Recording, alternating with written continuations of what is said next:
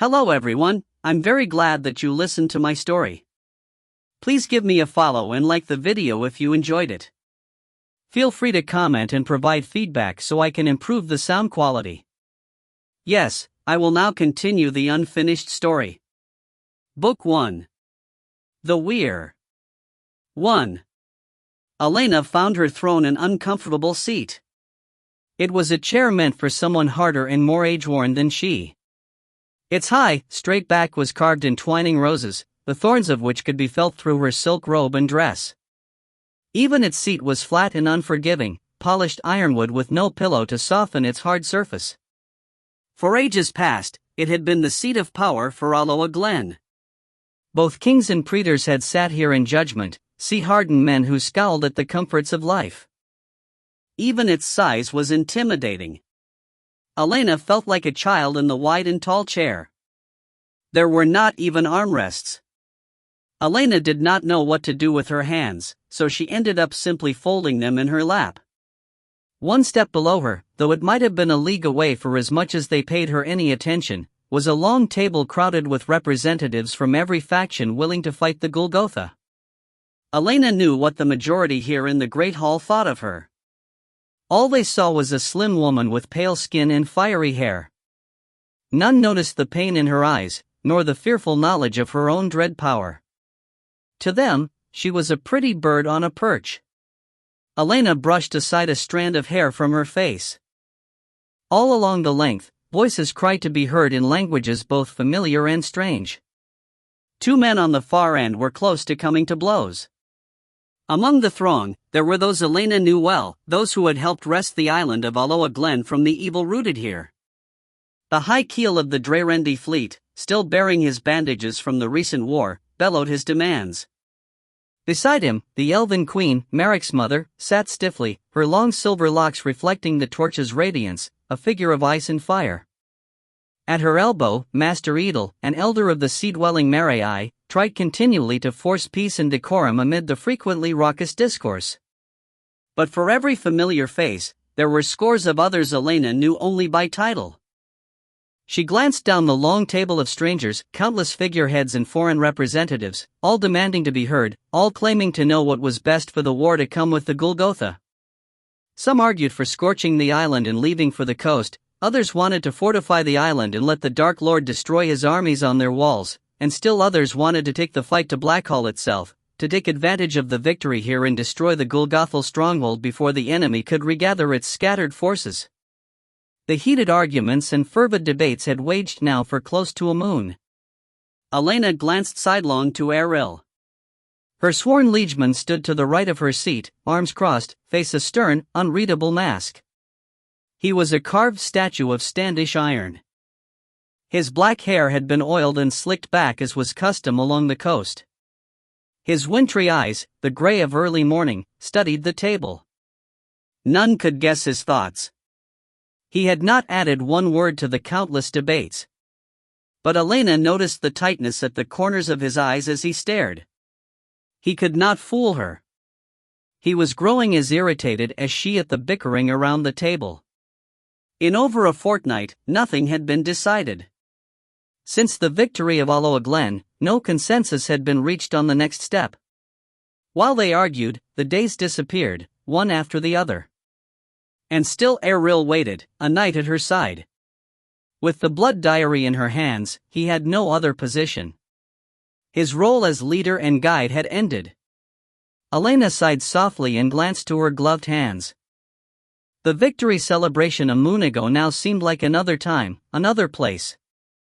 Yet as she sat upon her thorny throne, she remembered that long dance with Eril atop her tower.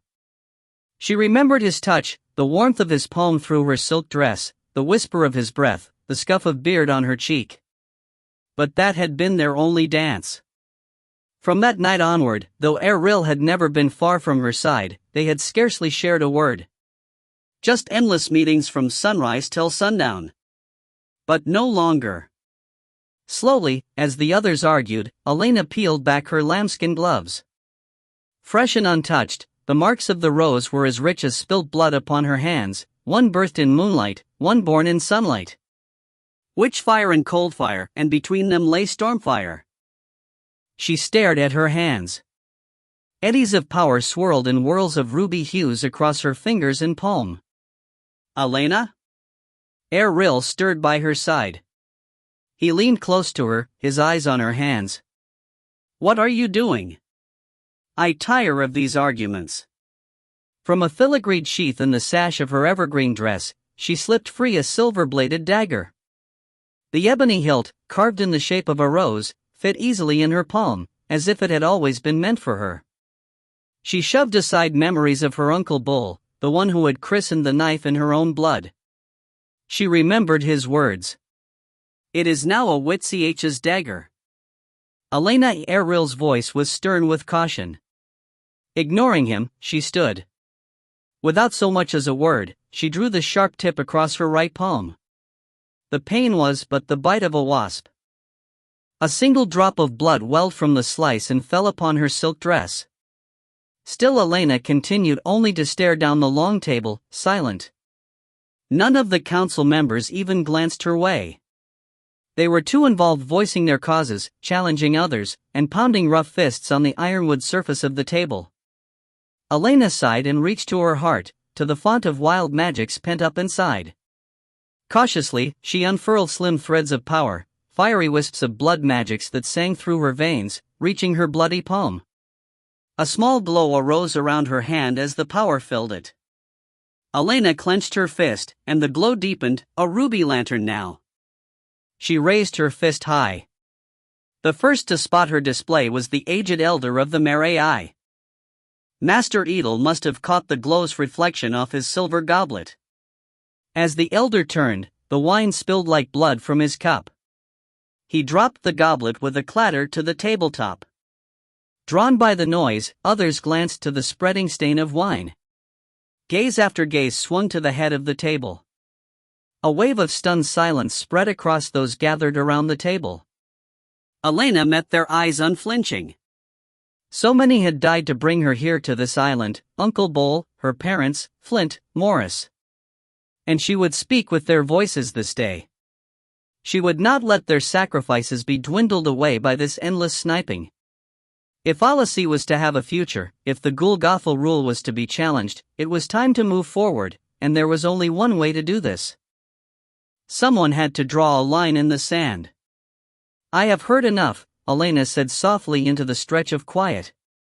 From her glowing fists, fiery filaments crawled down her arm, living threads of reddish gold. I thank you for your kind counsel these past days. This night I will ponder your words, and in the morning I will give you my answer on the course we will pursue. Down the table, the representative from the coastal township of Penryn stood up. Simon Farroud, a portly fellow with a black mustache that draped below his chin, spoke loudly. Lass, I mean no insult, but the matter here does not await your answer. Several heads nodded at his words.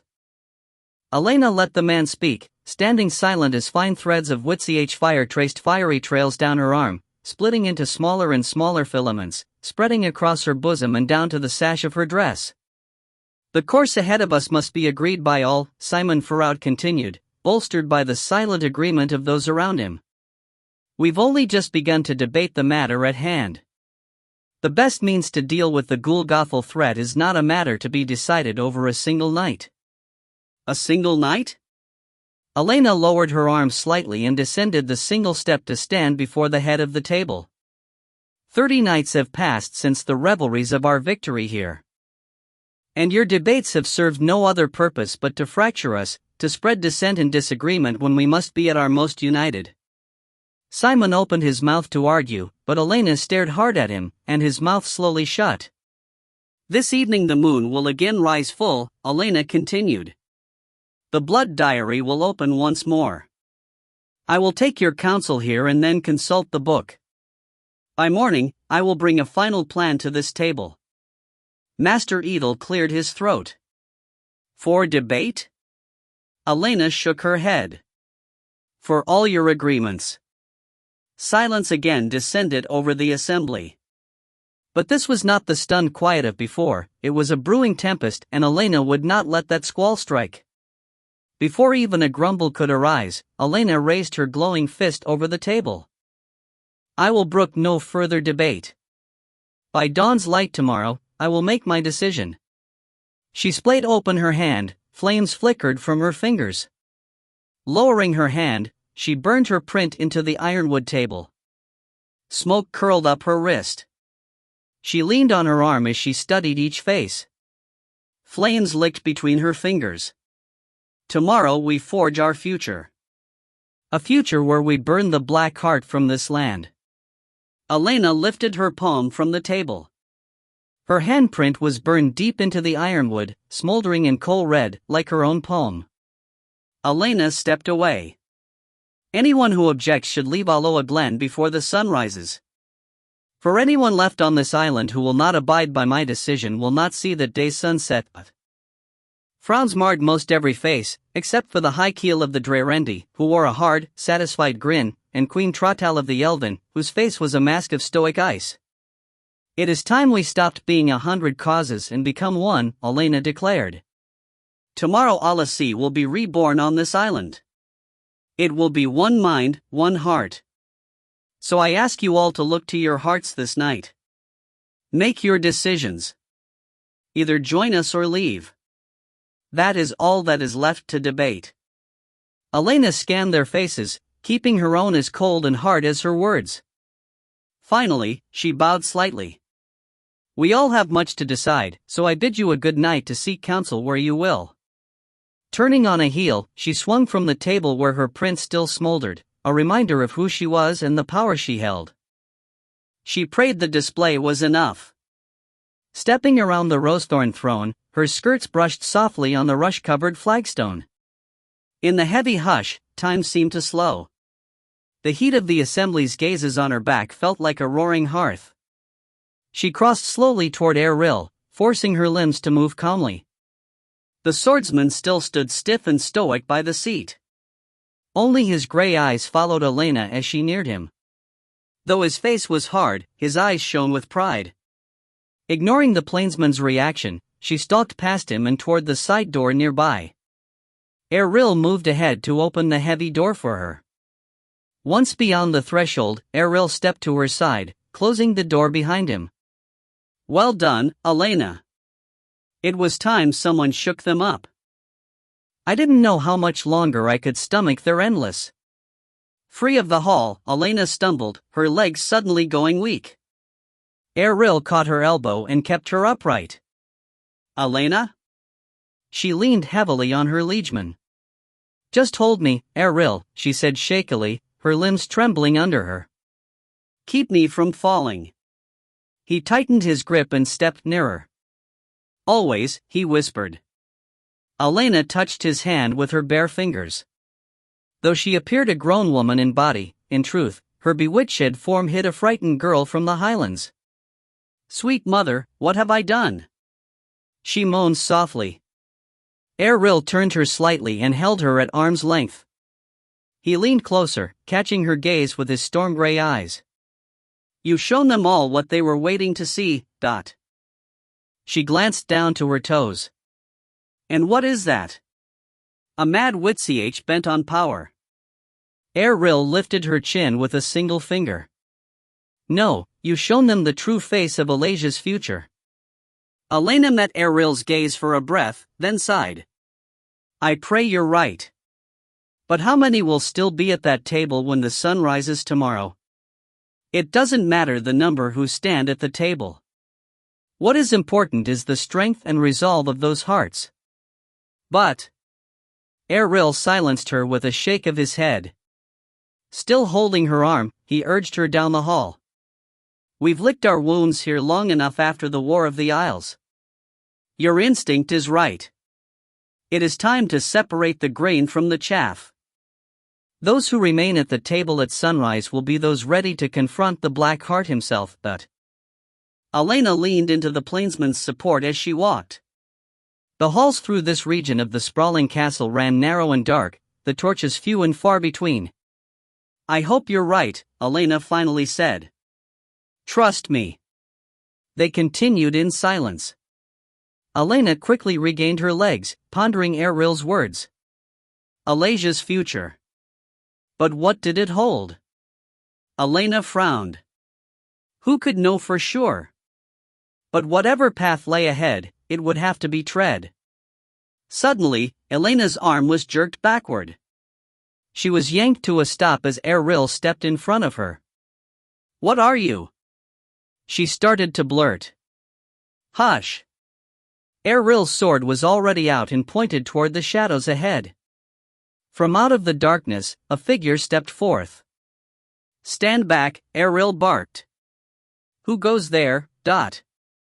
Ignoring the plainsman's brandished weapon, the figure moved another stride forward, into the torchlight.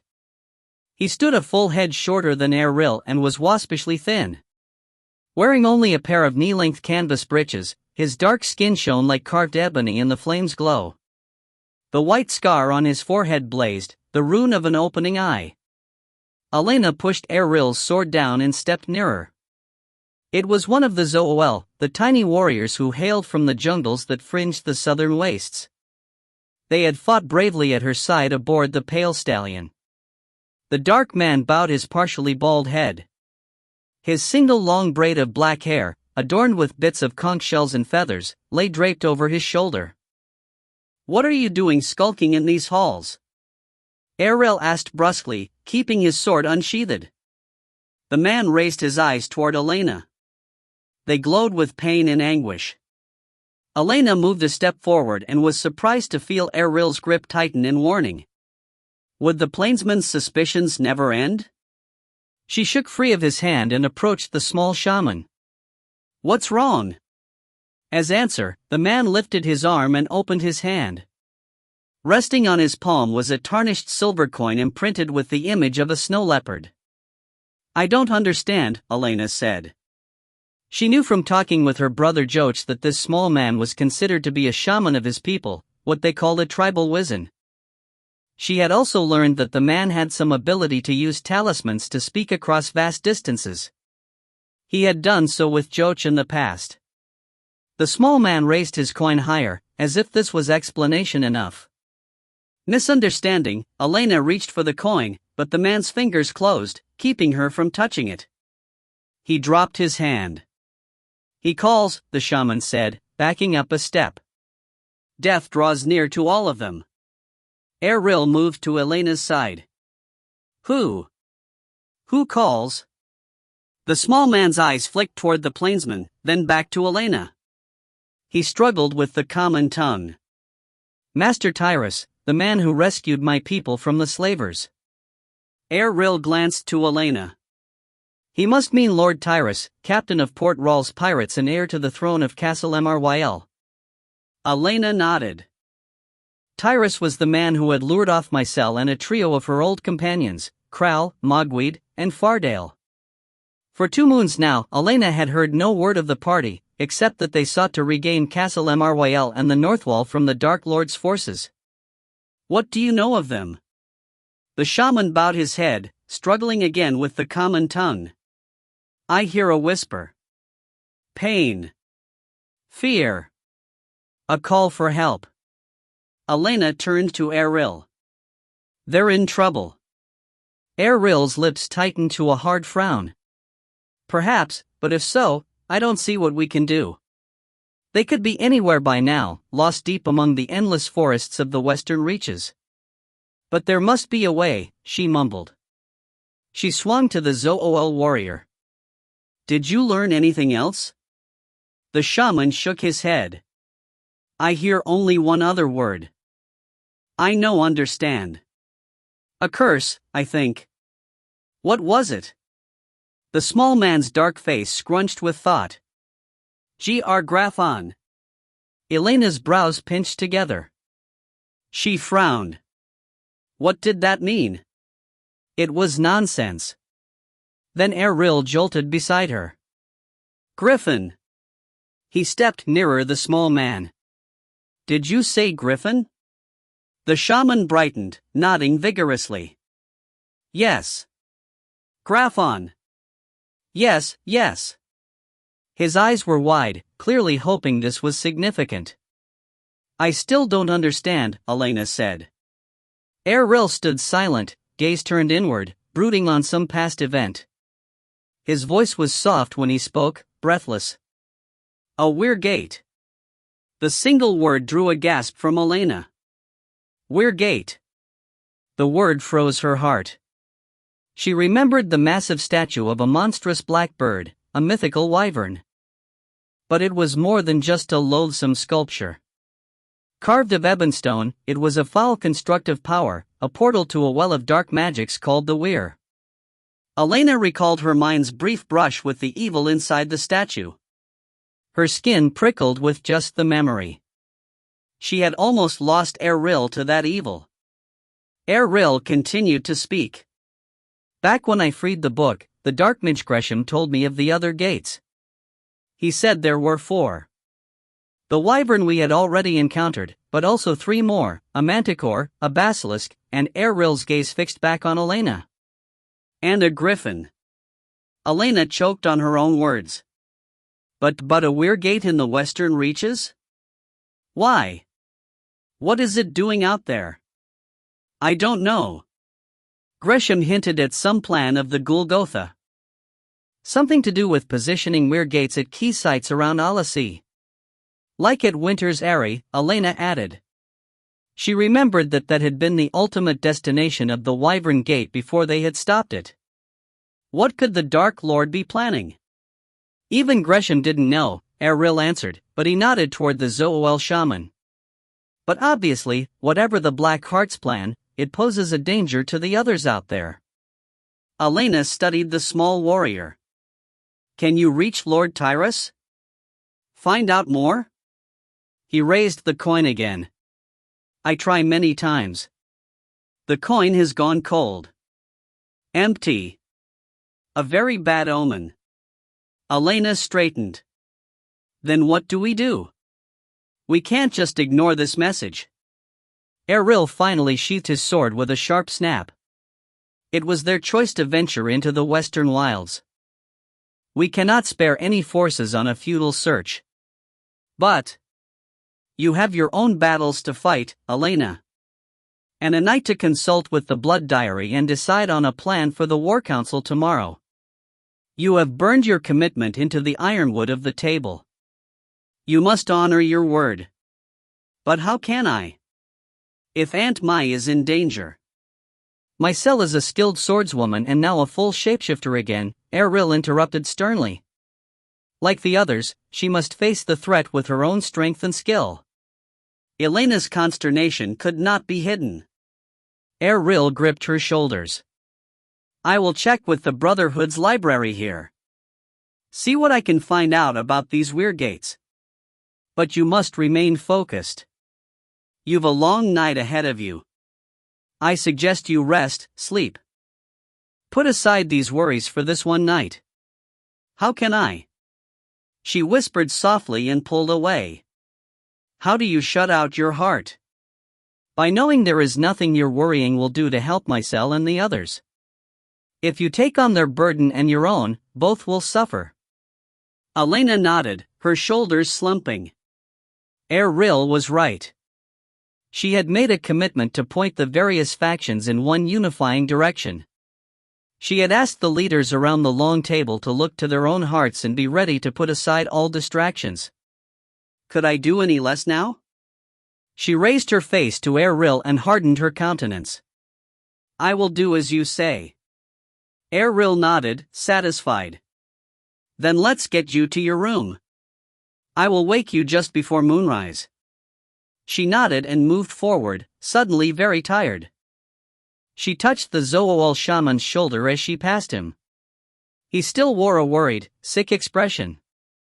Whatever he had felt from Lord Tyrus had shaken the man deeply. We will learn what we can this day, she promised him. Fear not. If there is something we can do, we will.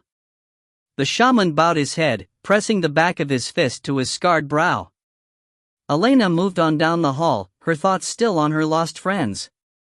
Silently, she prayed them safe, but in her heart, dread settled like a thick mist inside her chest. And within this fog of worry, another emotion flared brighter, a growing sense of urgency. Something was wrong out there. She knew it as surely as she knew the moon would rise full tonight. And if she was to be honest with herself, this dread was not new to this moment. For the past 2 days, everything had seemed wrong to her. Sunlight had seemed sallow, voices had become strident, food bland, her skin had even seemed to itch constantly. Since this morning, Elena had felt as if the walls of the castle were closing around her. In truth, this cloying sense, more than anything else, had driven her to stand before the council and demand an accounting of them. Eril may think her brave and bold, but honestly, it was only exasperation and worry. She had acted because time was narrowing for her, for them all. She had been unable to sit quiet any longer. Elena glanced behind her, searching for the small figure of the Zoel Wizen. But the man was gone, swallowed in shadow. If only her fears would disappear as easily. From the heights of the easternmost tower of the keep, Tolchuk watched the salvage work among the docks and through the maze of half-submerged towers below. Crouched amid the tumbled blocks of granite and volcanic stone of the ruined tower parapet, he was alone with his thoughts. Ever since the elven warships had destroyed the tower, none dared risk the unstable ruins except Tolchuk. It was his haven. As he stared, voices from the docks reached up to him. Men called to one another, some in barked orders, some in comradely song. At the sea's edge, nets and ropes worked at dredging masts and sections of hull from the tangle of debris caught among the avenues and streets of the sunken section of Aloha Glen. It was a daily chore. With each morning's tide, the dregs of the last moon's slaughter washed ashore. It was as if the great deep sought to expel the pain and bloodshed from its salty depths. And not only broken ships floated and rolled in the stagnant waters, but also the bloated corpses of men, dragons, and tentacled monsters. The stench in the morning drew scores of seabirds to the feast. Like marauders in the night, the men and women laboring below wore scraps of cloth across their mouths and noses. But the rotting reek did not bother Tolchuk. To him, the smell was somehow fitting. Even before the war had started, Tolchuk had been unable to cleanse the stench of death from his nose. Turning his back on the sea, Tolchuk fished out the chunk of crimson heartstone from his thigh pouch. Here in the shadows cast by the western section of the castle, his stone glowed with its own inner light. Where once it had blazed like a ruby sun, it now only shone with a feeble, almost sickly glimmer. Tolchuk held the crystal toward the points of the compass, north, east, south, west. Nothing. He felt no familiar tug on his heart. The crystal that had once guided him did so no longer. He lifted the crystal toward the evening glow. Deep within the facets, he stared at the shadow at its heart, the bane, the shadow in the stone, a curse laid upon his people by the land itself for an atrocity committed by one of his great ancestors, the Oathbreaker. Tolchuk had been assigned to correct his ancestors' crime by the ancients of his own tribe. He had been gifted with the stone, a vessel for his people's deceased spirits, as a guide. But the bane had nearly completed its curse.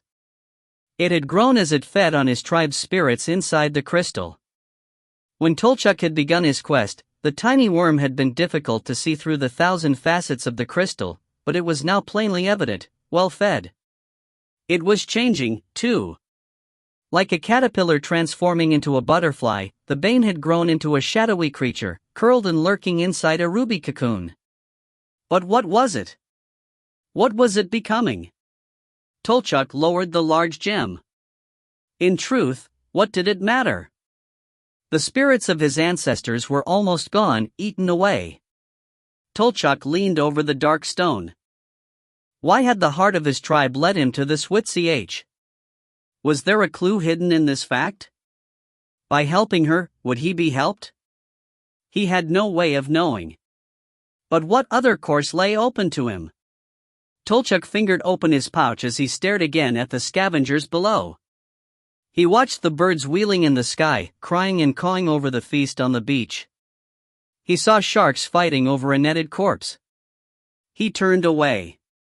Life always feeds on death, he thought morosely. Struggling to force the heartstone back into its pouch, he grumbled and fought the straps. Then the stone, as if angry at his tussling, flared bright. Tolchuk gasped. The stone rolled from his clawed fingers to rattle across the floor of the tower. It settled to a stop beside a toppled pillar. Yet it continued to shine like a star. Tolchuk squinted, eyes tearing from both the pain of the brightness and from relief. The heart had come alive again. He crawled to his feet, leaning on a knuckled arm. His other hand shaded his eyes from the glare. Then a shadow appeared from the very heart of the intense ruby sheen. It grew larger with each thunderous heartbeat in Tolchuk's ears. The darkness swirled up from out of the brightness. Fear froze Tolchuk in place. The Bane. It had come to claim him. Still, Tolchuk did not move. In fact, he straightened from his crouch. If death came for him this day, he was ready. The ruby brightness was all but eaten away by the swirling blackness. Then the shadows grew denser, the crimson brightness and aura around it. Still the brightness stung, like the halo of an eclipsed sun. The swirling cloud of shadows coalesced on itself, a form taking shape. Even with the glare, Tolchuk's eyes grew wide at the sight. Soon the image of an ojiri, sculpted of shadows, grew before him. Hunched, bent-backed, it knuckled on an arm the size of a tree trunk, a bristle of spiny fur trailing down its bare back. Large eyes, swirls of dark clouds, stared back at Tolchuk. It could have been a dark mirror image of himself, and in some ways it was. He stepped forward, tears blurring the miracle. "Father?" The shadowy figure still did not move, but a crinkle of amusement seemed to mark its face. Eyes traveled over Tolchuk's upright form. "He who walks like a man, dot." Tolchuk glanced down at his posture, then bent to knuckle on his clawed fist. "No," the figure said, its voice sounding both like a whisper in his ear and a call from far away. It spoke in the native ojiri tongue. "Don't. The Triad named you truly." "But, father?" A shake of shadowy head. "I don't have much time. I must speak quickly." "But the heart?" "It glows again. Only for the moment." The dark ojiri raised his eyes toward his son. "I am the last of the spirits in the stone. It is our blood ties that have kept me from the Bane for this long. But as the sun sets, I will be gone." "No!" An angry grumble flowed. "Stones fall from heights, and water runs downhill. Even an ojiri cannot fight these things. And you are an ojiri, son. Accept my fate as I do. But, I come at my end with a single guidance for you. As the Bane nears, I sense the path you must take next. But from here you must walk without the spirits. You must walk alone." "But why? If the Bane empties the stone, why continue?" "All is not lost, my son. There is still a way to destroy the Bane, to revive the heart of our people." "I don't understand." The details of the figure began to fade, as did the radiant crimson glow. Even the voice began to fray. "Take the stone to where it was first quarried." "Where?" The answer was a brush of wind in his ear. Tolchuk staggered back. He gasped.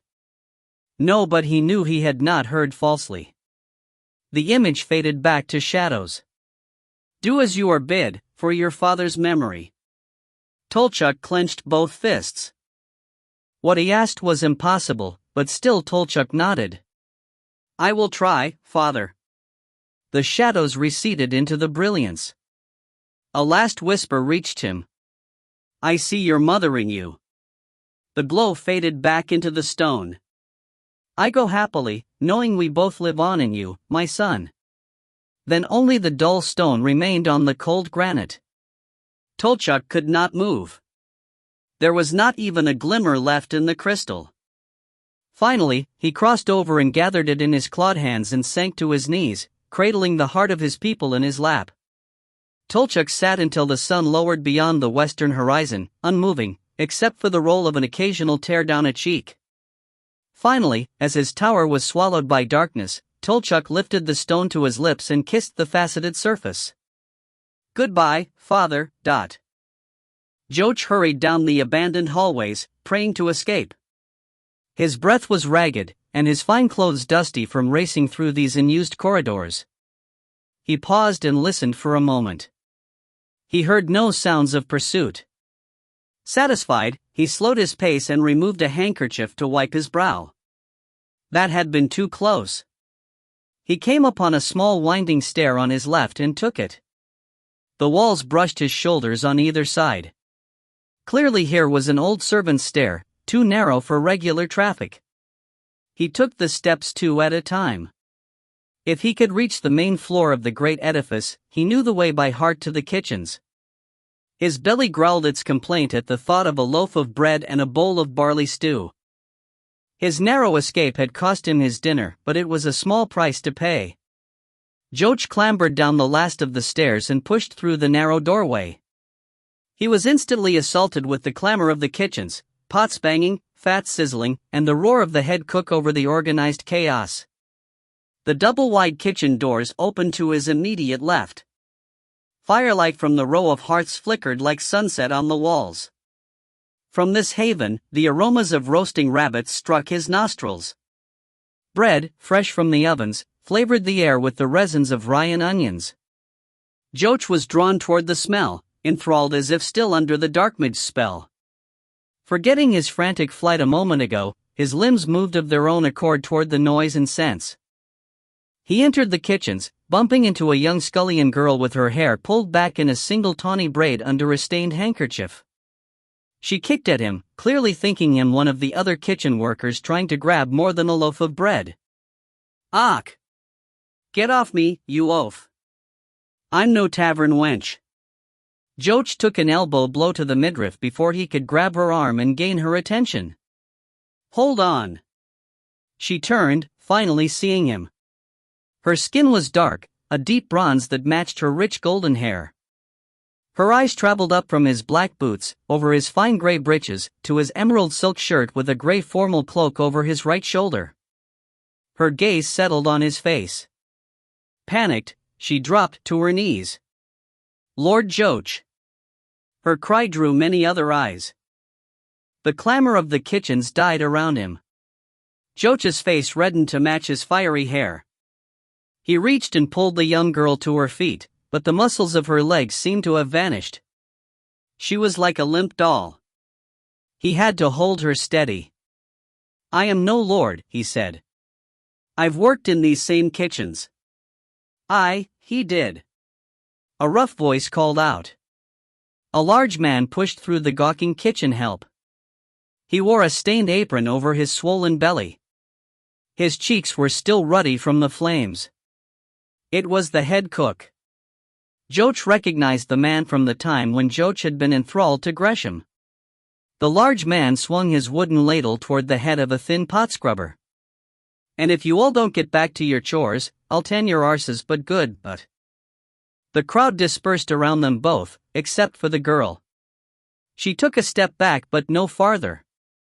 Her eyes were huge. The cook tapped his large spoon into his other meaty paw. "I don't figure you're down here to fetch someone's supper." Joach turned his attention to the rotund man. "I can't believe you're still here. How did you survive the dark mage siege of the island?" Even monsters and dark mages need to eat." He fingered a leather patch over his left eye. This feature was new. Joach saw a small purplish scar trailing from the man's forehead to disappear under the patch. "Of course, you'd better make sure you don't overcook their meat, if you get what I mean." A glimmer of old horror flashed in the man's one good eye, but then vanished to be replaced with good humor. "Now what can I do for my little lord?"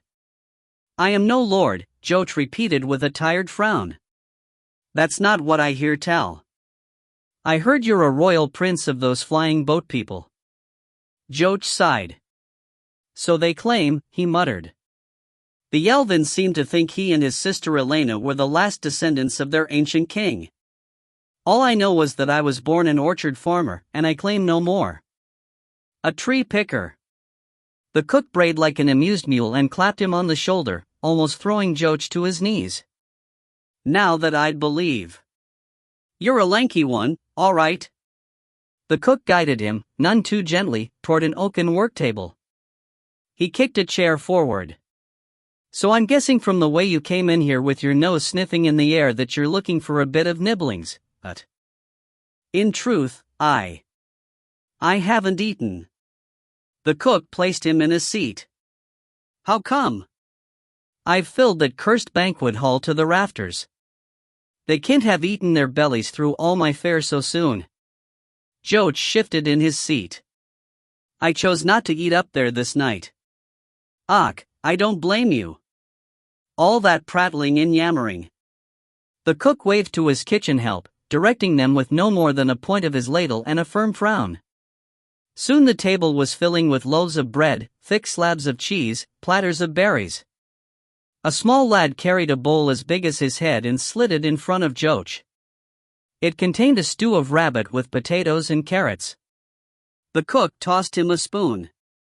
Eat up, Lord Joach. It may be plain, but you'll find no better fare even in that banquet hall. Then he was gone to attend his hearths. The scullion maid Joach had bumped earlier swept up to the table with a flagon of ale. She filled his mug, splashing more out than in with her nervousness. Sorry, she intoned like a litany. Joach reached and steadied her hand. The cup was promptly filled. Thank you, he said. He found himself staring at her. Her eyes, which he had thought from a distance to be a deep brown, maybe even black, were actually the color of a twilight sky, an indigo blue. Joach found himself caught in their pools for a breath. His hand still held hers, though his mug was already full. Thank you, he repeated. She stared back at him, unblinking, then slowly withdrew her fingers from his. Her eyes lingered a moment on his gloved hand. He wore a custom-tailored lambskin glove to hide the healing scar of his right hand. 2 fingers and half his palm were missing, eaten away by an Ilgard demon during the taking of the castle. Her eyes returned to his, unfazed by his disfigurement.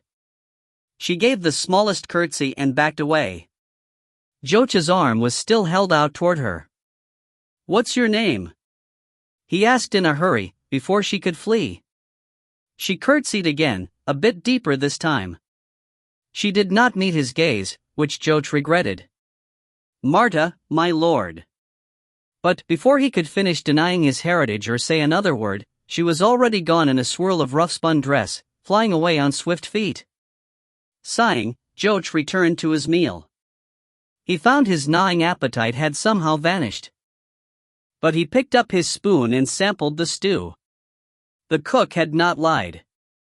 The broth was rich in spices, and the rabbit meat so tender it melted on his tongue. He had not tasted such a stew since back on his family's farm.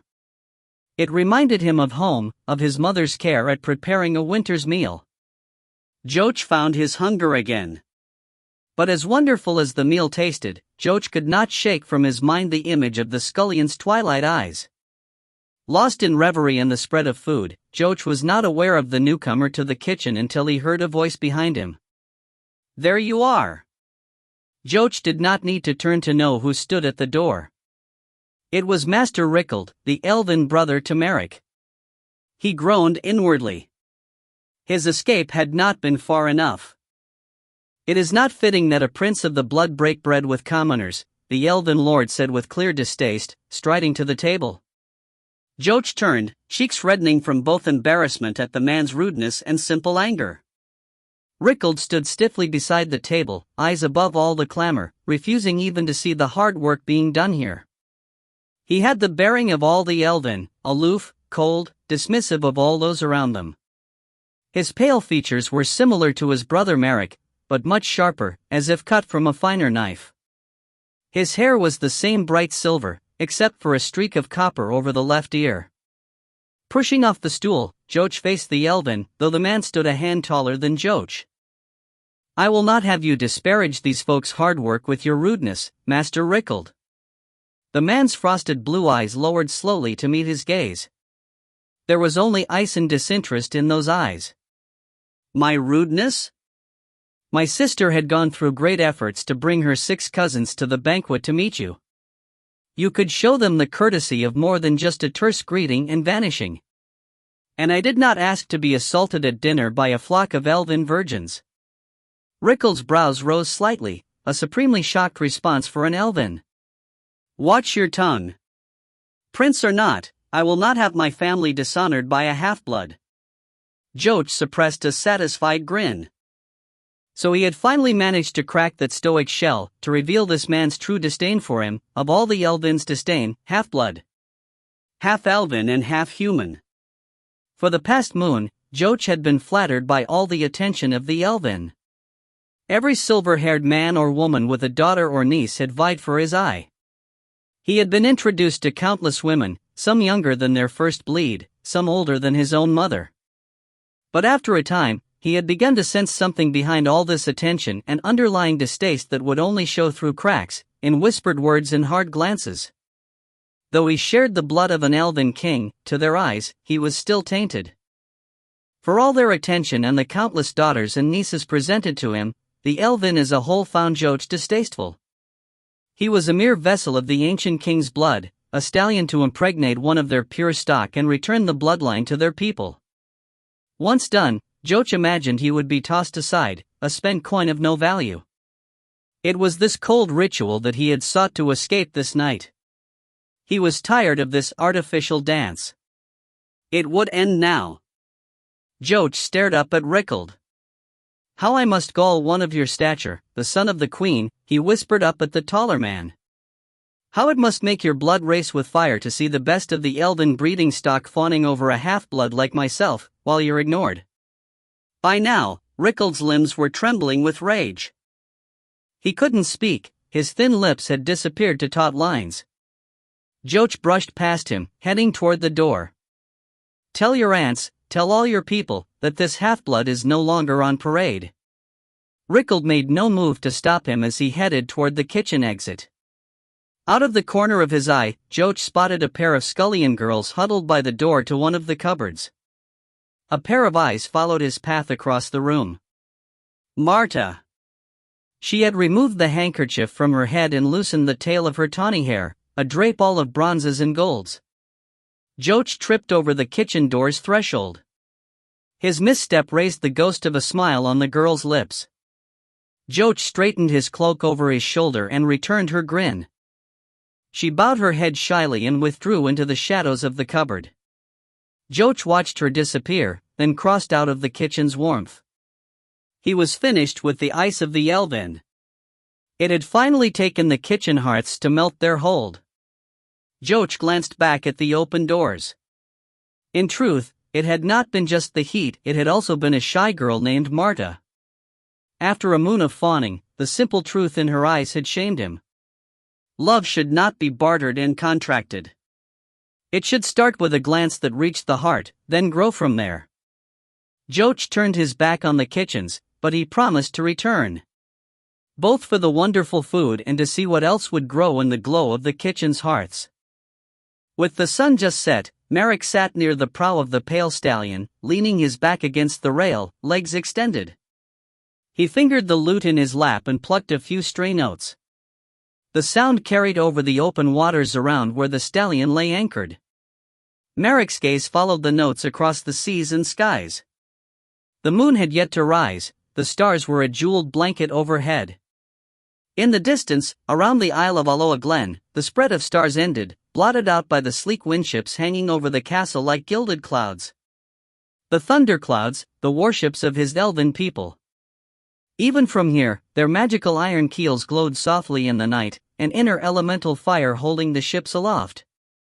Merrick frowned at the sight. He knew his mother, Queen Trottel, was up there somewhere, probably wondering why her son spent more time aboard the stallion than on her own flagship, the Sunchaser.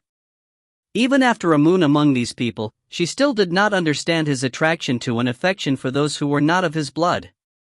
She had listened patiently to the stories of his adventures on these shores, but her face had never warmed. The elven, creatures of the wind and clouds, had little interest in what went on below the keels of their boats. Even with the tales, his mother could not understand her son's feelings for these landbound peoples. Merrick drew a hand across his scalp. What was once burnt stubble after his tortures below Shadowbrook was now a rich field of new silver growth. The length of his hair tickled his ears and the back of his neck. But this growth could not hide all his scars. A long trail of pinched, pale skin marred the smoothness of his left cheek. "Play something," a voice said near a barrel tied to the starboard rail. The boy Talk sat bundled in a thick woolen blanket, lost within its folds. Only his ruffled, sandy-haired head protruded from his cocoon. The nights now grew cold much faster as autumn gripped the archipelago. But the chill was refreshing to Merrick. It helped clear his mind. "What would you have me play, Talk?" The boy always joined Merrick when he played Nayland's lute. It was a private time the two shared together, and Merrick had come to enjoy both the boy's company and their mutual appreciation of music. Some nights even Talk would strum nail on string and practice a song. But it had been almost a fortnight since Merrick had last played. "Don't much matter," Talk said. "Just play." Merrick knew what the boy meant. It didn't matter what song was strummed. It was the sound of the lute itself that was most appreciated by both. The wooden lute had been carved from the dying heart of a coacona tree, a tree whose spirit had been bonded to the nymph Nayland. Elemental magic still sang in the rich vibrations of the world-grained wood. It sang of lost homes and hope. Bending over the instrument like a lover, Merrick fingered the neck and stroked the strings. A cascade of chords sang from the lute like a long sigh, as if the lute had held its breath and could now finally sing again. Merrick smiled and sighed, too. He had put off playing for too long. He had forgotten how just the voice of the lute calmed his heart. As he reached for the strings once again, a long crash echoed nearby, a hatch banging open. Voices interrupted the quiet of the night. "How many?" a rough voice barked. Two figures appeared from below decks and crossed to the rail not far from Merrick. Holding the neck of the lute, Merrick stood, so as not to appear to be eavesdropping. "What's the matter?" he asked. The taller of the two glanced his way. It was Cast. The broad-shouldered blood rider nodded to him. Cast's long, dark hair was a braided mane down his back. The tattoo of a winged dragon shadowed his cheek and neck. "We've just heard word from the council," Cast said brusquely, barely able to suppress his anger. "Did you hear?" Merrick shook his head. The slim woman standing beside Cast slipped her small hand into the larger man's. Merrick noted how Cast squeezed her palm and ran his thumb along the tender web between her thumb and finger. A casual gesture. Probably neither was even aware of the small signal of affection and support between them. Siwan nodded her chin out to sea. "My mother sent an emissary.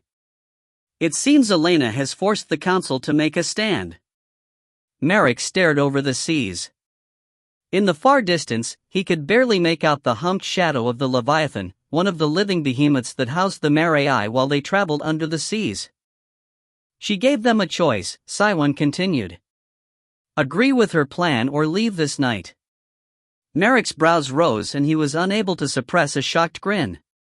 It seemed Elena was growing into her role as leader in Witch. In her veins ran the blood of ancient elven kings. It seemed their colors were finally shining forth. "The High Keel had already given his support," Cast said.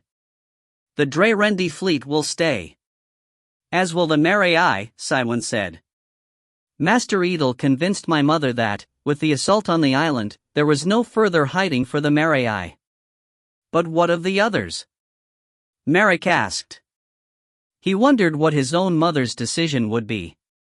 "I had better return to the Sunchasser and ensure the Elven fleet will not abandon the cause." "No need," Cast said. "I heard from Hunt, the High Keel's son, that the Elven will stay.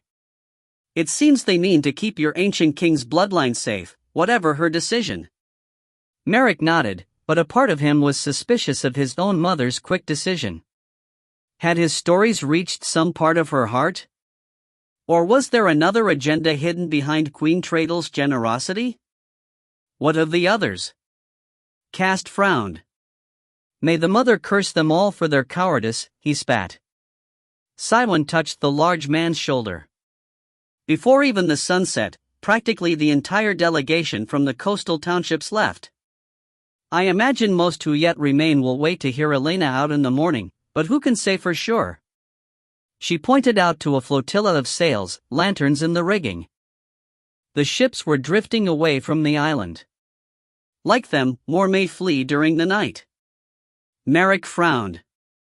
Bloodriders, Marai, Elven, all outsiders to the lands of Odyssey and the only ones willing to fight alongside Owitch.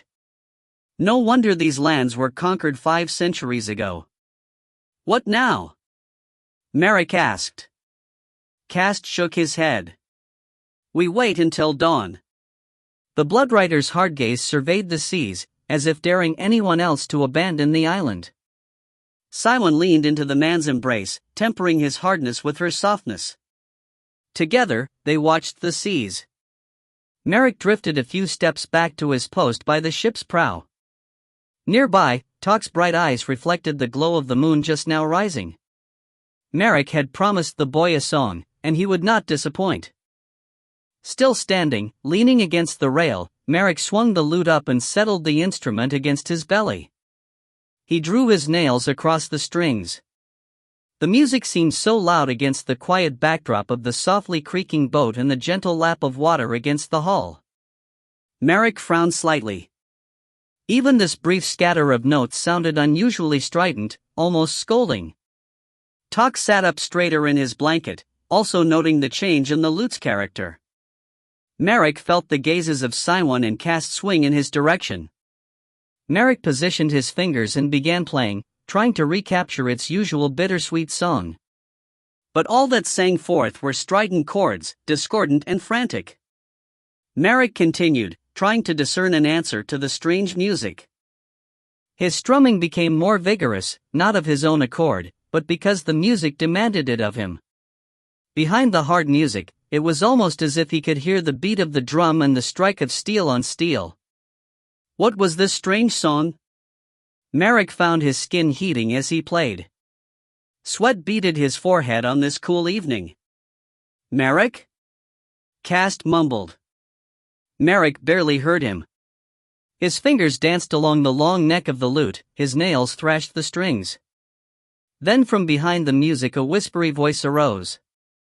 I have waited for so long. Startled, Merrick almost dropped the lute, but it would not let him. He continued to play. It was as if he were unconnected to his own body, he could not control his fingers or limbs. The lute had somehow cast a spell over him. The voice continued, stronger now, familiar, come to me. Who is that? Cast said, reaching for the lute, seeming to sense Merrick's distress. No. Merrick barked out. Not yet. The speaker now all but sang through the notes of the lute, a bell among reeds now, as clear as if the speaker was standing on the planks with them. Bring me the lute. All will be lost without it. Merrick's eyes grew wide as he recognized the singer behind the notes, but it was impossible. He had helped bury her himself. And Naylan? Bring me my lute, Elvin. It is the only hope against the grim. Where are you? Merrick gasped out. Western reaches, the Stone of Tor. Come quickly, the voice began to fade. Merrick's fingers began to slow. He tried to force his fingers to quicken again, but Merrick could sense the spell weakening. Naylan! Merrick called out, struggling with his fingers. The chords began crashing apart, strident notes becoming chaos. One last message strangled through the noise. Break the gates, or all will be lost. Then Merrick's fingers spasmed. The lute fell from his fingers. But Tock dove forward and caught the instrument in his blanket before it struck the planks. Merrick sagged to his knees, weak. Cast and Siwan approached him slowly. Siwan reached toward him, but didn't touch him. Are you all right? Merrick nodded. Who was that? Cast asked. Merrick ignored the question. He was not ready to answer that yet, not even to himself. He turned to stare up at them. Can you get me to the castle? I must speak to Elena. Now. Cywin glanced to Cast. The Blood Rider nodded. The two backed to the center of the deck. Cast stripped out of his boots, breeches, and shirt. Soon he was standing, bare-chested, wearing only a loincloth. As Cywin neatly folded the Blood Rider's clothes on the planks, Merrick drew himself up and retrieved the loot from Talk. He watched Cywin approach and stand before Cast. The Blood Rider leaned down and deeply kissed Cywin. It was a kiss of goodbye. After a long moment, they broke apart. Merrick saw the glint of tears on Cywin's cheeks. She reached toward Cast's cheek and touched the dragon tattoo on his neck. I have need of you, she mumbled softly. Cast jerked under her touch, then the two of them were lost in a dark explosion of black scale, silver claw, and wing. A trumpet of triumph flowed from the whirling flesh. Soon a massive black sea dragon crouched atop the deck, silver claws dug deep into the planks. Its neck was stretched toward the skies, silver fangs glinting as long as a man's forearm. Its triumphant roar filled the skies. Todd gasped beside Merrick. The boy had never seen Cast transform into the dragon Ragnar K before.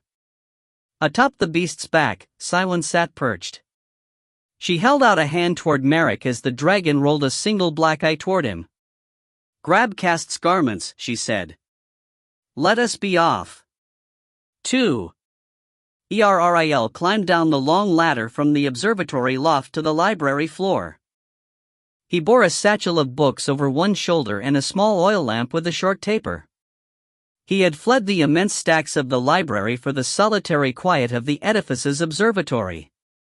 Amid the old brass scopes and prismed lenses once used to study the stars, Erril had pored through the ancient texts. But the reward for his strained eyes was meager. He had found no mention of the Weirgates in any book or scroll. All he could find was an obscure reference to the mythic Weir itself. But what did it mean? He was no scholar. He knew swords, horses, and little else. Still, he did not want to fail Elena. He had seen her eyes shine with determination when she had heard of the danger faced by her Aunt Micelle and the others. A new Weirgate, somewhere near Castle Mryl in the north. Why up there? Erril had hoped for some answer in these dusty shelves, some way to help guide Elena on the best course. But he found only more mystery. The Weir. The single reference mentioned the elemental energy inherent in the land. The ancient writing theorized this elemental energy could not exist without an opposite in nature. All the natural world had two sides. Reflections, one of another. Mirror images. The sun had the moon. Fire and ice. Light and dark. Even the twin magical spirits, Shi and Sho, were reflections of each other, male and female, a duality that produced a balance in all things. The text imagined an opposite to the land's power. Where elemental magics encompassed all facets of nature, this other power would reflect all that was unnatural. The scholar named this mythic power the Weir. Erril stepped from the ladder to the library floor with a shudder. Personal experience had proved the Weir to be anything but myth. He had been drawn into the ebonstone statue of the Wyvern Weirgate, into the Weir itself. Though he remembered nothing of the experience, he knew the memory was buried there somewhere, but his mind had walled it away for his own sanity. Erril did not fight this. He suspected that if light should ever illuminate that corner of his mind, he would be lost forever. Striding the long length of the narrow library, Erril placed his oil lamp and satchel of books beside the white-robed brother who had helped him research the Weir. With spectacles perched on the tip of his nose, the old scholar looked up. Were the volumes of any use? I'm not yet sure, Brother Rin. I need to dwell on what I've read. The shaven-headed man nodded his understanding. Only in that way is wisdom ever attained. The elderly brother returned to the crumbling scroll atop the table. The other scholars and I will continue to peruse the shelves and see what else we can learn for you. Thank you, Brother Rin. Erril bowed and made ready to depart. But the scholar spoke again, stopping him. These were gates. You describe them as lodestones of magic, capable not only of drawing magic into them, but persons of magic, too. So the dark mage Gresham explained them to me. The brothers said. And the weir is also the well from which the Dark Lord draws his power. Errol nodded. It was a secret he had managed to drag out of Gresham when last they had met. And are these gates the only way to access the weir? Gresham seemed to think so. He said the 4 ebonstone statues were somehow linked together, creating a portal to the weir. Brother Rin glanced up at Errol, removing his spectacles. The man's eyes were hoary with age, but a sharp intelligence shone through his cloudy orbs. Then it would seem prudent to find these 4 gates and destroy them before confronting the Dark Lord directly. Errol stared back at the old scholar. What the old man asked sounded so simple and plain, but in fact was impossible. He pictured the wyvern gate flying off from the tower heights. It had been headed back to Blackhall with his brother, Shorkin. But what of the other 3? No one knew where they were hidden, and even if they could be found, how did you destroy such monstrous creations? The scholar returned to his reading. Knowledge is the answer, Errol of Standy, he mumbled, as if reading the plainsman's mind. Errol nodded and turned to leave. Brother Rin, though, had one final word. You are simply missing the key. Errol glanced over his shoulder. What's that? For the past fortnight, I have sensed that a piece of this puzzle is still missing. Discover that and I suspect a way will open. What piece? What do you mean? The unifying element. Some fact to bring the gates, the weir, and this font of the Dark Lord's power into one clear picture. We are looking at individual pieces, while the whole portrait still remains blank to us. If you can find this last piece, all will come clear. That's easier spoken than done, Brother Rin. As is the path to all wisdom, the old scholar said and waved him away, as if dismissing a student. The moon rises. Go to your wits. Errol bowed one last time and strode toward the doors to the library. His hand came to rest on the hilt of his sword. He'd had enough mysteries for one evening. It was time to be a simple liegeman again. Elena had a long night ahead, and he would be at her side when she opened the blood diary. Casting aside his worries, Errol strode through the halls and stairs of the edifice to the westernmost tower, the Witch's dagger.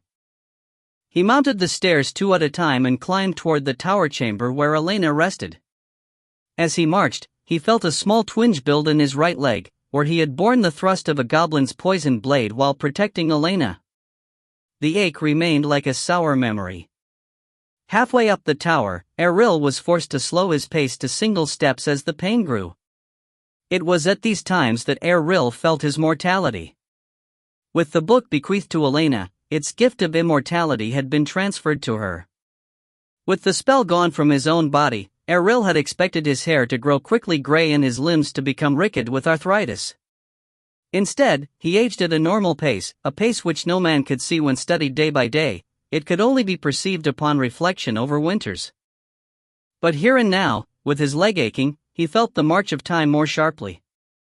Errol continued on with a sigh. Finally, he reached the top of the stairs, his lips in a tight grimace. He could hardly hide his limp from the 2 guards stationed to either side of the iron-bound oaken doors. The guards straightened their stances as he approached. How fares Elena? He asked. The guard on the right answered. The old healer has been watching over her. She gave the Witch a draught of dreamweed to help her rest until moonrise. Errol nodded and strode toward the door. The guard on the left knocked softly, then pushed the door open for the plainsman. The room beyond was dimly lit. Only a scatter of thick white candles flickered on the mantel above a hearth glowing with the coals from a tiny fire. The only other illumination came from the row of tower windows. Long and wide, they revealed the western night skies and the flow of bright stars. In one window, the edge of the moon could be seen cresting from the sea. In the dimness, the clearing of a throat drew Aril's attention to a cushioned chair by the hearth. An old woman dressed in a dark shawl and robe rested with a book in her lap. Her hair, braided and wound like a nest atop her head, matched the gray of her robe. She smiled softly at Aril as he turned. "She rests in the next room," Mama Frida whispered. "I was about to rouse her, as I see the moon rises." "It does, but let her sleep a few moments more. The moon has yet to grow full in the skies. She has a long night ahead and a hard morning tomorrow." "So I've heard." The fate of Alasi rests on her decision. This statement brought a broader smile to the woman's burnished features, as if the idea amused her. Such small shoulders to carry the world. "She'll manage," Aril said sternly. Her smile turned wry. "Oh, with you at her side, I don't doubt it." Aril found himself rankling slightly at the attitude of the healer. "Elena is strong," he said, as if ending the discussion. Mama Frida shifted in her chair, settling deeper into the cushions. The movement triggered a squeak of protest from the animal perched on her shoulder. It was Tikal, the golden-maned tamrink from her native jungles. Its tail, ringed in black and copper fur, was wrapped around the woman's neck. Its tiny bare face, framed in a fiery mane, was filled by its two large black eyes. "Elena is strong, strong," it chittered, mimicking Aril. The woman calmed the beast with a touch and a scratch behind an ear. The animal doubled as both companion and eyes to the old healer. Born without eyes herself, she had been bonded to the tamrink long ago and saw only with the beast's vision. Right now, Tikal's attention remained with Aril. "Strong, you say?" Mama Frida mocked. "You did not help the lass to her bed or double the dosage of dreamweed just to get her to slumber. She bears a great burden." "I'm well aware, Dot. Are you now?" Then a little more support than just a curt word or nod might ease her heart a little. Aril sagged slightly under the accusation. In truth, ever since the dance atop this very tower, he had tried to keep his relationship with Elena at arm's length. He could not keep his true heart from showing. Elena did not need that burden. "Did you know that tomorrow is also Elena's birthing day?" Mama Frida asked. "What?" Aril could not hide the shock in his voice. Mama Frida nodded. "I heard it from her brother." "But why didn't she?" "Because she's trying to be so strong," Mama Frida said, standing up. "Witchies don't celebrate their birthing days with pastries and well wishes." The old healer brushed past Aril on the way toward a side door. "Come. It is time we waked her." Aril had to force his feet to follow. He felt the fool. After 500 winters, would he ever understand the female heart? He sighed as he crossed toward the door. When it came to women, even the impossible riddle of the weir gates paled. Elena woke when she heard voices in the main chamber of her tower rooms. Though she could not make out the words, she recognized Mama Frida's accent and the clipped cadence of Aril's native Standish. Elena closed her eyes and stretched her limbs. She had been dreaming of home, of her mother's singing as she baked in the kitchen, and her father's laughter as he came in after a long day in the orchards. She kept her eyes squeezed shut. How she wished to return to that dream, instead of to this world of blood magics and demon armies. As the voices drew nearer, Elena forced her eyes open. Her bedchamber was windowless and dark, giving no sense of how much time had passed. But if Aril was here, then the moon must have risen. He must have come to wake her. She scooted up slightly. The darkness of her chamber was not complete. In a corner, upon a pedestal of silvery Toesian marble, rested a tattered black book with a burgundy rose etched in gilt on its cover. The Blood Diary. Elena's Talisman, Birthright, and Burden.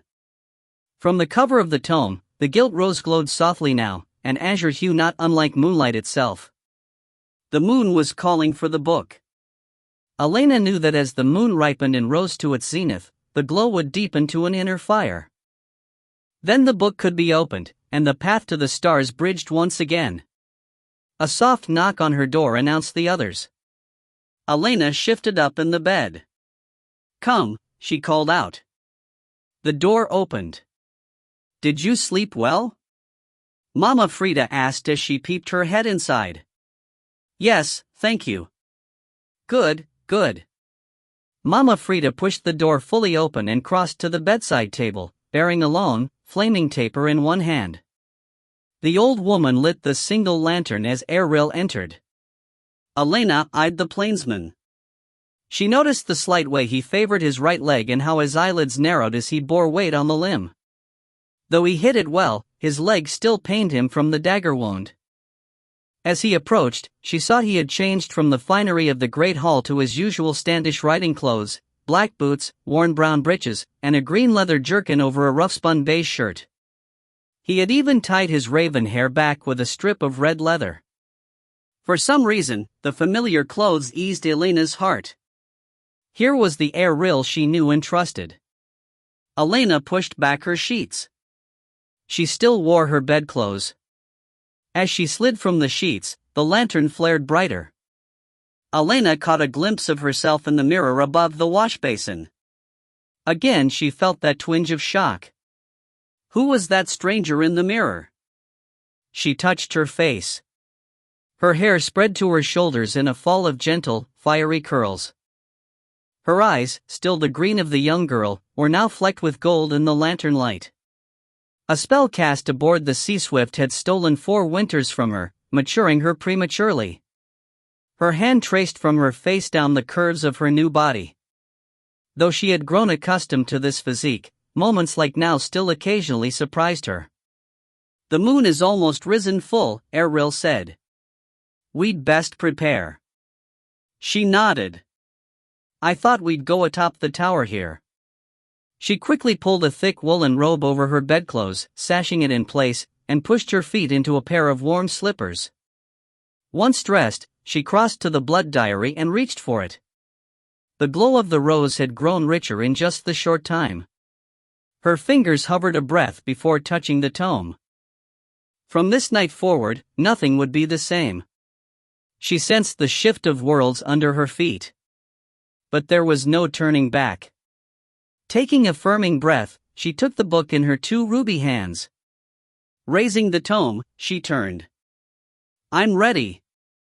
"Then let us go." Errol led the way out of the bedchamber to the main room. He crossed to a wall and swept back a tapestry to reveal a hidden door to a short staircase that led to the roof. With Errol ahead of her and Mama Frida behind, Elena climbed the stairs. The evening's chill reached her, blowing down from the open roof. As they stepped free of the staircase, a breeze flapped the edges of her robe. She drew the sash tighter around her, then clutched the book to her chest. Behind her, the old healer's pet squeaked at the cold and buried itself tighter against Mama Frida. "Are you warm enough, child?" Mama Frida asked Elena, holding up the lantern. "Yes, but there is no doubt that winter nears." "We can still return to the rooms below," Errol said. "The book can be opened anywhere." Elena shook her head and crossed to the stones of the parapet. The circle of the moon had climbed fully from the sea. "No. I would like to open it here, in the face of the moon." She lifted the book. From its cover, the rose glowed brightly. Errol and Mama Frida retreated to give her room. She was reaching for the cover when the roar of a dragon shattered the night's quiet. Elena cringed down over the book, protecting it, but she quickly recognized the trumpeting voice. It was Ragnar K. Elena straightened, and the trio moved to the parapet's edge. "Something must be wrong," Errol said as he stared out over the city of Aloha Glen. Suddenly a black shape shot across the silver of the rising moon and dove across the towers, aiming for them. Mama Frida raised her lantern high while Tikal mumbled, "Big bird, big, big bird."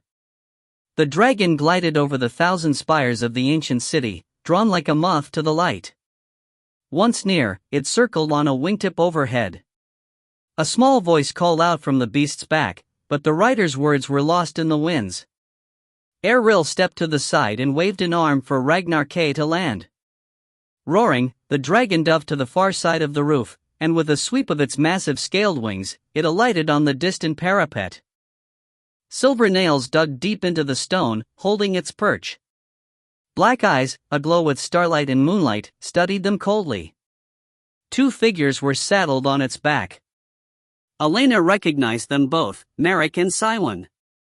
The elven prince slid from his perch and landed on the parapet stones, dancing a moment to keep his feet. He seemed oblivious of the long drop behind him. Being a creature of the wind and air, heights were not something he noticed. Merrick hopped from the stones to cross toward the gathered trio. He dropped to a knee before Elena, head bowed. "Princess of the blood," he said breathlessly. Elena found her cheeks growing heated even with the cold. "Get up, Merrick. Enough of this nonsense. What has brought you here so urgently?" Elena nodded toward the dragon and Siwan. Merrick held up a hand, still out of breath from his flight. Behind Merrick, Siwan slid down the beast's neck and climbed off her mount. The Mary-Eye woman rubbed the dragon's snout and leaned her forehead against his scales, clearly sharing some inner thought with the great beast. Elena noted the sad smile on Siwan as she lifted her hand away. Scale, bone, and wing whirled in on themselves until a naked man stood on the parapet ledge. "Cast." Elena glanced away as Siwan helped him down and passed a bundle of clothes to him. Merrick finally seemed to have caught his breath. Still kneeling, he slipped a bag from his shoulder and opened it. He pulled free a lute. The rich umber and gold of the polished wood almost glowed in the starlight. Elena knew the instrument. A twinge of sorrow lanced her heart. It was Nayland's lute. "What's wrong, Elvin?" Erril said gruffly. Merrick climbed to his feet and only acknowledged Erril with a scowl. "I have news," he said to Elena. "A message from. Oh, sweet mother, this is going to sound mad." Elena reached and touched Merrick's hand. "From whom?" Merrick met her gaze with his bright blue eyes. "From Nayland." Elena's hand fell from Merrick's. She could not suppress a gasp of shock. "That's impossible," Erril said. "Don't you think I know that?" Merrick glanced around at the others. By now, Siwan and Cast had joined them. Cast's gravelled voice spoke slowly. "The Elven does not lie. We all heard it, a voice behind the strings of the lute. What are you talking about?" Erril asked, frowning deeply. Merrick related what had happened aboard the Pale Stallion. "I know it was her voice," he finished. "She commands me to bring the lute to the western reaches. Something is threatening the forest. But she's dead." Maybe not," Merrick said. "Nayland is Niphi. She is a creature of root and loam, even less human than I." Erril opened his mouth to argue, but Elena stopped him with a raised arm. She stepped nearer Merrick. "Alive or not, what threat did Nayland sense?" Elena recalled the urgent message from the Zool shaman. "Danger in the western reaches. We're gates." Merrick shook his head, glancing away. "I'm not sure. A threat to the forest." He shrugged. The last of her message did not even make any sense, but she was so urgent. Merrick raised his eyes. "Break the gates or all will be lost." Shocked, Elena turned to Erril. Neither spoke, but each knew the other's thoughts. "We're gates. A second warning in less than a day. We cannot ignore this," Elena whispered to him. Erril nodded his chin slightly, but he left the decision to her. Merrick spoke up. "I'd like your permission to take one of the elven ships and search out Nayland or her spirit.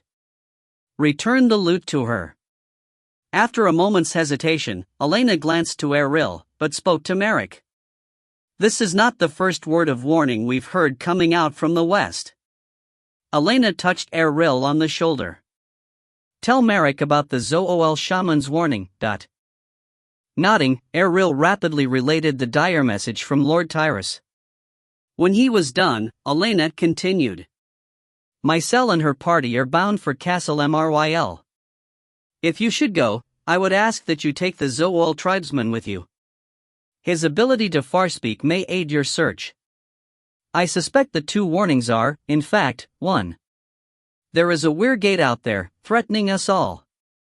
It must be destroyed. We're overlooking something, Eril said.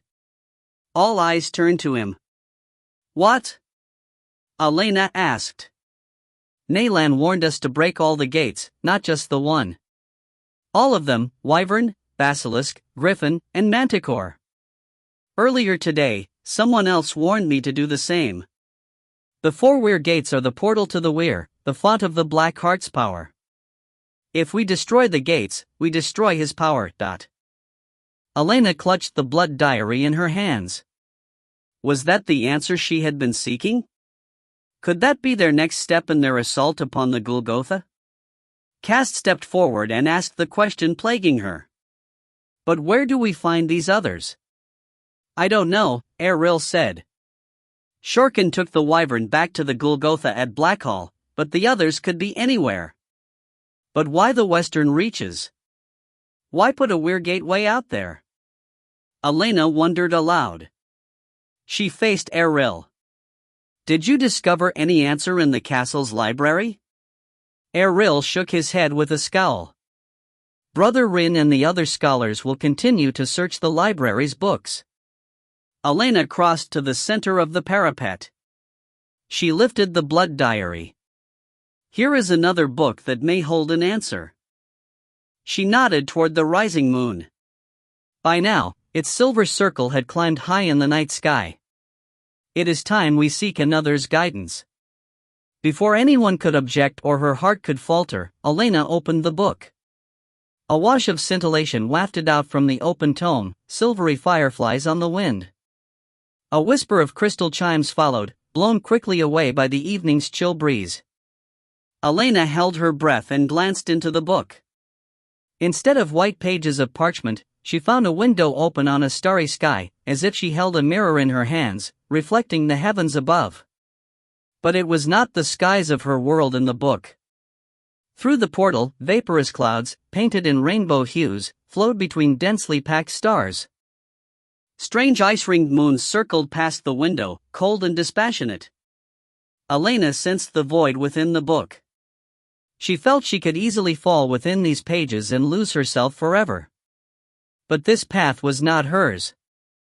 From the void, a wispy form of light and crackling energy flowed up through the covers of the diary to swell into the night. The faces of those gathered on the roof followed the sight, lit from above by the glow. Overhead, the apparition spread limbs of woven light, arms and legs of carved moonstone. It stretched as if waking from a long slumber. As the figure slowly spun, the ghostly form gained substance, taking on a familiar shape. The visitor studied the ripe moon in Elena's sky, then settled to the stones of the tower roof. Elena knew the shape of this spirit. It was as warm and familiar to her as her own palm, the stern countenance, the thin lips set hard with duty, the small, upturned nose, even the braided hair tucked under a bonnet to keep stray strands from the flame of the baking hearths. Elena noticed the ghostly figure even wore an old, frayed apron. Aunt Fila? The eyes of the figure turned toward her, and Elena instantly knew this resemblance was a ruse. Distant stars shone behind those cold eyes, and ancient suns burned to cinder in its gaze.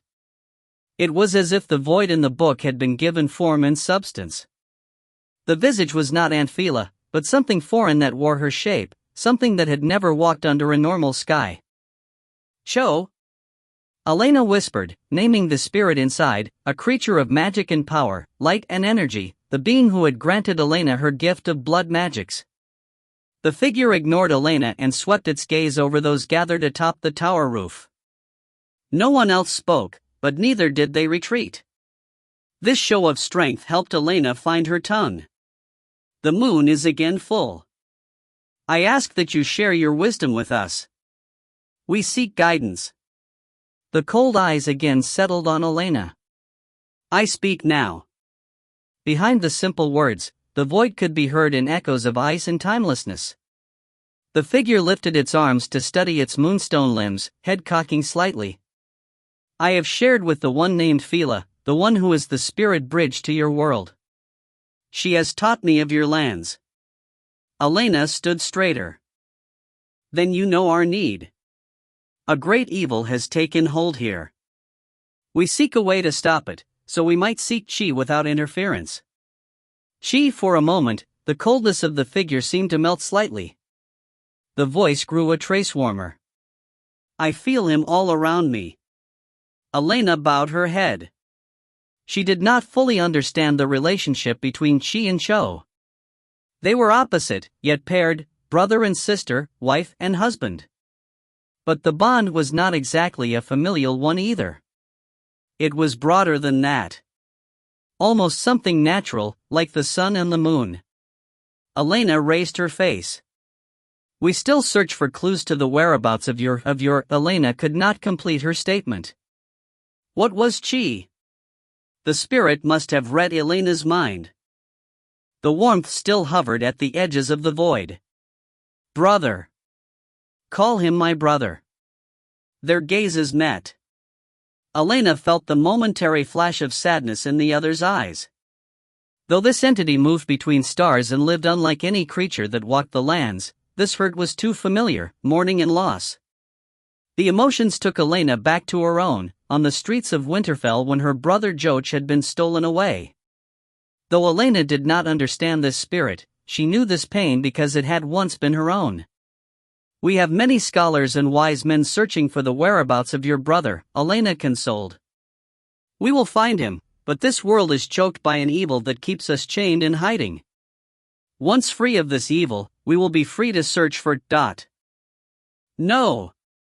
The ice returned to both form and words. This evil is of no importance. You will find Chi. We're trying, but. No. I can feel my brother's pain. It eats at me, calls to me. A coldness spread out from the moonstone figure.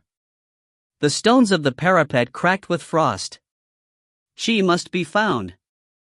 Now. The cracks in the stone spread like spider webs from the toes of the spirit. Elena sensed Eril draw near to her, ready to whisk her to safety, but she held her ground. I know your pain, Cho, she said calmly.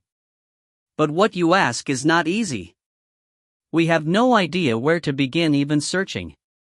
And if we run blindly, the evil of this land will try to thwart our every step. It cannot be ignored. Elena stared into the void that was the spirit's eyes. She did not balk from the sight. The spider web of cracks reached toward Elena. We are trying our best, Elena continued quietly, unmoving. The frigid magic flowed from the figure and reached toward Elena's toes. At her feet, granite stones shattered with ice. Still, Elena stood, back straight. It is all we can do. Across the damaged stone roof, the figure's shoulders fell. Silence descended like a physical weight upon the rooftop. When words were spoken again, they were free of frost. But he cries out for me, Cho whispered. From eyes that opened upon the void, tears now flowed, as human as any. His pain is worse than if it had been my own. Elena slowly worked across the terrain of broken stone until she stood beside Cho. A pain shared can lighten a heart. Elena lifted a ruby hand and touched the edge of the figure. She was surprised to find substance there. She reached up and touched the face that was both so familiar yet at the same time so foreign. We are here for you. You have given us the power to fight and free our lands. We owe you our lives and our freedom. We will not fail you. Cho leaned into her touch. It was as if Elena cupped a statue of ice, but she did not flinch. Instead, she willed the magic in her heart to fill her hand. A ruby glow slowly grew, swelling out to warm the cold cheek in her hand. I will not fail you, Cho. This I swear. We will find your brother. For the first time, a sad smile formed on the moonstone lips. The one called Phila has told me much of you, Elena, Cho said. It seemed she was not mistaken. The figure straightened and stepped away. Her eyes grew glazed as if staring somewhere other than here. She wishes to speak to you. Aunt Fila? Cho nodded. But I have heard you, Elena. For now, I will give you your lead. Fight this evil as you see best, but take my pain as your own. Find my brother. Elena bowed her head. I will. Though the ghostly figure remained as solid as ever, the voice faded, as if drifting down a bottomless well. I will give you power, Elena, and magics never seen before. Elena shivered at these last words. What did Cho mean? In the moonlight, Elena glanced to her two hands, blood-red and ripe with power. Magics never seen before. Elena's hands trembled as they held the blood diary.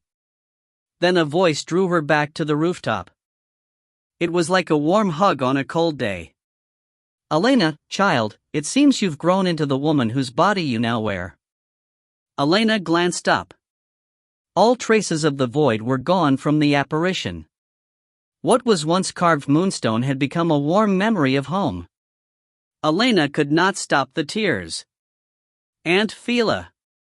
Child, dry those tears, her aunt said brusquely, but her warmth and love could not be masked.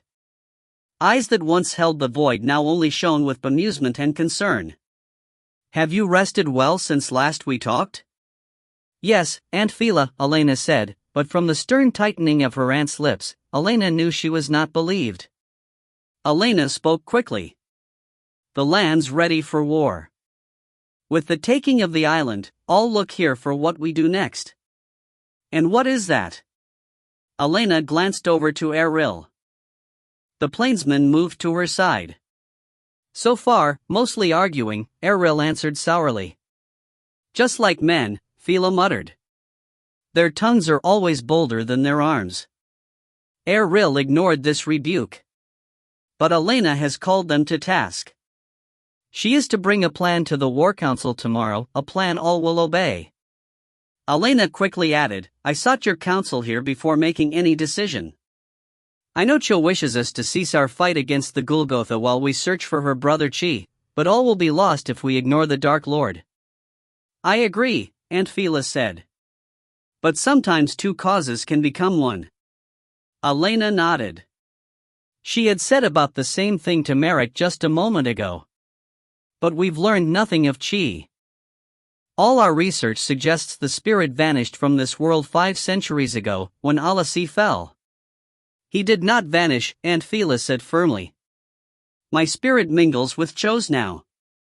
I sense what she senses, and I felt the whispers of her twin brother. I have heard his cries echoing through the void. He is here. But where? Eril said. How do we even begin to look? Aunt Fila's features grew thoughtful. I have tried to trace Chi's cries, but to no avail. All I perceive is pained emanations and an occasional snatch of tattered dreams, nightmares really. Strange beasts attacking and tearing at Chi, creatures of twisted form and shape. A lion's head on an eagle's body. An ojiri with a scorpion's tail. Aunt Fila shook her head. Just nonsense. Nightmares. Eril moved forward, almost faltering a step. A lion on an eagle's body? A winged lion. Eril glanced back at Elena. A griffin. Elena gasped, eyes wide. Eril turned to the apparition of Moonstone. Do you recall among these nightmares a large black bird, a winged lizard with a hooked beak? Aunt Fila's brows drew together. Why yes. It was one of the strange beasts holding and ravaging Chi in his dreams. Mother above, it was no dream. Eril covered his face with his hands. The answer's been in front of me all the time. What? Both Elena and Fila asked together. Eril lowered his palms and faced them both. The words of the dark mage Gresham, when he told me of the nature of the Ebonstone gates. What are these gates you speak of? Fila asked. We're gates, Elena said. Portals of power. She waved for Eril to elaborate. He nodded. The Dark Lord, with the aid of dwarves, sculpted four monstrous talismans. They were anointed in blood and had the power to draw magic inside them, willing or not. They could even draw on a person if his spirit held enough magic. One day, according to Gresham, something strange fell into one of the gates, but it was too large to be held by a single statue. So it spread to all four, both trapping itself and fusing the gates together. Thus the weir was created, the well of the Dark Lord's power. Eril squeezed his eyes closed, his face lined in agony. It all makes sense now. The loss of chi here in Alasi, and the rise in power of the Golgotha. We have been so blind. What are you saying, Eril? Elena asked. Eril opened his eyes and stared in horror at her. The weir is chi, they are one and the same. He fell in the gates and was trapped. Now the Dark Lord draws upon chi's power like some foul leech. Elena felt the bones of her legs grow soft. The Dark Lord's black magic has been chi all along? Yes. Eril could not keep the despair from his voice. Too shocked to speak any further, Elena took a step away. The blood diary was still clutched in her fingers. She stared into the endless void inside the pages of the tome. She could almost sense the tides of fate shifting under her. Then it is clear what we must do, she mumbled. Eril moved to her side. She met his gaze and felt the eyes of the others upon her. But it was nothing compared to the tides of fate flowing around the book in her hand. It seems the two paths have truly become one, she said. To defeat the Dark Lord, she must be rescued. But how do we accomplish this, Elena? Eril asked. By doing what Nalan asked, she answered, turning to face the moon. We find and break the cursed gates. She glanced over her shoulder at Eril. All of them. The cloaked figure crouched motionless in the murk of the keep's courtyard. Her slender form was but another shadow amid the piled rubble of stone and twisted iron. She had been waiting, motionless, since midnight, spying on the play of lights atop the Witsich's tower. She had watched the dragon alight on the stones of the parapet and vanish. Still she had not moved. Even when the glow of moonlight had faded from the tower heights, she remained frozen in her hiding place.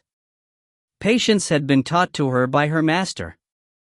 Those trained in the deadly arts knew that victory lay in the silence between battles. So she had remained throughout the night. By now, drops of morning dew collected in the folds of her midnight green cloak. A cricket crawled across the back of her hand as her palm rested in the dirt. While she watched the castle battlements, she felt the small insect scratch its hind legs together, heard a whisper of cricket song. The promise of dawn. Now was the time. She moved smoothly to her feet as if she had only paused to pick a flower from the newly planted garden. Her motion was so swift and smooth that the cricket remained on the back of her steady hand, still playing his last song of the night. She raised the hand to her lips and blew the surprised insect from its perch. If only her current prey were so unsuspecting. Without pausing, she moved from her cubby of fallen stones and fled swiftly across the courtyard. None would know she had passed. She had been trained to run the desert sands without disturbing a single grain. The main doors to the central castle were guarded.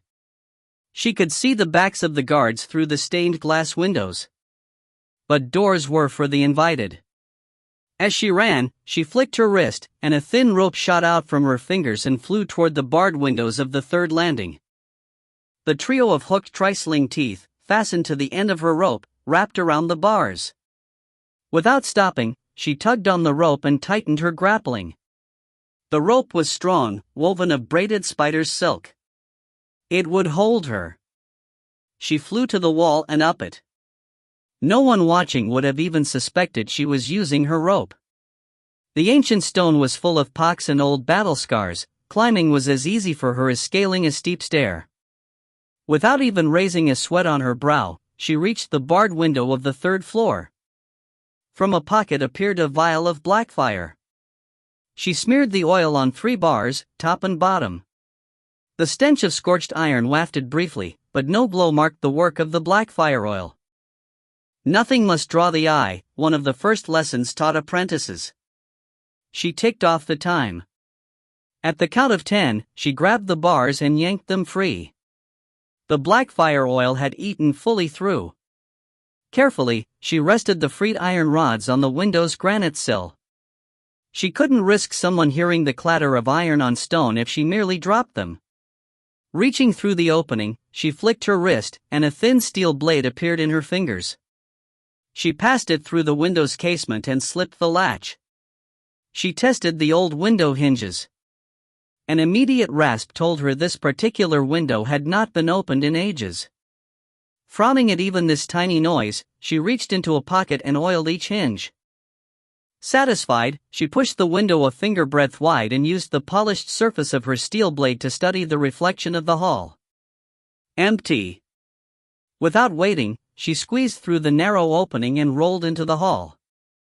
She was on her feet and in the shadows within a single heartbeat. Still, she did not pause.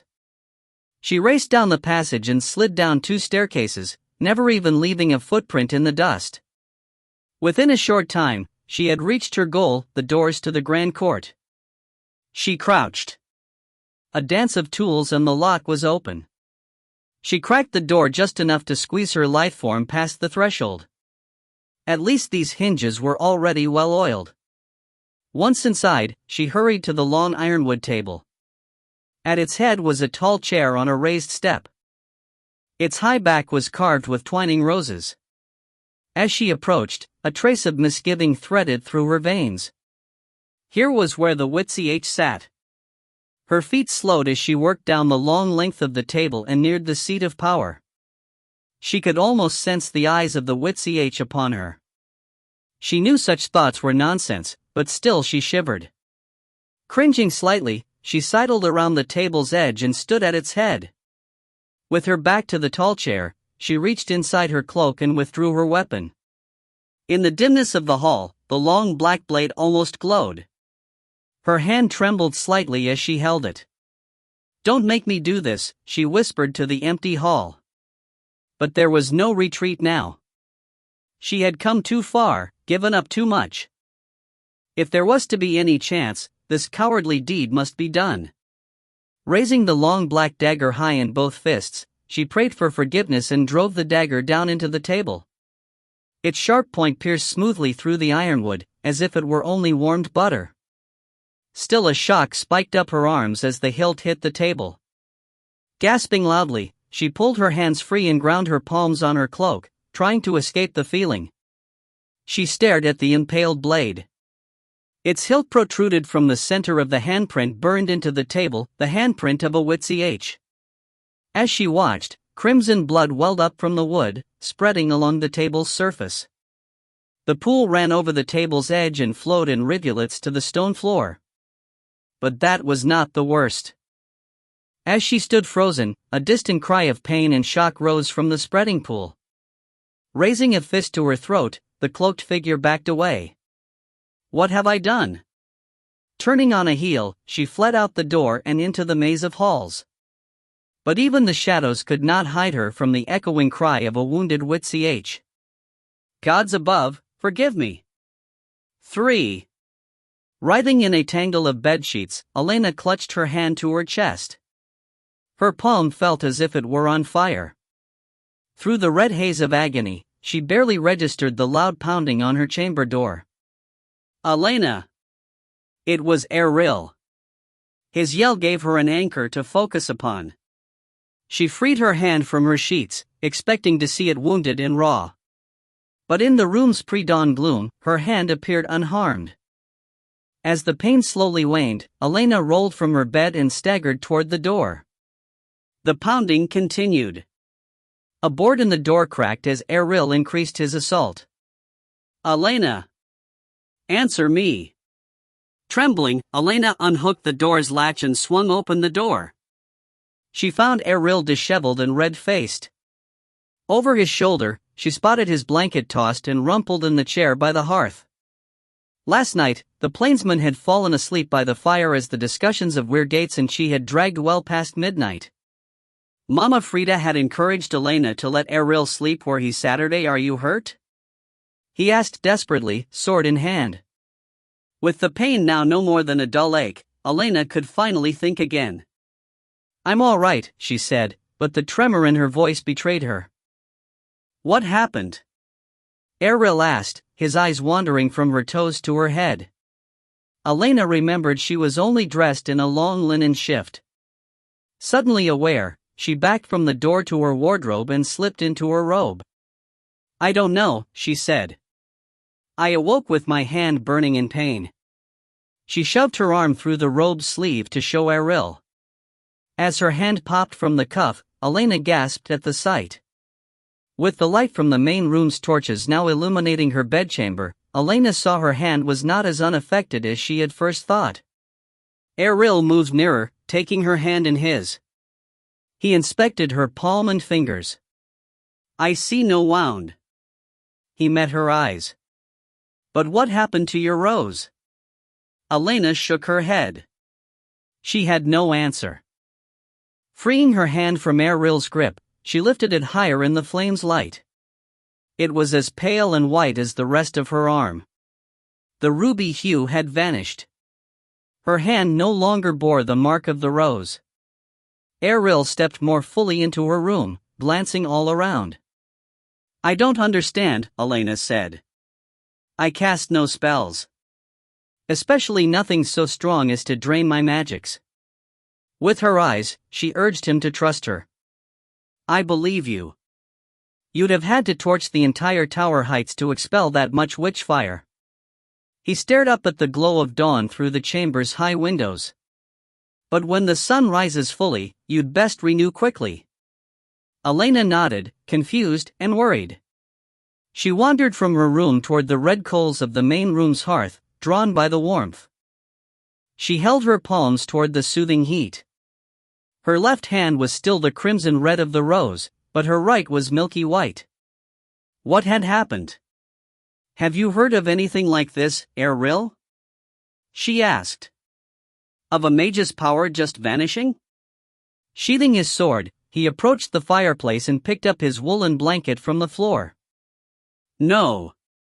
Even when she disappeared, a mage only lost his power as his stored magic was spent. He folded the blanket. I've never seen this happen before. She turned from the coals, unable to hide the fear in her eyes. Could it be a trick of the Dark Lord? Has he found a way to steal the magic from me? Errol's face grew clouded. I don't know. But whatever happened this morning was not natural. I suspect deceit. Before either could speak further, a knocking on the door intruded. Errol glanced to Elena and slid his sword out once again. Stay behind me, the plainsman whispered. He crossed to the door. Who is it? He yelled through the barred door. It's Joach. I've been sent by the castle's chamberlain. There's something Elena must see. Frowning, Errol shoved his sword away and hauled the length of fire-hardened oak from the brackets. He yanked open the door. Elena stood at Errol's shoulder. Her brother wore his usual finery, but he must have dressed in a hurry. His shirt was untucked, and he had missed buttoning his breeches properly.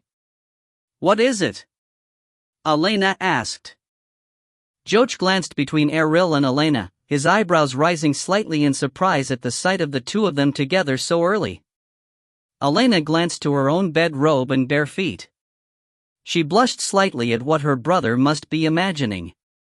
After clearing his throat, Joach said, I think you should see this for yourselves. Others have already congregated at the Great Hall, and the lower halls are all abuzz with rumor. I had the chamberlain chase everyone out of the main hall and post guards at the door. Why? What is going on? Joach shook his head. You'd better get dressed.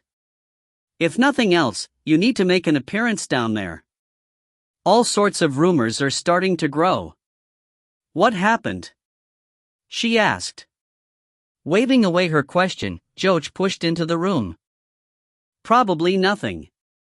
Just some drunken rouser making a bold statement about your diplomacy. Speak clearly, Joach, Errol growled, drawing the young man's eyes. The plainsman moved to Elena's side and lifted the cuff of her robe. He exposed her white hand. Elena's magic was stolen from her. Something foul is afoot, and I tire of your little game of mysteries. Joach stared in shock at Elena's white hand. Sweet mother. Then it wasn't just a prank, he mumbled. What? She asked irritably, pulling her arm from Errol. Nobody saw who jabbed a long knife in the palm print you burned in the great hall's table. Joach could not take his eyes off her hand. I'd figured it was simply a gesture meant to insult. Elena rubbed her palm with the fingers of her other hand. She glanced to Errol. Joach was right earlier, the plainsman said angrily. We'd best see this for ourselves. What do you make of all this? Joach asked. Errol's gruff voice filled with anger. It means we've been too lax, too trusting in our supposed allies. There's a traitor amongst us, someone who's been plying the dark arts in our very midst. Errol stalked toward the door. Let us go. Elena remained standing. Wait. She turned toward her bedroom door. I have something I must do first.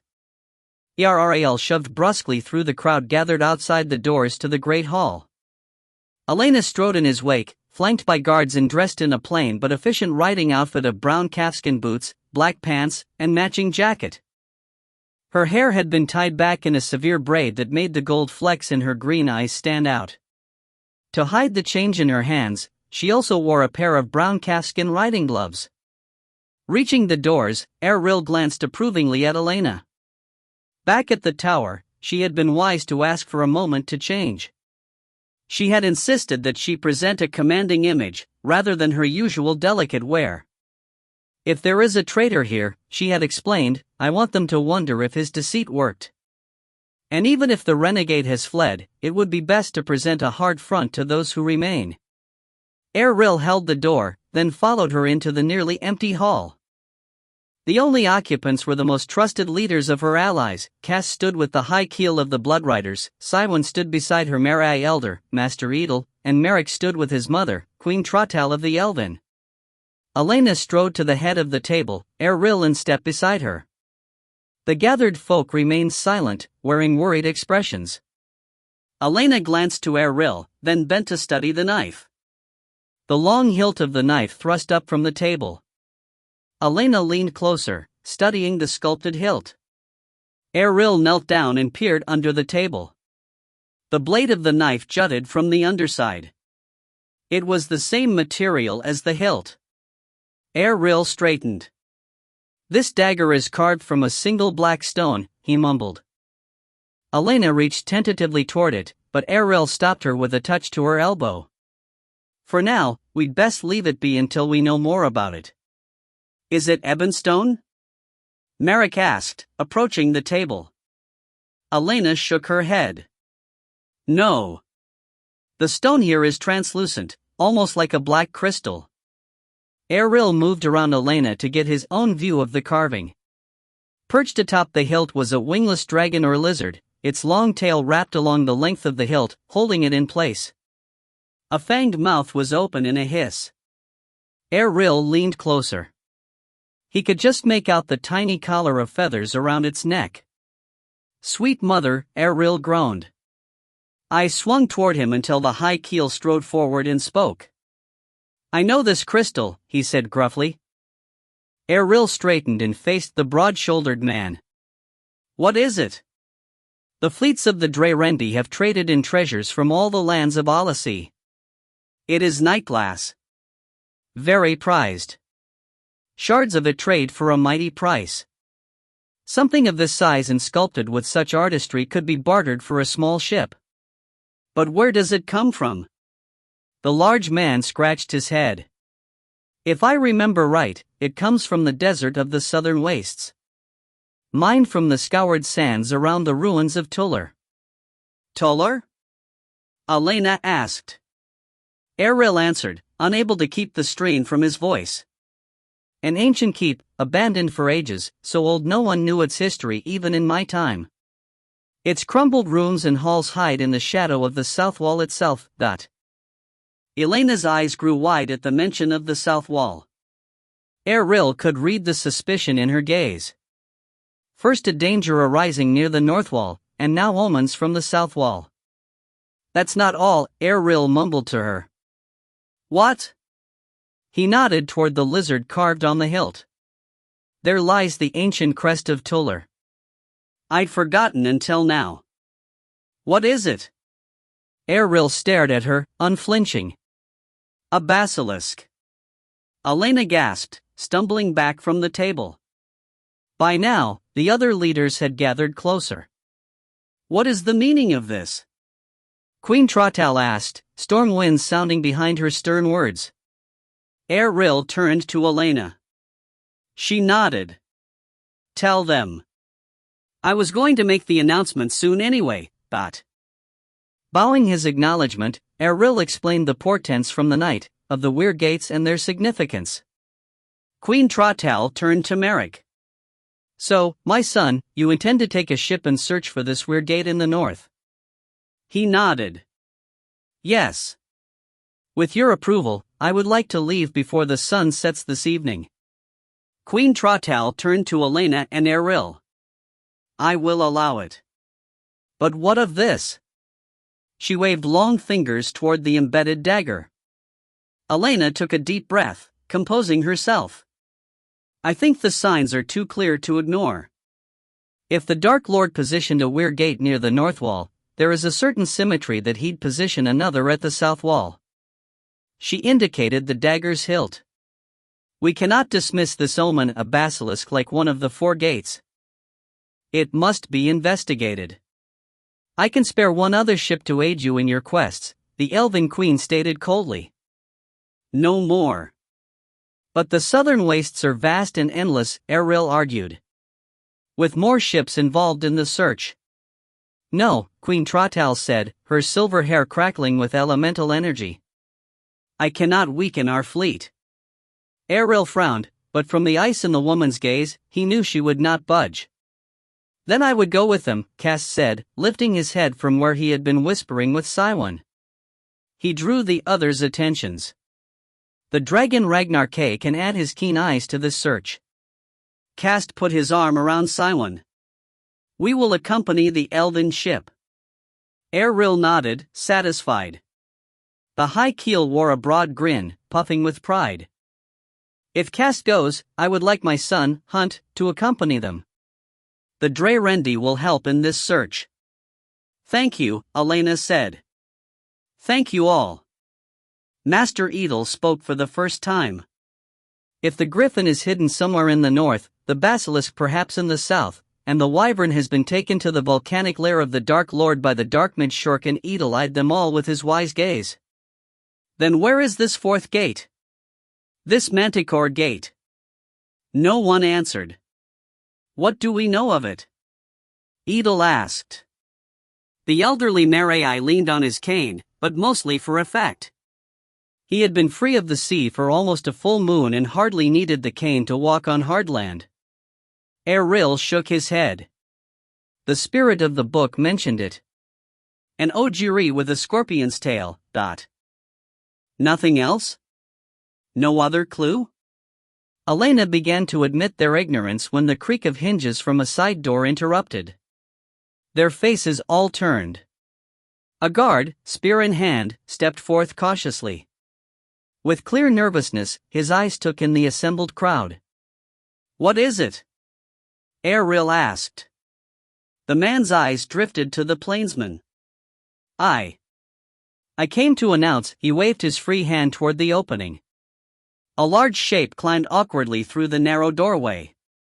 Hunched, the massive Ojiri pulled himself up to face the others. His large amber eyes, slitted like a cat's, studied them. Tolchuk? Errol said, brows pinched. Lately, the Ojiri had made himself scarce, retreating to deserted sections of the castle. From his expression now, Clearly something was troubling him. His craggy features were a carving of hopelessness and despair. "What's the matter?" Elena said, stepping beside Eril. "What's wrong?" As answer, the Ojiri moved near them and raised a cloud fist. In his grip was the chunk of precious heartstone, the heart of his tribe. The torchlight glinted off its facets, but its usual glow was absent. "They be gone," Tolchuk grumbled, struggling with the common tongue of Alasi. A large tear rolled down one cheek. "All my people's spirits. The bane has consumed them. The heart be dead." Elena crossed toward the large creature. She reached and touched his hand with her gloved fingers.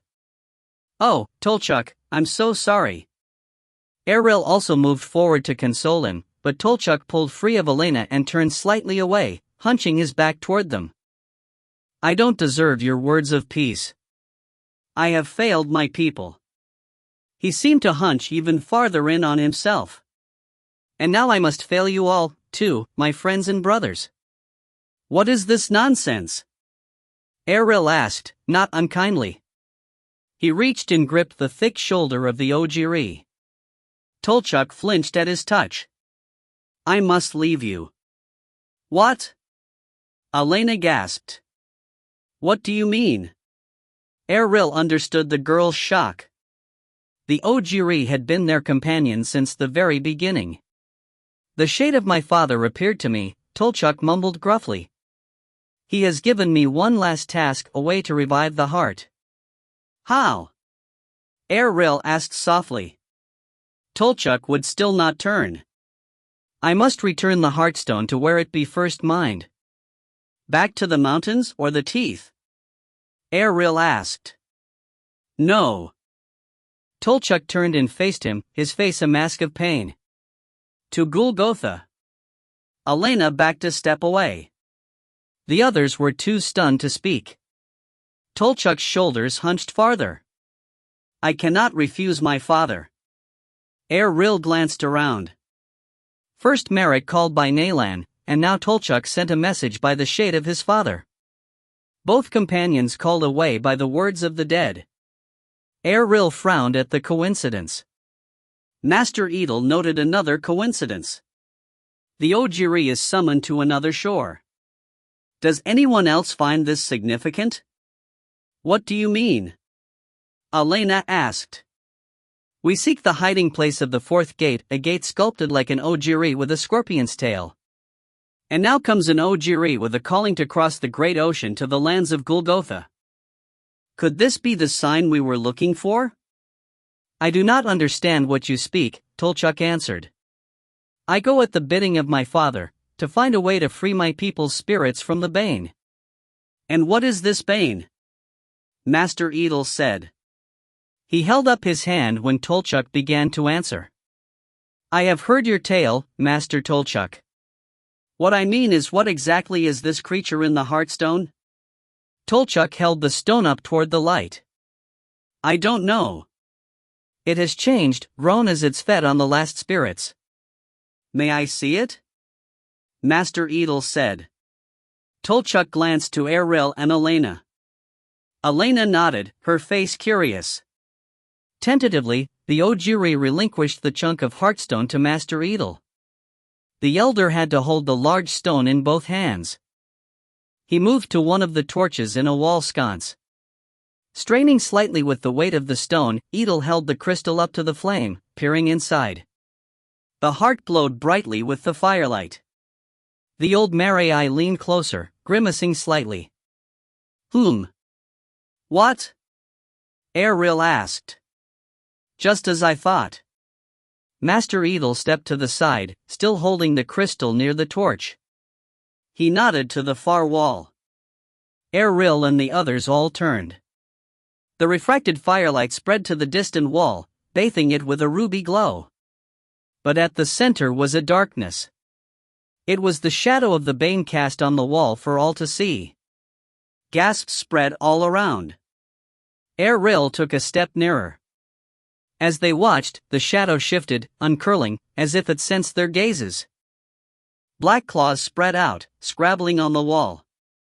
A spiked tail rose from the heart of the shadow, poised in threat. A black scorpion, Elena said, a clenched fist at her throat. She turned to Tolchuk. The bane is a scorpion. Joch wound his way down to the lowest level of the castle. His stomach growled in complaint at his missed morning meal. Elena had rescheduled the war council meeting for midday. After the revelation of the scorpion, she had said she needed to ponder all she had learned. Before she left, Joch had watched Elena bow her head with Eril's whispering something to him. The plainsman's expression had darkened at her words, then the two had whisked out together, wearing almost matching stern expressions. Neither had bothered to include him in their plans. With the remaining folk in the hall talking within their own groups, Joch had found himself ignored. With no one to talk to, he had quickly become aware of his empty stomach.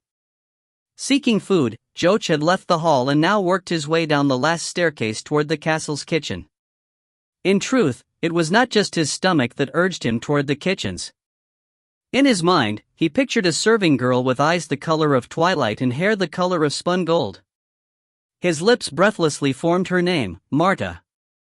Joch's feet sped faster down the steps. Again, as he entered the lower level, he was instantly assaulted with the rich odors and cheery sounds of the kitchens. Joch glanced down at himself and straightened the lay of his jacket and shirt, then marched with forced casualness into the kitchen heat. He would not let his feet betray his heart. As soon as he entered, his eyes quickly scanned the bustling servants and kitchen help. So intent was he on peering through the crowd that he failed to see the discarded ladle on the floor. His heel struck it with a loud clang, and his leg went out from under him. Eyes turned his way. Flailing, Joch fell forward. Grabbing for a table's edge to keep from falling, he missed, and his palm struck the edge of a large bowl of corn porridge.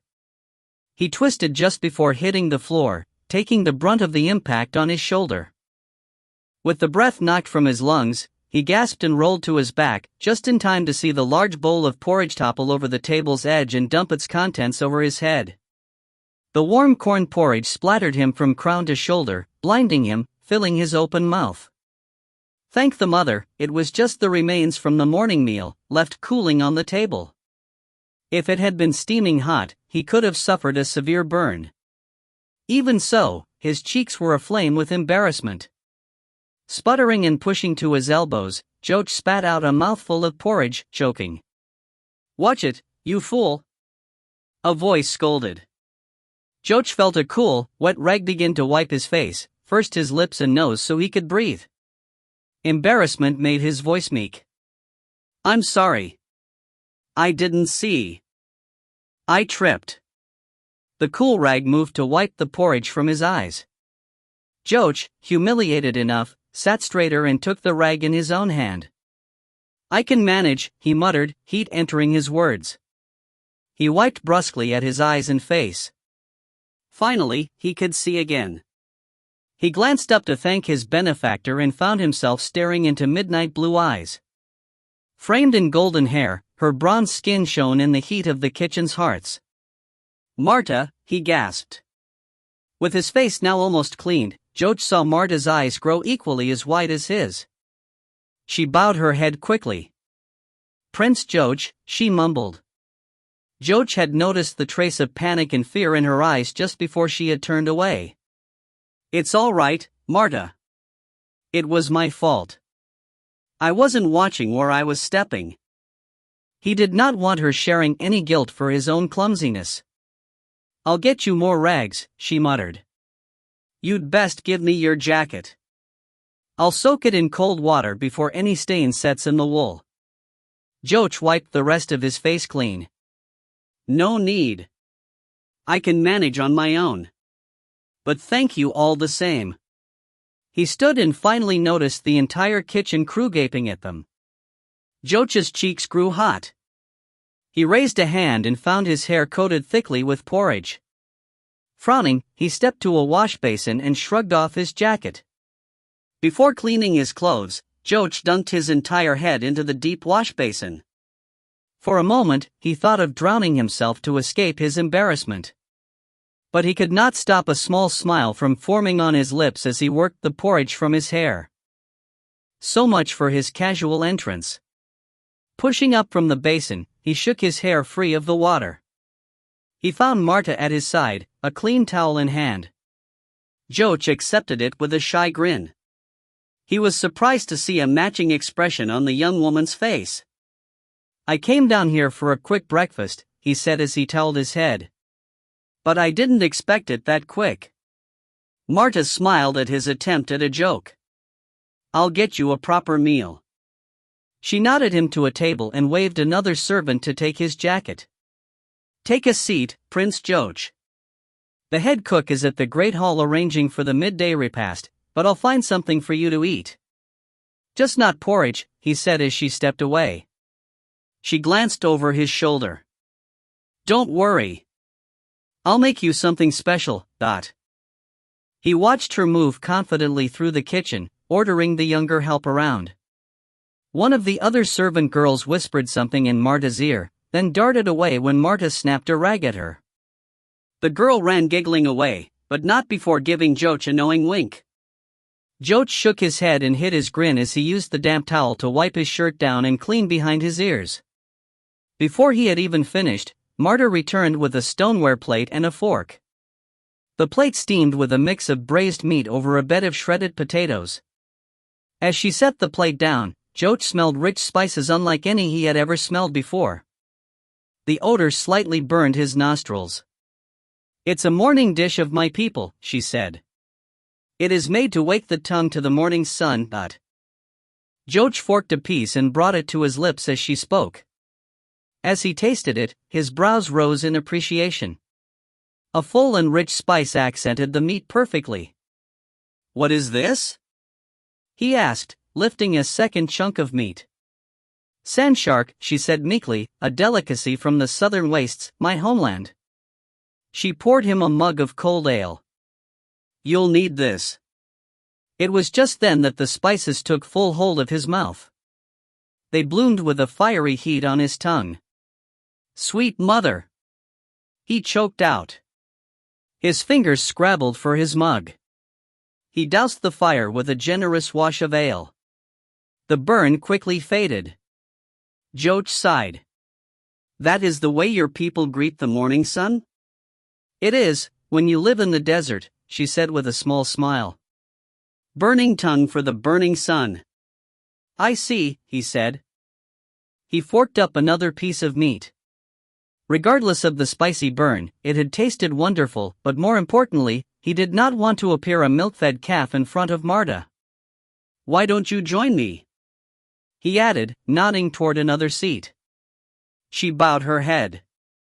"Thank you for the consideration, Prince Joach, but I've work to do here in the kitchen." She raised her head, a sly grin on her face. "Besides, this dish is meant only for men of my tribe." As she turned away, Joach studied her, drinking in her beauty as much as he had the ale a moment ago.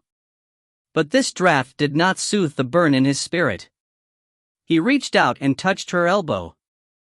"Thank you," he said. She stopped and glanced over her shoulder at him. Smiling, she drew back a fall of her hair to see him better. "It is an honor to serve a prince of the blood." Joach suddenly could not breathe. With the firelight playing across her cheek, Marta's beauty held him enthralled as surely as any dark spell.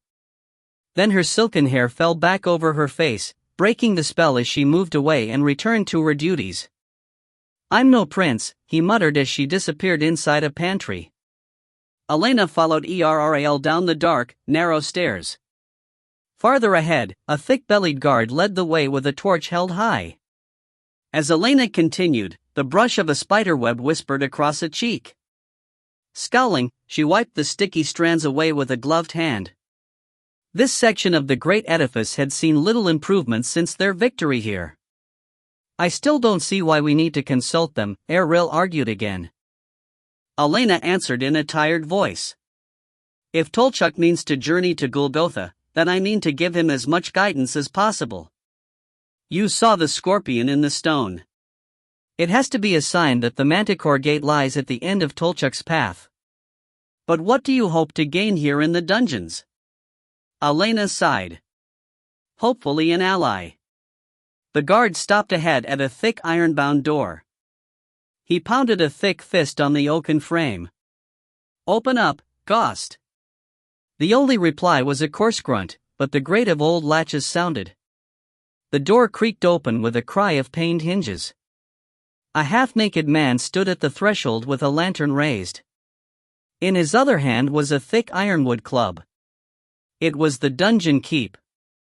His one good eye grew wide at the sight of Elena and Errol. The other half of his face was a frozen storm of scars. Their guide nodded to the dungeon keep. This is Ghost. He'll take you from here. But don't expect no cheery banter from the poor grunt. Their guide snickered. He had his tongue cut out when he himself was a guest here of the Dark Lord. Ghost clearly heard the guard's words. After bowing toward them, he turned his face from the torch's flame. The movement reminded Elena of Jastin, the scarred swamp man, hiding his scars from the brightness and light of the sun. Elena's heart went out to the broken man. So much goodness had been butchered by the Gulgothal tyrants. Their guide stepped aside to let Errol pass. Elena followed more slowly. Beyond the door, the passage ahead narrowed even farther. They were forced to continue in single file. The only illumination came from Ghost's lantern. As they walked in silence, Elena sensed they were slowly winding deeper under the castle. The air smelled more damp, with a hint of brine. To either side, the walls of the hallway changed from quarried stone blocks to passages carved in raw rock. At last, a dim glow appeared ahead, the guardroom to the dungeons. Ghost led them into the chamber and crossed to a ring of iron keys hanging on a hook. Elena glanced around the room. A small hearth glowed in one wall, the rock edges around it stained black from the smoke of countless centuries of fires. 4 beds rested at the corners of the rooms, but 3 had their thin mattresses rolled up atop them and used in dusty. Ghost must man these dungeons by himself, Elena realized. While waiting for the guard to find the right key, she noticed the touches of a man who had made his home here under the castle. Small personal objects hung on the wall above the single dressed bed. An oil painting, no bigger than her palm, depicted a smiling woman astride a handsome chestnut stallion. Draped around the picture was a fine set of bridles and reins. The leathers shone in the feeble light, clearly well maintained. The metal of the bridle sparked brilliantly. Silver, Elena imagined. She studied these pieces. Here was a reflection of a different life, a life before the coming of the Gulgotha, before the time of scars and mutilations. For the 1000th time, Elena promised herself she would end such pain. Alessi had suffered enough. Finally, a grunt drew her attention back to Ghost. The scarred man held up a long key. With a satisfied nod, the guard led them to a door on the far side of the room. He opened the way, lantern in one hand, ring of keys in the other. Beyond the door was a hallway with a long row of short doors. Erril's face darkened at the sight. He even stumbled a step. Elena remembered that Erril himself had recently been imprisoned in these very cells. Most of the doors now lay open. The dungeons had been emptied after their victory. Sadly, many of the victims of the Dark Lord's attentions here had had to be destroyed. Strange, twisted creatures had been discovered howling, cowering in their own filth. Once men, but no longer, their minds had been ground away by dark magics. Thankfully, Ghost led them past these cells to a branching hallway. Here there were larger cells, meant to hold multiple captives, with doors composed of iron bars as thick as a man's wrist.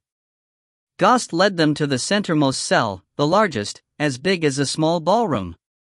The prisoners here, the only occupants in all the dungeon, had insisted on being housed together. Elena had agreed to their request. How could she refuse? She had not even wanted them imprisoned. After the war, they had sworn allegiance and fealty to her. But her allies, including Erril, were still mistrustful of these former enemies and had insisted they be incarcerated in the dungeons. Elena stepped to the doorway. she was glad to find the area clean. Even iron braziers had been moved into the cell to warm the damp from the air and offer a bit of light and cheer. Clearly, Ghost proved a fair innkeeper. Amid the braziers, thick-bodied forms huddled, some wrapped in blankets and snoring, some whispering among themselves. They stood no taller than Elena's shoulder but weighed threefold, all muscle and bone. Faces turned in Elena's direction as her footsteps stopped at the cell's door. Under heavy brows, narrowed eyes stared at her. Oath or not, Eril muttered, I do not trust any dwarf. Elena stepped nearer the door. When do you trust anyone? She answered glibly. The leader of the dwarves, an ancient with an old scar running from crown to jaw, came forward to the bars, then quickly dropped to one knee. He was bald but bore a long gray mustache that drooped below his chin. Mistress Elena, he said, bowing his head farther, how may I serve you? Elena's cheeks grew hot with shame at their imprisonment. His position reminded her of a similar display when she had first encountered the warriors. Wenner's battalion, bearing heavy axes and protected by impenetrable spellcast armor, had fallen to its knees not for her, but for the sacred talisman she bore. The Trisil, the rune-carved hammer of thunder. The sight of the magical talisman had succeeded in breaking the Dark Lord's hold on these fierce warriors. She waved to Ghost. Could you open the gate, please? Ghost was quick to obey. His keys rattled in the barred door's lock. Is this wise? Eril said, and moved to Elena's shoulder, hand resting on the hilt of his sword. As answer, she glared at the plainsman. Once the gate swung open, she moved closer to the kneeling dwarf. Please rise, Wenner, she said, using the leader's name. I come to ask your aid. The dwarf was slow to climb to his feet. He kept his eyes downcast. You have but to ask. We are yours to command. By now, all the dwarves were intent on their conversation. Even those slumbering had been shaken awake. Elena inclined her head in acknowledgement to Wenner's statement. Thank you. I have a request of all of you. Wenner nodded, waiting, eyes downcast. You know Tolchuk, I believe. The dwarf leader nodded again. The Ojiri. He prepares to embark on a dangerous quest. Wenner glanced slightly up, his gaze narrowed in confusion. To Golgotha, Elena finished. The dwarf's eyes grew large. Murmuring arose from those gathered behind Wenner. He must not go there, their leader mumbled. The very ground is poisoned by the Nameless One. Only death lies there for the untainted. He must go. Both at the behest of his father's spirit and in the hope of aiding our battle against the Golgotha. Wenner turned his back slightly. No good will be found on those shores. Elena glanced at Eril. The plainsman acted as if he expected no other response. What would you have of us? Wenner asked, his gaze focused on a glowing brazier nearby.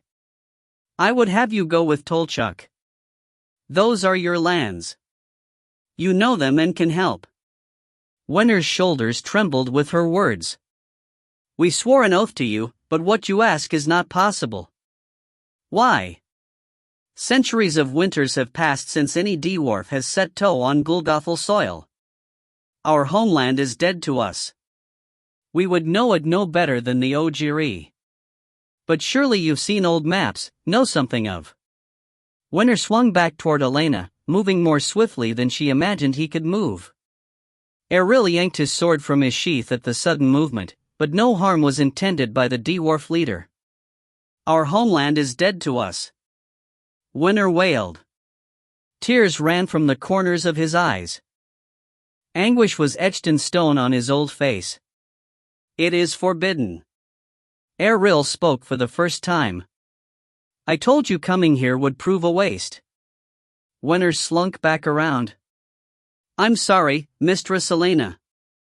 Elena was not ready to admit defeat. And what if you bore the Trisil on this journey? Wenner tensed. I promised Cassadar, Elena continued, that I'd one day return your sacred talisman to its homelands, to the mines of Golgotha, and fulfill the ancient prophecy. The hammer of thunder, he mumbled. It is foretold that the return of the hammer would herald the rebirth of your homeland. Winter still would not turn. He drew even tighter inward.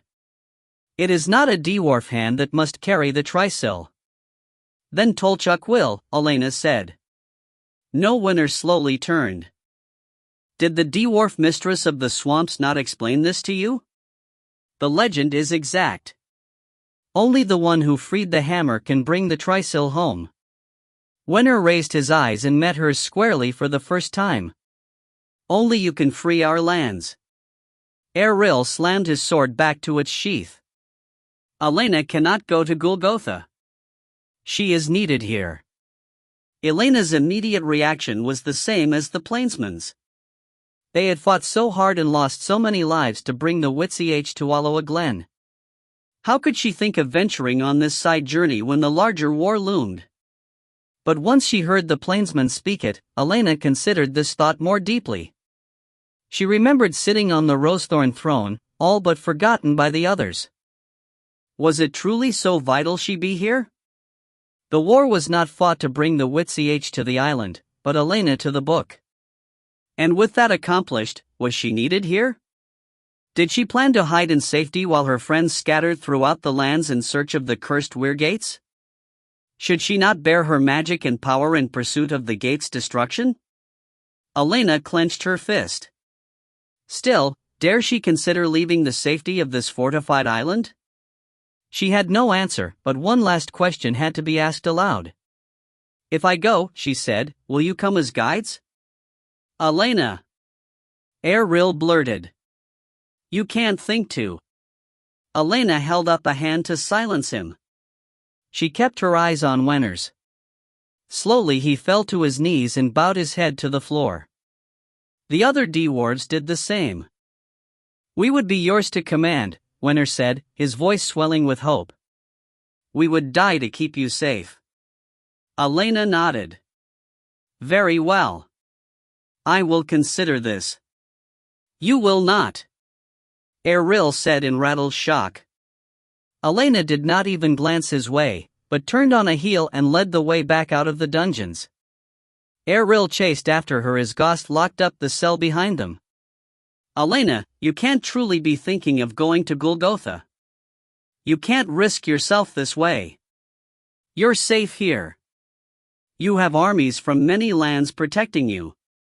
Elena did not stop her march back toward the castle proper. Safe? She asked. She slipped the glove from her left hand, exposing her pale flesh.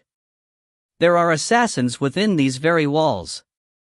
The Dark Lord knows that I hide here and will try again and again to destroy me. I am a sitting target, just awaiting his next arrow. They had reached the dungeon keep's domicile. The light here was much brighter. Elena turned to Eril. I have made no final decision, Eril. I only said I would consider it. Then I would ask you to consider this, Elena. By going, perhaps you would be playing into the Dark Lord's hands. Maybe the assassin was not meant to kill you, but to scare you, to chase you from the island, so he might snare you when you are less protected. Elena sighed and stopped. Her eyes settled on Gost's portrait of a smiling woman on a handsome horse. No one can know what game the Dark Lord is playing. To guess his next move is the path to fear and indecision. I've heard enough of that in the Great Hall over the past moon. All I can do is follow what my heart tells me.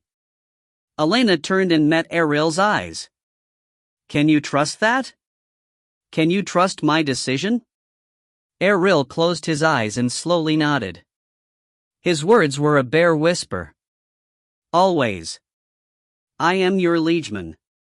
Cass stood at the prow of the double-masted elven windship, the Eagle's Fury, and glanced below to the dock.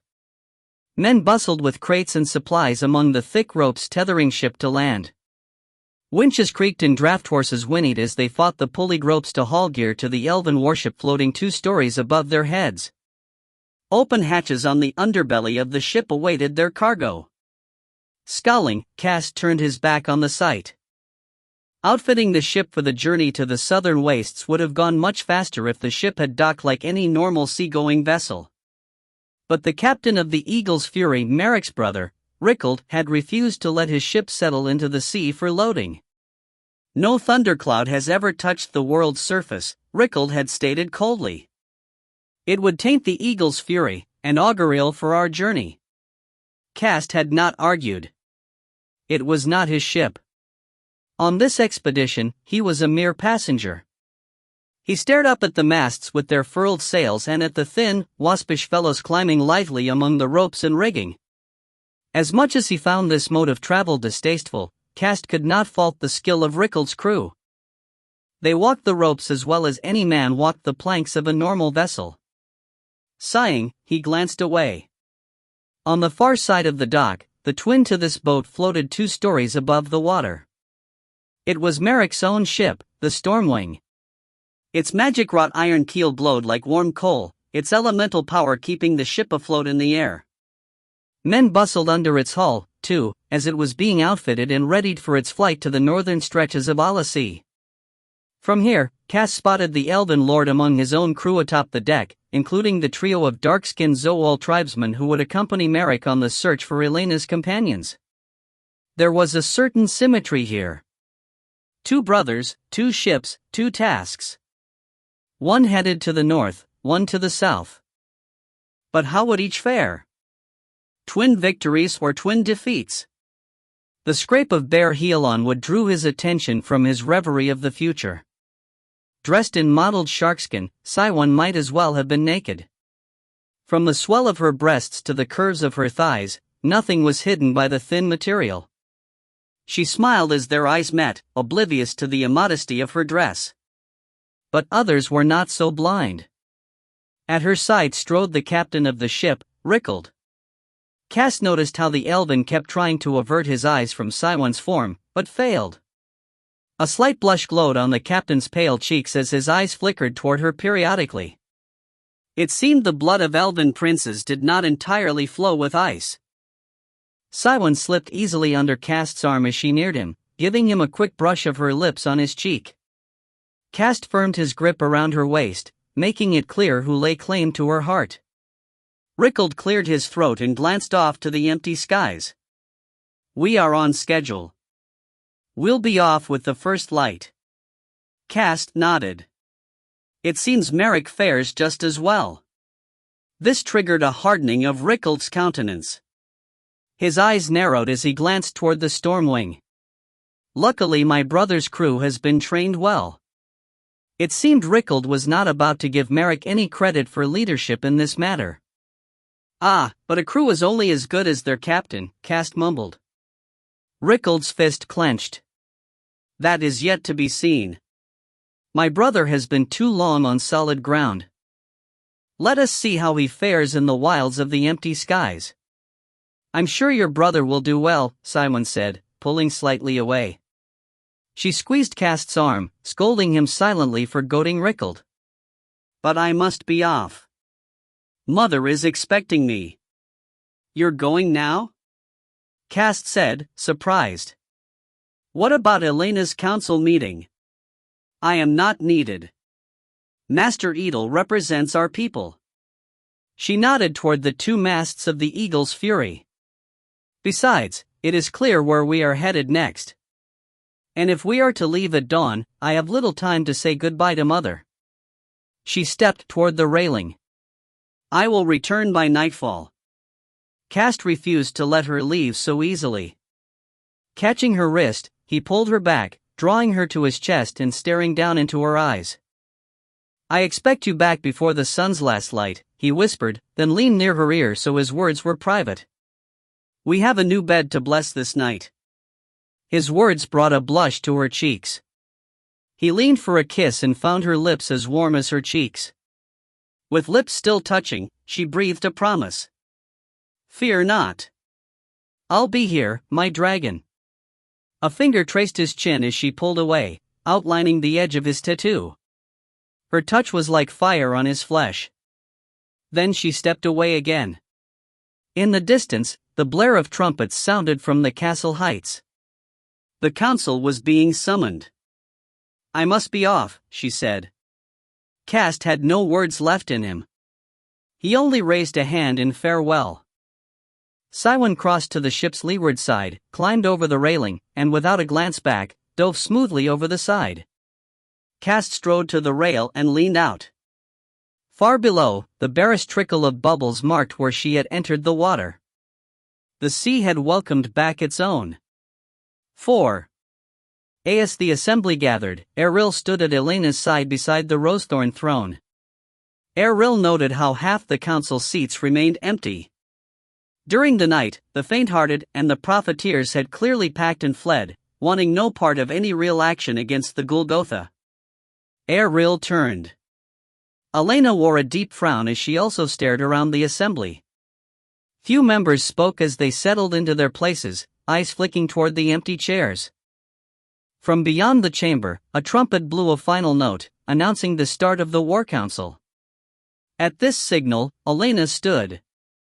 She still wore her leather riding outfit but had abandoned the pair of matching lambskin gloves. The rose was bright again on both hands.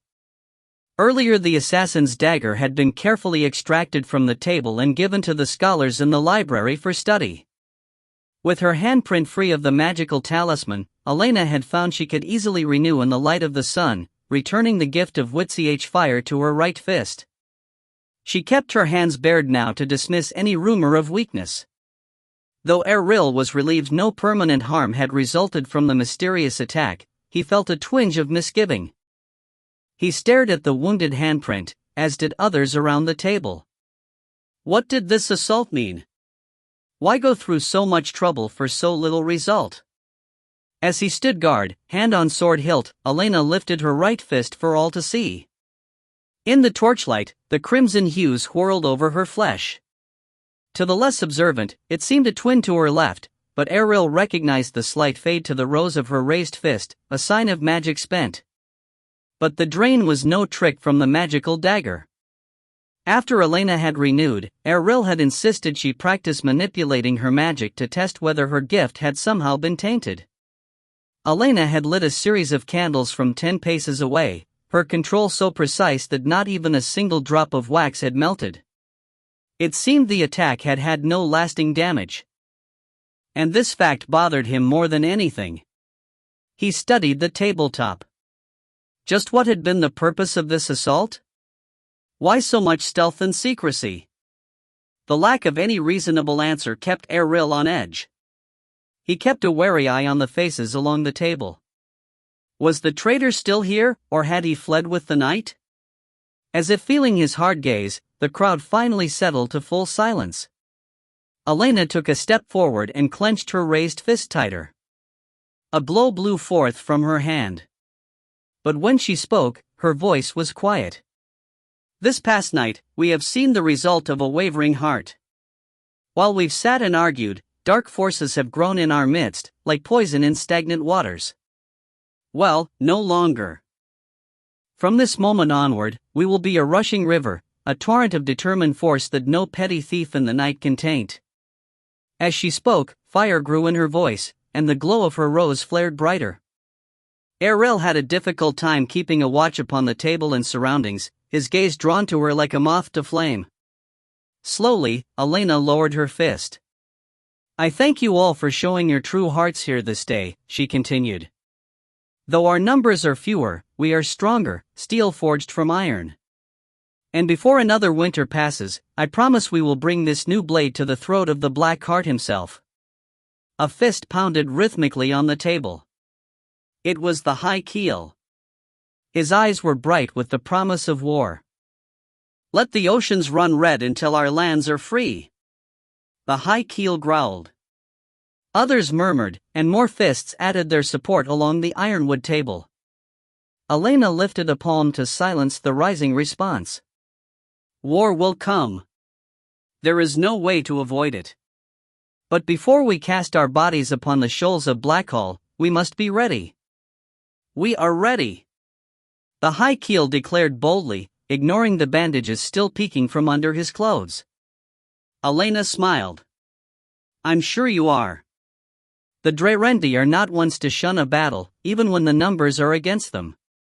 The High Keel nodded, chest swelling. But for now, another path lies ahead of us. And what might that be? These words were from a familiar dissenter, Simon Faraud, the portly representative from Penryn. He blew out his black mustaches as he huffed his skepticism. Erril had been surprised to see the man take a seat at the meeting. He would have laid odds on Faraud being the first to ship back to his coastal home last night. Elena nodded to the question raised by the thick-bellied fellow. As you all know, I have taken the night to consult the spirits of the blood diary and have studied the words coming from far places. We now know the source of the Dark Lord's magics. It is a set of 4 ebonstone gates that contain the font of his black powers. Before we take our war to the shores of Blackhall, we must first discover these gates and destroy them, stripping the Dark Lord of his magic. Therein lies our only chance at victory. Erril noticed Elena was careful not to mention what she had truly discerned from the blood diary, that the imprisoned spirit of Chi was the true well of power. Such news would not have been well received. And how will you attempt the destruction of these gates? Simon asked. We will not just attempt this, Elena said coldly. We will do it. Already elven ships are being ready to search them out. A new murmuring grew around the table. Master Edel of the Marai spoke up. Tell us your full plan. Elena bowed her head to the elder, then answered. We know of 4 gates, the Wyvern, the Basilisk, the Griffin, and the Manticore. One we cannot reach. The Wyvern statue has been taken by Shorkin to Blackhall. We will leave that gate until we are ready to take the battle to Blackhall itself. But words and signs point to where the other 3 might lie. Elena continued to explain about the twin journeys, one to the north led by Merrick, one to the south led by Prince Rickald and accompanied by Siwan and Cast. And the Manticore Gate? Master Edel asked. Elena grew silent for a few moments, then finally spoke. The Ojiri, Tolchuk, will search to the east, across the seas to Golgotha. This announcement stunned most of the members, except the handful who had been in the hall earlier. That is a most dangerous journey, Edel countered. None who have attempted to seek out that distant shore have ever returned. Elena nodded. That is why I have enlisted the aid of guides. Her answer lifted the brows of the Marai elder. Guides? The dwarf captives in the dungeons below. It is their ancient homeland. At the mention of the dwarves, faces grew stern and angry. Even if such guides should prove faithful, Master Edel said, his voice thick with doubt, this journey still is the most dangerous of all and the most likely to fail. Not if I go with them, Elena said simply. Her answer had the entire assembly on its feet. Even Erril took a step toward Elena, but he restrained himself. He had sworn an oath to her. He would abide by her decision. But that did not mean the others would. The High Keel's face was as red as a bloodied bandage. You cannot mean to travel to that cursed land. It is certain death. Erril could not stop his own head from nodding when others shouted their dissent. It was absolute folly. Elena bore the brunt of their outburst, a rock beaten by waves. Queen Trottel spoke for the first time. Her face, usually unreadable, was a mask of rage. I will not allow this. Elena turned slowly to the Elven Queen. I am going. The 2 women stared at one another. Tiny spats of lightning sparked among the silver strands of Queen Treadle's hair, raising a slight nimbus around her head like a silver crown. Still Elena met the woman's eyes with her own. The hall quieted as the 2 faced each other down. The scent of the room grew to that of a brewing storm, and time seemed to slow to an excruciating length. Finally, Queen Trottel clenched her fists once and settled back. So it seems the blood of kings does run in your veins. Lightning died around her, but her eyes remained narrowed, cold and brittle as shards of winter's ice. But if you mean to cross the great ocean, it will be aboard my ship. Elena bowed her head in acquiescence, clearly growing into a diplomat as much as a witch. I would be honored. The high keel, however, was not so easily swayed. If Elena goes, then we go, too. The Dreyrendi have sworn blood oaths to protect you. Elena turned to the leader of the Blood Riders with a warm smile. I appreciate your loyalty, High Keel of the Dreyrendi. I am doubly honored, but Aloha Glen must also be protected. I would ask the Dreyrendi and the Marai to keep the island safe while we are gone on our journeys. If we succeed, there must be a rallying point to which we can return. And I would prefer not to wage another war of the Isles to regain it. The High Keel grumbled, but the wind seemed to die in his sails. And more importantly, Elena continued forcefully, this small island is the seed from which a new Odyssey, a free Odyssey, must grow. I will not have it fall again under the shadow of the Dark Lord. The High Keel bowed deeply, fist raised to throat. On the blood of every Dreyrendi, such a curse will never happen. Elena crossed her arms across her chest in the typical Dreyrendi fashion. An oath accepted. She then lowered her arms and faced the assembled council. Are we agreed? She asked simply. The question need not have been asked. Erril turned from the council as they pounded their assent upon the ironwood. He stared at Elena as she stood at the end of the table. The words of Queen Trottal echoed in his head, the blood of kings runs in your veins. There was no doubt. In an abandoned section of the castle, a cloaked figure huddled in the deeper shadows of a shallow alcove. She waited for the signal with only spiders and dust beetles for company. Then she heard it, echoing down through the halls of the great edifice, a trumpet's blast. The council meeting had begun. The Witch and her companions would be occupied for a stretch of time. Straightening her lithe form, she slid smoothly from her alcove, not even disturbing the drape of spider webs overhead. She stepped through the parade of dust beetles without squashing a single insect. Her master had taught her not to leave behind even a single clue of her presence. Around her, the halls were empty, as she imagined even the more populated sections of the castle were at this time. The entire castle held its breath at the outcome of the meeting in the Great Hall. But such matters of politics and intrigue were not her concern. She had accomplished half of her task. All that remained was a final act and her escape. Running silently on feet padded in the thinnest leather, she left no footprint upon the floor's thick dust. She ran the halls, winding her way toward the upper floors of the castle. Dashing down a last passage, she quickly came upon the door she sought. She tested its latch. It did not budge. She silently sighed in relief. It was locked, suggesting no one was inside. Allowing herself a tight grin, she sank to one knee. Tools slipped easily into hand.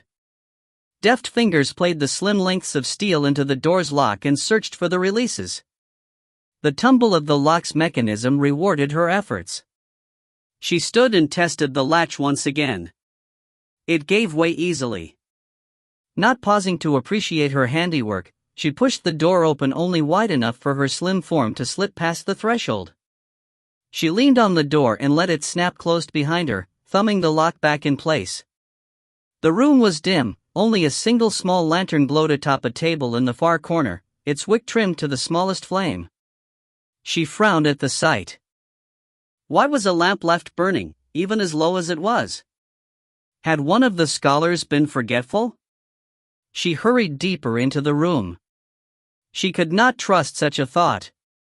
None of the scholars would risk an untended flame, especially here. To either side, shelf after shelf of books and scrolls stood guard over the room. The rows towered 3 times her height with a scattering of ladders between them to aid the library staff in finding the proper text among the highest shelves. She crossed to the far side of the room, where desks, chairs, and tables were spread before a tall hearth. She glanced quickly around, ensuring herself that no one skulked in some shadowed corner. She neared the hearth and raised a palm toward a mantel stone. Still warm. The hearth had only recently died. Biting a lip with worry, she hurried about her task. She had listened to the rumors among the castle help and knew where she needed to search. She crossed to the largest of the many desks. It was a huge oaken monstrosity with scrolled edges and so thickly cluttered that not a single space was bare atop it. Stacks of books were stationed at every corner, and parchment lay scattered amid a handful of open texts and inkwells. There was even a trio of scrolls splayed wide atop the desk, held open with small lead weights in the shapes of woodland animals. She ignored all the determined research and went to the centermost drawer of the thick desk. She tested the drawer and was surprised to find it unlocked. Could she be mistaken? Fearing the worst, she yanked the drawer open with a loud squeak of wood. She closed her eyes briefly with relief. It was still here. Opening her eyes, she reached into the drawer. Her fingers hesitated only a breath before touching the crystal dagger's sculpted hilt. The carving of the basilisk, the ancient symbol of the ghouls of Tuller, sickened her. Still, she lifted the blade from the drawer and examined the long shard of razor-sharp night glass. Holding it up to the light, she saw the length of the blade's core now glowed with a fiery brightness that had nothing to do with the lamp's tiny flame. Her master had not been mistaken. She was so stunned that it took her half a moment to recognize the telltale sound of a key in a lock. She froze as voices rose from behind the door. Someone was coming. Sliding the dagger into the sheath sewn into her cloak, she sped to the nearest row of bookshelves and flew up them without the use of any of the library's ladders. She pulled herself atop the bookshelf and stood on the narrow strip of wood, balancing, praying it would hold her weight and not topple. Across the room, the door swung open and a pair of robed scholars entered the room, one young, one old. They bore platters of bread and cheeses as they talked. Not waiting, she ran for deeper shadows, where the row met the library wall. None noticed her motions or the dance of her shadow on the ceiling overhead. Her master had taught her the value of heights as a means of flight. Most men looked forward and down, but seldom up.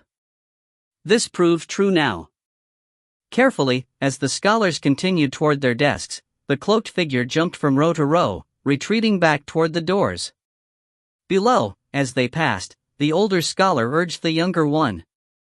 "I'm sorry to disturb your meal, Brother Unger. But my eyes are not as keen as they once were. I would have you see this for yourself. It is never a bother to help you, Brother Rin. I know your study of the dagger is of the utmost importance. I just need you to study this blade with your younger eyes. There is an odd glow. I can't discern if it's just a reflection or something born inside the night glass." The scholar's exchange almost made the escaping thief miss a step. She came near to slipping from atop the last stack. Waving an arm for balance, she steadied herself and crouched to calm her heart. They meant to examine the dagger. Any hope of escaping the castle before the theft was noted was disappearing rapidly. Silently, she crept down the shelf back to the stone floor. The murmur of voices had dropped below her ability to pick out words. She peeked around the edge of the bookshelf. The two scholars had paused to rest their trays atop one of the smaller tables. The younger one's voice rang clearer as he straightened. "Would you like me to relight the hearth, Brother Rin?" No, this won't take long. Come see the dagger." The two robed figures disappeared out of view. With her heart in her throat, she slipped to the door, undid the latch, and prayed the hinges remained silent as she pulled the door open just enough for her to pass. She backed into the hall just as she heard a startled outburst from inside. Her theft had been discovered. She pulled the door quickly shut and imagined ways to jam the lock to trap the two scholars. In this lonely section of the castle, it might be a long time until someone heard their yells for help. With a sudden idea, she backed a step and ran into a person standing silently behind her. Before she could react, strong hands grabbed her elbows and yanked her arms painfully behind her. She gasped at the sudden attack and attempted to writhe out her assailant's grip. She stamped a heel on the attacker's toes. Now it was his turn to gasp and jump, but his grip and twist on her arms did not let up. She was shoved hard into the library door, smashing her forehead hard enough to see lights dance before her eyes. "What are you doing skulking about here?" the attacker yelled, shoving her again and pinning her against the door. "Answer me," he hissed in her ear. She tasted blood from a split lip. She had no words in her. So close, she moaned only to herself. So close. Suddenly the door at her face opened. The two tumbled past the threshold to land in a tangle of limbs at the foot of the younger scholar. She struggled to take advantage of the surprise and loose herself. But her attacker was no fool. As she fought and kicked, he took the assault with grunts and spats of swearing but kept his grip.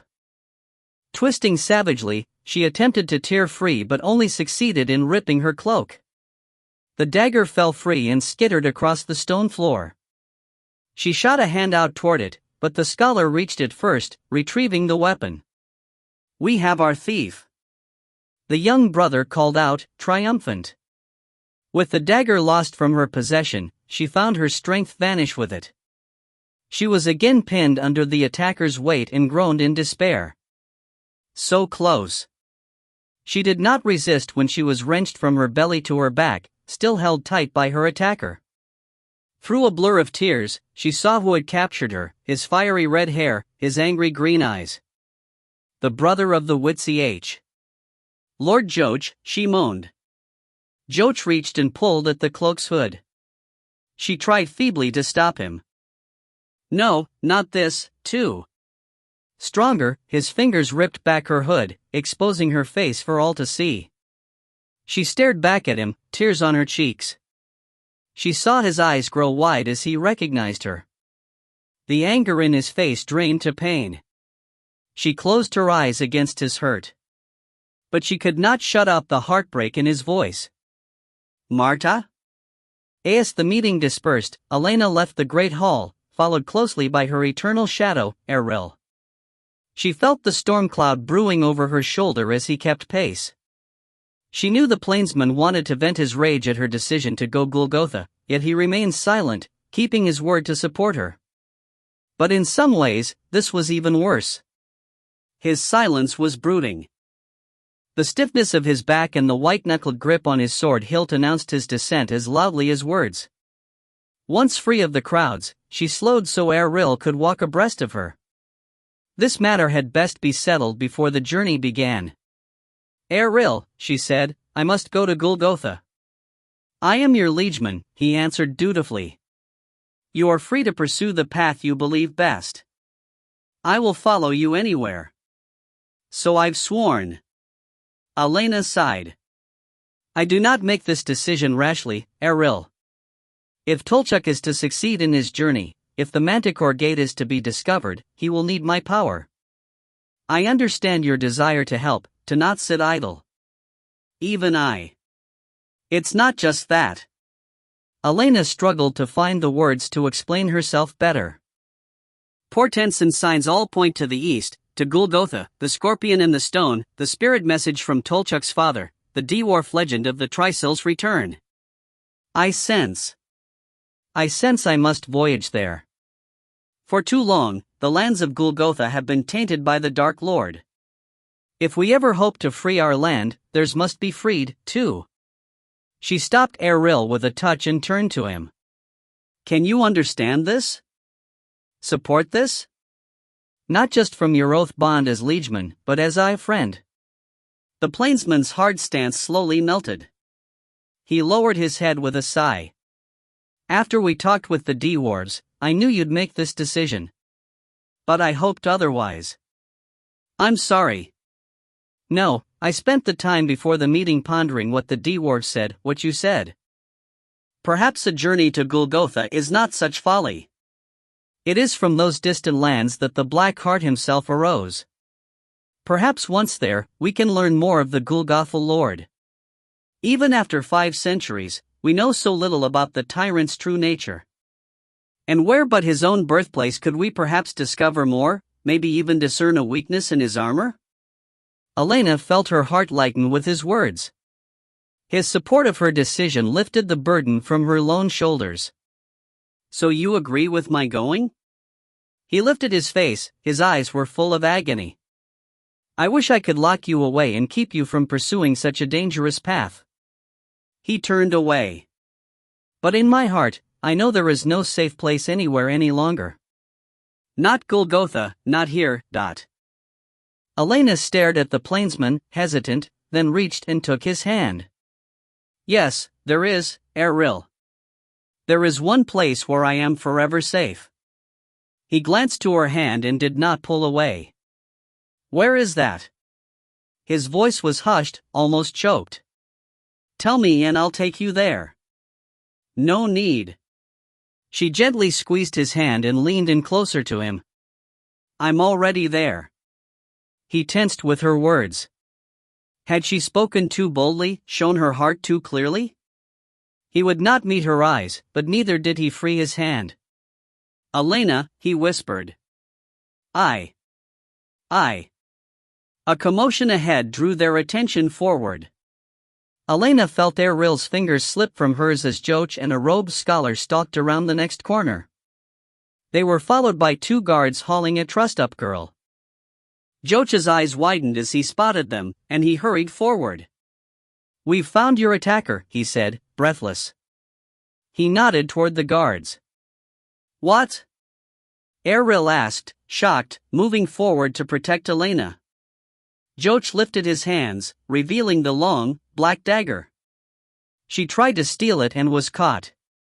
He stepped aside so Elena could see her attacker. The girl was thrust roughly forward, falling to her knees. She made no sound as she struck the hard stone. She just hung her head, hair draping her face. Her clothes, a cloak over loose shirt and leggings, were torn to rags. Clearly she had been roughly searched by the guards, her pockets ripped and rifled through. She had posed as a scullion, Joch explained, voice tight. And that is not all, the scholar, an old man in a rough-spun umber robe, said. Elena recognized him as Brother Rin, caretaker of the castle's library. He moved toward the girl and reached to her nape. Most interesting, most interesting. I thought them disbanded long ago and vanished. Brother Rin, what is it? Erril asked. Something we found when we searched her. The elderly brother reached and gently brushed the girl's tawny hair back from behind an ear. Do you know this symbol, Erril? Erril moved nearer, and Elena followed. He bent closer as Elena peered over his shoulder. Behind the girl's ear was a tiny tattoo, a small dagger entwined by a snake. A guild mark. The Assassin's Guild, Erril said, straightening with a frown. Like Cassadar? Elena asked, remembering a similar tattoo hidden behind the ear of the swamp Witch. But I thought she said her guild ended with the fall of Castle Drac, their stronghold. It seems some of the seeds cast after the fall found fertile soil to grow again, Erril said sourly. But why attack you? Elena knelt before the girl and reached a hand to her attacker's chin. She lifted the girl's face. Elena was immediately struck by two things, the deep indigo hue to her eyes and the hopelessness found therein. Who sent you? Elena asked softly. The woman stared back, silent. She refuses to speak, Joch said. We've asked the same of her already. From the bruise on the girl's cheek and her split lip, the first interrogation had been none too gentle. Elena frowned. She sensed no enmity from the girl, only a profound despair. Narrowing her eyes, Elena continued quietly. What is your name? Surely that is not forbidden for you to disclose. Confusion crept into the other's face.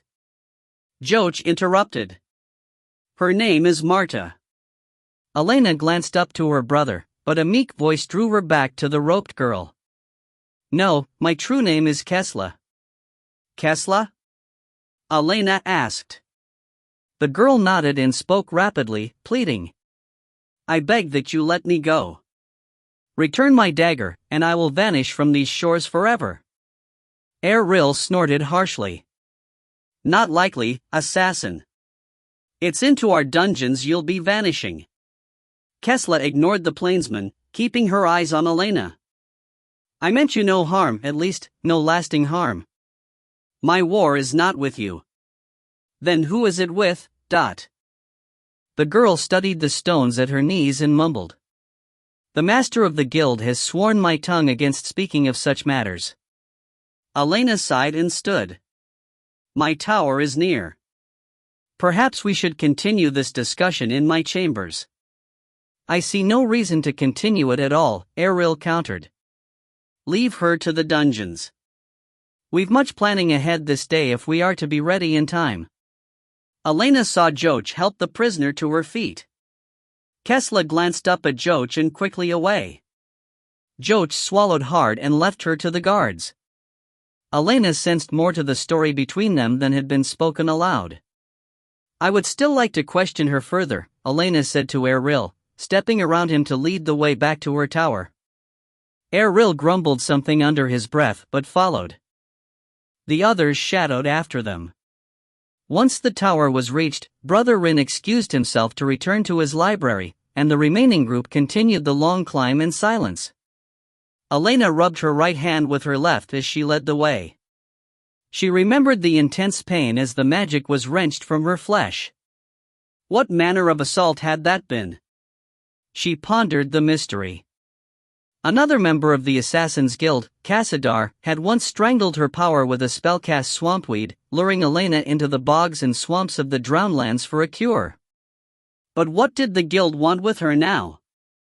Before she left this coast, she needed an answer. At last, they reached the top of the long stairs. A pair of posted guards snapped to stiff attention, spears in hand at her appearance. She nodded to them. One of the pair stepped aside and opened the thick iron and oak door. Elena entered first and waved for Eril to light the lamps, while Joach started a fire in the hearth. At the doorway, Elena took the prisoner by the elbow. I will take her from here, she said to the guards. You may return to your duties. After a moment's hesitation, the leader bowed his head and backed away. Elena closed the door, then led Kesla to a chair by the fire that Joach had quickly stoked. Once all were settled, Eril stood to the left of the girl's chair, hand on his sword hilt, wearing a deep frown. Nearby, Joach leaned on the mantel, a hearth iron in hand. He stared into the fire. Elena knelt by Kesla's chair. Tell us about yourself. Where do you come from? The girl glanced down and away. She comes from a village in the southern wastes, Joach answered, then added more bitterly, unless that was a lie, too. It was no lie, Kesla said, her voice heated. Elena, her brows pinched together, glanced up to Eril. The southern wastes? Could this be another sign pointing toward one of the gates in the far south? Eril guessed the questions in her eyes and shrugged. The girl spoke again, her words almost a moan of despair. I must have the night-glass dagger. Elena turned. Why? If you meant us no harm, then why can't you tell us your need for it? My oath. It is forbidden. Elena sighed and leaned back on her heels as she knelt. She thought in silence for a few moments. If you want any answers from her, Eril said, there are many tools of torture in the dungeons, left over from the time of the Dark Lord's armies. Shocked, Elena glanced up at Eril. But from behind the girl's shoulder, he gave his head a slight shake. He had no intention of ever using such devices, but the prisoner did not know this. Elena calmed her reaction and spoke more slowly, taking the more passive role. I'm sure that won't be necessary, Eril, at least not yet. Kesla stiffened in her seat at their words. Now, Kesla, Elena began, though we mean you no true harm, we can't ignore this attack upon us. You must understand this. The girl's lips drew taut. Let's start again. If you can't tell us the reason for this assault, then tell us about yourself. How did you come to be in the Assassin's Guild? Where were you trained? Kesla lowered her head. I don't know how I came to Alcazar, the sandstone citadel of the guild. I was told the master found me 10 winters ago, just a small child lost in the deserts of the wastes, but I don't know if this was the truth or not. Erril spoke up, his voice brittle with faint anger.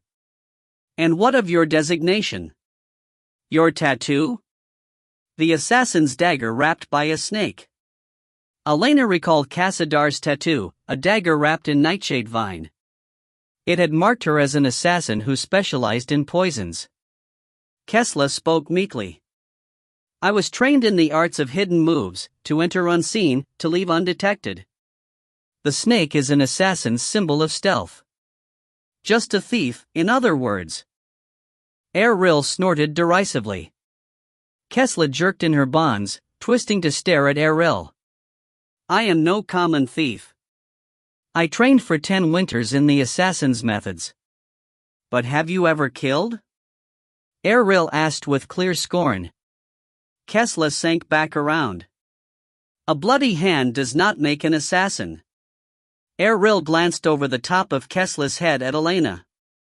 He nodded for her to continue again. Elena took a more conciliatory tone. So you came all the way from Alcazar in the southern wastes, disguised yourself as a scullion maid, and slipped your way past the many armies guarding this island. Impressive. You must have been trained well. I was, she said proudly. Master Belgon is one of the finest guild members, And so, like a snake, you slipped into our midst undetected, waiting for the proper moment. Kesla nodded with Elena's words. Erril spoke again, almost yelling. And then when the moment was ripe, you took your dagger and brutally stabbed it into Elena's mark, ripping away her power, torturing her. Kesla shied from his words. I did not think. I didn't mean, tears welled in her eyes. Don't mind Erril, Elena said, and placed a hand on Kesla's knee. You had some dire need. That is clear. If you would explain this need, maybe we could help. Sniffing back tears, Kesla glanced to Elena's hand. I cannot. Elena whispered now. Is your need so much less than your oath? If you broke your word but gained your desire, would this price be too steep? Kesla's eyes rose to meet Elena's. Hesitation and desire were mixed in the girl's expression. If I told you, would you let me have the dagger and leave this island? If your goal is pure, I would consider it. Kesla slumped in her seat. When she spoke next, her words were a pained whisper. I need the dagger to slay a monster. Elena frowned and glanced to Erril. With a nod, he encouraged Elena to continue on her own. What monster? She asked. Kesla sank deeper into her chair, drawing inward. A foul beast that has taken roost in the ancient ruins of Tuller. Elena clenched her fist at the mention of the south wall's ancient fortress. Tuller? She encouraged. At the northern edge of the wastes? Yes. From the decaying ruins, a corruption spread into our sands, poisoning water and livestock. Hundreds began to die of sickness and famine. And you believe this pestilence came from this beast? Kesla nodded. A winged demon of pale flesh came to a village one night. He demanded a tithing from the many desert tribes.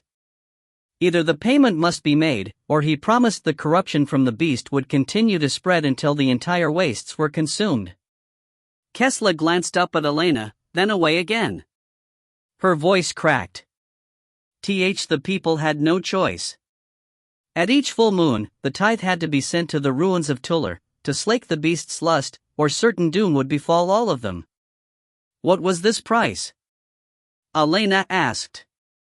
Kesla shook her head, a sob choked from her throat. Tell us so we might understand. It was a tithe of children. What? Elena could not stop her gasped outburst. Kesla rocked slightly in her seat. 30 children with each moon, one for each day of the passing cycle. Sweet mother, Joach mumbled by the hearth. He finally tore his gaze from the fire. One day, Kesla said, a group of village elders came to Alcazar, loaded with gold and jewels, begging for the help of the guild to slay the beast. Of course, once Master Belgon heard the story, he refused them. Erril snorted again. Just like a true assassin. That bunch are cowards at heart, slinking in the dark. Kesla frowned angrily. No, you don't understand. He refused their gold, but accepted their challenge. He took only one item from those who came. And what was that? Joach asked. Kesla turned to Elena's brother. She nodded to his belt where the nightglass dagger hung. It is a treasure equal to all the other wealth offered. But Master Belgon did not accept the dagger for its worth. One of the village elders was a shaman. He said, according to his scrying bones, only this dagger could slay the beast. Why's that? Joach asked, touching the dagger. The weapon had been used before to slay the monstrous beast that had once protected the tyrants of Tuller. It had freed our people then. The shaman believed it could again. I don't understand, Elena said. Why carry it all the way here? The shaman and Master Belgon spent an entire half-moon talking, reading old scrolls, throwing scrying bones. They learned that the original beast of Tuller had been protected by a fierce armor, and even the dagger alone could not penetrate its skin, not without. Kesla turned to Elena. Not without first wetting the blade in the blood of a Witch, drawing her magic into the crystal. In the most ancient past, it had been the magic of Sisycopa. Erril hissed. The Witch of spirit and stone. My ancestor, Elena added. The girl nodded. Word had spread of your victory, of a new Witch born into our lands. I was sent here by swift horses through the crumbling mounds to the sea, and from the coast by boat. Master Belgon told me what to watch for, a blood mark of the Witch. If impaled and left for one night, the dagger would draw her magic inside it. Only then could there be any hope of defeating the beast of Tuller. Elena rubbed her palm on a knee, remembering the burning drain of her magic. The dagger had absorbed her Witch fire. Tell us of this beast. Kesla shuddered. Only one person has seen the monster, the man who leads the children to their doom. He told all who would hear about the horrible beast hidden in the ancient fortress. Kesla's voice cracked with fear. It was the ghoul of Tuller reborn after ageless centuries, come to life once again to destroy our lands. The ghoul of Tuller? Kesla turned once again to Joach. The beast who once guarded Tuller. Its image entwines the dagger's hilt. Joach slipped the weapon free and held the dagger up. A feathered serpent lay curled around the hilt, its beaked mouth open in a silent, fanged hiss. The basilisk, the ancient totem of Tuller. Elena stood abruptly and crossed to Erril. It must be the Weirgate. He nodded. And the children. Ebonstone always craves blood. Elena paled with the thought. All those sacrifices. Kesla spoke up. That is all I know. I have a boat waiting to take me back to Alcazar. The dagger must be returned to Master Belgon. And it will be, Elena said, turning back to her. Kesla sat up straighter. You'll let me free? Yes, but I'll send you back to Alcazar more swiftly than any boat or horse can carry you. Tomorrow morning, one of the elven windships is set to fly to the southern wastes, to seek out and destroy the very beast that plagues your people. Kesla's eyes grew wide. For your freedom, I ask that you swear a new oath to me, to lead this ship to Alcazar and let us aid your guild in ridding your people of this curse. Can you promise me this? Kesla bowed her head. I can only promise to lead the way to Alcazar. I cannot speak for Master Belgon. He must decide for the guild. Fair enough. Elena nodded to Joach. Free her and take her to the Eagle's Fury. Introduce her to Prince Rickald and let him know my wishes. Erril and I will join him later to go over the plans in detail.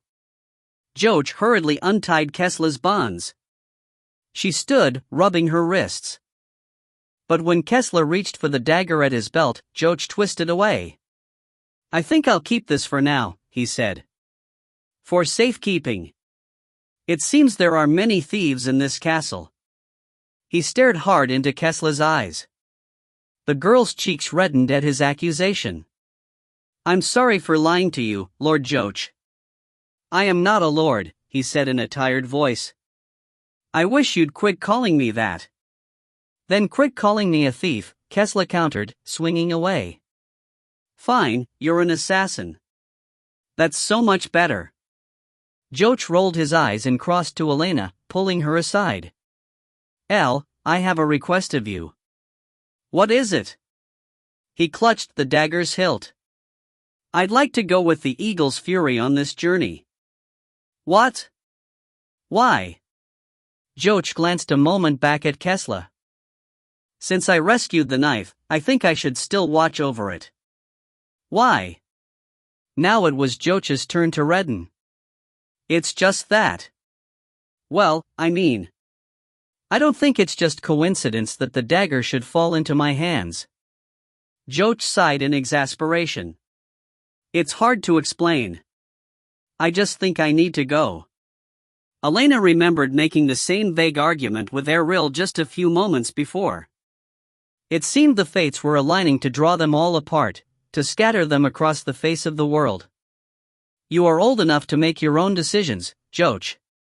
If you feel this is a path you must follow, I will not stop you. A grin appeared on his face, and he stepped over and hugged her. Thanks, Elle. I knew you'd understand. Actually, I don't understand, she said in his ear. I would rather you stay here.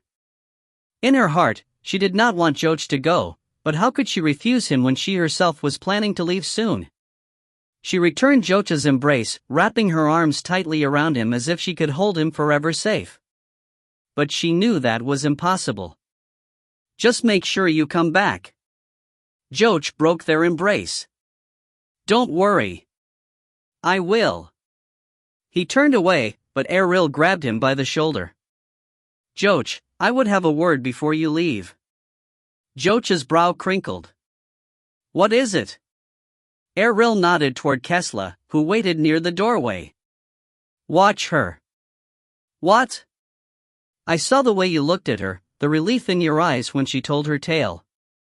Do not let your heart cloud your judgment. I don't. Erril squeezed his shoulder tighter. Once you thought me a creature of the Dark Lord. Now you accept this story from a confessed assassin without a second thought. Here could be another trap. Joach's face crumbled into confusion. Elena leaned forward, intending to argue against Erril's suspicions. She sensed no menace in this girl, only honest fear for her people. But Elena held her tongue, withdrawing slightly. Perhaps simple caution was warranted. Joach glanced toward Elena and saw the agreement in her eyes. He sighed, and his face hardened. I will be wary both in heart and action. With those words, he backed away, gave a final nod toward Erril and Elena, then crossed to Kesla and departed. Elena watched them leave, her chest already aching for her brother. Only Erril remained in the room. He stepped beside her, reading her heart. It is not easy seeing someone you love walking willingly into danger, is it? He said quietly. She leaned into Erril, too tired and pained for words. Leagues away, in a cave hidden deep within the stone forest of the northern coast, a lone figure crouched over a shallow hole dug into the granite floor. Intoning words of power, he slowly poured quicksilver from a bowl into the hole, filling the cavity to its rim. In the meager light cast by the clouded skies outside the cave, the surface of the quicksilver pool shone like a mirror, reflecting the hooded figure's face. Scowling and squinting with milky eyes, the figure bent closer and studied his own reflection. A crooked finger rose to trace the ancient ruin of a face. He pulled back his hood to reveal a scalp bare of all but a few gray hairs. Soon, he mumbled. A scrape at the cave's threshold drew his attention. Silhouetted against the light stood the thick form of his servant. The creature stood no higher than his waist but was all gnarled bone and muscle. It was a stump gnome, one of the few creatures that could live for long in the poison forest outside. A simple twining spell had tied its will to his. "Come closer, Rook," he ordered sharply. It grunted. Gnomes had little more intelligence than a trained hog, but they were strong and single-minded. It shambled into the cave. Closer now, its face was also similar to a pig's. It was as if someone had smashed its muzzle with a club. Under ice the size of polished black pebbles, its face was all flattened nose. Two peaked ears sprouted like afterthoughts on either side of its leathery skull. "Do you have what I asked?" Rook forced his thick tongue to form words, fangs glinting yellow and rotted. "Yes, Master Gr. Gresham." The stink of the beast reached the dark mage in the close quarters. Like a barn of wet goats, Gresham thought, wrinkling his nose at the stench. "Then leave it and be gone," he snapped. With the heave of a thick shoulder, Rook tossed his dead quarry at his master's feet. The doe's neck lay twisted the wrong way, recently strangled by the hard hands of the stump gnome. Gresham nodded his approval. His servant must have traveled far to find such an untainted animal.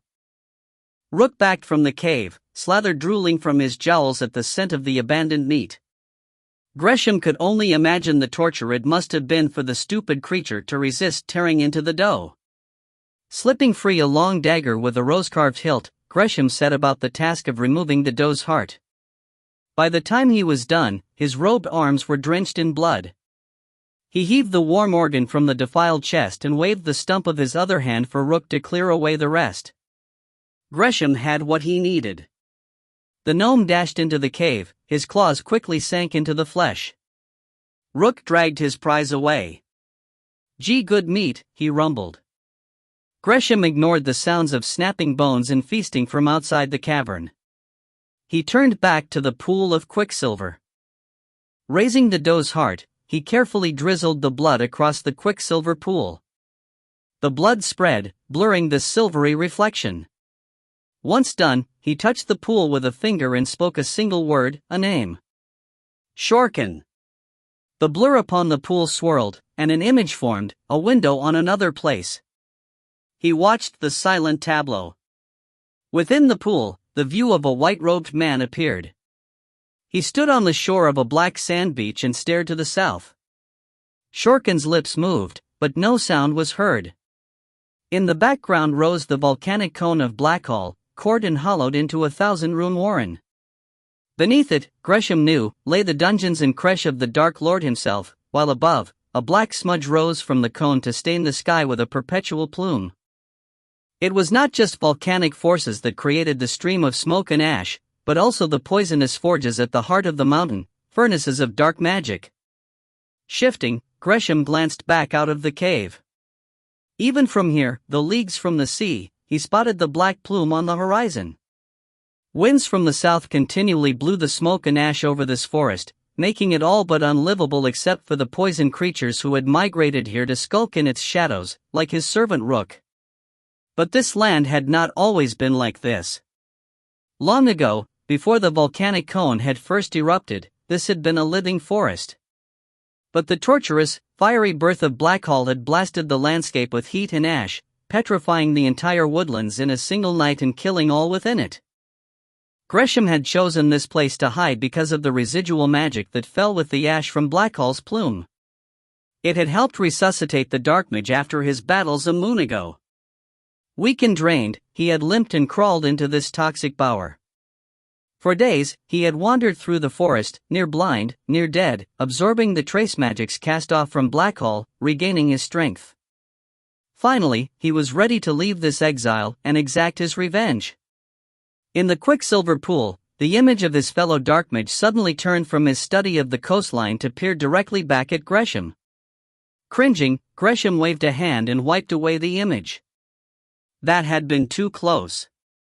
Shorkin must have sensed his spying and had almost caught him. But at least Gresham knew where one of his enemies lay, at Blackhall. "So, Shorkin, you're still licking your wounds," Gresham whispered with grim satisfaction. Gresham had noted the black burns and pale healing flesh that marked the once handsome face of Shorkin. It seemed even the Dark Lord's pet had not escaped unscathed from the battles of Aloha Glen. Good. Gresham allowed a smile to form on his lips. For too long, Shorkin had mocked him with his handsome, youthful face.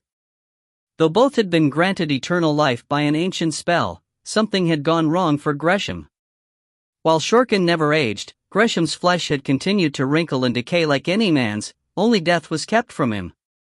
He smiled wider, a dry cackle flowing from his thin throat. Now Shorkin knows what it's like to be disfigured. Retrieving the doe's heart, Gresham again cast his spell. This time he dipped his finger into the quicksilver and spoke another name. Elena. The blood blurred again, and a new image formed. Gresham crinkled his brows, momentarily confused by the view. The fiery-haired Witziage stood at the rails of a mighty ship, 3 masts towered behind her. But the seas were nowhere to be found. Then Gresham realized she must be aboard one of the Elden windships. He noted the position of the sun. The ship was heading away from the setting sun. East? Away from Olasea? A single tear rolled down the woman's cheek as she stood at the stern of the boat. He smiled again. Was she trying to flee? Leaving Olasea? He adjusted the mirror's view. Far away, past the peaks and spires of the island city, 2 other windships sailed for the far horizons, one north, one south. Gresham noted how the Witziage seemed to be staring at the ship fleeing southward. He watched as her lips moved. Though no sound came, he knew whose name she formed, Joach. Gresham's fist clenched. The brother of the Witziage. The cursed boy who had thwarted Gresham twice, even destroying his staff in their last confrontation. So brother and sister are separating, he thought as he studied the mirror closer. Trying to escape the backlash of the Golgotha.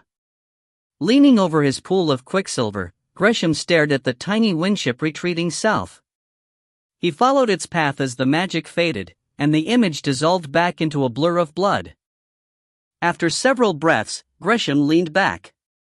He could try the spell a 3rd time and find out more of Joach's exact destination, but he dared not risk draining more of his energy in such spying. Not when he had yet another complex spell to cast. Standing with a creak and crack of old bones, Gresham reached to the wall of the cave and retrieved his new staff.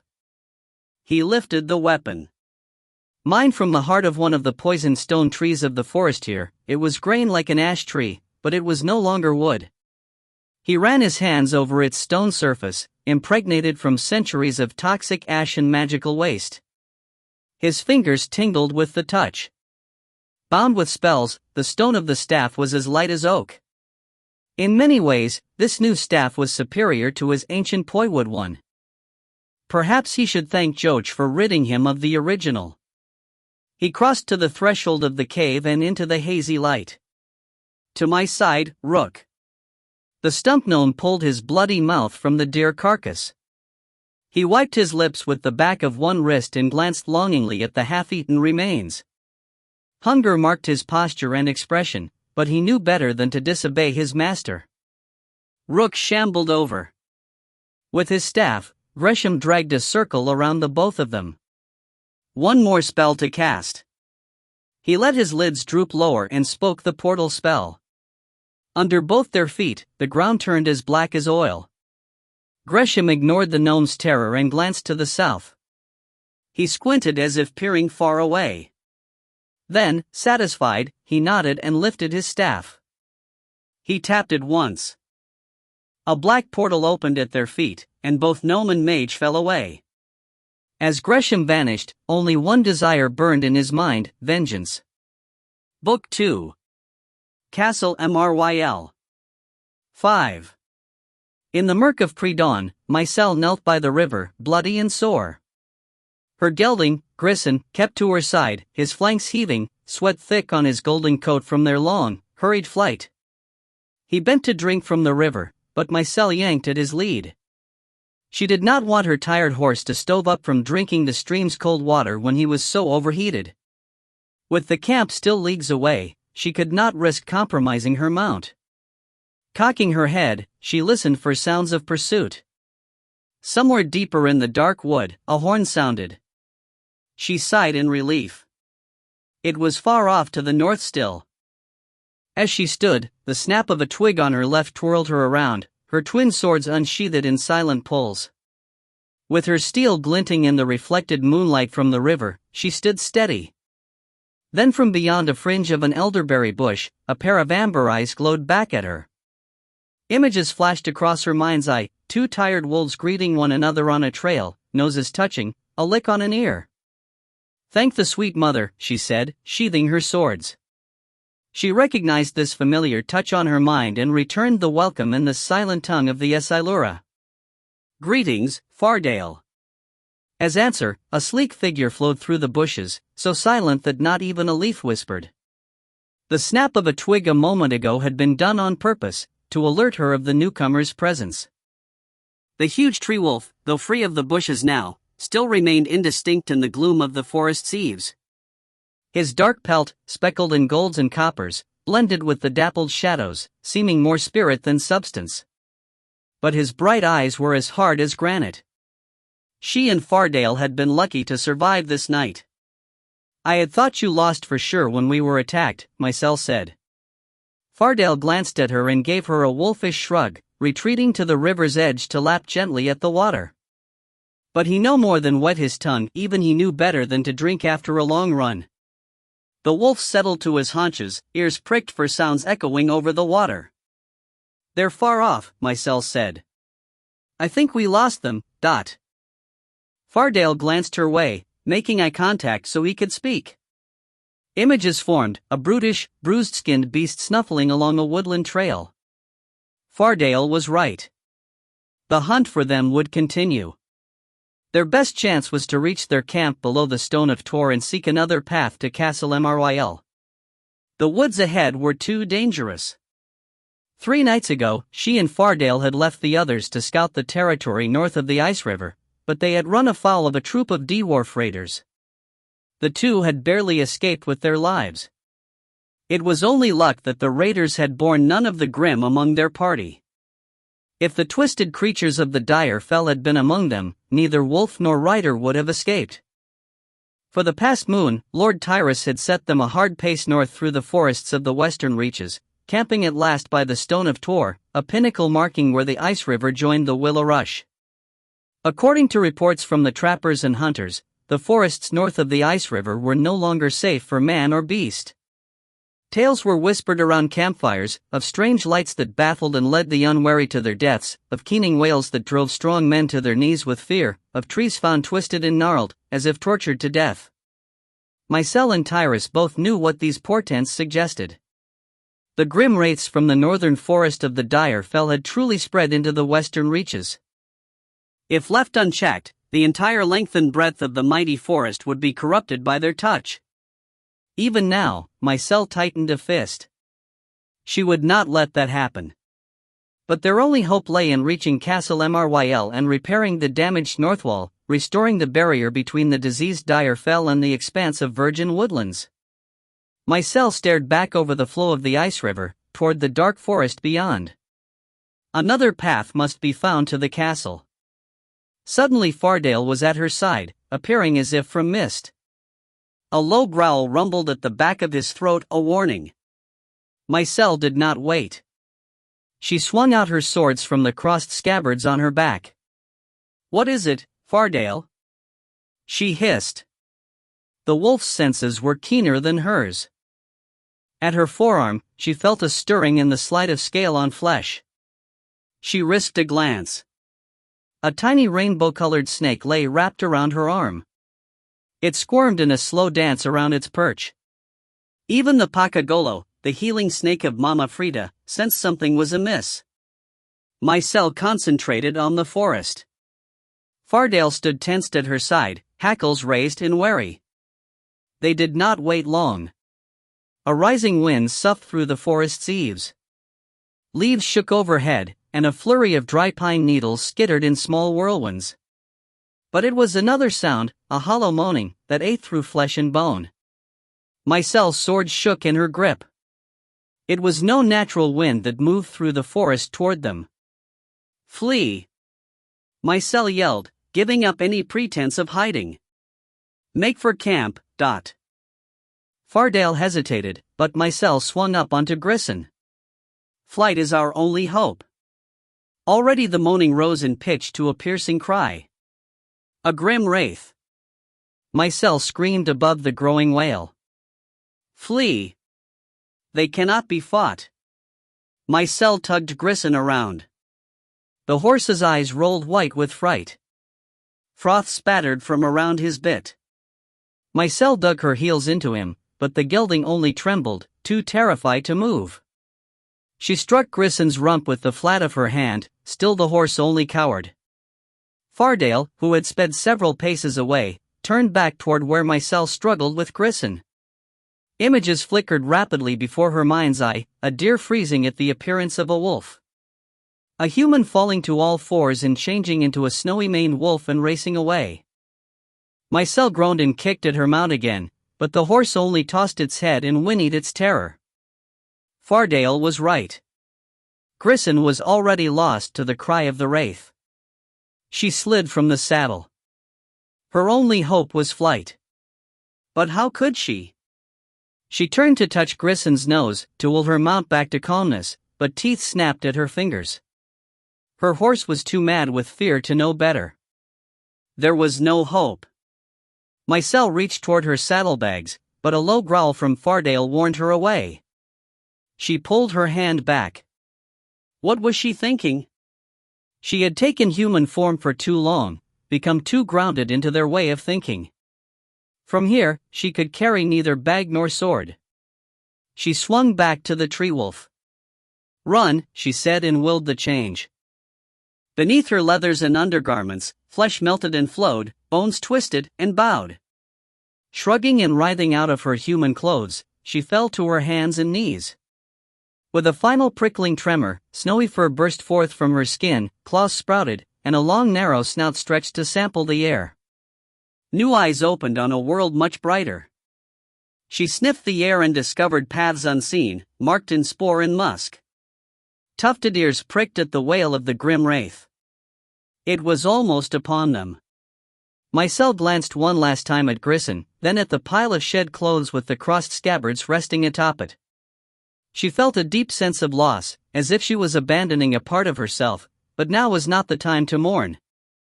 All she could carry was the small snake nestled in the fur of her forelimb. The Pakagola was one item she must never lose. It had helped resurrect her in Port Royal, and now its magical bite was still necessary to sustain her. Turning on a paw, she flashed past Fardale and dashed away. He joined her, two shadows fleeing, now just two wolves of the wood. Behind them, a sudden scream of terror rose from Grissom, the cry unlike any Mycel had heard from a horse before. She glanced back in time to see a dark shape sweep over her loyal mount. It was as if a shredded piece of shadow had torn loose from the world and attacked Grissom. Mycel's keen nose caught the coppery scent of the horse's panic. She slowed her pace, turning slightly. Flee, she willed Grissom. Whether hearing her or merely finally sensing the true peril, Grissom broke for the cover of the wood. But as the horse brushed under the limbs of a black pine, the shadowy wraith flew through the same tree's branches, and a tangle of roots suddenly shot up and snagged the horse's limbs. Grissom squealed again, a cry of death and defeat. The wraith descended on its trapped prey. As it draped over its meal, the nearby trunk of the black pine twisted. Overhead, its branches scrabbled and writhed into tortuous tangles. It was as much a prey as the horse. As the grim wraith fed, life drained from both wood and flesh. Green pine needles yellowed and showered down, the flesh of her mount sank to bone. It was as if their very essences were being sucked away. Soon all that would be left was a pile of bones under a twisted grave marker. That was all the grim ever left behind. Mycel swung around as her horse's cries grew strangled. She could delay no further. They had best be far away before the forest wraith finished its meal and sought more nourishment. No one knew how to defeat a wraith. It was rumored they could be held off with silver, but such claims were just myth. At Castle Mryl, she had been taught that the only guard against the grim was continual vigilance. Their deathly moans always preceded an attack. A keen ear and a swift retreat were the best defense. Acknowledging this adage, she raced after Fardale, following his scent as surely as a well-marked trail. For the better part of the long night, the two wolves fled through the forest, splashing along brooks and streams to confound any trackers, constantly alert for the telltale wail of a grim wraith. But the night remained quiet, almost hushed. They stopped only to feed briefly on the steaming remains of a small hare caught by Fardale. To her wolfish tongue, the blood and raw meat tasted like the finest wine and roasted loin. Despite the terror and hardship of the long night, Mycelle could not suppress a tremble of exhilaration. It had been so long since she had run free and sampled life in a new form. Fardale must have sensed her elation. His eyes shone at her over the bloody remains. An image formed, a lone wolf tired and pad-sore, rejoining its pack after a long night's hunt. She growled her assent. It was like coming home again.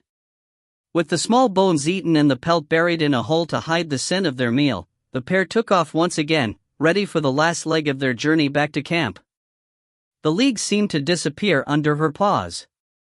She and Fardale settled into a pace both swift and steady. Mycelle thought she could run like this forever.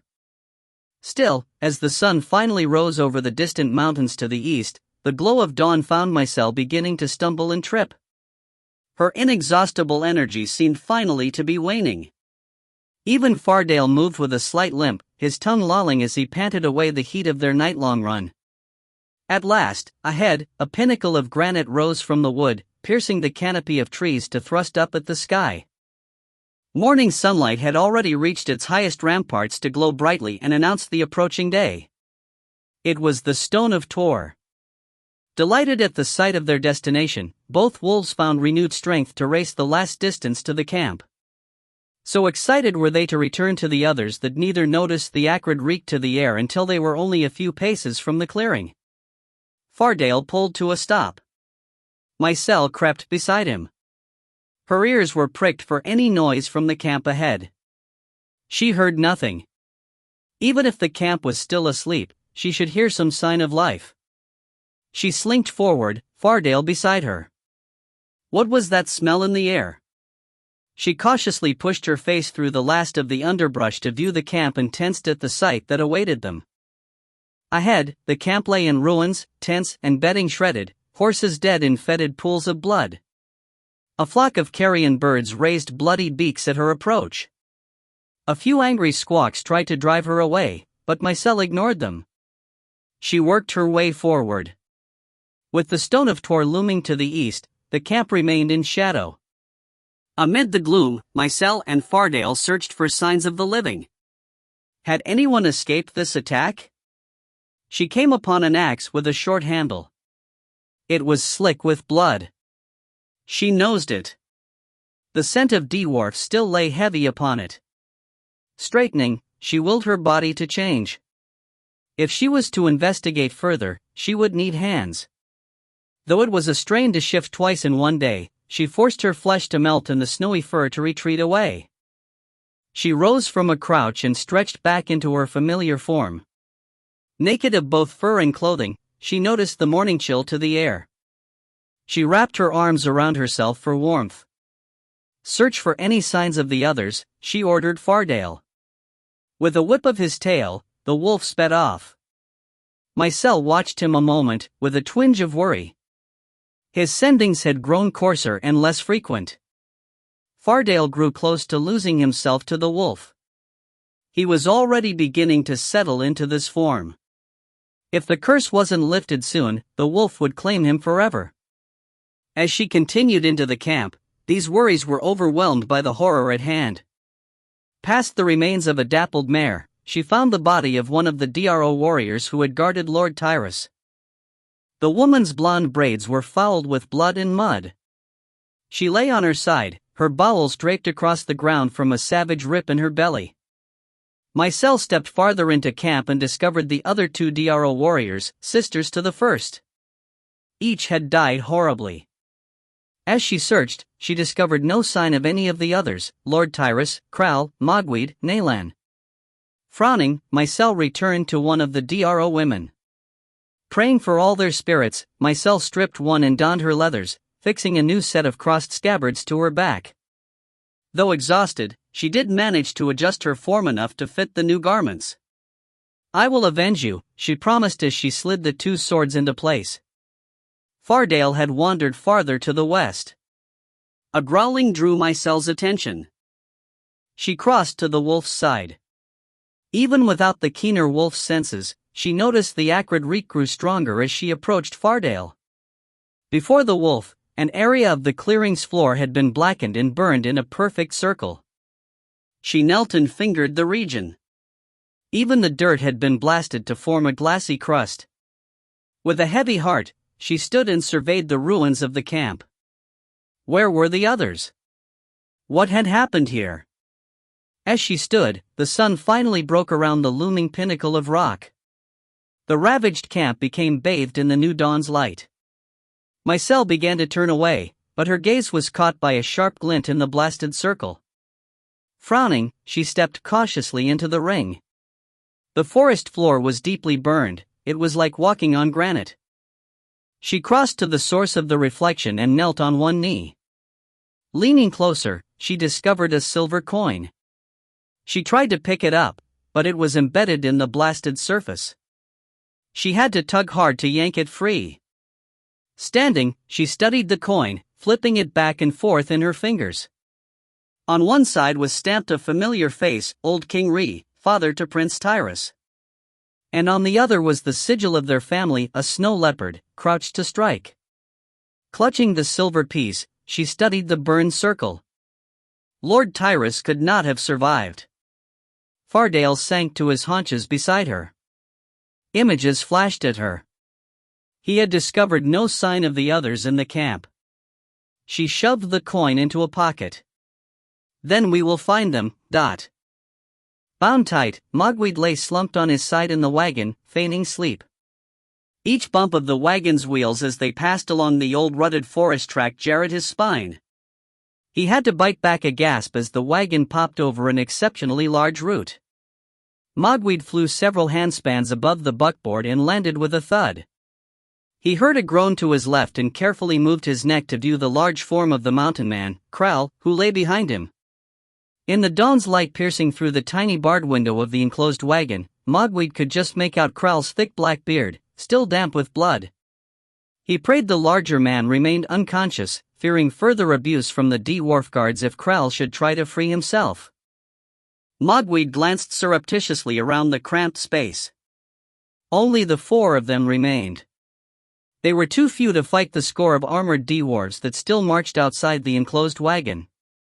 If only I had remained awake at my post.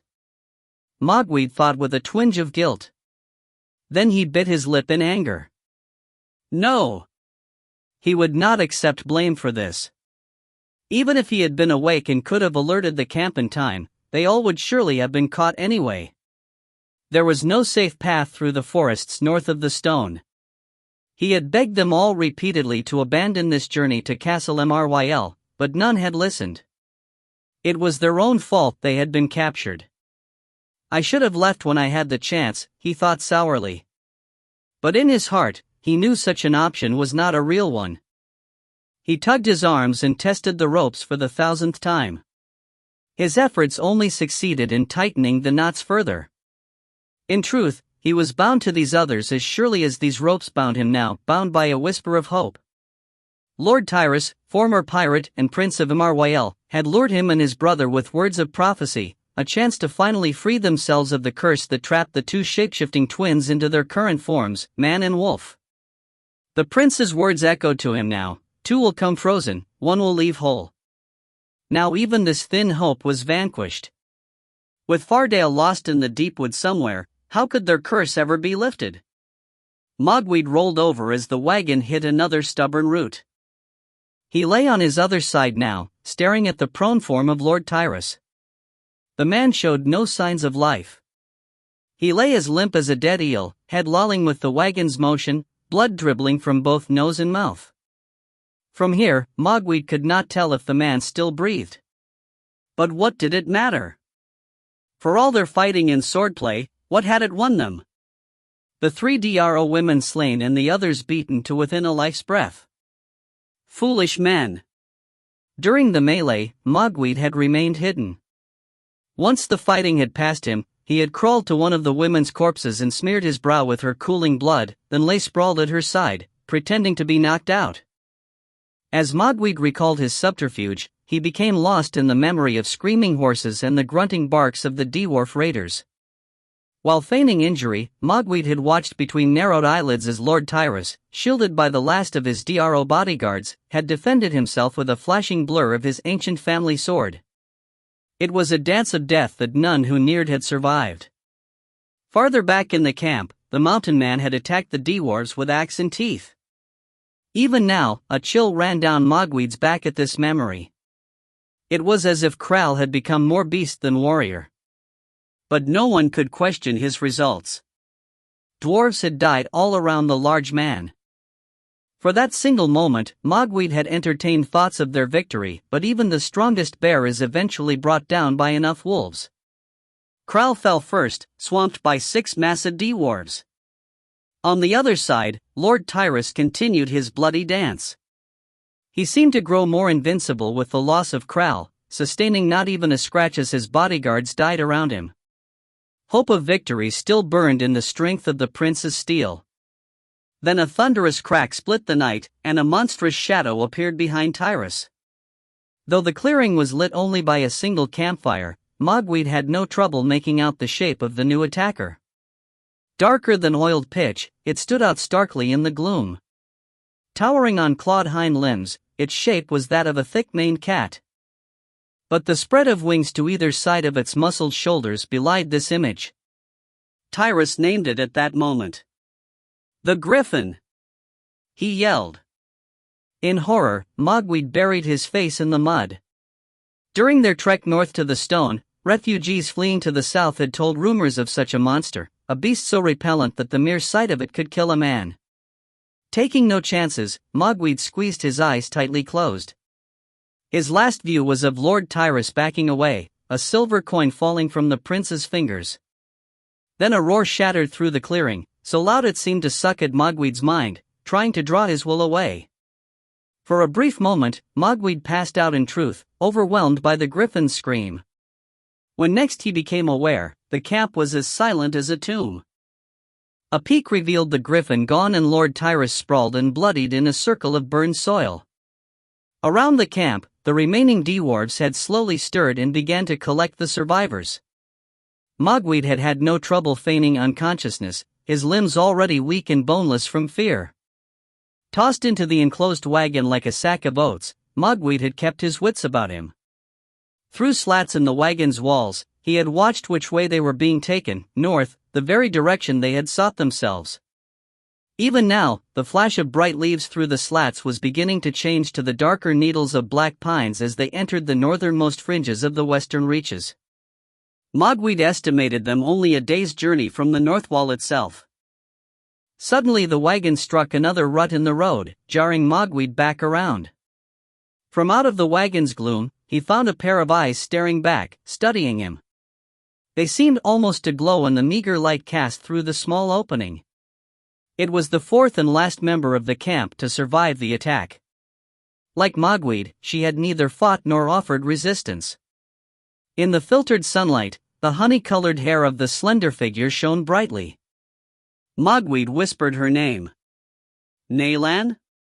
He expected no answer.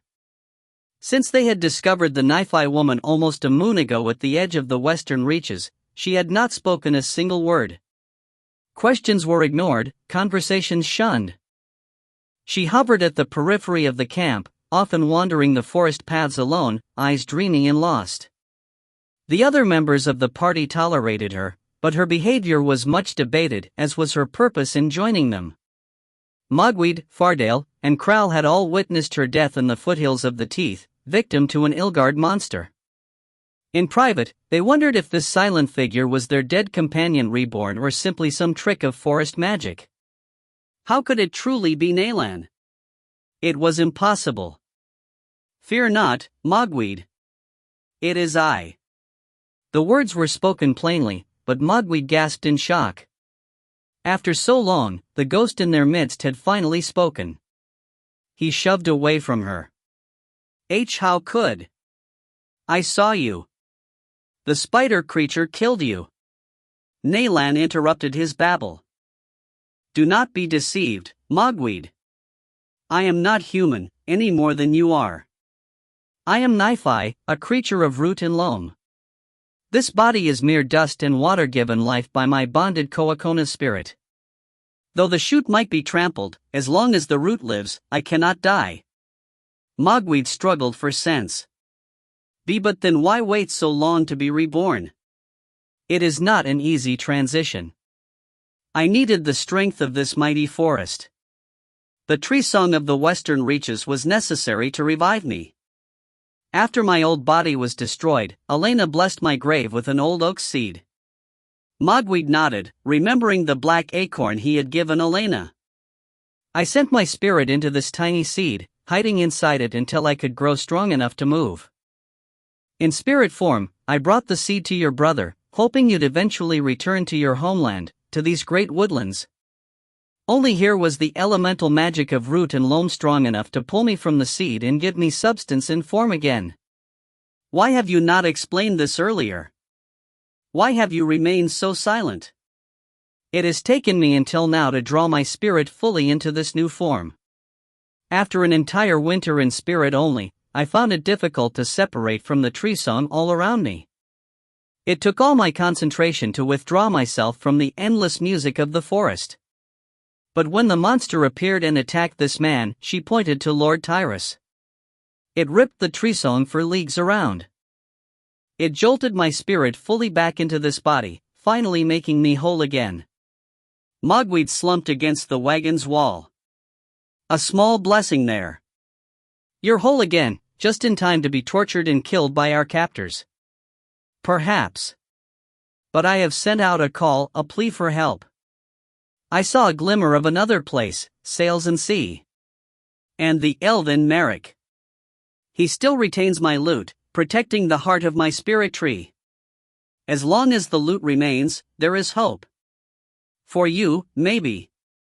If I die, I don't come back. Naylan didn't seem to hear his words.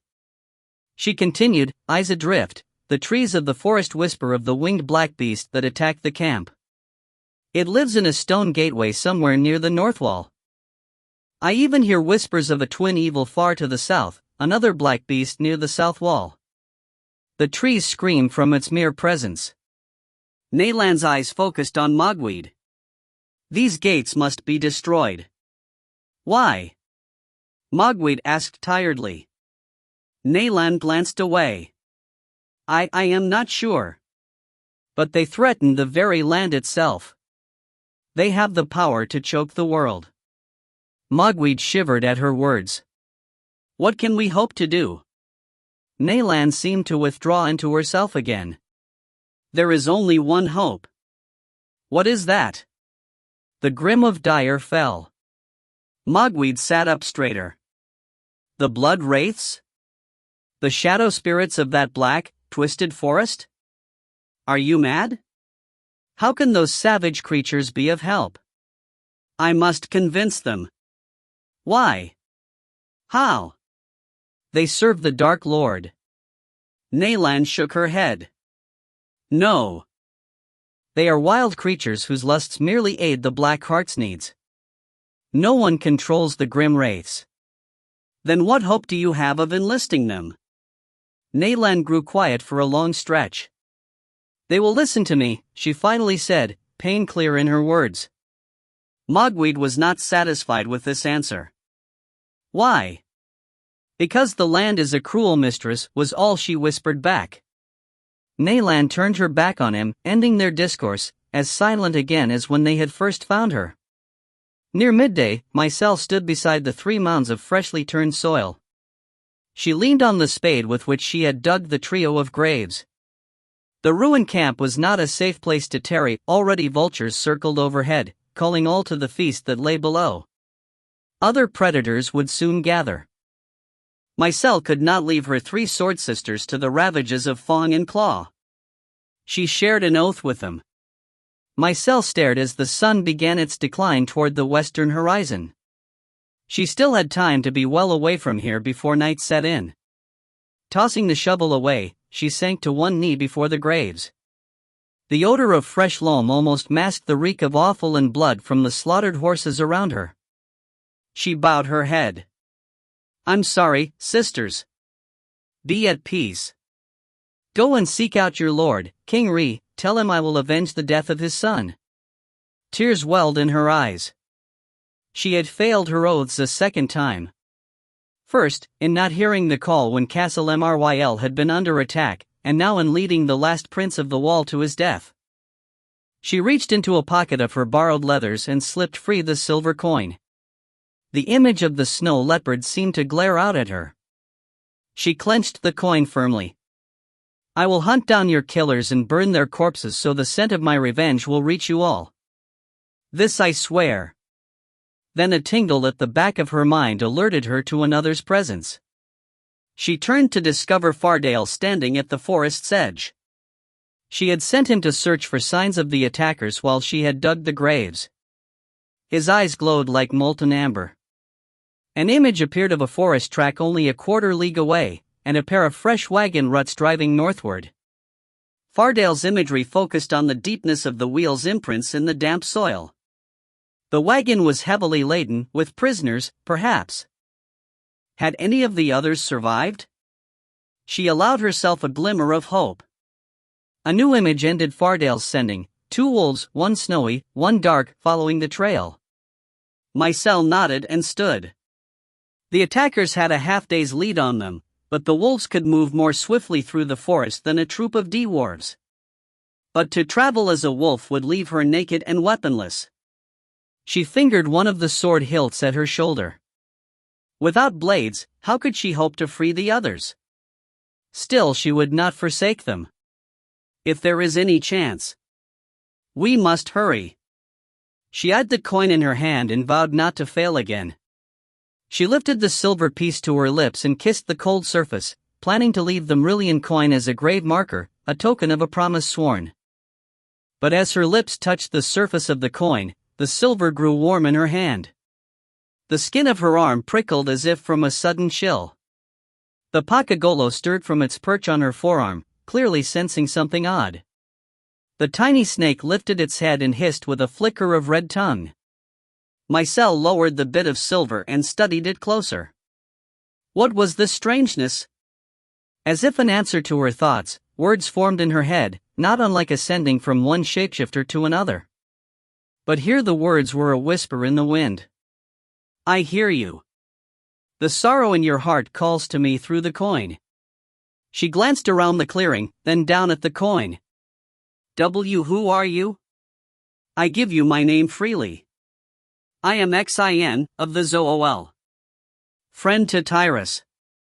Share your name so I might forge this link more strongly. Mycelle did not understand any of this. She remembered the prince mentioning the black-skinned tribesmen, ex-slaves he had freed. He had hinted at some magic in their leader. In fact, a few days passed, after their group's first skirmish with a dwarf scouting party, Lord Tyrus had sat by the campfire, clutching this same coin. He had claimed he could send word out to the east, to warn of the danger and to spread the rumors of the griffin beast. But afterward, he had pocketed the silver with a frown, unsure if anyone had heard him. Too far, he had mumbled, and would speak no more of it. But apparently someone had heard him. She clenched the coin and spoke her name. I am Mycelle. I accept your name, Mycelle of the Dro, the voice responded solemnly. I know you well from the words of others. We come even now to seek you out. Speak where we might find you. Your link is strong, so you must not be far. She frowned. How was that possible? The last time she had seen the Zool tribesmen, they were leaving with Tolchuk and Merrick to find Elena out in the distant archipelago, thousands of leagues from here. No, I am too far, she answered.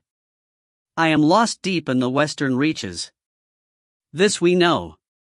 We already fly over the great green sea. Tell us where. Mycel stared up at the sun, her mind awhirl with confusion. How? Merrick of the Elven. We fly his ship of the wind. She gasped. Merrick?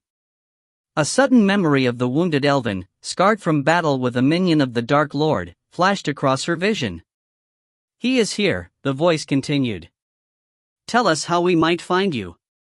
I tire quickly and cannot maintain this link much longer.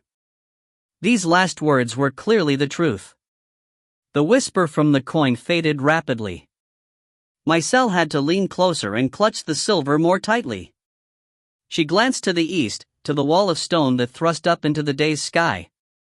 The Stone of Tor. She yelled, fearing she would not be heard as the coin grew colder in her palm. I will meet you atop the Stone of Tor. She waited for a response, some acknowledgement. But the coin remained silent, cold again in her palm, just plain silver. She clamped her fingers around it, trying to hold back the magic. Fardale nosed her fist, startling her. She glanced down to the wolf, and in the silent tongue of the Esilura, she explained the strange contact. The wolf's response was skeptical, a mother wolf nosing a dead pup, trying to wish it back to life. You may be right, she answered aloud. I don't know. She turned to study the straight peak of granite jutting up past the tallest trees. Its distant heights glowed in clear sunlight. Across the spread of forest, the protruding stone would be a clear mooring spot. None could miss it. Still, her face remained grim. Had she been heard? And what was coming? What had she called forth from the coin? She lifted her fist to her chest. There was only one way to find out. From the camp, a thin trail could be seen winding from the base of the steep peak to its summit, a darker trail against the black stone. Let's go, she said, leading the way. Let us discover if a dead man's coin holds any true magic. As the sun neared the western horizon, Merrick stood at the prow of the Stormwing. Dressed in a loose linen shirt and billowed leggings, he sensed every current in the air. Normally his silver hair was kept long and loose, free to the winds, connecting the Elven even more intimately to his skies. But no longer. Merrick passed his palm over his ravaged scalp. Though his silver hair had grown long enough to comb, his locks were not long enough to appreciate the breezes, to extend his connection to the winds. He lowered his hand. He should not complain. His intimate connection with the ship more than compensated for this loss. Though Merrick had been gone from her planks for over 2 winters, the Stormwing already felt like an extension of his own body again. Only an elemental of sufficient strength had the power to fuel these ships of the clouds and keep them aloft. And it was through this elemental contact that ship and captain became one. As he stood at the prow, Merrick sensed every screw and nail in the ship, felt the snap of sailcloth as if it were his own shirt. Each creak of the hull reverberated like the aching joints of his own limbs. Aboard the Stormwing, it was as if he were whole again. The tortures and brutalities in the cellars of Shadowbrook dimmed to a distant memory. He could almost imagine such horrors had happened to someone else. Here, flying among the clouds, Merrick felt immune from the evil in this land. But in his heart, he knew such security was as insubstantial as the thin clouds they scud through. Not even the skies were safe from the corrupting touch of the Dark Lord. During his journeys, Merrick had learned firsthand how the land, the sea, and the sky were all interconnected. The elemental energies of the world were an infinite web, overlapping, woven, twisted and tied together. One element could not be tainted without affecting another. He had tried to explain this to his mother, Queen Trottel, but he feared such ideas had fallen on infertile soil. Such were the ways of the Elven.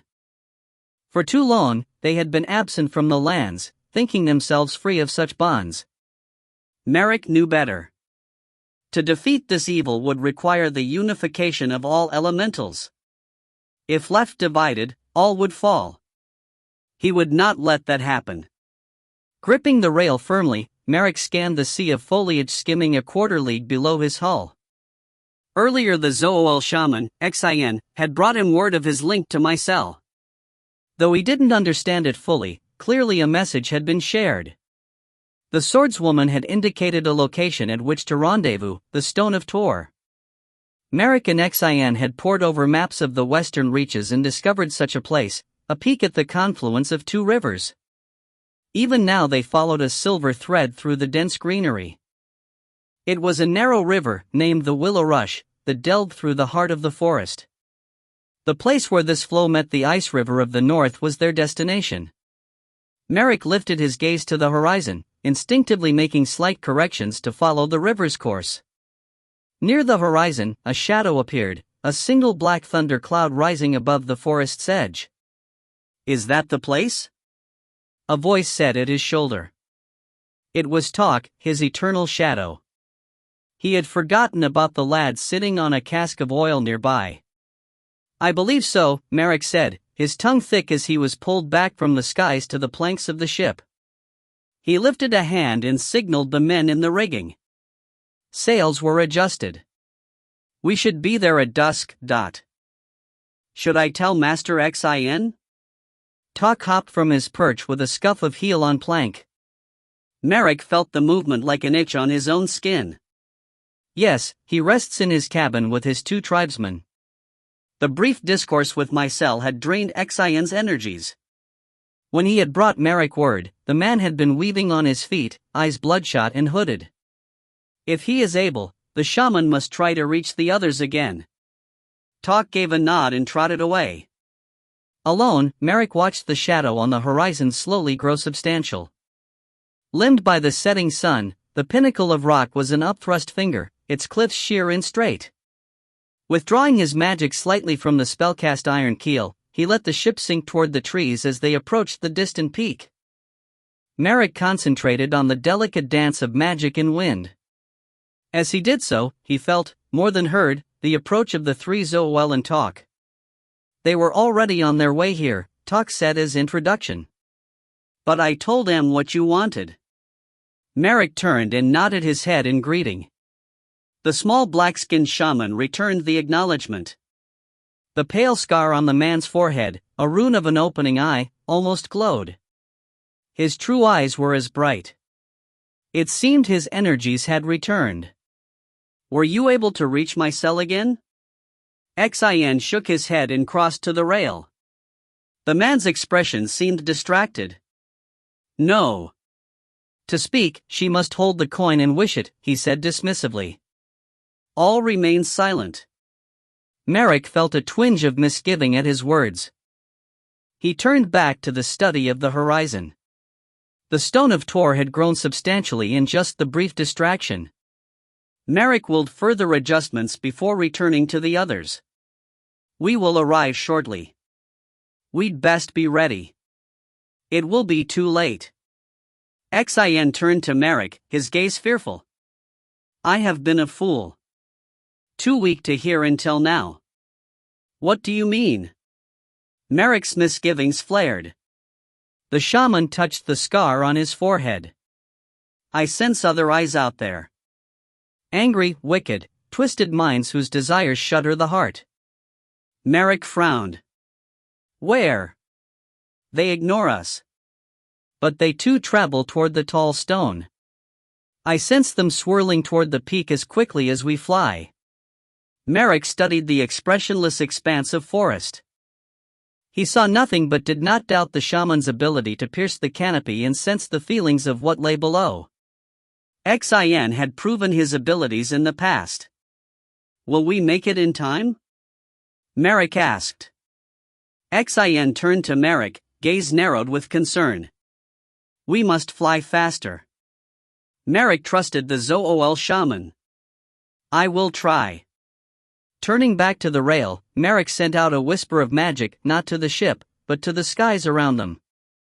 He strove to draw the winds to his sails.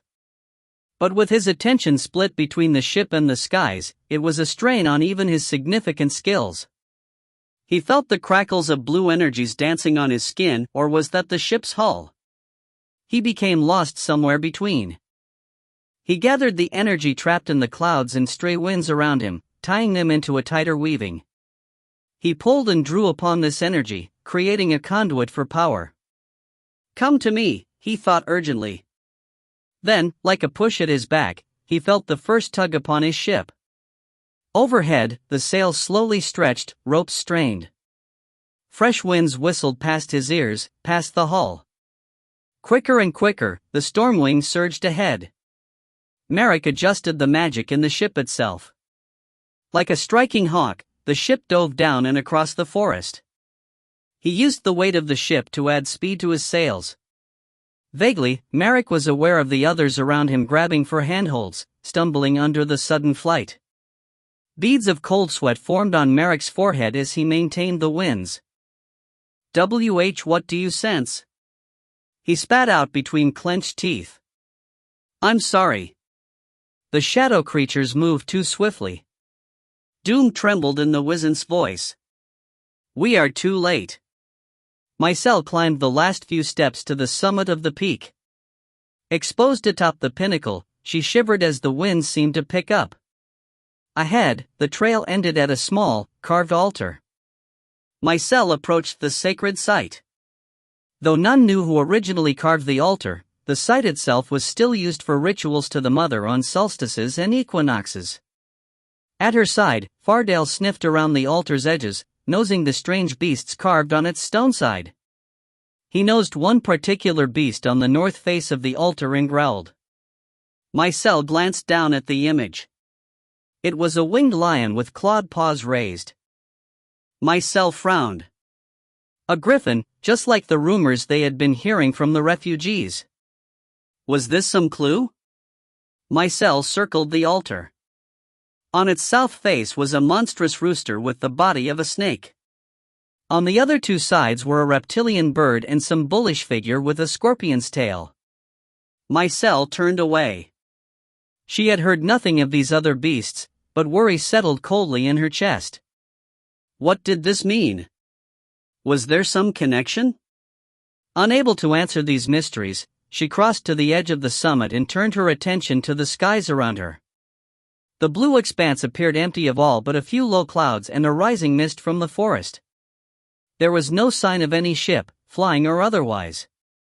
Standing at the cliff's edge, she pulled the silver coin from her pocket. She clutched it. Had the journey been for naught? Had they wasted half a day pursuing phantoms? Even now she wondered if it all had been a dream. It did not seem real. Suddenly the coin grew warm in her fist again. An urgent voice entered her head. They come! Beware the forest. She raised the coin, relief mixed with fear. She had not imagined the voice after all. Who? Who comes? Twisted creatures with diseased thoughts. They surround the stone even now. Mycelle glanced back at the altar and peered over the edge at the woods below. Creatures? She saw nothing amiss. We're already at the summit, she said. I don't see anything. They are there. But we come swiftly. She lifted her eyes to the heavens. Still she saw nothing.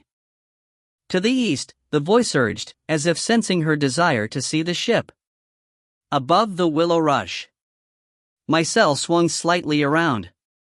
She squinted her eyes. Nothing. Then the barest glint of sunlight reflected off something hanging above the trees near the horizon. As she watched, it slowly grew in size. She could just make out a flurry of sails. She stared in wonder. A flying ship. Could it be? Fardale whined at her side. He must have spotted the strange vessel, too. She glanced briefly down to her fellow Asiloran, but the wolf's keen eyes were not on the skies.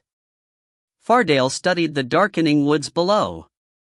Though the peak's height was aglow as the sun set, the forest below was already lost in dusk and mist. Mycelle followed the path of his gaze. What is it, Fardale? His only answer was a low growl. Tell me what, she started to say. Then she heard it, too. It came not from coin or wolf, but from the forest itself. A cry rose with the wind from the woods below. The wind itself? Mycelle knew better. She stared harder. Near the base of the peak, trees began to twist and curl, tortured by something unseen in the shadows below. Mycel now knew what the speaker from the coin warned against. Twisted creatures. Not the mythical beasts from the altar, but something worse. It was the Grim. Mycel stepped along the summit's edge. All around, trees writhed and limbs flailed, leaves grew brown and drifted on the twilight breezes. It was as if the cry from below was the scream of the tortured trees themselves. But Mycel knew it came from the wraiths, hundreds of them. From here, she spotted shadows shifting among the misshapen trunks. She did not understand this strange gathering. The wraiths were generally solitary creatures, seldom found in more than a pair. What had drawn them all here? And what stayed their hands now? Below, they simply milled and churned. As swiftly as they moved, they could be atop the summit in only a few moments.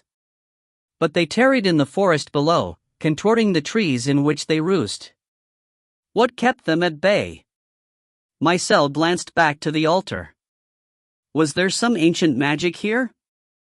For the 1000th time since beginning this journey, she wished she still retained her seeking skill, an ability to read the magic around her. She felt as if a vital sense had been stolen from her. She lifted the coin and spoke. I see the creatures, but they hold back for now. Hurry, before their numbers give them the courage to assault the peak. A fading whisper came. We hurry. Be ready. She turned and found Fardale's eyes upon hers. Images formed, a snowy feathered bird taking wing from the peak and flying high into the sky, away from the twisted forest. No, she answered him aloud. I will not abandon you. Fardale shrugged and turned away, as stoic as a real wolf. Mycel returned to studying the forest and sky. The wail of the Grim echoed off the cliffs.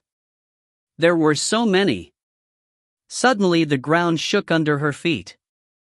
She fell to her knees to keep from tumbling over the edge. Crawling closer, she peered below. Around the pinnacle, hundreds of trees had uprooted themselves, many of them 1,000-year-old giants. In packs, they attacked the stone's base with their gigantic roots, digging into cracks in the granite. Mother above! The forest was attacking the stone of Tor, trying to tear it down.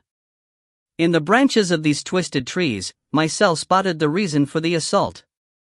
The shredded shadows of the Grim perched in those warped branches. The wraiths rode the attacking trees like riders on horses. The ancient trees dug and attacked the rock, yanking chunks with shuddering blows from the side of the pinnacle. As she stared, she suddenly understood how the north wall had been sundered. Even that ancient shield wall, also of granite, could not have sustained such an attack for long. Mycel, on hands and knees, backed away from the edge. She eyed the skies. With the sun setting behind her, the expanse was still bright. She could easily spot the ship's sails now. It lay no more than a league away. In the darkening sky, its keel glowed like a dull coal, ruddy and bright. Even without her seeking ability, Mycel could almost smell the magic. It was this glowing energy that kept the vessel afloat in the air. She clenched the coin. Hurry, she urged. No answer came, but in truth, what words could make any difference? Either the ship would arrive in time or not. Mycel crouched upon the altar as the rock shook under her. For a moment, she entertained Fardale's idea, to shift into the shape of a large bird and wing away from the danger. It was tempting. She did not want to die. She had done so once before and cared not to repeat it. But even a shapeshifter had limits. Most could only summon enough energy for a major shift once a day. And she had already shifted twice this day, from woman to wolf and back again. She had no energy for another change. She stared at the large tree wolf as he steadied himself on wide-placed paws and maintained his vigil on the assault below. Even if she could shift and fly away, she would not. She could not abandon her last companion. She had failed too many others, and that pain was worse than any fear of death. Biting her lip, Mycel turned her attention to another matter of the wraiths. What had drawn the grim here like moths to a flame? If she had that answer. The ground lurched again. The whole peak tilted. Mycel grabbed the altar's edge to keep from rolling. Nearby, Fardale dug in claws and scrabbled to keep his footing, but he was losing his battle and slipping toward the edge. The stone was toppling under them. Fardale. She thrust out an arm, reaching from where she clutched the altar. Fardale slipped farther away from her hand, his hindquarters tumbling over the edge. No! She willed the flesh of her arm to meld and stretch. She had no energy for a full change, but maybe this small shift. She concentrated, straining. Slowly the burn of melting bone answered her silent plea. Her arm thinned and lengthened. Her fingers crawled across the rock.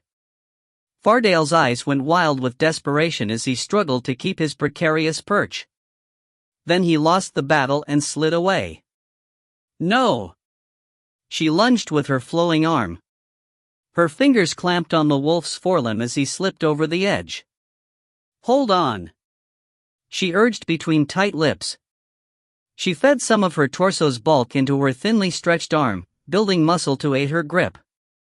In her mind's eye, she became just two arms, one gripping rock, one gripping her friend's flesh. Nothing else mattered. She fed her will with all her strength, her heart thundering in her ears.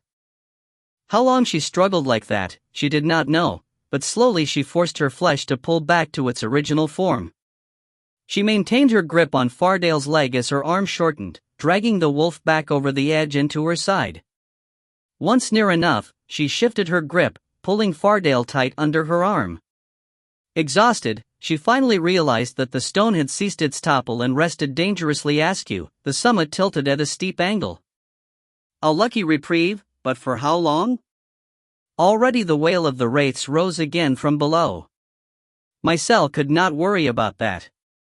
With her eyes squeezed closed, she fought to keep her position on the slippery granite. If she lost her grip on the altar's edge, they would both be lost. As she concentrated on the muscles and fibers of her limbs, she felt loose hairs, those not braided in place, rise over her head. The smell of the air changed, as after a summer's thundershower. Energy! Mycel opened her eyes and cried out in a mix of shock and relief. Overhead, the sky was gone, consumed by a vast wooden hull and a shining iron keel. As she watched, a hatch opened on its underside.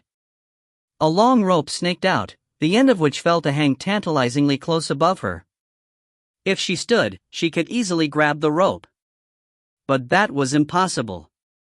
If she shifted even a single muscle, she feared tumbling away. The rock under her, as if to remind and scold, shook again. The pinnacle tilted farther. Sweet mother! So close. A thin figure appeared in the hatch's opening, clearly an elven. The slender man had the rope looped around his belly. He dove from the hatch and rolled down the rope, using the loop's friction to slow his descent. Still, as fast as he fell, Mycel was sure he would tumble from the rope's end and fall to his death. But at the last moment, the agile elven sailor hooked a twist of rope around his knee and ankle and dropped to a stop, hanging upside down from the rope's end by only one leg. Long-fingered hands grabbed the leather of her jacket. Don't struggle, the man warned with little warmth. And keep hold of that dog. As soon as he had her gripped, the length of hemp began reeling back into the hatch above, dragging the elven and his wards upward. Mycel was afraid to trust both their weights to the thin sailor. But what choice did she have? She reluctantly released her grip on the altar and hugged the large tree wolf to her chest with her two arms. They were drawn slowly upward. As her heels lifted free of the rock, a massive crack exploded from below. She gasped at the sudden noise, almost losing her hold on Fardale. Under her toes, the pinnacle toppled away, falling at first slowly, then more rapidly, like a felled tree. Time seemed to slow as the length of stone crashed into the forest. A muffled roar accompanied the collision. Leaves and bits of shattered trunk blew into the sky as high as the flying ship itself. Water exploded far into the air as the felled pinnacle crashed across the willow rush, damming the river and diverting its flow. Tilting her neck, she eyed the opening of the hatch. It seemed a league away. The tackle and pulley that strung the rope from the hatch slowly turned, and she found the eyes of the elven sailor meeting hers.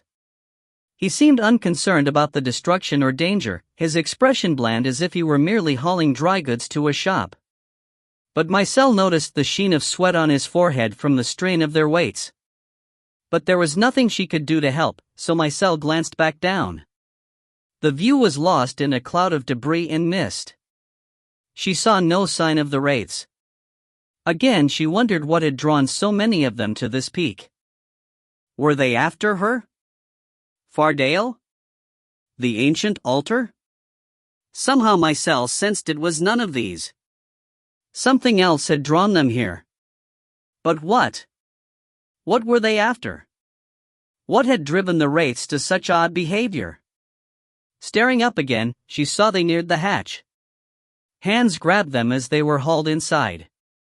At last, Mycelle found firm decking under her heels. She set Fardale down.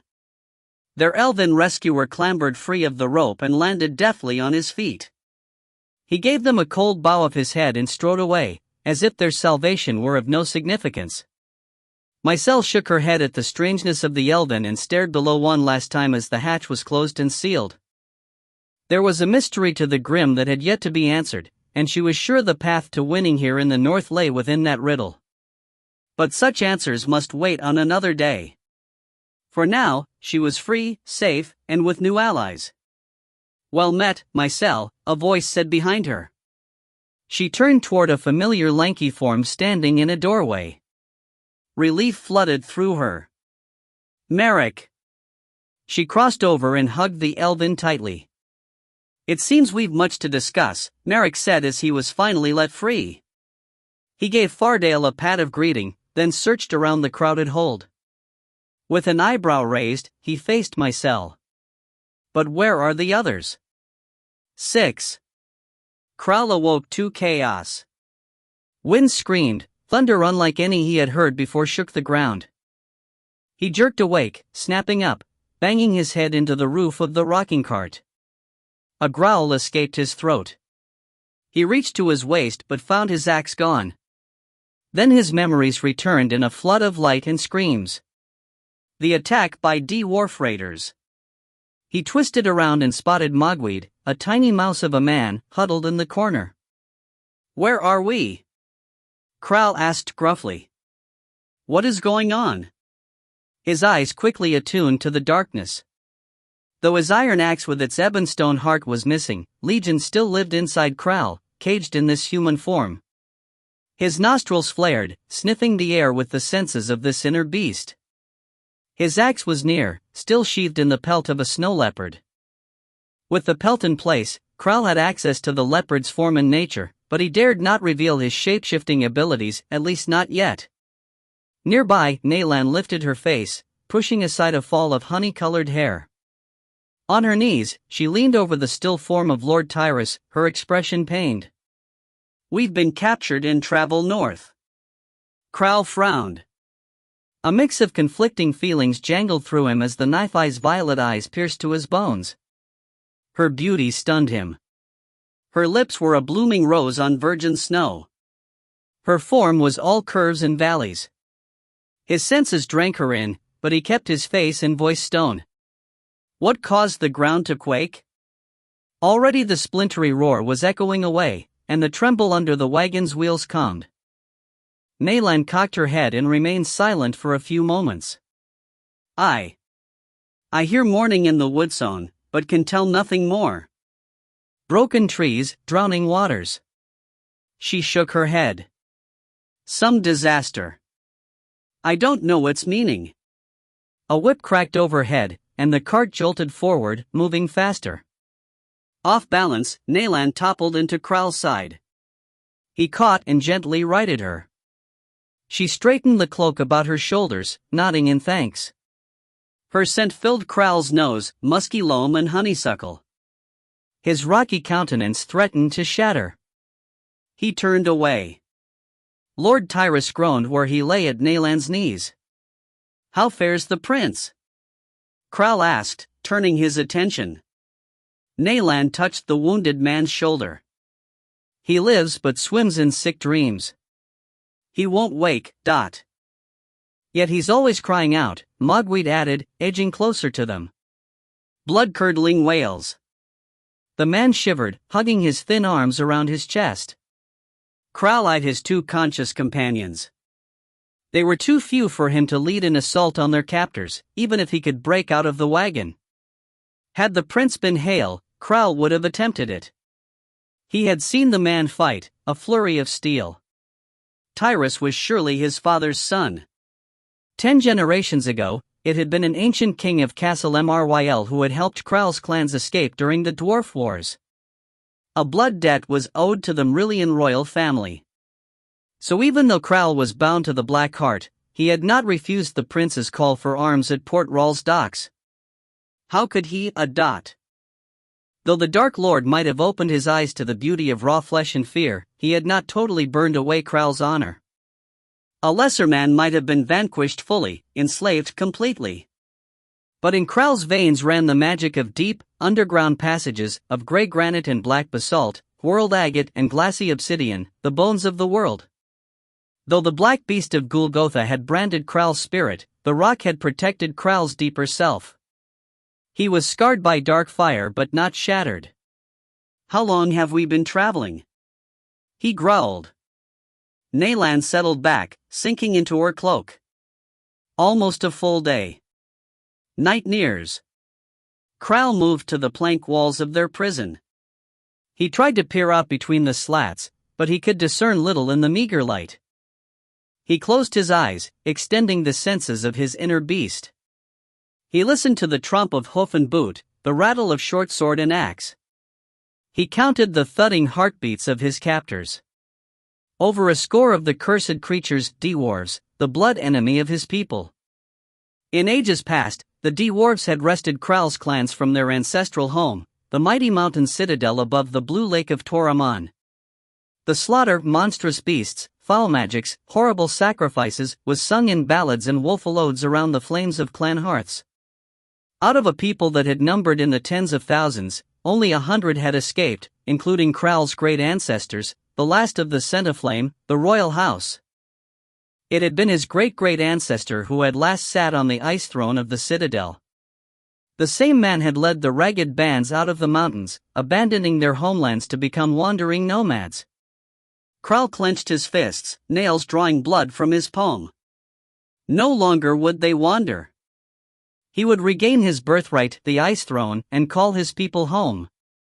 He would restore honor to the Centaflame. This he swore. Lost in the past, he sat frozen as the wagon trundled farther and farther north. He became stone, unmoving. 2 days passed him by. Food was shoved through a slit in the door, moldy bread and a meatless gruel. Kral ignored it. To the side, Nayland tended to the prince, dribbling water over Tyrus' lips. At night, the cold drew the other three to huddle together, but not Kral. He remained fixed, a boulder of granite, waiting, patient. Occasionally the prince would cry out, drawing his eye. Behind his screams, Kral heard the mindless terror and the gibber of the mad. He turned away, dismissing the man. Lord Tyrus' body might live, but surely his mind was gone. So the days passed by. Only on the third day did Kral stir. Night had fully descended, and a bright moon hung high overhead, glimpsed through cracks in the roof. The wagon slowed, and the guttural chatter of the raiders grew raucous amid coarse laughter. "We must be nearing this evening's camp," Nayland whispered. "I don't know," Mogweed mumbled, his face pressed to the forward wall, one eye peering out. "I see torches ahead, through the trees." "It is no temporary camp," Kral warned. He felt the vibration in his blood. Tuned to the world's bones, Kral knew what they neared. He gritted his teeth. He could not believe the others were deaf to the roaring in his head. It was as if they approached the shore of some storm-swept ocean, waves pounding on rock. The wagon continued to slow. New noises intruded, the clash of steel, the whinnying cry of horses, the blare of horns. Kral inhaled deeply, smoke and pine, blood and sun-cured meat, the stink of trench latrines. They were approaching a major encampment. Between the wooden planks of the wagon, a fiery light grew. Calls were exchanged between their captors and outer sentries. As the wagon rolled into the encampment, the noises enveloped them. Fists occasionally pounded on the sides of the wagon, applauding the raiders' success. But still the wagon rolled. "Where are we?"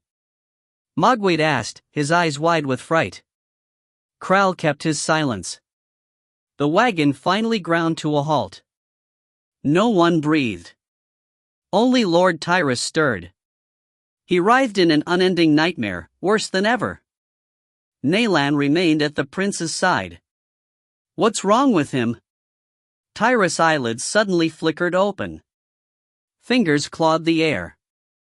The wall, though his eyes were open and bright, there was no consciousness. The lands voiced the pain. Naylan tried to console him, holding his hands. A jangle of keys drew Kral's attention. It sounded from the rear of the wagon. He turned, fists clenching. With a loud clanking, a lock and chain fell away.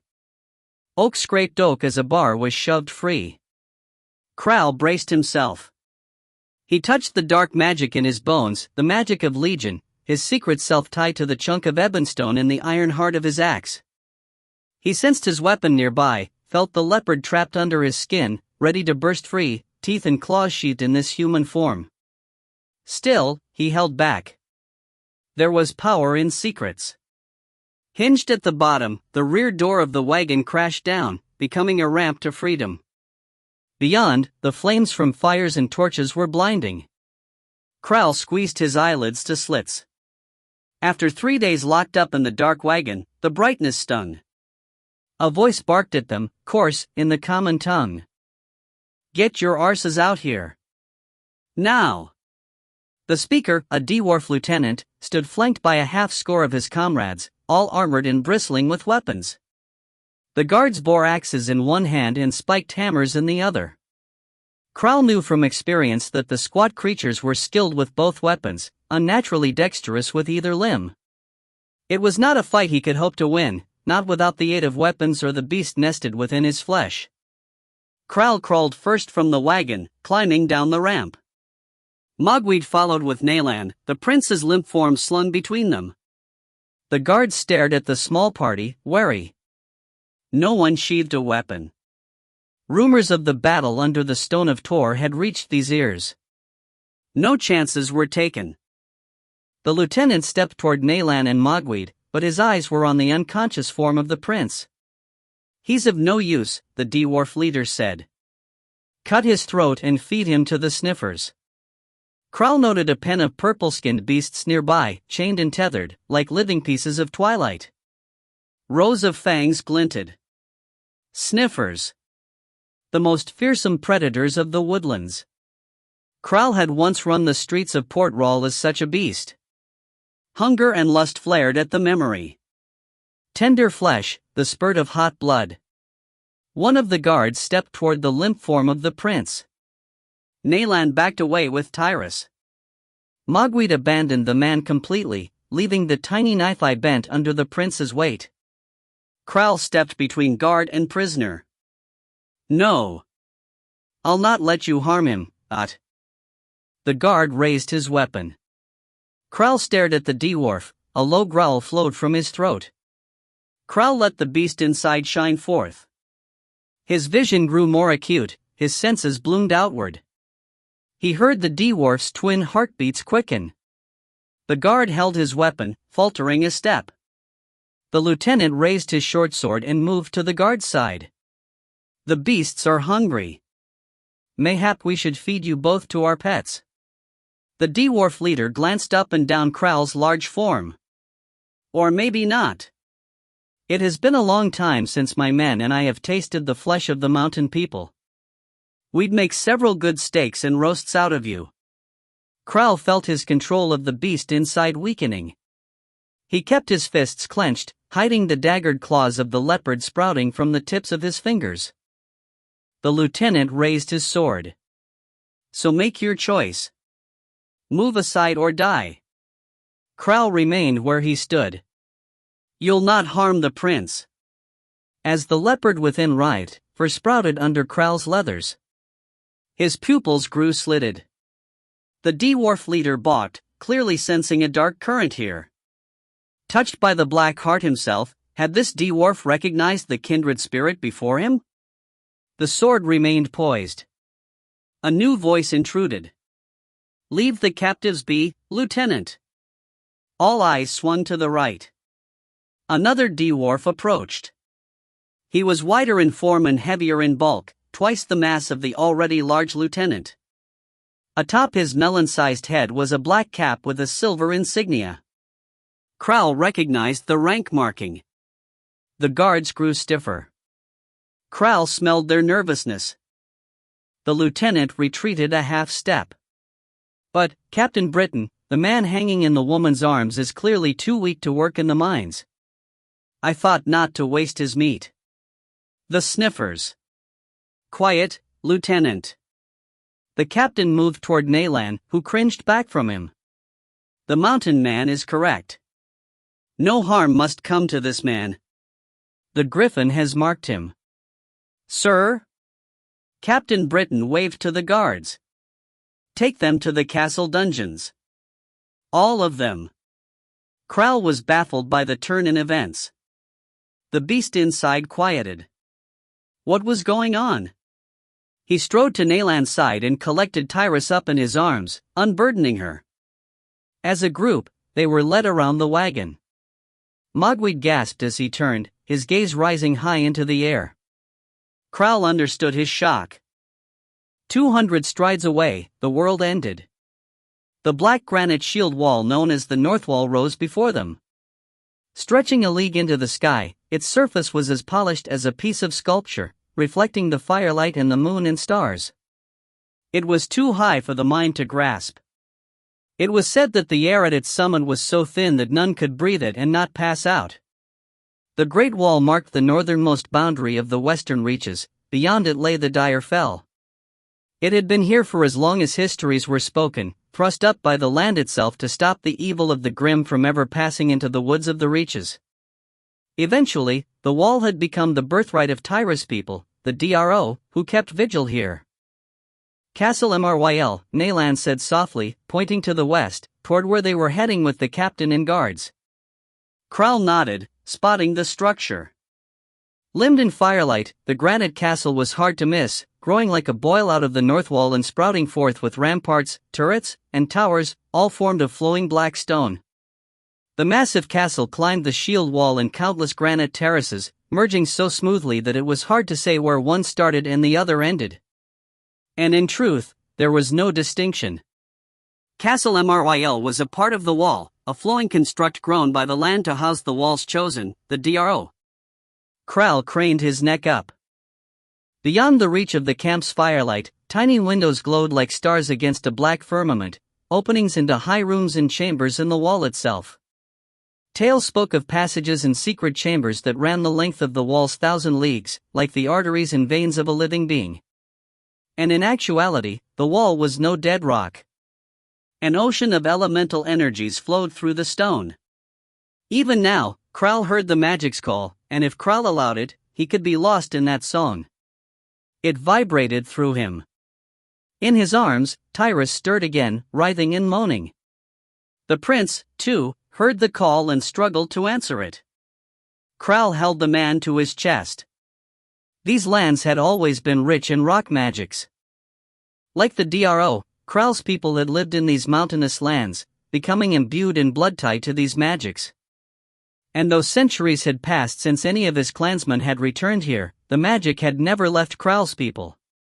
It was one of the chief reasons the clans had remained in the Mountains of the Teeth, to be forever close to the granite spirit of the land. Crowl felt heat on his cheeks, his vision clouded. He could not stop the tears. For the barest moment, he remembered himself fully. The darkness receded from his blood. He stumbled to a stop, a cry on his lips. Horror at what he had done, at what he had become, flared sharply, cut him deeply.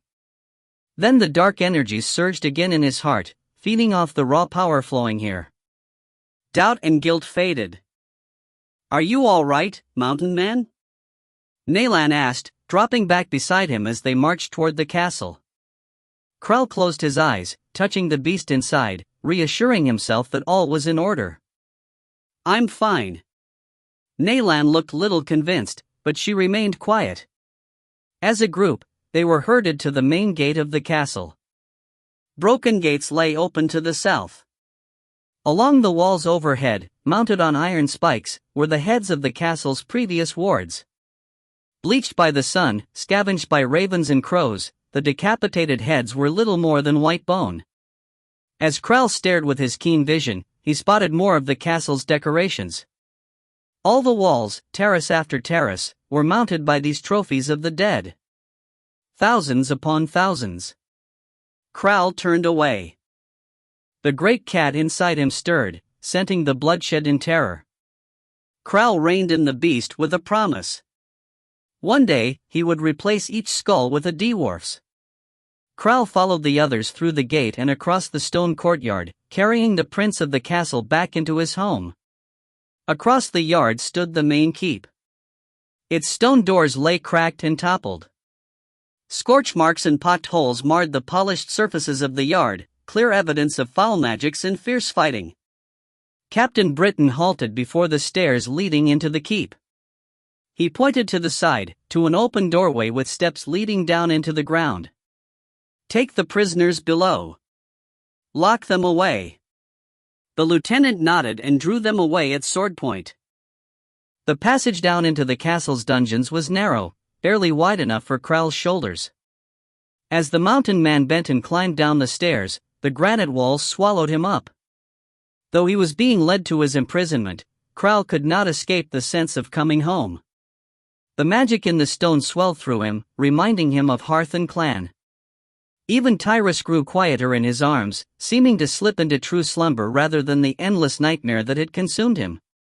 The long stairs opened into a large guardroom. 5 dwarves sat around a hewn pine table, scraps of a meal spread before them. Krell spotted a human leg bone, well gnawed.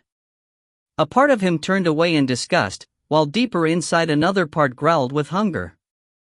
The lieutenant grumbled in his native tongue, and one of the dwarves stood and grabbed up a ring of keys. The group was led past a stout oaken door and into a long passage of barred cells. The passage reeked of excrement, urine, charred flesh, and blood. Nalan wrinkled her nose in distaste. As they were led down the way, the occupants of the cells glanced up, eyes dull with defeat. In one cage, a bruised and battered man hung from chains on the walls. He had no legs, only burned stumps. One of the dwarves leading them laughed and nudged his companion, licking his lips. Krell pictured the leg bone on the dinner table and shuddered. He and the others were led all the way to the end of the passage, to the largest cell. Its door was opened, and they were shoved inside. With a clang, the door slammed shut and was locked. The lieutenant leaned close to the bars as Krell settled Tyrus to the straw-covered stone floor. "Do not think yourself safe, man of the mountains. I mean to taste your blood." Krell, his arms freed, lashed backward with a fist, leopard swift. The lieutenant failed to move fast enough.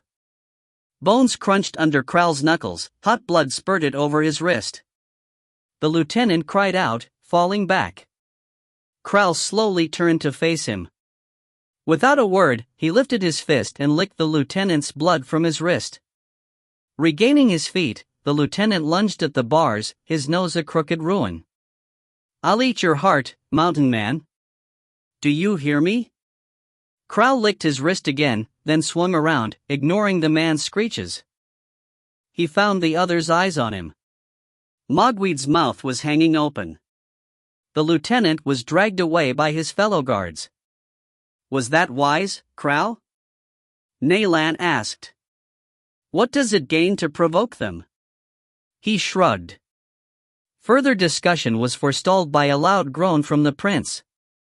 Nalan knelt beside him, taking his hand. The man's other arm rose, his fingers brushing over his face like a blind man struggling to recognize a stranger. Another groan escaped his lips. "Lord Tyrus," Naylan whispered. Eyelids slowly pulled open. His pupils rolled for a few breaths, then settled on Naylan. He reached to her face with his free hand and touched her cheek, as if firming in his mind that she was real and not another figment of fevered dreams. He tried to speak, but all that came out was a rasp. "Hush," Naylan said. Tyrus pushed up on his elbows, weak. Kral stooped and helped the prince sit up. "Do you know where you are?" he asked. The prince nodded and rasped an answer. "Home." "You've been unconscious for almost 3 days," Mugweed said, coming forward to join them. Tyrus held a palm against his forehead. "I heard the wall. It helped me find my way back." "Where were you?" Naylan asked. "What happened?" Tyrus closed his eyes and shuddered. I don't remember.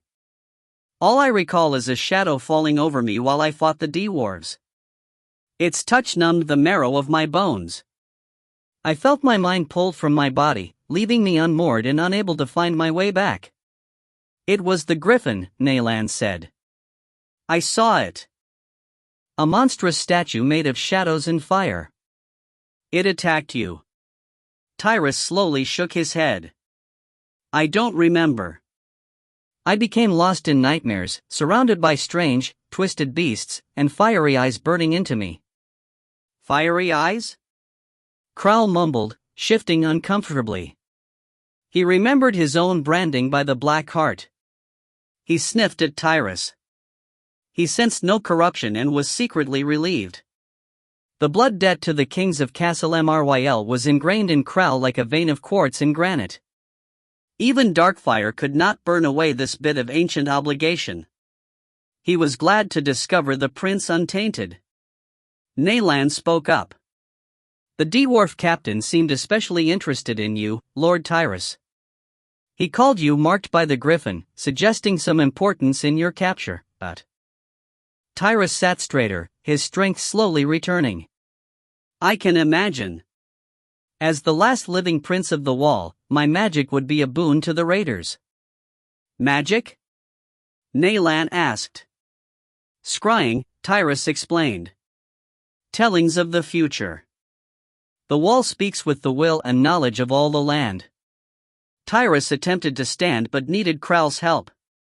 He limped to the rear wall of their cell and laid a palm on the glassy surface, black granite, like all the castle. "I will not let them have me. I'll not let the land's gift to my family be twisted." "We'll protect you," Kral said. Tyrus smiled, cracked lips splitting and bleeding fresh. "I don't doubt your honor, Kral, but honor can be outnumbered, as was proven on the battlefield 3 days ago. So what do you propose?" "To vanish, dot." "How?" Mogweed asked. "There's a magic in the North Wall that is known only to members of the royal family, something more than scrying." Tyrus glanced at them. Kral's eyes narrowed with suspicion. "What?" Tyrus paused, then took a deep breath and spoke softly. "As Castle Myl is a part of the wall, so are its kings and princes. Granite runs in our blood. We are as much the wall as the castle itself." "I don't understand," Kral grumbled. "Then watch." Tyrus turned and placed both palms on the wall. He closed his eyes.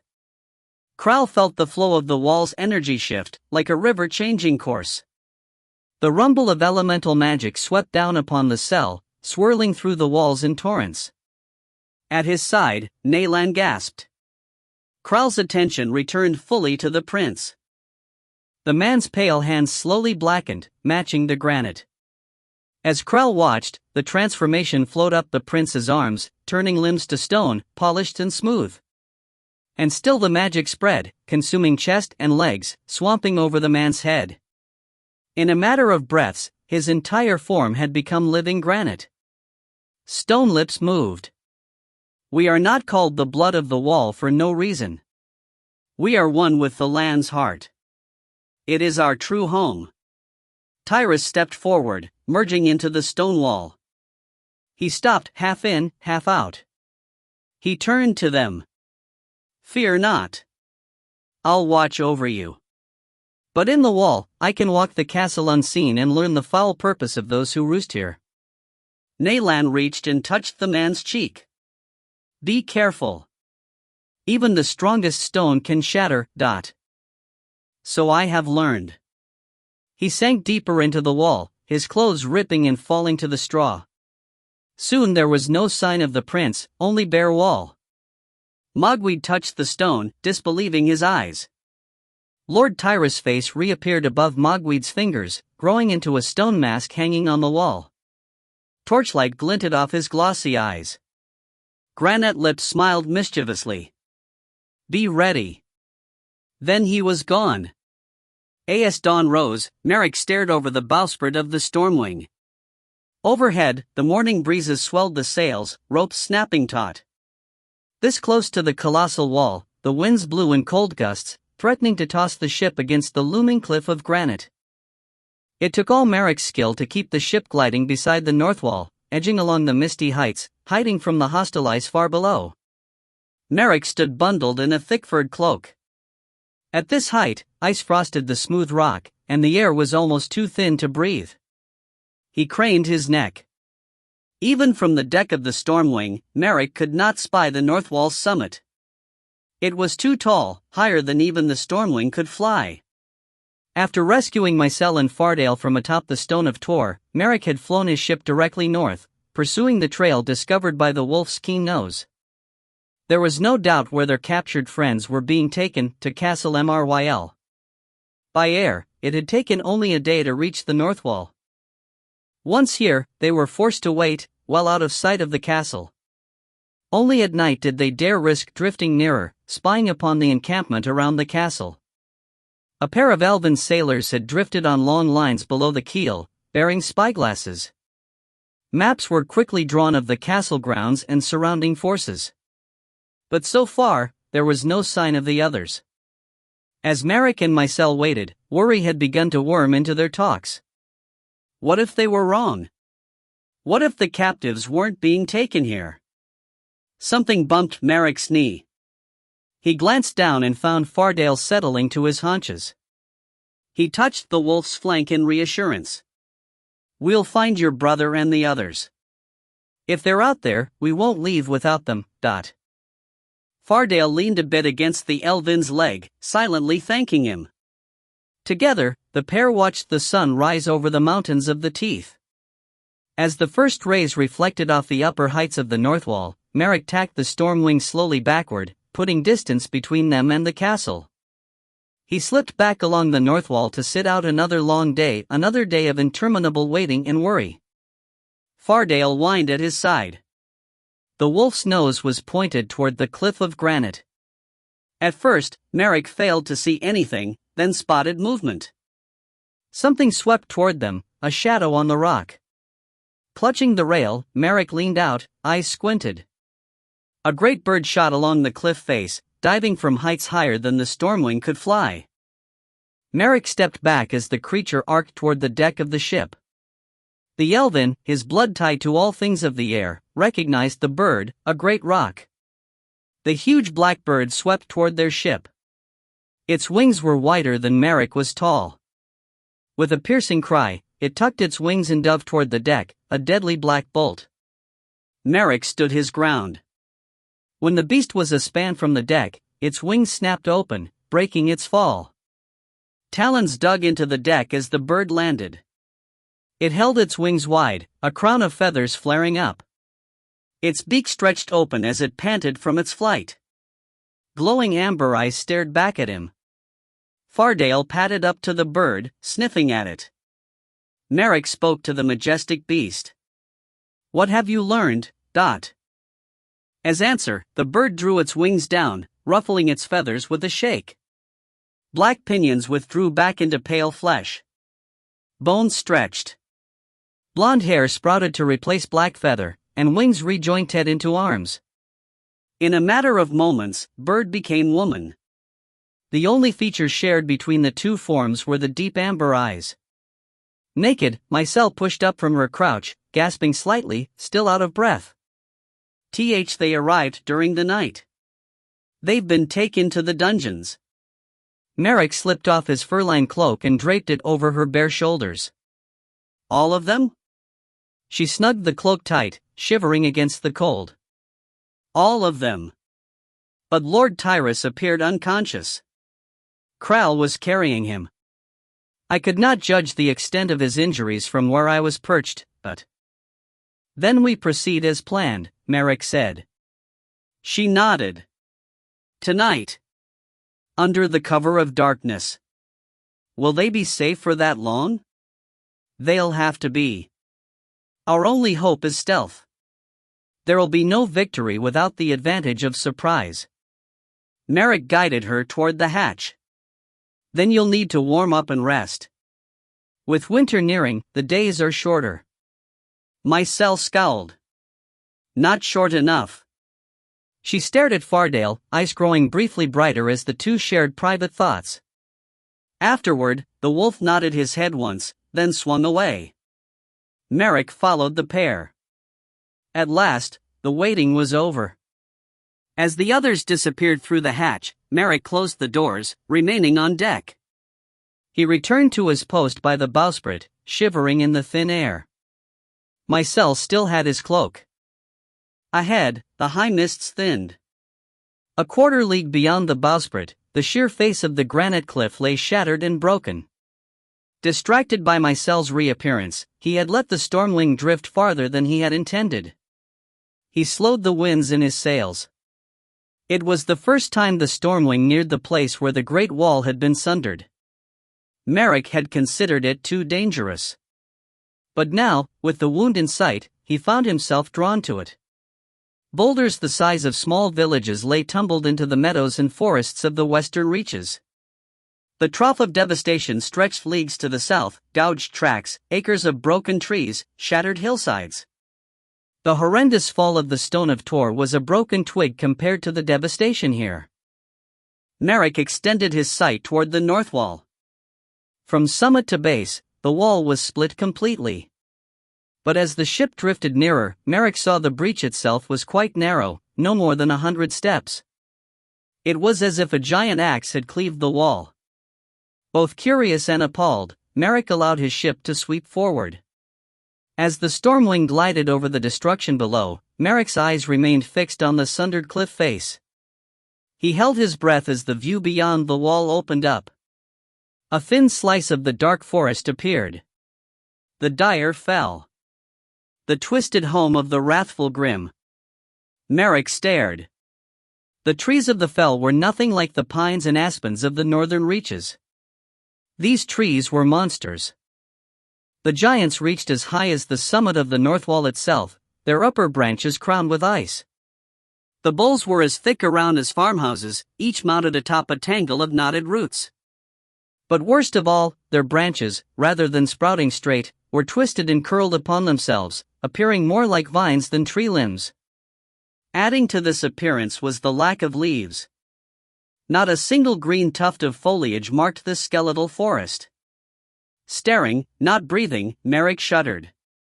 It was as if the word tortured were given living form in these behemoth trees. He tore his eyes away, glancing below. Extending from the forest into the breach, a tangle of roots slowly writhed. Blind, woody worms shuffled and dug at the edge of the wound. To be seen from this height, Merrick knew each root had to be thicker than a horse's flank, powerful enough to chew into stone. Merrick knew he was looking at the cause of the wall's sundering. As at the Stone of Tor, the Grim must have directed their enslaved trees to tear this breach in the granite. But why? What control did the Dark Lord exert over these wraiths? What had caused them to break free after countless centuries and leave their own trees to hunt the western reaches? Over the past 2 days, Merrick had learned the wraiths' patterns. Only at night did the Grim flow out of the fell to hunt the forests of the reaches, creating an unnatural barrier around Castle Mryl, protecting the encamped dwarves. But again, why? What dread pact had been forged between the mindless wraiths and the furtive dwarves?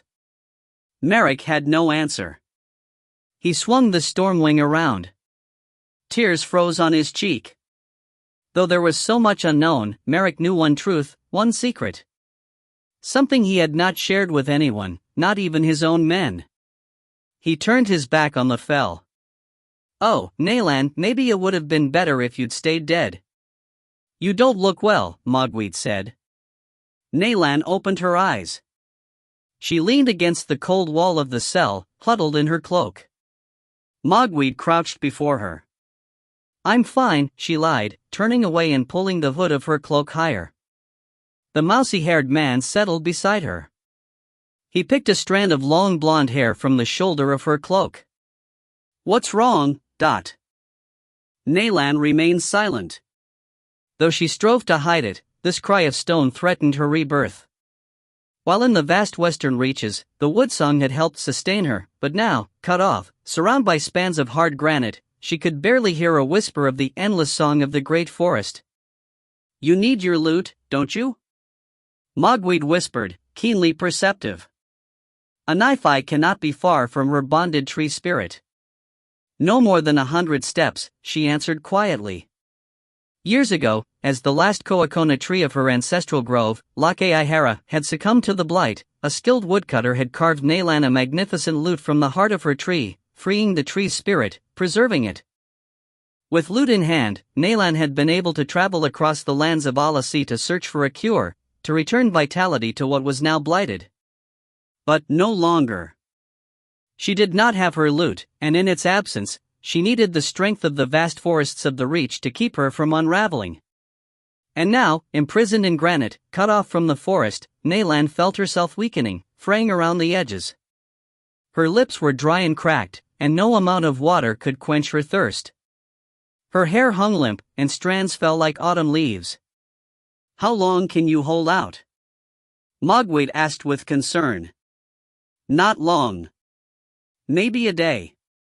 Closing her eyes, Nayland reached outward, concentrating on the whispers of song winding down through the passages and stairs. As she strained, she heard another song, a darker melody.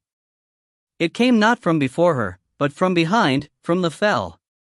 She knew that black song. "No," she mumbled dully. "I won't listen. Not even to sustain myself. That path only led to madness and twisted lusts." "What was that?" Mogweed asked. Nayland shook her head. "Sometimes even life costs too steep a price." Mogweed frowned, clearly confused. He leaned away from her. "Don't give up. Lord Tyrus has promised to help us." Nayland huddled deeper, praying Mogweed was right, praying for the prince to hurry. As she sat, she listened to the hushed whispers of woodsong, one bright, one dark. Two sides of the same coin. She squeezed her eyelids tight but failed to keep tears from flowing down her cheeks. Lakeihara. Memories of green life and bright flowers. All gone. Nayland winced, closing her ears against the call of the darkling song. "Hurry, Prince." The Prince of Castle Mryl had borne many names during his short lifetime. His mother, long dead, had named him Tylemon Royson, after his great-grandfather. The pirates of Port Royal had named him Captain Tyrus, Caste Leader, and Bloody Tyrant. His first lover during his 13th winter had proclaimed him sweetheart and considered him both tender and kind, while the last woman in his bed had cursed him bastard and swore to gut him for the cruelties of his heart. In truth, the prince was all of these men, the sum of his past. No man bore a single name. But now, swimming through the stone of the wall, Lord Tyrus shed the vagaries of his past and became one man, one purpose, forged in granite.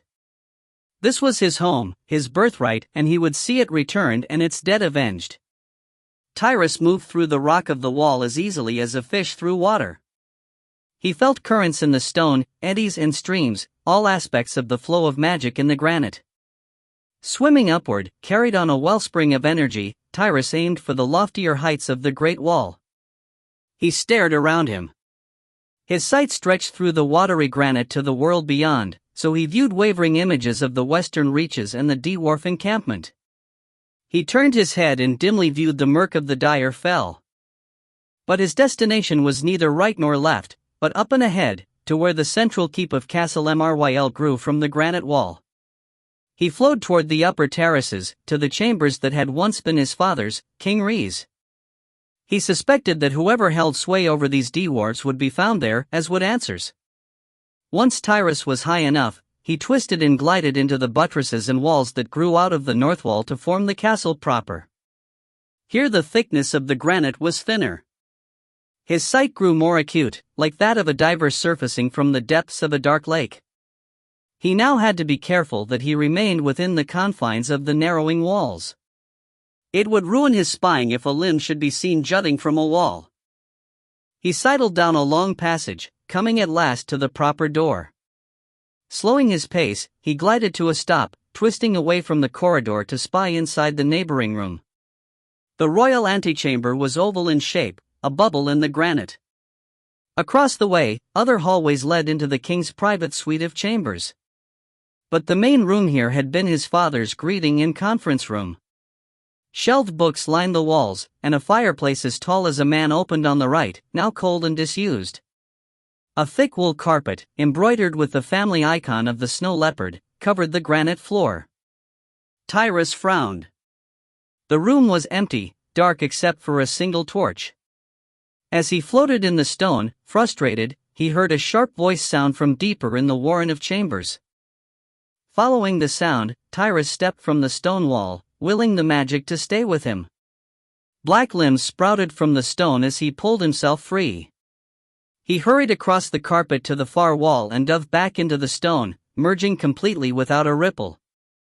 He sped along the crisscrossing walls, delving deeper into his father's private suite. He aimed toward the muffled voices. At last, he reached his father's bathing chamber and found the speakers.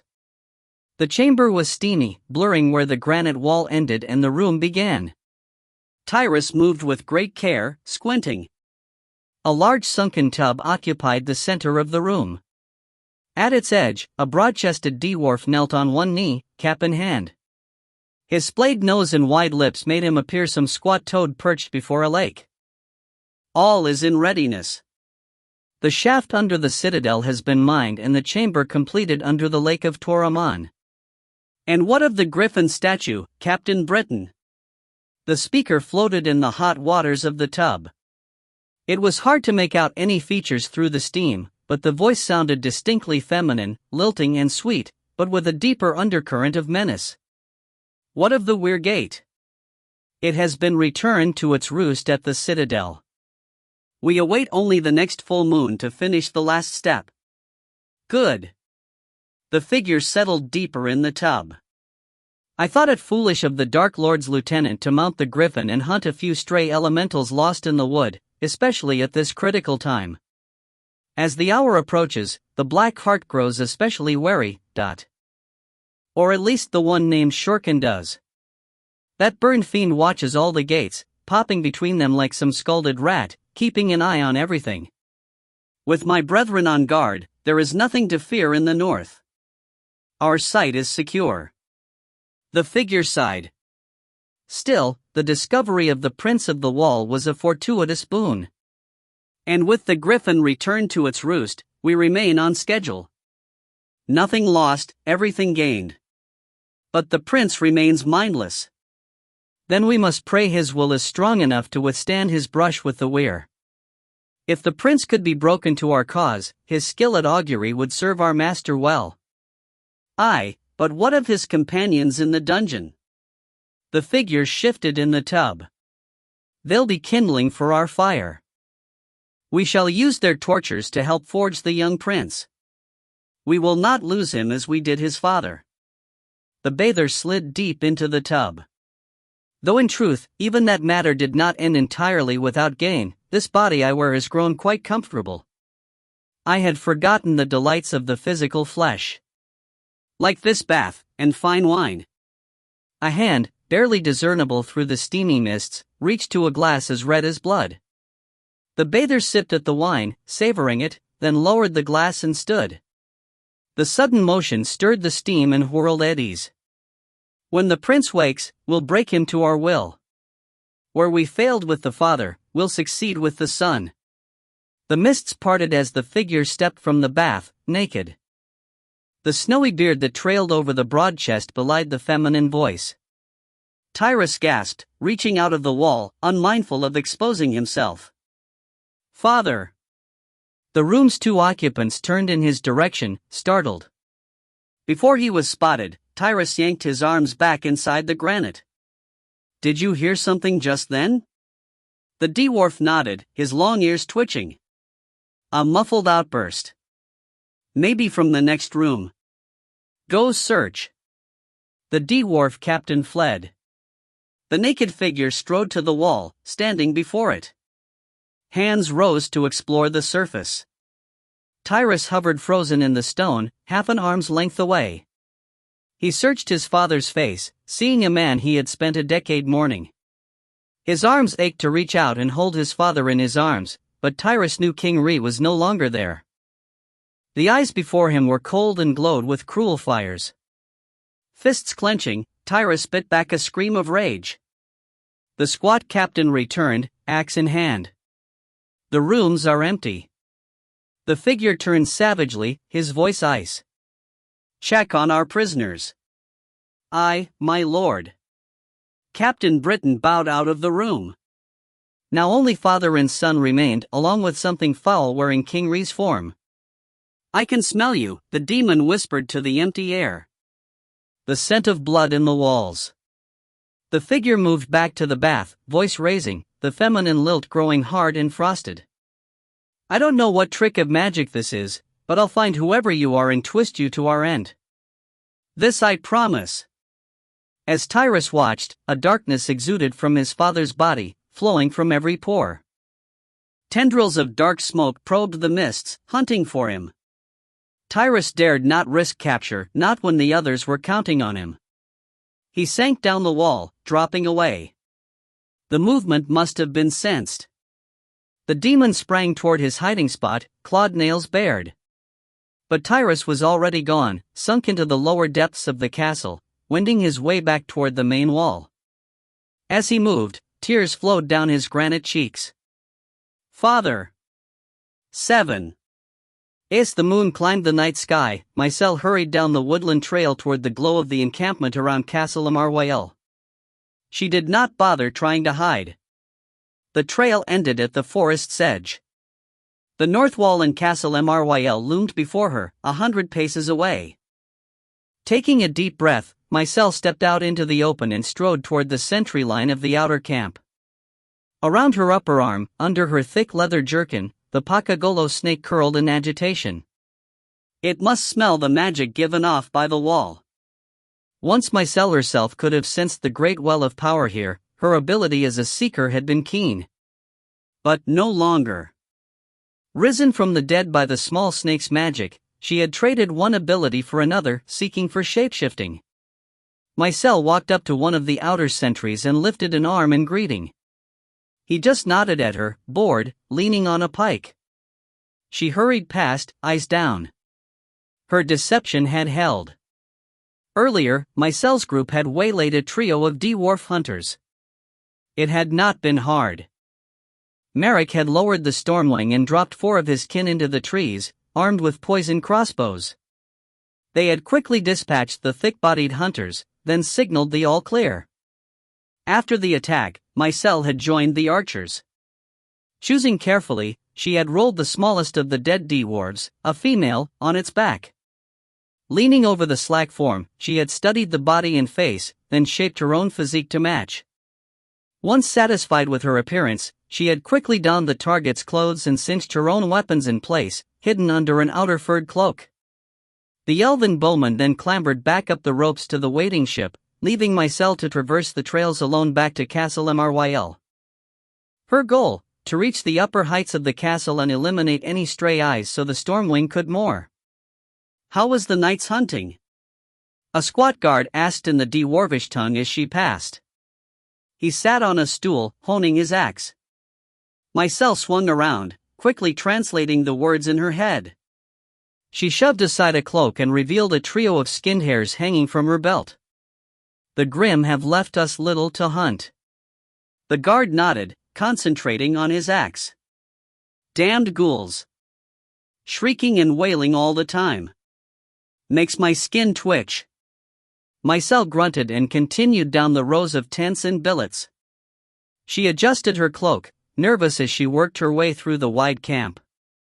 With most of the host asleep in their tents, no others accosted her. She soon reached the gates in the outer curtain wall of Castle Myryl. 2 guards were posted. They straightened as she neared, pikes shifting in their grips. Mycelle bit back a curse and kept her head down as she marched up to them. She did not want her amber eyes betraying her true heritage. A long pike tipped with a steel blade lowered across her path, blocking the way. "What manner of business do you have here at this time of night?" Mycelle again parted her cloak, revealing the trio of hairs. "Late night meal for the captain of the guards. He asked I bring him something tasty." She let her cloak open farther to reveal her figure's ample bosom, shapeshifting slightly to swell the fullness even more. "Are these tasty enough to pass inspection?" she asked with a lascivious grin, tilting one hip to make the rabbit sway. Neither guard noticed the hairs. With a single finger, Mycelle reached and slid aside the pike. "If you'll excuse me, I've heard the captain's grown quite hungry." There was no resistance as she sauntered past, only a mumbled protest. "That damn captain gets all the best." "Rabbits," his partner finished. Both guards guffawed and settled back to their posts. Mycelle continued across the central keep. Though the night had grown cold, sweat pebbled her brow. Her limbs threatened to shake.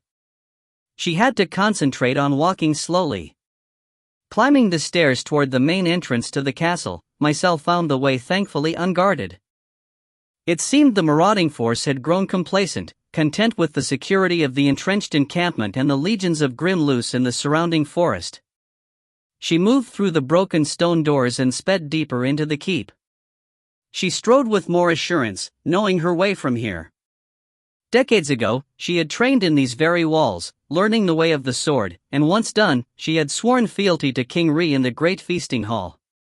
But as she climbed the twining stairs and sped along the dusty passages, she barely recognized the place. The once neat and bright hallways were now dark and fouled. Broken furniture and refuse lay scattered. At the top of one stairway, she found the old bones of a defender tumbled in a corner, bits of leather and cloth still clinging to them. She turned her face away and hurried on, chased by ghosts, while rats and other vermin scurried from her path. This was not the castle she remembered. Still, though the insides had been defiled, the structure was the same. Mycelle followed the last of the winding staircases to the topmost level. She marched toward the terrace's open parapet. At the door, she paused to check her weapons. According to last night's reconnoitering, there were 2 guards.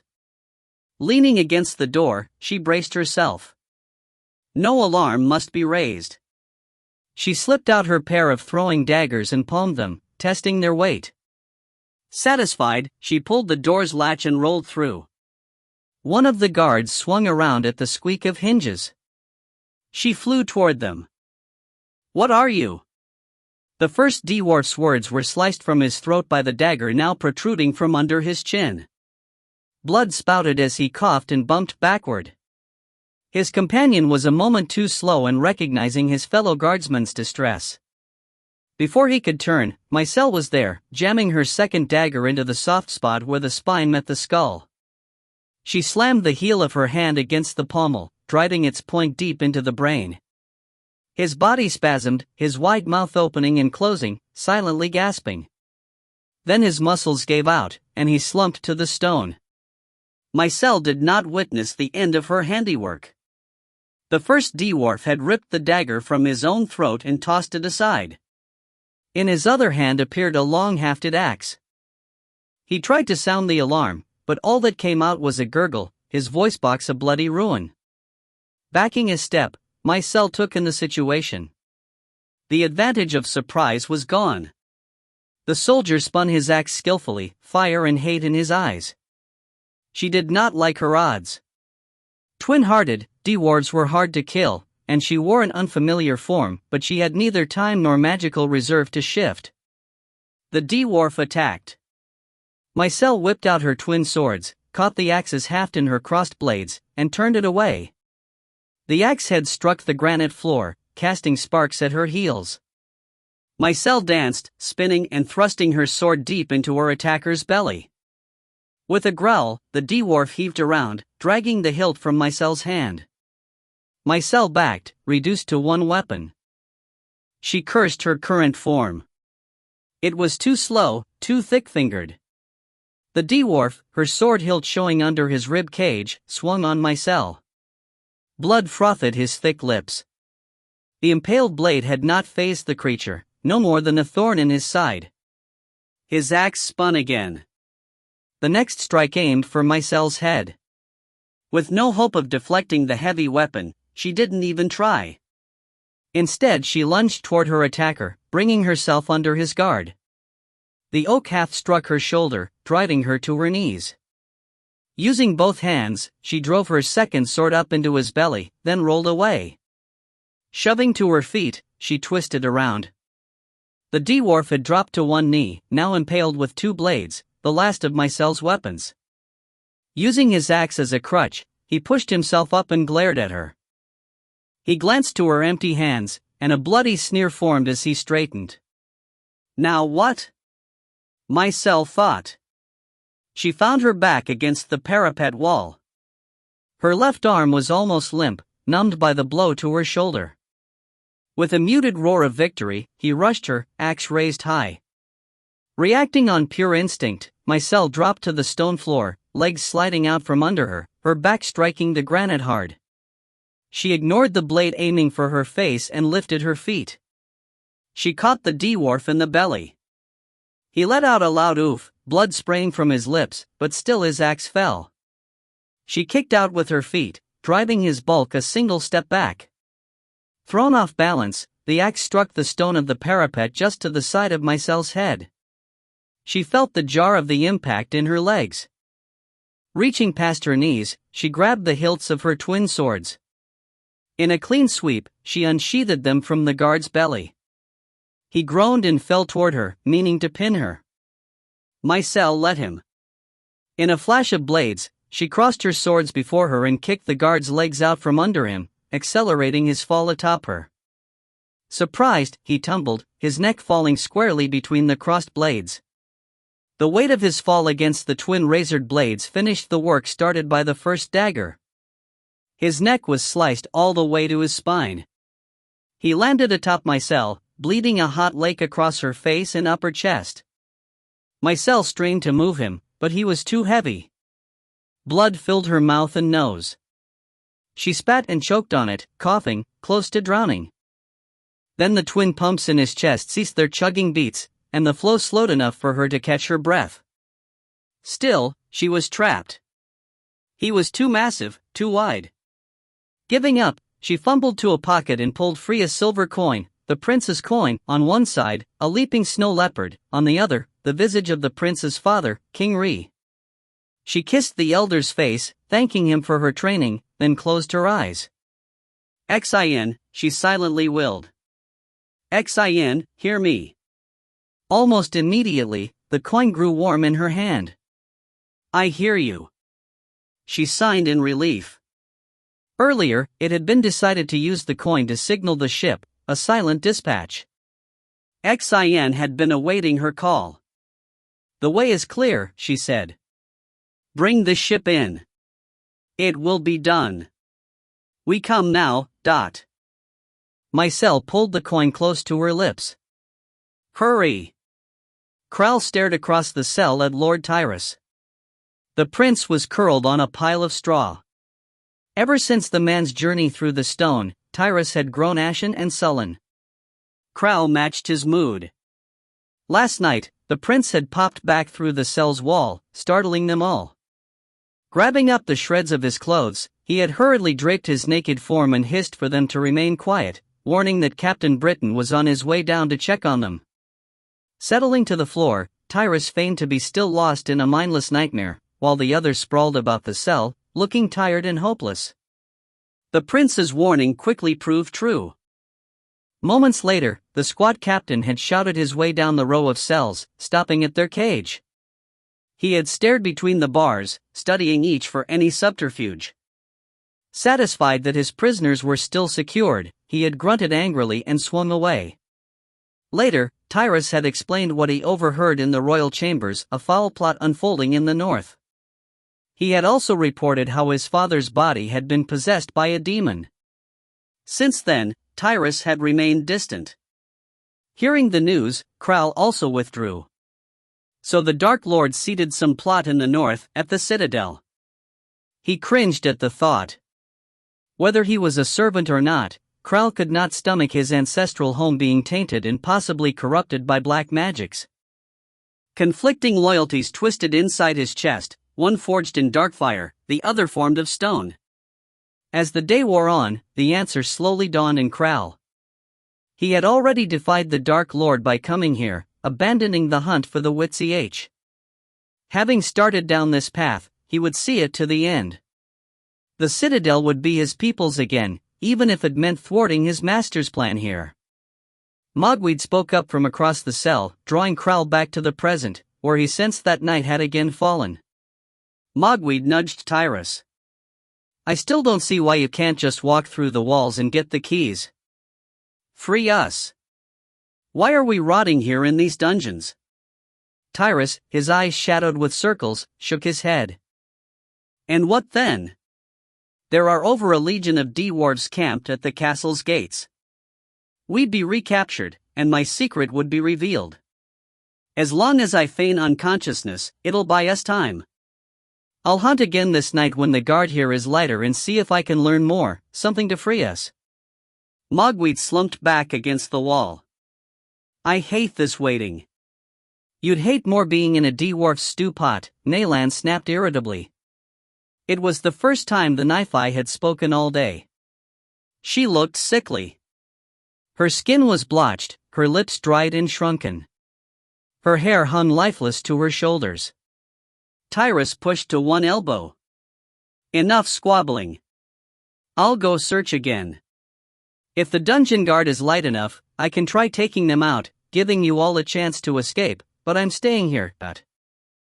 Kral grumbled. If you stay, so do I. And I, Nayland whispered hoarsely. All their eyes turned to Mogweed. He sighed dramatically. I'm not going by myself. Kral nodded. Then it's decided. Tyrus, you search for any means for us to leave here. I've heard tales of secret passages that run the length of the north wall. What if we could make it to one of those? Tyrus frowned. The passages are just myth. They don't exist. There is only one secret path, a secret means of escape in case of attack. But I don't think we want to tread that path. Where does it lead? Kral asked. To the dire fell, the dark wood beyond the wall, to the forest of the wraiths. But there is no salvation in that wood. None may walk it safely. It would be better to die in battle than be a meal for the grim. Growing up here, I never understood why this secret exit was even built. I know, Nayland said in a dry rasp. Tyrus glanced at her in surprise. Why? She shook her head. It no longer matters. You're right. That path now only leads to a doom worse than death. The prince's eyes narrowed with suspicion. She met his gaze, unblinking. Kral broke the silence. The night is full. Mayhap it would be best if you traveled the wall again. See what you can learn. I wager our captor's patience wears thin. I've seen how the passing guards have eyed our cell with hunger. Tyrus nodded and scooted up. You're right, mountain man. I fear how long the demoness wearing my father's flesh will wait for me to wake. He stood and shrugged out of his torn clothes, showing no shame at his nakedness. He moved to the wall and placed his palms on the stone, calling up the magic. Kral sensed the shift in energies. Soon Tyrus was sinking into the wall, vanishing away. The beast inside Kral sniffed for a sign of the prince but came up empty. Not even a heartbeat. Granite had absorbed granite. Merrick left the Stormwing under the charge of his second cousin. The ship floated 100 spans above the highest terrace of Castle Royale, hidden in the icy mists that cloaked the upper north wall. Merrick craned his neck as he moved across the stone floor. His ship was indiscernible, the only sign of it the long trailing rope linking the hidden vessel to its mooring point on the parapet. He crossed to the others gathered in the shadows. Mycelle looked truly ghastly. Still formed in the shape of a dwarf, her toadish body dripped with blood and gore. So shocked was he by her appearance, Merrick's left boot slid from under him. He cartwheeled his arms for balance and righted himself, scowling at the slick pool of blood that had betrayed his footing. The entire narrow open terrace was treacherous with blood and the bodies of the dead. Merrick straightened the lay of his dark cloak and repositioned the pack on his back, careful of its delicate contents. "Are we ready?" he asked as he joined the others. Standing beside Mycelle were two of the elven sailors, the most skilled with bow and dagger. Around them prowled the wolf Fardale, who had been lowered in a basket. His keen nose would come in handy in the search. Left aboard the Stormwing were the remaining crew, including Xin and the boy Talk. Xin's ability to farspeak would allow the rescue team to keep in contact with the ship above. "We're ready." "Make haste," Mycelle said, wrapping a clean cloak over her bloody clothes. "I know the way to the dungeons, but I had best go first to make sure the halls are free of any prying eyes." Merrick nodded. "Then let's go." Silent and swift. Mycelle led the way, followed closely by Fardale. Merrick and his two crewmates, the elven twins Pilak and Silic, kept up the rear guard. No one said a word as they worked their way down the flights of stairs and hallways. Mycelle would hurry ahead, then signal them with hand gestures to proceed or hold. By this late in the evening, the upper tiers were deserted, and they made quick progress. But once they neared the lowermost levels, servants and sleepy-eyed guards wandered across their paths, and care had to be taken. Fardale slunk ahead of Merrick, sticking to shadows. Mycelle slipped around a corner, then waved a halt. She continued forward alone. Merrick and Fardale crept to the corner and peeked past it. The hall ahead was quite wide. Halfway down the passage, a dozen dwarves lounged around a game of bones and cups. There was no way around them. Mycelle approached, sauntering casually. Words were exchanged, but they were in the dwarvish tongue. Mycelle seemed to be arguing with them, clearly trying to get the group to shove off, but she was not succeeding. Finally she leaned against the wall, one hand signaling behind her back. "Be ready to fight. Wait for my signal." Merrick shrugged out of his bulky pack and set it down with care. Next he slipped free his blade. Ready, he fed magic into his limbs. An elven could move with blinding speed for short bursts. Merrick remembered his sword battle with Kral in the underground warrens of the rock goblins. It seemed a lifetime ago. Behind him, his elven companions set quarrels into their crossbows, while Fardale crouched, teeth bared. Down the hall, Mycelle shoved off the wall, two swords appearing in her fists as if from thin air. She drove them through the throats of the nearest two and twisted. Blood sprayed the wall. The dwarf band sat stunned a moment, then reacted with a roar. Mycelle abandoned her swords and rolled away. Daggers appeared in her fingers, flashing in the torchlight. She tossed one into the eye of a dwarf holding a handful of coins. Bits of copper and silver showered into the air as he fell backward, dead before his head hit the stone. She threw her second dagger just as surely. Another dropped, a hide cup rolling from his dead fingers. Merrick was impressed. 4 dead in the span of a moment. Clearly she was growing accustomed to fighting in her bulky form. But now the advantage of surprise was over, the other 8 dwarves drew weapons and sprang to their feet. Mycelle danced away down the hall, drawing their attention to her. Empty-handed, she signaled Merrick. With the dwarves' backs turned, Merrick led the charge, sword raised. He flashed down the hall, a ghost in silver.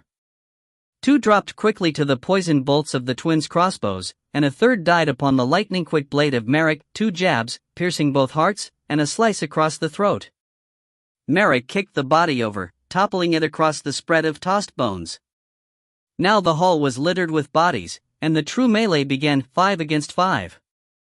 Fardale knocked over a thick-limbed dwarf and ripped teeth into his throat. Merrick looked away. The 2 twins knocked up 2 more quarrels, but the fighting was fierce. Working as a team, they swung on a dwarf that sprinted down the hall, attempting to flee and raise the alarm. 2 feathered barbs sprouted in his back. He continued to run until his pumping hearts fed the poison throughout his body and he stumbled to his knees, skidding, then fell face first. Merrick ducked an axe swing. The blade whistled over the crown of his head. He bounced back up, sword tip leading.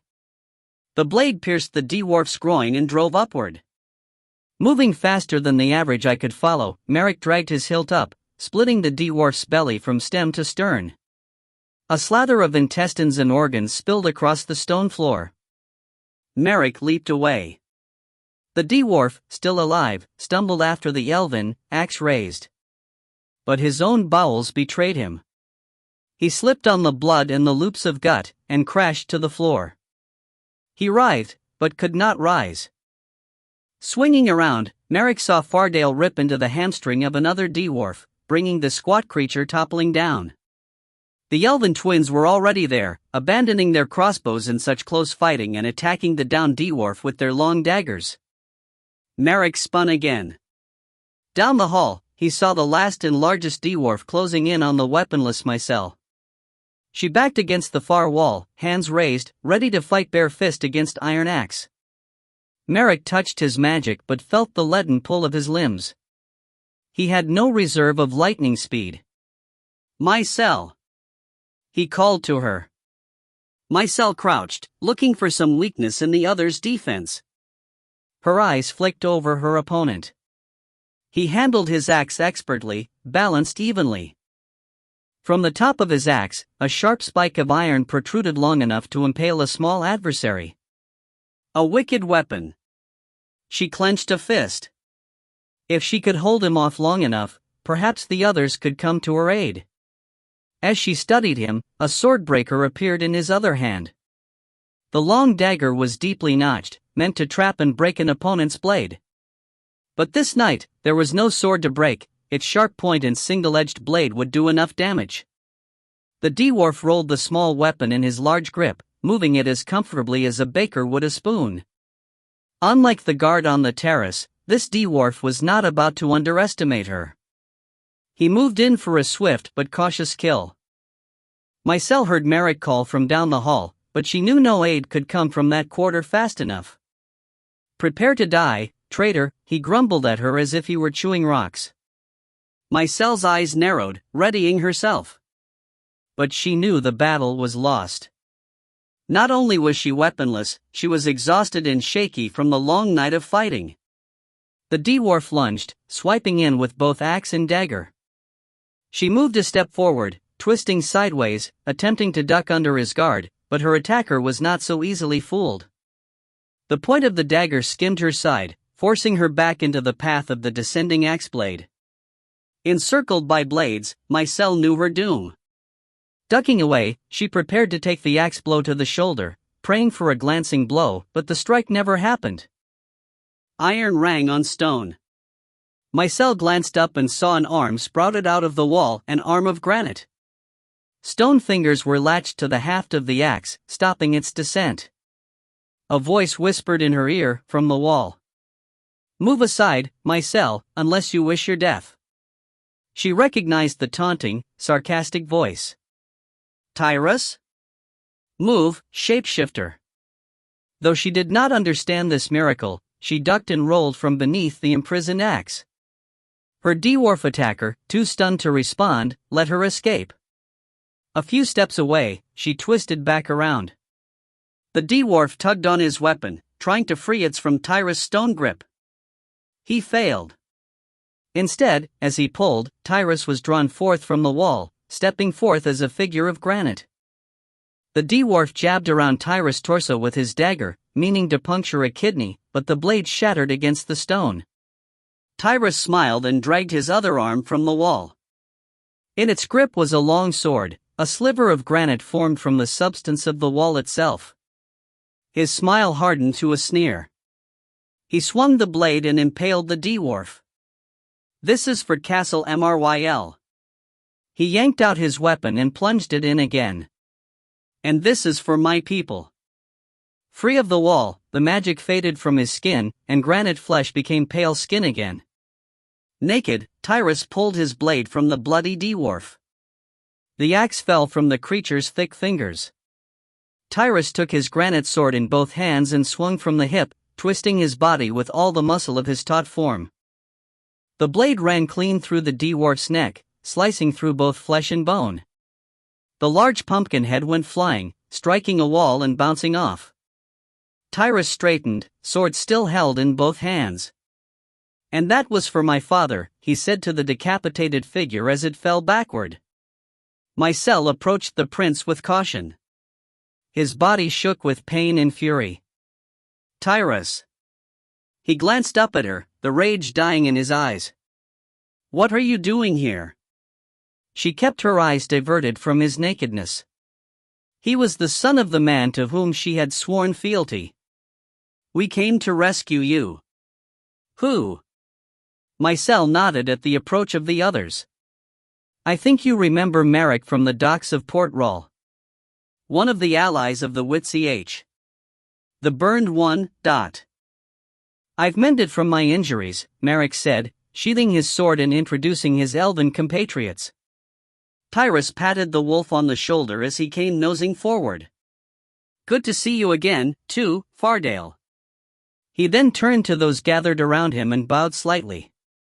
"Welcome to my home. Welcome to Castle Mryl." Mycel was surprised at the amount of dignity the man could assume even when naked as a newborn. Merrick met his bow and explained briefly about the Stormwing while Mycel marched back to the dead and sifted through the bodies for her weapons. Once returned, she asked, "What of the others?"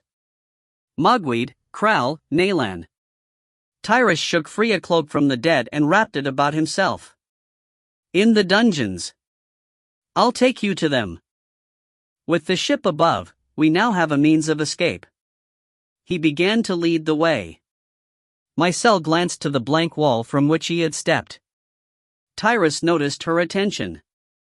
"An extra gift of the wall to the royal family." She nodded, though she scarcely understood. Explanations would have to wait another day. As a group, they continued down the halls. With Tyrus' ability to meld into the wall and sneak upon the unwary, it was not long until the group moved past the guardroom and into the dungeons. Mycel unlocked the cell. Kral was the first out. His eyes were wide upon the newcomers. "Merrick?" The elven lord nodded in greeting. "It's been a long time, mountain man." Mogweed followed next, supporting Nalan under an arm. Fardale nosed his twin brother, whining a greeting. Mogweed briefly acknowledged his brother, but groaned under the thin weight of the knife-eye. "She weakens," he said. "We must return her to the forest. Leave this sick place to the dwarves." "No," Mycel said. "Not until we discover the whereabouts of the Griffin Weirgate." Tyrus frowned. "Weirgate? I know nothing of such a thing, but I do know the Griffin beast has returned to some roost in the north." "At the Citadel," Kral added. "We must go there." Mycel nodded. "We will. We must. Come. I'll explain on the way up to the Stormwing. The Griffin Gate must be destroyed." "Wait," Merrick said, his eyes wide upon the resurrected knife-eye. He fumbled with his bulky, oversized pack and fished inside. He removed a velvet-wrapped object. Lifting it, he peeled back the covers to reveal the small musical instrument protected inside. The lute's heartwood shone with such luster that it seemed to glow warmly with its own inner light. As he offered the tiny instrument to Nalan, the dark-grained whorls churned with gold. "I think this is yours," Merrick whispered on bended knee. Her fingers trembling, Naylan accepted her lost loot. It was as if a severed limb were returned to her. She sighed as the warm wood met her skin, the touch of sunlight after an endless night. She stroked the instrument's skin, sensing the trace of spirit in the wood. She brought it to her lips and kissed it gently. "Beloved," she whispered silently, a brush of breath upon the wood. Her eyes brimmed with tears as she looked up at Merrick. "Thank you." Already vitality infused her limbs. She was able to stand on her own, 2 halves made whole. "We must be off," Tyrus interrupted. "The dead will soon be discovered. We must be gone before the castle rouses." They quickly freed the other prisoners in the neighboring cells, 2 unlucky woodsmen who had been captured by the raiders, food for the pot. Unfortunately, the man with the burned stumps for legs was found dead in his cell. He had chewed through his own tongue, drowning and choking himself to death. "Poor man," Naylan said sadly. No one spoke from there, but simply moved on, backtracking through to the guardroom and up into the central keep. Tyrus and Mycel led the way, Merrick and Naylan next. The rest trailed with Kral in the rear. The mountain man found their stolen gear and supplies in the guardroom. He had his axe in hand again, and Tyrus his family's sword. In a long thin parade, the group trod up the many stairs and through many twists and turns. Tyrus knew the castle well and guided them quickly and steadily, ducking through rooms and out into other halls. It was a winding path through a granite maze. Naylan barely noticed at first. Her only concern was the loot in her arms, hugged to her chest. Its warmth seeped into her core, spreading through her limbs. Her sight became sharper, her senses more acute. It was as if she were waking after a long dream. At the top of a winding staircase, Tyrus paused, letting the line of stragglers along the stairs close ranks. "It's not much farther," he called down, encouraging them. "Another 4 levels." Next, Tyrus led them off the stairs and into a lofty side chamber, a desolate ballroom with frescoed walls.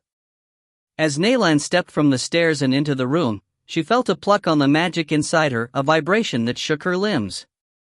She stumbled to a stop at the doorway. Something comes." With the words just out of her mouth, a scream arose from down the stairs. Mycel and Tyrus returned to Naylan's side. "What is it?" Merrick asked, unsheathing a long, thin blade. The answer came soon enough. Mogweed and Fardale flew up out of the darkness of the lower stairwell. "Dwarves! Scores of them!" Mogweed skidded to a stop at the entrance to the ballroom. "Kral is holding them off as he retreats, but arrows took out the 2 woodsmen. And one of the elven twins took an arrow through the shoulder." Tyrus barked commands. "Get everyone inside." He waved at the ballroom. "We can bar this door, slow them enough for us to reach the ship." Tyrus pulled one of the thick double doors closed. Mycel moved to the others. In moments, the elven archers came limping up the steps. One leaned heavily on his twin, his shoulder a bloody wound with a feathered shaft protruding from it. The sounds of combat, roars of rage and clash of iron on iron echoed up the staircase. "Close the door!" Mogweed cried out, retreating from the threshold. Mycel held the second door cracked open. "Not until Kral gets here." Tyrus was ready with the bar. Merrick looked after his kinsman and helped the pair deeper into the ballroom. Suddenly, Kral burst through the doorway, wild-eyed, chest-heaving, covered head to foot with blood and gore. Naylan gasped, stumbling a few steps away. It took her a moment to recognize their companion. For a flickering moment, she had seen a monster instead of the mountain man. She blinked away the image as Mycel slammed the door and Tyrus slid in the thick bar. "Quickly!" The prince of the castle called out. "Out the far door." Merrick took the lead with the injured. As Naylan stepped to follow, she realized the strange welling sensation in her chest had not abated. In fact, it had grown worse. Strange vibrations strummed through her. "Wait!" she yelled sharply, drawing all their eyes. Merrick turned. The elven twins bumbled on ahead toward the distant door. "What is?" The far stone portals burst open behind Merrick, casting shards into the room, throwing the elven prince to the floor. His two kinsmen were not as lucky. The wounded one took a blow to the face, falling backward, nose smashed. His brother was struck by a flying shard to the leg, breaking the thin bones and crumpling him to the floor. Merrick rolled to his feet, meaning to go to their aid. Mycel and Tyrus ran with weapons in hand. Krall and Fardale guarded the barred door, along with Nalan and Mogweed. "No!" Nalan warned from behind the mountain man's shoulder. Through smoke tainted with sulphurous brimstone, two figures strode into the room. Nalan recognized them both, Captain Britain, the dwarf leader, and an old familiar face, King Ree. But when the latter spoke, it was clear that the king was here only in body, not spirit. "It seems the dance is about to begin," the bearded figure said in a high, sibilant voice, so unlike the hard shape it wore. The demon-possessed figure waved a hand around the ballroom. "But where are the minstrels and songbirds? Where are the courtly dancers?" "It's your father," Mycel gasped, lowering her sword. "No," Tyrus said, raising his weapon higher. "No longer. So the princeling has woken, I see." The figure of King Ree spread his arms. "Come to me, my son." The voice rang with high-pitched laughter. Tyrus spat. His spittle arced across the space, striking the possessed in the face. The demoness did not bother to wipe the spittle away as it dripped into the snowy beard. "Is that any way to greet your elder?" The creature strode forward, now exuding an oily darkness, revealing its true form. It stepped between the two fallen elven brothers. Black tendrils wafted out from the king's fingertips, like curling ebony serpents. Nalan's inner magic thrummed to the energies in the room, recognizing it. Sweet mother, no! She knew what manner of beast possessed good King Ree. The snaking bits of darkness lashed out to either side, biting into the prone elven twins. As the darkness touched them, their bodies racked with agony, mouths open in silent screams. Tyrus and Mycel rushed forward, but a second legion of dwarves flooded into the room, bristling with weapons, warding them away. On the floor, the elven twins continued to writhe. Slowly, their skin was drawn to bone, their bodies curled in on themselves, bones twisting, as the life force of the brothers was sucked into the darkness. In moments, only dried husks remained on the stone floor. The face of King Ree was ripe with pleasure, eyes aglow with a dark light. Mycel tugged Tyrus back as the figure stepped toward them. "I know this creature. It's one of the grim, the wraiths of dire fell." Before them all, the darkness continued to pour forth, fed with blood, seeking more.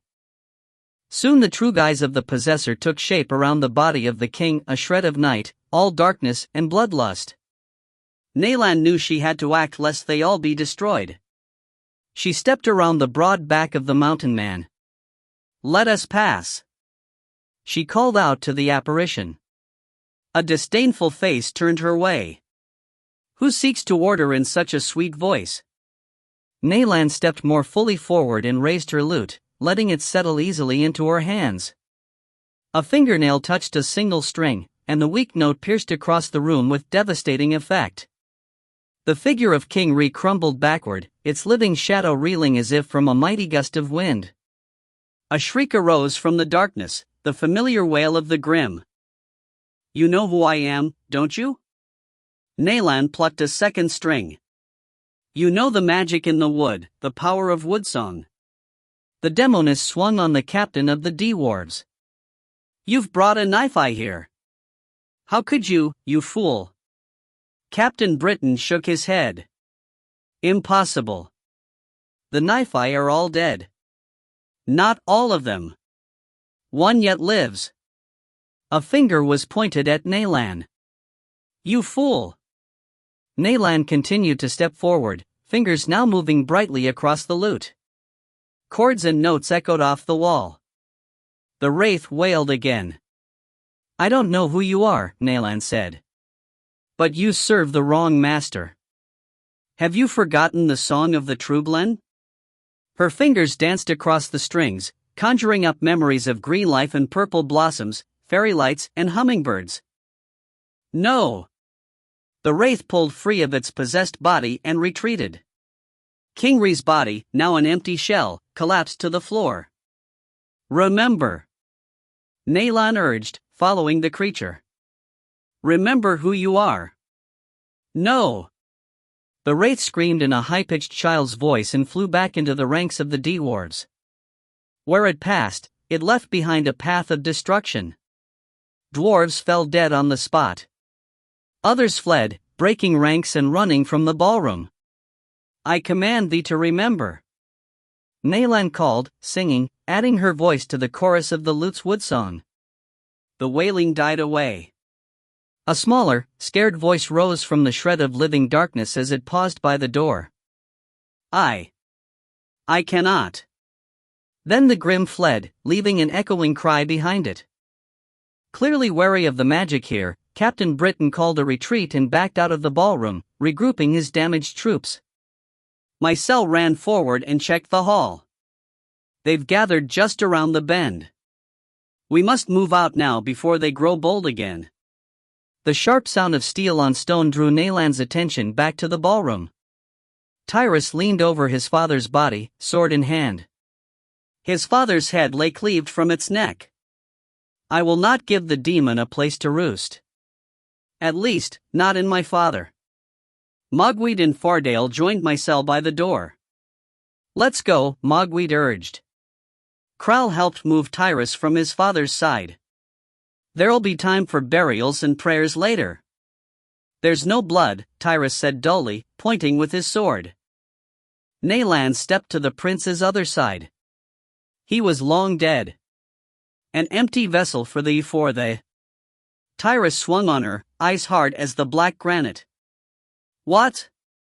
You know more than you say." Nayland clasped her lute across her chest protectively. Merrick came to her aid. "Leave her, Lord Tyrus. Such matters are best discussed well away from here." Mycel agreed and ordered them to follow. She ducked out the door and raced down the hall, opposite where the dwarf host regathered. In a tangled group, they fled. "I know the way from here," Mycel called back. She fumbled a coin from a pocket and clutched it to her lips. "Xin, hear me." Nayland heard no answer, but in a few steps, Mycel stumbled to a stop, pausing at the entrance to another winding staircase. After a few hushed heartbeats, Mycel lowered the coin, fingers white-knuckled around it. She turned to them. Trouble. The Stormwing had to break its mooring and flee. They had been discovered. The top terrace now crawls with dwarves. Another trap. Merrick's thin lips frowned deeply. "What are we to do? We can't go up. We can't go back." They all remained silent. Finally, Nayland answered. "We go down." She pointed toward the stairs that wound back into the depths of the castle. She turned to Lord Tyrus. "The secret tunnel you mentioned in the cell. Take us there." "But it only leads to the dire fell. Even you said that path is death." "No longer." Nayland held up the lute. "A way opens." "How?" She shook her head. "Lead us, Dot." Tyrus bit his lip in indecision, eyes narrowed with suspicion of her. Behind them, a roar arose from Captain Britain's forces. "They come," Mycel said. Tyrus scowled and hurried forward. "This way then." He raced down the steps, taking them two at a time. Merrick followed behind Nayland. It did not take magic to sense the tension flowing from the small knife eye. Her arms hugged the lute to her chest, her face, when he glimpsed it, was pale. Tyrus led the way down at a furious pace as the booming calls of the dwarves gave chase. Nayland stumbled to keep up. Moving to her side, Merrick gripped her elbow, supporting her. "You don't have to do this," he whispered, careful to keep their words private. "We have no other choice. It's not too late. We could try to forge a path through the encircled encampment. If we could reach the forests of the western. There is no going back. You saw what lurked in King Ree. One of the grim." Nayland glanced hard at him. "Both of us know better than that." Merrick lowered his face. "Can you control them? Will the lute song enchant the wraiths long enough for us to pass through the dire fell?" "I believe so. Memories hold great power. They will either flee or become enthralled. Either way, they should leave us safe. But what of the one who possessed King Ree? Where was her madness?" Though clearly bent to the Dark Lord, she was lucid, calculating. Nayland shook her head. "The Gulgothal demon must have found a way to untwist the damage. But I don't know why she serves the Black Beast." Sudden insight dawned in Merrick. He recalled his own dark fire trial in the cellars under the ancient keep of Shadowbrook. She must have been forged, changed into an Ilgard. Nayland frowned at him, not understanding. Merrick explained. "If the Black Heart can use his dark magics to enslave an elemental, bend the pure magic and spirit to his will, then perhaps, while forging this spirit, the Dark Lord's fiery process unwound what was twisted, allowing this one's sanity to return, warped though it may be." Nayland seemed to grow paler. If he could do it to one, he could do it to the entire host. Nayland began to tremble. "That must not happen. I'd rather them all destroyed than turned against the world." Merrick pulled the knife eye under his arm. "We'll not let it happen." She leaned into his arms. Below, Tyrus came to a halt between floors. He placed his hands on the neighboring wall, eyes drifting closed. Then he shoved, and a section of blank wall swung open, a secret door. He grabbed a torch from a sconce. "This way. It's not much farther." The prince ducked through the threshold and closed it after them, then continued on. Merrick and Nayland followed. Beyond the door was a long, narrow passage. It ran straight. They followed the flickering torch as Tyrus ran. It seemed like forever until the end was reached. The passage ended at a blank wall of granite, a dead end. As the others gathered, Tyrus knelt and picked up something glittering from the floor. He turned with it in his hand. It was a simple circlet of gold, unadorned except for a thumb-sized inset of polished black granite shaped like a small star. Tyrus' fingers shook as he held it. Mycelle identified the discarded object. "The crown," she said in a hushed voice. "The crown of Castle Mryl. My father's crown," Tyrus said. He stared back at the blank wall. "He came this way. After the fall, he must have attempted to escape. One last desperate act." Mycelle shook her head sadly. Tears filled the prince's eyes. He clutched the crown in one hand and moved to the blank wall and touched it with his free hand. And he failed. Tyrus turned to Nayland. "Beyond here lies the dire fell. You said before that you knew why this secret passage had been built. I want to know why. My father took this path, and it led to his death, and worse. Why should we trust your word now?" Nayland glanced to the floor. Merrick gripped her elbow. "Tell him. Open the door, and I'll tell you all." Mogweed scooted nearer. "Is it safe?" "As long as I have the loot, no harm will come." Tyrus hesitated, then turned to the wall and placed a hand on its surface. In moments, his hand grew as black as the granite and sank into its depths. Merrick watched the prince concentrate, his arm moving as if his sunken fingers were manipulating something inside the rock. A loud crack sounded. Tyrus gasped and pulled his hand from the rock. "The lock was very old," was all he said. Using his shoulder, Tyrus pushed, and a door opened in the wall, swinging outward. Lifting his torch, Tyrus ducked through the portal and out into the night. The others followed, stepping from stone to soft loam. Ahead, the dark forest of the Dire fell opened before them. Monstrous trunks climbed high into a sky obscured by twisted and leafless branches. Massive roots, knobbed and protruding, created a woody maze of barked arches and colonnades. Beneath it all huddled an underbrush of sallow ferns and prickly bushes. The forest lay silent. Not a bird twittered, not an insect whirred. Tyrus turned to Naylan. "What secret do you know of the Dire Fell?" "I know all its secrets," Naylan said softly. She stepped forward, staring into the forest, tears on her cheeks. Then she turned and faced the others and lifted an arm to encompass the entire wood. "This is my home. This is Lake-i-Hera." No one spoke for several moments, too stunned. "Your home?" Mycel asked with stunned disbelief. Naylan nodded. "And what of the wraiths?" Tyrus asked coldly.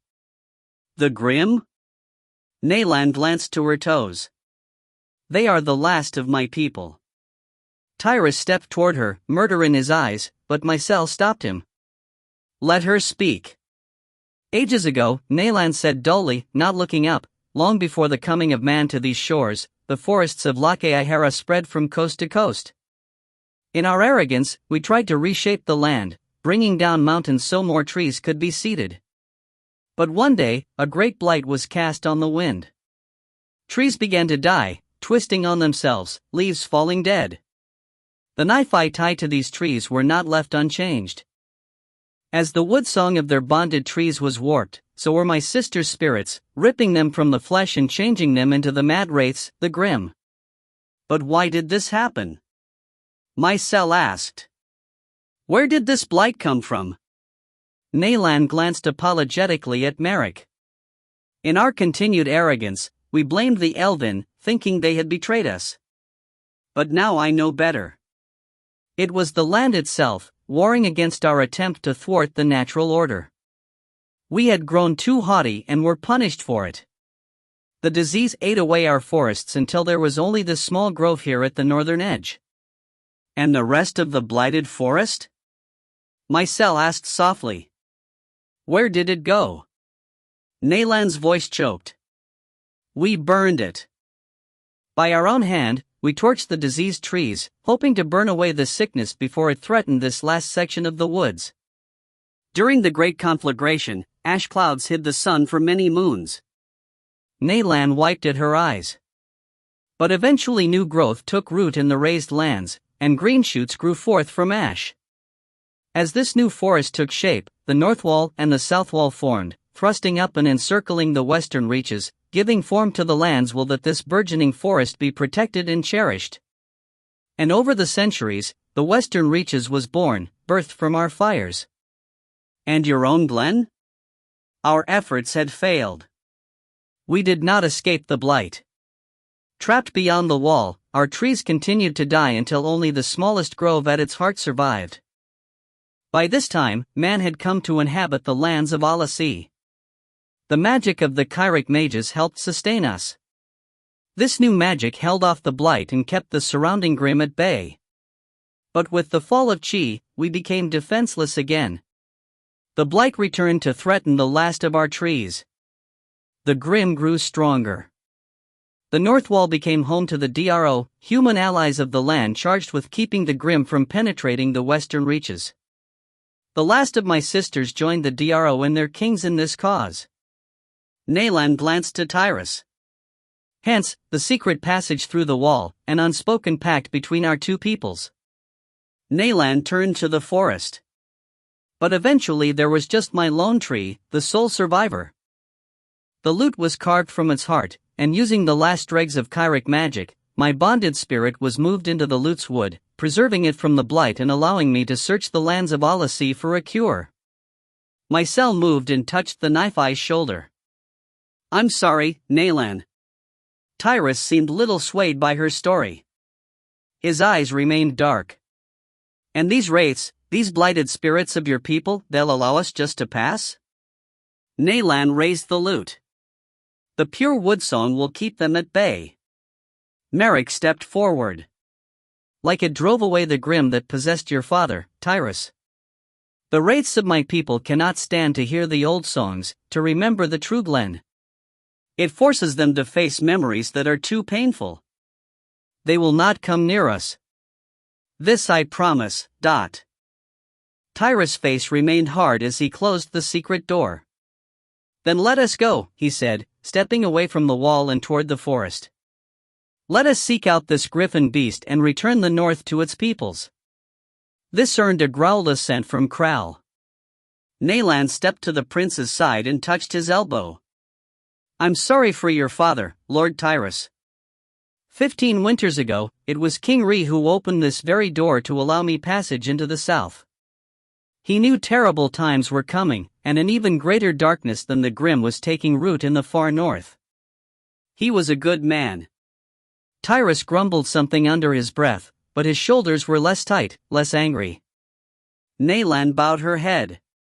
Merrick joined her, walking in silence as they entered the edge of the dark forest. I know that was hard, he consoled her. But in these times, secrets are as dangerous as magic. Only truth will set us free. Thank you, Merrick, she said with a tired smile. Distantly, a single wail echoed through the forest, full of hunger and fraught with madness. Mogwyd edged closer with Fardale at his side. His words were full of sourness and spite. Welcome home, Naylan. Merrick scowled at the bitter-tongued shapeshifter. But Naylan seemed not to have heard him. Instead, she raised her lute and began to strum a slow melody, the notes as haunted as the deep forest. She slipped ahead of the rest, leading the way into the darkness of the dire fell. Book 3. Burning Sands. 8. Atop the deck of the Eagle's Fury, Joch studied the surrounding lands far below. The sun beat mercilessly, and the heat could not be escaped. Taught by the elven sailors, Joch wore a bit of folded tartan atop his head, keeping the sun from his face and neck. Standing mid-deck, he stared out past the rails. The terrain below was a broken waste of sand and rock. Sun-blasted mesas and deep canyons crisscrossed the landscape under the keel of the mighty windship. The region, known as the Crumbling Mounds, was where the southern end of the mountainous teeth waned down into dry foothills before disappearing completely into the endless sands of the southern wastes. Few lived among the scrabbled cliffs and flinty scarps. At night, occasional camps could be seen by their campfires, most likely silk caravans crossing the harsh land. The only true inhabitants were the thick-browed giants who roamed these lands, living in deep caves away from the sun, coming out only to hunt at night. Behind him, Joch heard a delighted giggle. He turned. Under the shade of the sails, the assassin Kesla was playing a game with a tiny child. The pair knelt over a tumble of thin sticks, carefully attempting to remove each piece of wood without disturbing the others. Kesla bent with her nose almost touching the pile, her fingers teasing free a sliver of wood. Suddenly her hand jerked, and the pile of sticks crumbled. On the other side, the small child clapped her hands with delight, laughing brightly. I win! I win! Kesla straightened up. You're too good at this, little flower. The child clambered to her feet and dove at the assassin, giving her a firm hug. Kesla returned the affection, squeezing her tightly, and slid smoothly to her feet, pulling the girl up into her arms. Turning, she found Joch staring at her. The slim smile on her face hardened. With a final squeeze, Kesla lowered the child to the planks and patted her on the backside. Shishin, why don't you find Hunt? Get him to fetch you a treat for winning. The girl bobbed her head vigorously and ran off, all legs and a flag of black hair. Wearing a frown, Joch watched her disappear down the aft hatch. Though the girl had been born among the Drerendi, she bore the likeness of the Marai, webbed fingers and toes, glassy inner eyelids. Joch was still not comfortable with a youngster of just 6 winters joining them on this risky venture. But the child, Shishin, had come aboard with Hunt, the High Keel's son. The odd pair shared some strange bond, tied to magics and old oaths. "She is my charge," Hunt had said firmly as he boarded. "I swore a blood oath to her grandfather to watch over her." Kesla knelt back down and began to collect the sticks from the deck. Joach stepped to her side. They had been en route toward the south wall for almost a quarter moon, and he had spoken barely a word to her. She glanced up at him. Her deep violet eyes flashed in the bright light, cutting to his heart. Swallowing hard, he turned away. He still had trouble reconciling the kitchen scullion named Marta with this smooth assassin. How easily his heart had been tricked. Kesla cleared her throat. "Why don't you come try your hand at this game? It's not as easy as it appears." "I have no time for games," he said coldly, but his legs refused to move. "Yes, you look so busy there standing by the rail. Besides, it's not just a game. It's a guild exercise tool, used to train apprentices in the subtle movements of fingers and hand." Joach scowled. "An assassin's game. Then I'll have nothing to do with it. 'Fraid I'll win?" He turned and found her staring up at him with one eyebrow raised coyly. He hesitated, feeling his neck growing red, then swung to the far side of the pile and collapsed to his knees. "Throw the sticks, Dot." She collected the remaining bits of wood, tapped them into order in both her fists, then tossed them into a thick pile, like a tumbled deadfall in the deep wood. "You have to choose carefully. Pluck a twig without moving any others. I know how to play." "So you've been spying on us?" Joach glanced up. She cocked her head. Her amber hair, braided into a tail, hung over one shoulder. "It's a simple enough game," he answered. "Sometimes the simplest games are the most tricky. Pick a stick." Joach chose carefully. A stick from the top of the pile. A deft pluck should leave those under it undisturbed. He used his left hand, since his right was missing 2 fingers. As he reached, concentrating, his fingers trembled. He pulled back, clenched a fist, then reached again. This time he tweezed the small sliver of wood and removed it cleanly. He sat back up. "Done." "Very good," Kesla whispered, and bent over the pile. She studied it with narrowed eyes. First from the right, then the left. From top to bottom. Finally, she chose a stick near the very bottom, a risky move with the other sticks piled atop it. Her fingers darted forward, almost too fast for the eye to follow, and the stick appeared in her hand. "Done," she said, placing her token near her bare knee. Joach stared at the pile. How had she done that? He reached to another stick from the top and removed it without disturbing the rest. She nodded and took another twig from the middle of the pile. After 6 more exchanges, Joach plucking from the top and Kesla removing slivers from the bottom, Joach's brow was beaded with sweat. His palms were damp. She moved with such assurance, lightning quick. Joach knew he was outmatched and that Kesla had let Shishin win the earlier games. His fingers reached again, trembling. He felt her eyes drilling into him. He could hear her breathing, smell her pleasant scent. Lavender. Distracted, he glanced up at her. She nodded to the pile. "Your move." Joach bit his lower lip and leaned close to the pile, beetling his brow with concentration. He reached for a twig balanced on the top. An easy target. Across the pile, Kesla made a chirping noise deep in her throat, warning him away. Joach scowled. He would not be tricked. His fingers steadied. He reached and plucked the stick without disturbing any of the others. He held it up proudly. "Done. Now it's your." Kesla pointed to the pile. It trembled and collapsed in upon itself.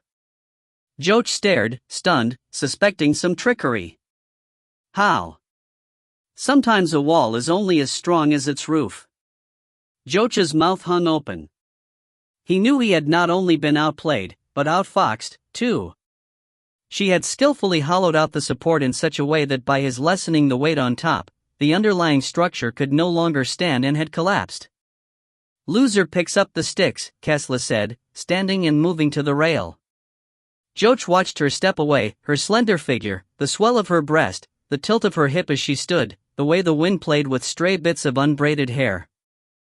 He was suddenly glad he had to pick up the sticks. He was not ready to stand, not in these tight breeches. He concentrated on his work, moving slowly, trying to find his way back to his anger for the woman, but he found he could not. With the stray bits of wood collected, he composed himself and shoved to his feet. Perhaps it was time they finally really talked. As he moved to her side, standing close, she lifted an arm and pointed. The dragon returns. Joch searched the skies and saw nothing at first. Then, against the backdrop of the blinding sun, a black shape dropped out of the glare and swept toward them. It was Siwan and Ragnar K. The pair had left at dawn to search the country ahead as the ship approached the western edge of the crumbling mounds. They had not been expected back until dusk.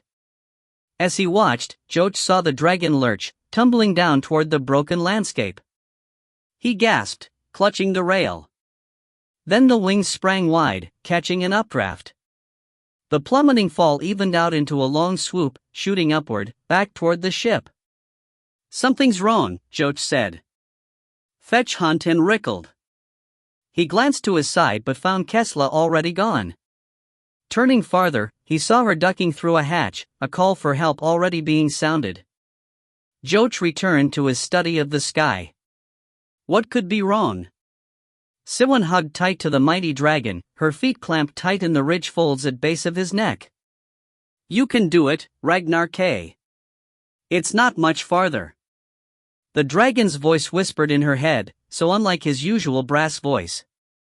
No fear, my bonded. My heart is strong as sky and sea together.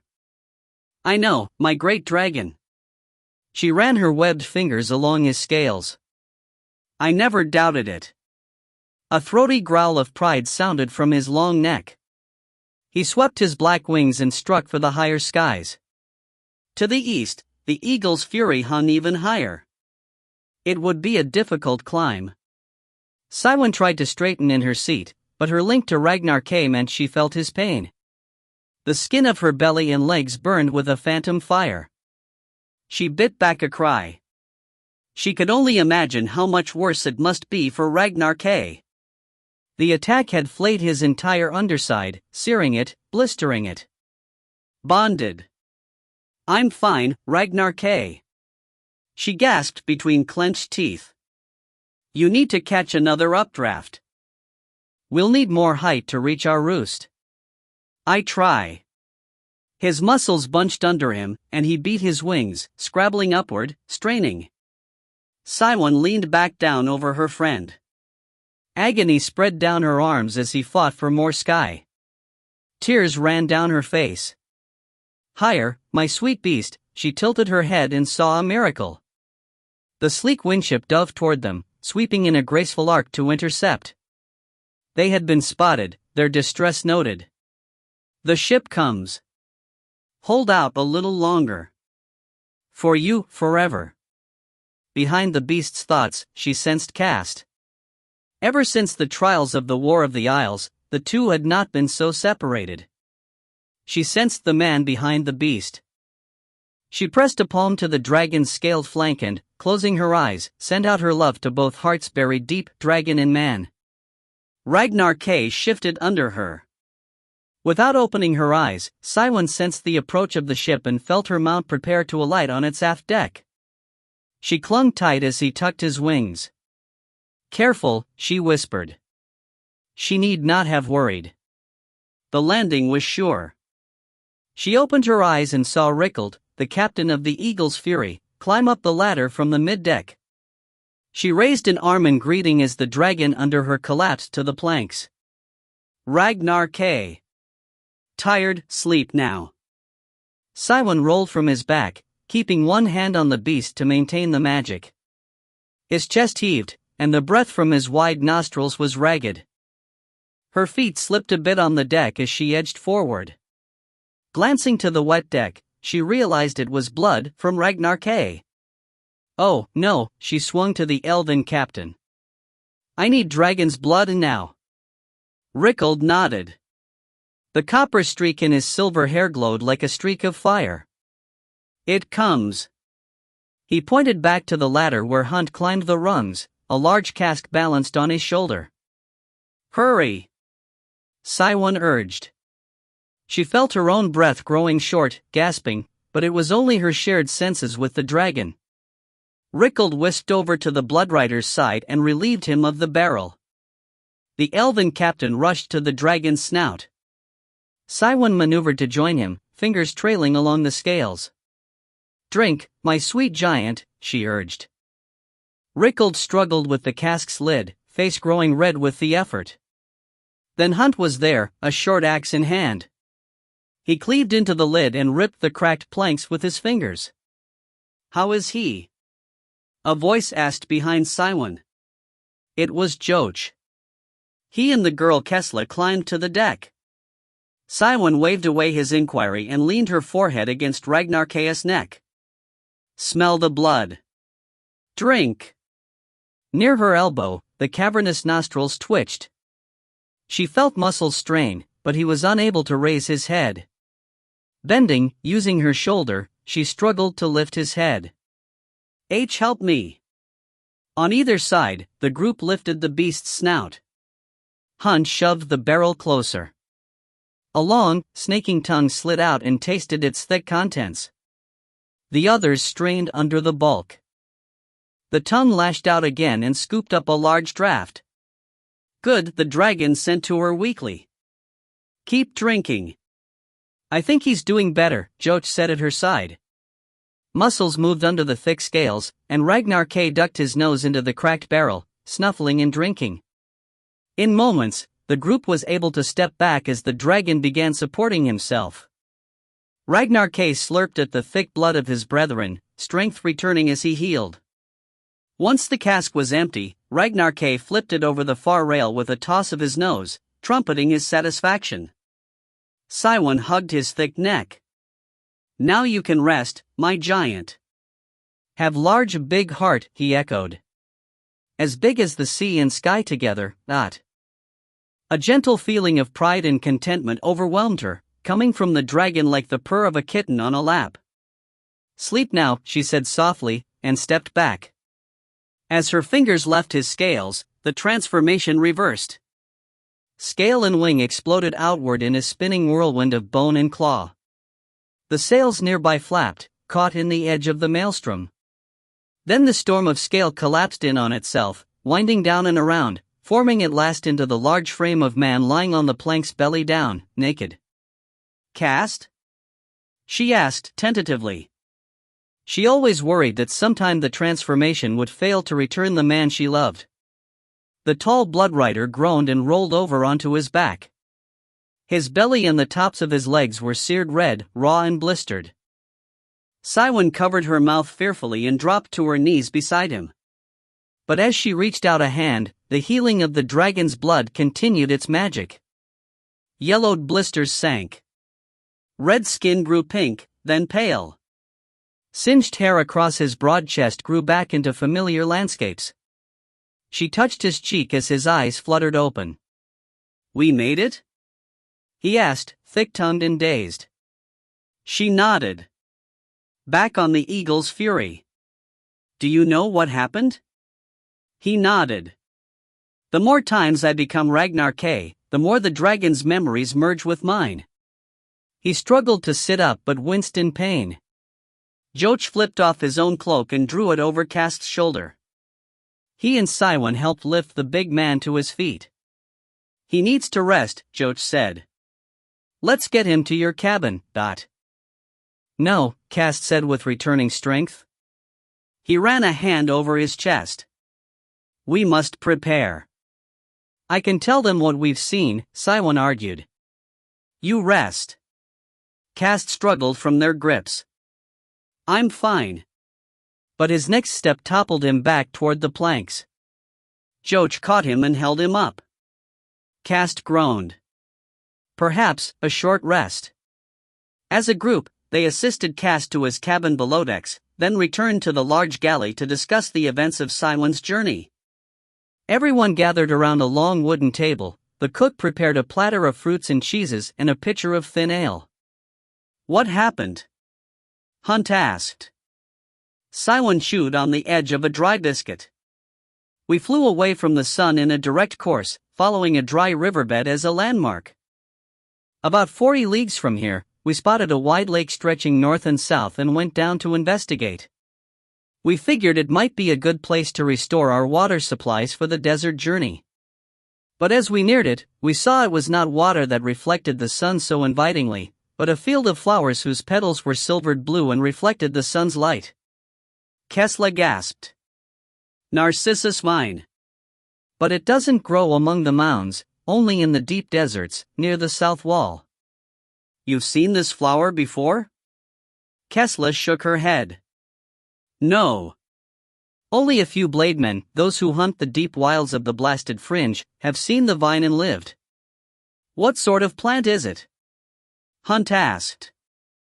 The assassin hesitated. "Some say it was born from the blood of the ghouls that once haunted the ruins of Tuller. As I said before, the vine usually grows only along the sandstone cliffs of the south wall.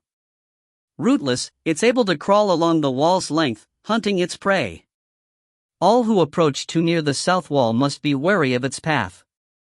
A single bloom by itself is harmless, but the vine, as it stretches across the sand or drapes along the sandstone cliffs of the south wall, will produce hundreds, thousands, of palm-sized blossoms. Each is able to collect the sun's heat in its shiny petals and reflect it back on an enemy. Multiply this by 1,000 and it can produce a blaze as hot as the sun itself, capable of burning a man down to a smoking skeleton in mere heartbeats." She gaped at Simon. "You were lucky to have survived. We almost didn't. But Ragnar K's scales are as hard as stone. He shielded me and took the brunt of the attack on his belly. Yet even his scales could not protect him from the flames. So what are we to do?" Rickald asked.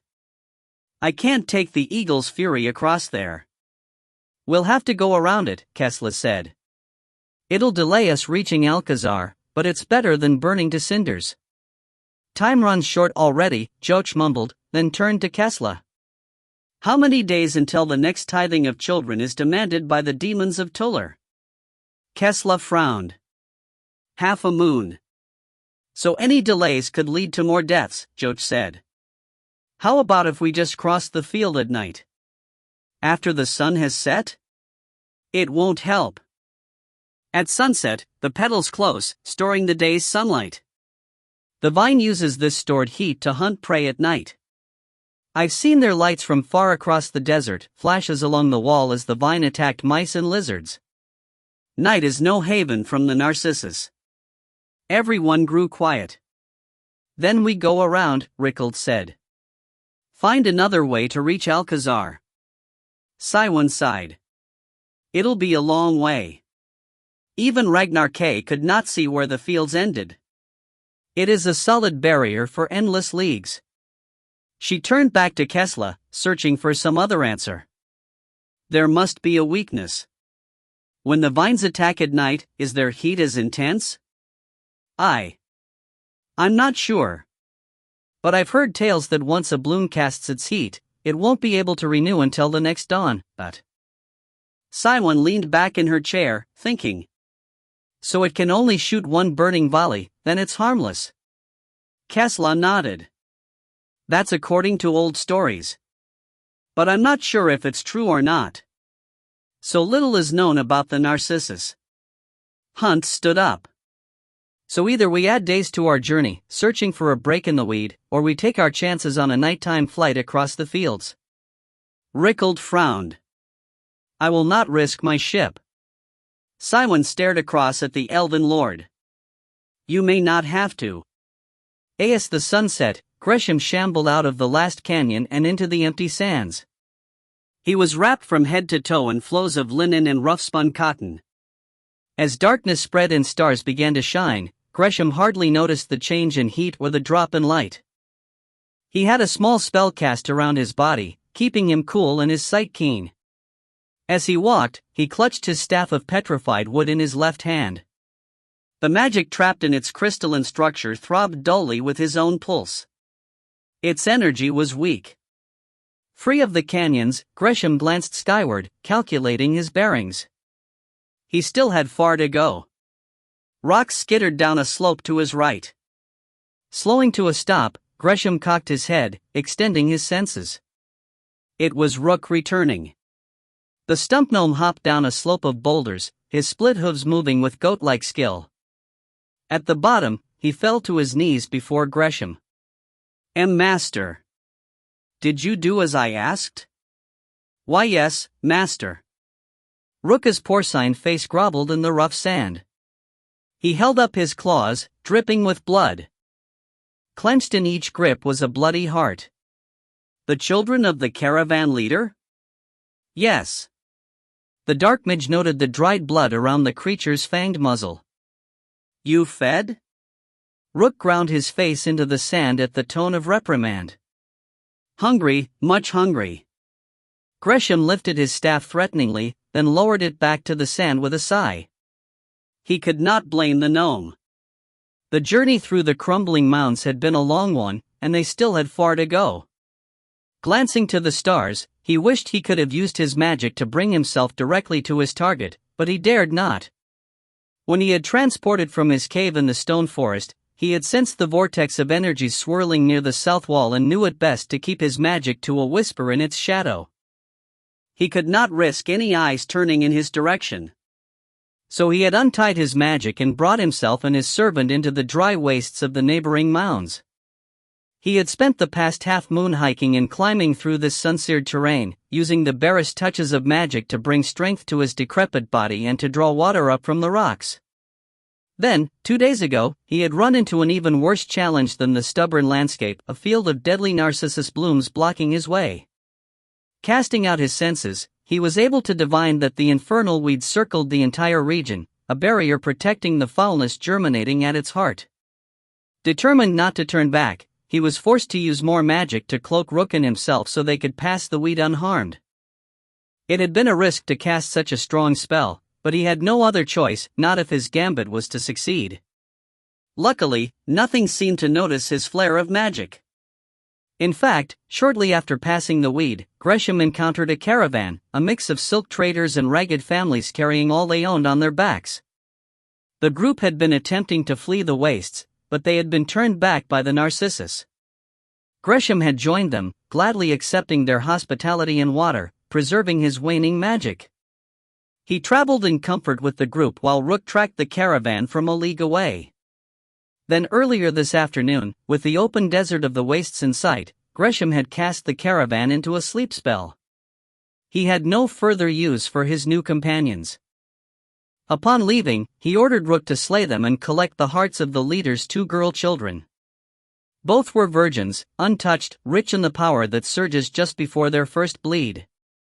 Enough groveling, Rook. Hold the hearts higher for me. The beast's long ears twitched in relief. He rose from the sands, sitting back on his heels, and held out the pair of hearts at arm's length. Gresham reached out with the heel of his staff, touching one of the hearts, then the other.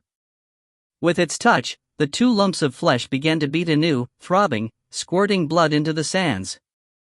Rising from the twin hearts, a distant wail could be heard. The spirits still trapped in the hearts cried for release. Patience, my 2 little ones. Patience. Gresham lowered his staff to the sand and leaned on it as he bent over the 2 hearts. He brought his lips to the throbbing bits of muscle and kissed them gently, inhaling as he did so. He felt their spirits and energy flow into him. Their magic of burgeoning womanhood drew into him, becoming part of him as tiny screams of horror filled his ears. He straightened, feeling vastly renewed and invigorated. In the claws of the stump gnome, the 2 hearts were now just dried and wrinkled chunks of meat, like grapes gone to raisins in the sun. Gresham grinned and wiped the blood from his lips. That was refreshing, he whispered contentedly. He patted the leathery skull of his servant as he thumped on past with his staff in hand. Suffused with fresh magic, he knew nothing could stop him from reaching his destination. Alcazar, the Desert Guild of the Assassins. In its tunneled and sculpted halls, he would lay the trap for his prey. As he moved into the desert, he spoke to the stars and empty sands. "I'll be waiting for you, Joch." Joch stood at the bowsprit of the eagle's fury. He shivered and wrapped his cloak tighter around his shoulders, unable to escape an uneasy edginess. He glanced behind as if expecting an enemy to attack. No one was there. In the rigging, elven sailors climbed the masts and worked the sails. Rickald was a figure in silver on the stern deck, hands in the air, drawing on the magic of the winds, ready to propel them swiftly across the deadly fields. Already stray gusts and wild flurries spat around the ship as energies gathered. Kesla popped her head by the ladder. "Siwan and Cast are ready. Did you want to see them off?" He nodded, unable to shake off his misgivings. Joch had been blessed with the gift of prophetic dreams, and though he was awake, he could not dismiss his growing sense of catastrophe. He crossed to the ladder and clambered down. On the middeck, Siwan and Cast held each other's hands. The Blood Rider looked fully healed and rested. He would need to be. Siwan leaned on the man's arm. The two would risk much to bring the ship swiftly over the fields of burning flowers. As Joch stepped up to them, he heard Cast grumble, "The winds smell bad, like smoke in the air." Joch's eyes narrowed. Was the large man feeling the same misgivings he had felt? "It's not too late to change course," he offered. "We could still circle around the field." Siwan shook her head. "No. The Vines field extends to the northern and southern horizons. There will be no way around the vine, only through it." Cast hugged the Marai woman closer to his side. "She's right. We must attempt this." Joch reached out and shook the larger man's hand. "Be careful." "And swift," Kesla added at Joch's side. "Ragnar K has never failed me," Siwan answered them, then glanced up into Cast's eyes. Not when fueled with two strong hearts. The Blood Rider leaned down and kissed her fully on the mouth, passionately. Arms reached to pull each other tight.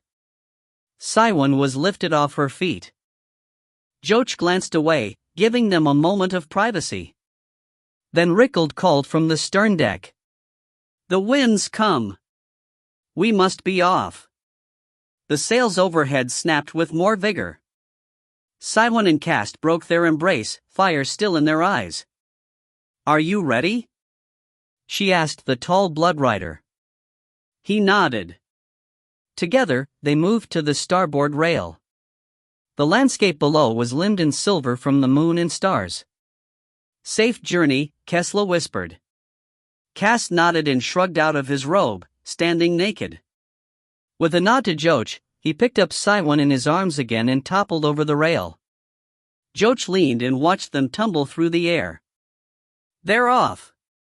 In response, the ship lurched forward as a fierce gust swelled the sails and sped the ship toward the fields.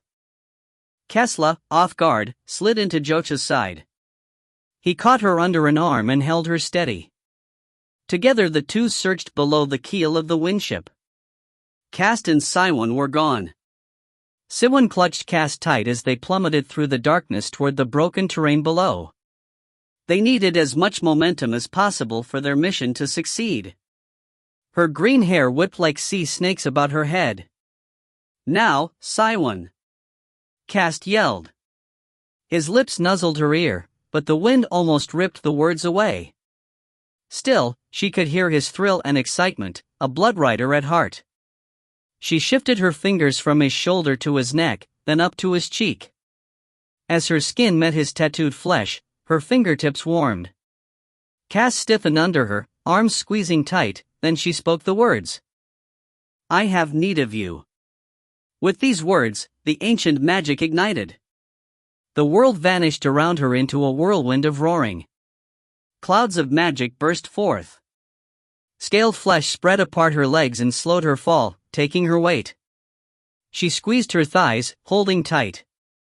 In another heartbeat, Siwan was no longer falling, but riding the back of the great black dragon, sweeping at amazing speeds. Ragnar K trumpeted his rebirth with an echoing cry. Bonded. Despite the tension, Siwen smiled. She heard the same excitement in the dragon's voice as she had in Cast's words a moment ago. Do not slow.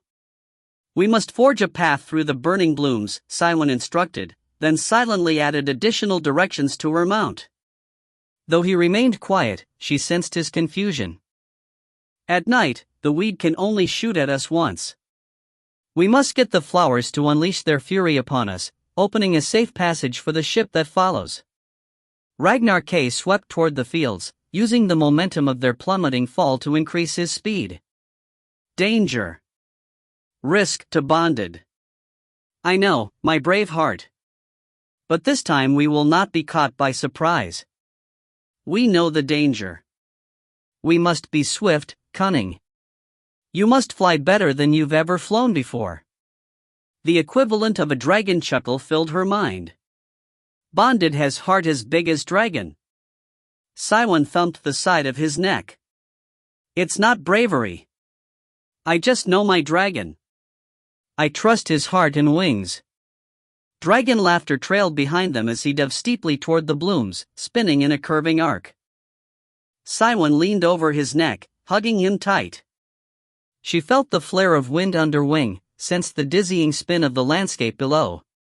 Instead of terror, she felt delight, sharing not only her dragon's thrill but that of the man buried deeper, all three spirits merging in this common goal.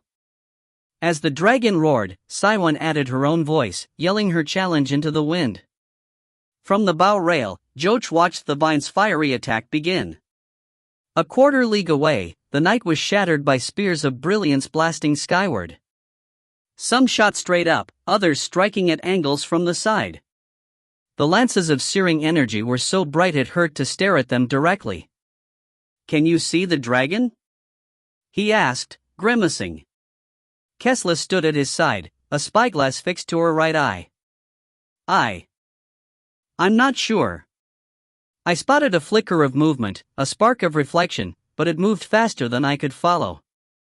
It must be them, Joch said. I guess so, too. She lowered the spyglass. The vine is certainly hunting something. As Joch watched, the sprout of bright spears traced farther away, deeper into the wide valley. Closer, the near edge of the field died back to dark, the blooms spent by their attack upon the dragon. Joch half turned, lifting an arm. Now, Rickald. Steer a straight course. Both the elven lord and Hunt stood ready at the stern. The blood rider raised a hand in acknowledgement, but Rickald showed no sign of hearing his call. The elven lord stood stiff, his head thrown back, cascades of crackling energy coursing over his body, his mind lost to the winds. Just as Joch wondered if he had been heard, the gales grew worse around the ship. Overhead, the rigging and ropes groaned, strained by the sails stretching even farther.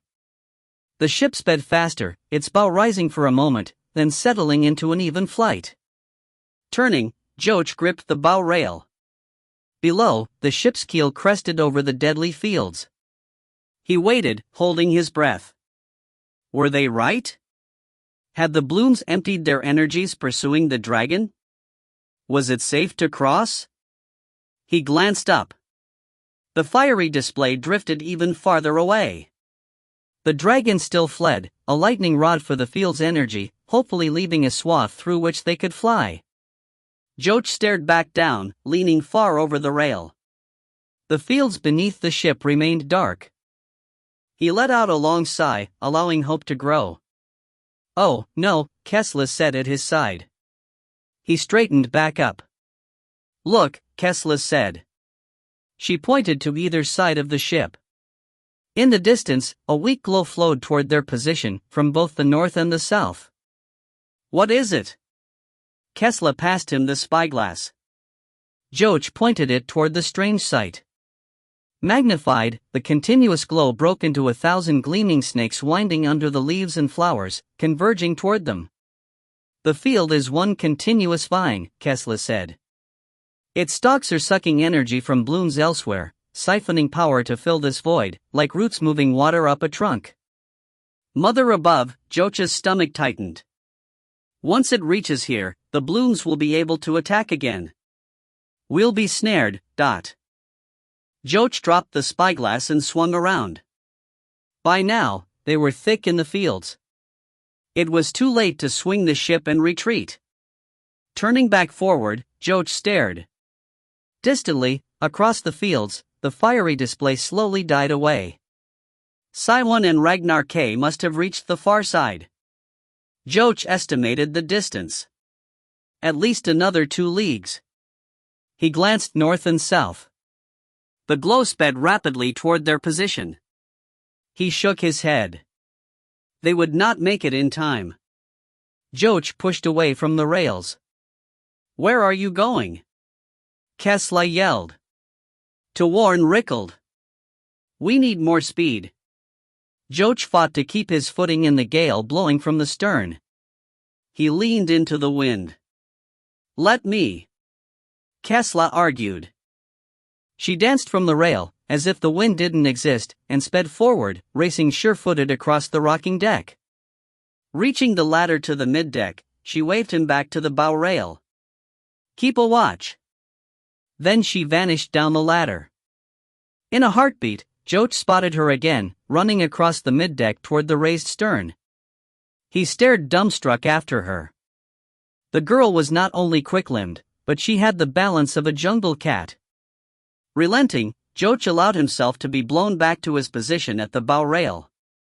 To either side, the snakes of bright energy twisted and slithered toward them. A single bloom shot a spear of light off the starboard side. It angled toward them, splashing against the ship's side. Though bright, the one flower did not have enough power to burn, but soon there would be more. As the glow swept under the ship's keel, new pillars of light blasted into the skies on both sides, creating a forest of blazing trunks. As Joach watched, more and more blooms ignited. Siwan guided her dragon to a flat-topped pinnacle of sandstone. Ragnar K settled to the rocky perch, with a heaving sigh from his chest. As he dug in his claws, Siwan rubbed her right arm, wincing, but the stinging burn would not subside. She glanced to the dragon's wing. Ragnar K held it slightly out to the side, like a gull with a wound or a broken bone. The edge still smoked. The reek of burned dragon scale filled the night. Thankfully it had been only a glancing strike. They had been lucky to escape with so little damage. The vine had fought fiercely, stabbing at them, chasing them to and fro across the sky. As they had flown, the vine had even seemed to grow wise to their evasive tactics, anticipating their moves.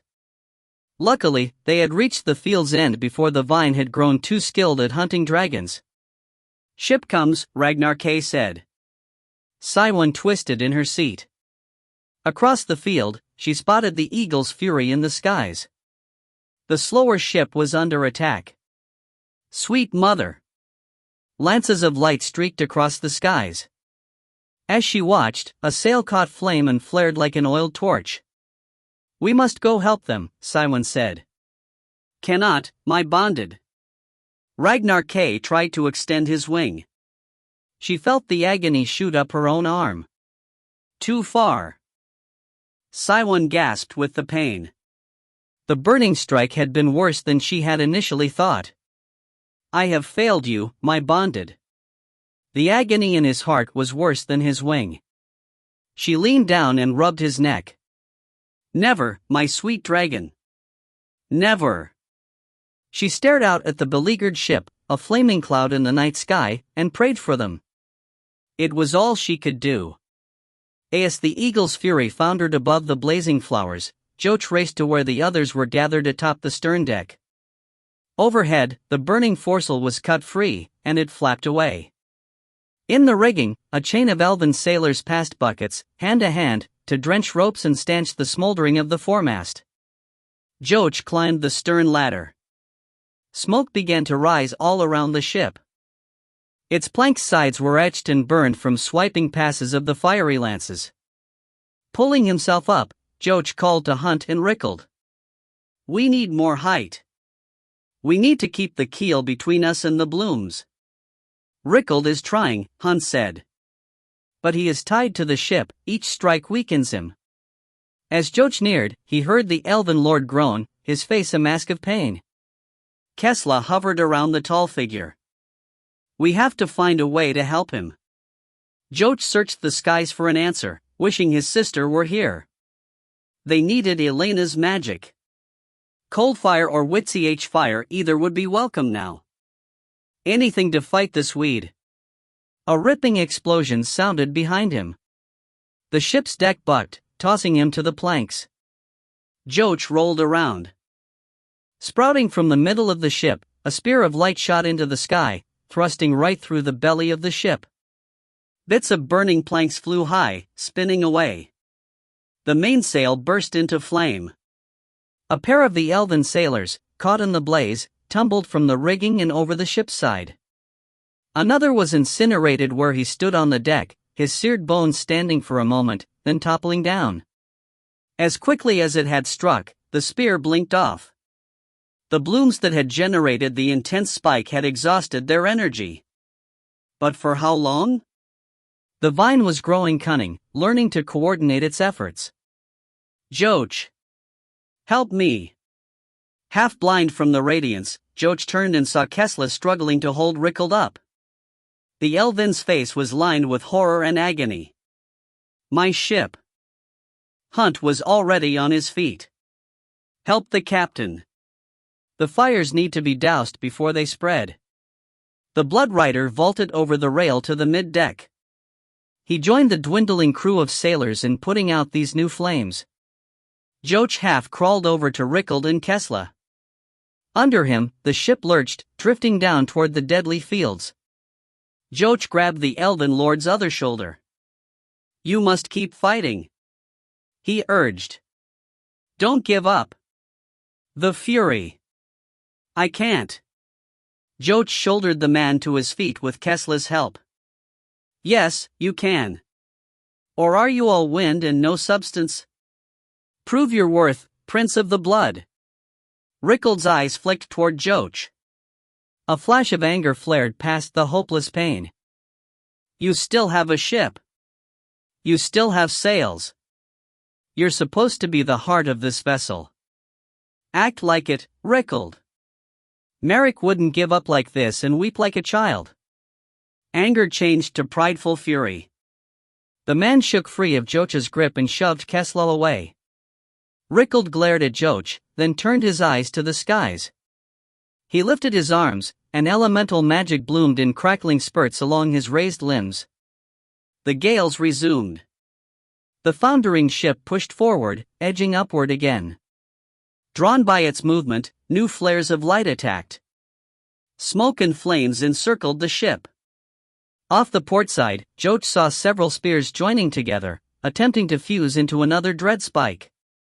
The ship could not take a second such coordinated attack. Something had to be done. He leaned over the rail as wind whipped his lanky red hair. He held the locks from his eyes, then snapped upright, a sudden idea coming to him. Why hadn't he thought of this earlier? He swung back to the Elven Lord. Rickald! We're pointing the wind the wrong way. Drive it into the weeds. Lash the flowers with your gale. Don't let them hone in on the fury. Rickald's eyes slowly focused from the sky back to Joach. Kessler straightened. Sweet mother, he's right. Caught in the winds, the flowers won't be able to focus. Rickald slowly nodded, too strained to speak. Overhead, the remaining few sails began to sag as some wind was stolen from them and diverted. Joach returned to his watch by the port rail. The river of winds split, and a whirling tributary swept down upon the vine. As the winds shook petals and rattled stalks, the beams of fiery light were blown out like candles. Nearby, the growing spike of coordinated energy was driven into disarray. It's working! Kessler yelled. They can't aim. Joach leaned and searched forward. They were only a quarter league from the end of the fields. Around them, the burning lances of light wobbled and spat sporadically. With luck, they might make it. Hunt yelled from the mid-deck, his voice booming with command. Get back, everyone. It's no use. She's lost. Joach had concentrated so fully on the fields that he had forgotten about the more immediate risk. He turned and saw the main mast explode into a flaming torch, catching another sail in its blaze. Other flames raced along ropes and rigging. Elven sailors leaped from their perches to the deck. Hunt suddenly appeared, flying up the ladder to join them. He carried the girl Shishin in his arms. His face was blackened with smears of soot. The fire's in the lower holds. It's burning from the inside out. The ship is doomed. With his words, the winds ebbed. Behind them, Rickles sagged, lowering his arms. We can't win. Joach strode up to the elven prince and struck him hard across the cheek. Don't ever say that. Rickles' eyes flew wide. He touched his bloodied lip as rage flared bright. No one strikes. Fly this ship, Rickles. Joach screamed. As long as we live, there's always hope. You'll drive this ship until it burns out from under you. Rickles stepped toward Joach. Enough. Kessler said, stepping between them. Use your anger to fuel the winds. We're almost through the fields. The open sands lie not much further. I have only the one sail. Then you must prove your skills, Elvin, Kessler said. Rickles stared at her, then set his face to stone. He lifted his arms, and the winds grew sharp again. We'll never reach the sands. What does it hurt to try? She challenged. Around them, smoke billowed as the ship limped forward. The heat from the growing fires became a roaring hearth. Occasional lances of light chased after them, but the straggling winds kept the vine cowed. No one spoke. Everyone held their breaths, clinging to handholds. Joach searched beyond the rail, an arm across his nose and mouth, choking. Below the ship, the smoke parted. Under the keel, a broken terrain of dark canyons and sand-swept mesas appeared. He leaned closer, blinking the smoke and tears from his eyes. No vines, no flowers. Joach spun around, yelling, "We're clear of the fields." Faces turned in his direction, a glimmer of hope, then an explosion blasted. A mid-deck hatch blew high into the air. Flames licked upward from the ship's bow, roaring like a netherworld demon. Under Joach's feet, the entire ship shook and began to list. He grabbed the rail as the ship rolled. Behind him, he heard Kessler call out. Don't falter, Rickles. Too weak, the elven captain gasped. The ship tilted, canting at a steep angle. Joach's legs went out from under him. He hugged the rail with both arms. Hang on! Kessler screamed. The Eagle's Fury slipped into a steep dive, a flaming stone crashing from the skies. 9. It took until dawn for Siwan to reach the wreck of the Eagle's Fury. Her mount's injured wing had limited their flights to short, feeble hops. Ragnar K struggled for longer jaunts, but Siwan forced the dragon to proceed slowly. Sharing his spirit, she sensed his pain. Her right arm felt as if it had been thrust into fire, and when in flight, the agony almost overwhelmed her. Despite their injuries, they worked themselves across the scrabbled landscape of the crumbling mounds, following the path where the flaming ship had passed overhead.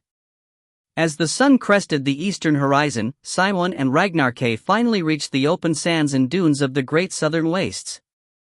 Siwan hung limp atop her mount, weak and thirsty. A thick column of smoke marked their goal. Without being told, Ragnar K shoved off the spur of rock that he had lighted upon and took wing, gliding low over the tall dunes. Siwan leaned on his neck and stared at the desert below. Like a great ocean of sand, she thought dully. It seemed endless, welling up into smooth waves, its constancy interrupted only by occasional rocky shoals. As she clung to her mount, Ragnar K crested over a tall dune and swept up in a wide circle. Bonded the ship. Siwan straightened. A gouged trail of destruction led forward. Dunes lay blasted, hunks of wood flanked the path, a broken mast stood impaled in a shallow slope of sand. Ragnar K rose higher on a thermal. In a deep valley ahead, Siwen spotted the bulk of the ship. It lay beached up against a dune, its hull cracked. Small fires still glowed and smoldered from its broken belly. Tiny figures moved around and over the husk of the ship. Rescued crates and supplies stood piled off to one side. Some still live, Siwen said, pointing an arm. She silently directed her mount to land. Ragnar K circled the smoky column and spiraled to the sand. Eyes watched them land. As the dragon settled with a loud huff of relief, figures moved toward them. Siwen spotted Joch and the Blood Rider Hunt. She slid from her seat and lifted an arm. Joch approached, his clothes torn, a large bruise on his cheek. "You survived," he said, exhaustion heavy in his voice. She nodded. "But Ragnar K is wounded. He'll need a draft of dragon's blood to heal. I don't think he can fly any farther." Hunt shook his head. The large man was covered from crown to foot with soot. "I'm sorry." The casks were burned or shattered. The little that survived was used to help those injured by the crash. "There's not a drop left." Siwen groaned and turned, still resting a hand on the dragon. "We'll manage."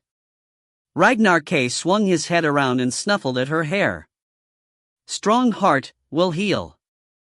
"I know you will," she said, "but perhaps you should sleep. We can mend the wounds easier as cast." "Man, not as big heart." He pouted. She smiled tiredly. "But he has smaller wings." Ragnar K nuzzled her again, sending a silent but reluctant consent. She hugged him and willed him her love and thanks, then stepped back. The ancient spell reversed, and scale and claw wound back down to bare legs and arms. As Cass stumbled forward out of the spell, he clutched his arm to his chest. His forearm was seared and blistered, but he kept his face stoic. "How many survived?" he asked, ignoring his own injury. Joch offered the naked man his cloak, torn and soot-stained. As Cass tied it around his waist, Joch answered his question. "Besides us, not many." He pointed to the piled supplies. "The girl Shishin and the assassin Kesla were bruised and shaken up, but they're doing well." Siwen spotted the young woman rocking the girl in her lap. Joch continued. "Rickald survived the crash, but he shattered his leg and now won't speak. He keeps with the other Elven. More than his broken leg, I think it's the loss of his ship that has truly crippled him." "What of his crew?" Cast asked. 3 survived. 4 died in the crash. Cast surveyed the broken and smoldering wreck. "What now?" "We continue on foot. Kesla says Alcazar lies about 7 leagues from here, a hard trek but manageable. This day, we'll gather what we can, then rest. After the sun goes down, we'll load a litter and travel by night." Siwen stared up at the pillar of smoke. "Will it be safe until then?" Eyes, not all of them friendly, I imagine, are sure to see this and investigate. Kesla suddenly appeared at her elbow, startling Siwen. The assassin moved so silently. Turning, Siwen saw that not a single footstep marred the smooth sand. Kesla answered her question. "Siwen is correct. It's not safe. Not only will I see the smoke, but the sands of the wastes hide even worse beasts. They'll be attracted to the blood. We should build a pyre and burn the bodies. Leave no trail and leave as soon as possible." Joch shook his head. "We have no water. We're all exhausted. It'll be cooler to walk the night." "And more deadly," Kesla argued sternly. Siwen watched Kesla and Joch stare each other down. Clearly the friction between them was piqued by more than just their current situation. Cast spoke up. "I think we should heed Kesla's guidance. She knows the wastes better than any of us. These are her homelands." "I agree," Siwen said. Joch stared a moment longer, then turned on a heel. "Fine. I'll let the Elven know." Kesla stared at his back, then sighed. I should get Shishin ready. I'll help you, Hun said, following after her. Alone, Saiwen turned to Cast. She stared up at him with a weary smile, glad to have him back at her side. How's your arm? I'll live. You'd better. She leaned into him, careful or his burns. He put his good arm around her and pulled her tight. We've a long journey ahead of us. Perhaps we should find a bit of shade and rest while we can. She trailed a finger down his chest. Rest? Cast stared down into her eyes. Did you have something else in mind? She reached up with her lips and spoke huskily. I have need of you, ... A ghost of a smile shadowed his face as he leaned down to meet her mouth, but before their lips could touch, a scream arose from near the shipwreck. Guildmaster Belgan knelt with the shaman in the darkened private courtyard. Though the morning sun climbed the blue sky, it had yet to rise above the heights of Alcazar to shine down into the tall, narrow yard. In shadows, the pair crouched beside the tiled mouth of a small well. Around them, flowering bushes dotted the small garden amid bits of sandstone statuary. Atop the red paving stones, Shaman Parthas tossed a set of bleached bones, tiny vertebrae, knobbed knuckles, lizard skulls, and other bits of bird bones. The bones danced and clattered, then settled to a scattered pattern. The shaman's head cocked as he studied the bits of white bone against the red stone. Belgan brushed back his white hair and tried to peer at the bones himself, but they made no sense. He did not have the gift. What does it show? Parthas held up a hand that was just withered bones itself, wrapped in sun-cured leather. The old shaman leaned and sniffed at the scrying bones, eyeing the pattern with one eye then the other, like a bird studying an intriguing beetle. His long nose and sharp features added to the hawkish image. Belgan sat back on his heels, waiting impatiently. Both men were wrapped in red desert cloaks, their hoods tossed back, but it was their only common feature. Where the shaman was bald, all bones and leather, Belgan was large-boned, pale of skin, with long, flowing white hair. Belgan had been nicknamed the Ghost of Alcazar, both for his skill at moving unseen and for his pale form. Though so dissimilar in appearance, the two men shared a common purpose. For the past 2 moons, the pair had come each morning to toss the bones, to search for some sign of hope. In only 10 days, the next tithing would be demanded. More children would be led to their doom. As the master of the Assassin's Guild, Belgan had accepted the charge to free the wastes of the corruption that now roost in Toller. He, in turn, had put the fates of the desert people into the small hands of a young girl, an assassin trained in the arts of stealth, one of his best students. Before she left, her blood had been dribbled on the bones, allowing them to track her progress. For the past 2 moons, the shaman had discerned vague clues to her whereabouts. Then, half a moon ago, the bones went silent, no sign nor clue, as if the girl had vanished completely from the lands. Belgan wrung his hands together. As each morning passed with no further word, his hopes for success dimmed. If there were no answers by tomorrow, Belgan would have to send word to the tribes to gather their children, to again choose who would live and who would die. They had no other option. The demand for blood would have to be answered. Across the tossed bones, the shaman's eyes narrowed. His head jerked up. I see her. Belgan froze, afraid he had heard him wrong. Parthas growled. She is near. Already in the sands. Kesla? Are you sure? He nodded. Belgan gasped with relief. The girl had made it back to the wastes. Thank the sweet mother. I knew she was a strong one. The shaman held up a hand of warning. Before you rejoice. The bones also warn of a danger surrounding her. What danger? The bones are not clear. Blood and smoke, teeth and torn flesh. Will she survive? Will she make it back here? Parthas frowned. He reached and shifted the slivered jawbone of a desert rat. Not even the bones can answer that.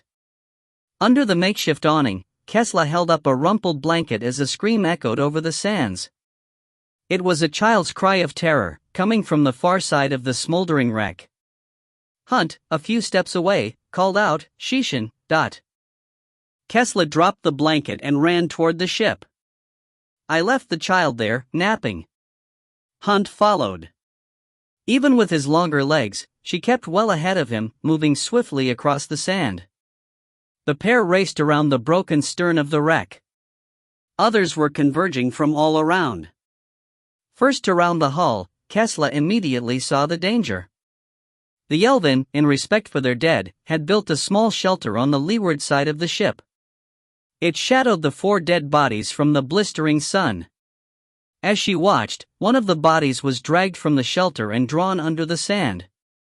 The thief could be seen by its thin white fin and muscled tail protruding from the sand. It thrashed, throwing sand high into the air. Thin elven bones cracked, and the body disappeared along with the predator into the cooler depths of the sand. All that remained was a bloody stain. Another scream arose. "There she is," Hunt said, coming around the ship and pointing. Shishin stood atop a spit of sandstone, balanced precariously, a look of terror on her tiny face. Hunt moved toward her as others rushed up behind them. "No," Kesla said, pulling him back by an arm, holding the others in place, too. "Don't move." Hunt began to protest, but a pair of fins rose ominously from the sand and circled the rock, sweeping up and around the bank of a dune. "Sand sharks," Kesla said. "They're drawn by the blood of the dead." Shishin had spotted them by now. She reached her arms out, pleadingly, tears running down her face. "I need you," she called out, eyes staring straight at Hunt. The tall bloodrider suddenly stiffened beside Kesla and broke her grip. He plodded toward the stranded girl. "No!" Kesla yelled. "Stand still." Besides blood, they're attracted by movement. Hunt seemed deaf and continued onward. "It's the spell," Simon said. "Between Marai and Bloodrider. He's enthralled." Cast whipped off his cloak, naked again, and rushed forward. He tossed the wrap over Hunt's head, breaking contact between the girl and the tall bloodrider. Hunt sagged as if a string had been cut between him and the girl. Confused, he tried to rip away the cloak, but Cast restrained him. "Keep your tattoo covered, Hunt." Nodding his understanding, Hunt slid the cloak down to his shoulders and wore it as a scarf over the tattoo around his neck. "No one move," Kesla ordered. Other fins surfaced, over a dozen. At the shelter, 2 more elven bodies were dragged under the sands. Another was torn between 2 of the predators fighting for meat. Bloody gobbets were tossed, only to be consumed by smaller sharks darting up and snagging the bits with a flash of serrated white teeth. "Will they attack us?" Joach asked. "They're mostly scavengers. They seldom attack the living. But in a feeding frenzy, they've been known to attack anything that moves. Just stand still. They should leave once they've fed." Kesla sensed the tension in the others. It was difficult to stand frozen with the girl sobbing and crying for help. But they had no choice. To move would draw the attention of the bloody jaws under the sand. As they waited, the sun climbed the sky. With the bodies now devoured and gone, the fins sank back into the sands with swishes of powerful tails until there was only one remaining. Kesla watched the last fin through narrowed eyes. It was the tallest of the group, the bull shark. It led and herded the others. Its fins circled the bloody sand, clearly seeming for any traces of remaining meat. It swept up the far dune bank, sinking away, then was gone. She allowed the breath trapped in her chest to slowly escape. They had survived. The child began to clamber off the stone. Hunt moved toward her. Then Kesla saw a ripple in the bank of sand, something drifting just under the surface. "Hiding." "No!" she yelled. "Get back!" But she was too late. The small girl had reached the sand and ran toward the tall bloodrider, arms raised to be picked up. Neither noticed the tall fin rise again from the sand and surge toward them. The others screamed warnings, too. Turning, Hunt finally recognized the approaching danger. He darted forward and snatched up the girl, diving to the side as the fin swept up and passed by him, missing his heels by a hairbreadth. Cut off from both the spit of sandstone and the ship, he twisted around and struggled to climb the neighboring dune. But the loose sand fought him. The fin of the bull shark swept toward him in pursuit. Other fins arose, hungry, circling, cutting off any means of rescue. Kessler jerked Joach around. "The night-glass dagger. Give it to me." Joach's brows knit suspiciously. "It's the only thing to fight sand beasts. Trust me." Joach hesitated, then a scream arose from Shishin. He yanked the dagger from its sheath under his cloak and thrust it at her. She grabbed the cold handle, wrapping fingers around the coiled basilisk. Kessler glanced to the group, her voice as sharp as the blade's edge. "No one move until I tell you." She ran forward as even more fins rose from the depths, cutting and crisscrossing each other in a hunting pattern. Kessler danced up and through the thrashing tangle. Trained as an assassin, she knew how to run the sands without disturbing a single grain. None of the predators noticed her passage through their territory. Past the smaller fins, Kessler raced to the far dune. "I'll draw it off," she yelled up to Hunt. "But you have to stop moving." Hunt tried to stop, but his feet slid in the loose sand. Shishin clutched his neck. The fin aimed straight for them. Kessler recognized the rising panic in the tall bloodrider's eyes as death swept in, but he fought to obey her orders. He slid to a stop, teetering, up to his shins in the loose sand. Kessler angled away from them, trotting up the dune's face. This time she did not try to hide her steps but used her skill to accentuate them, pounding the sand with the flats of her feet, slapping with each footstep.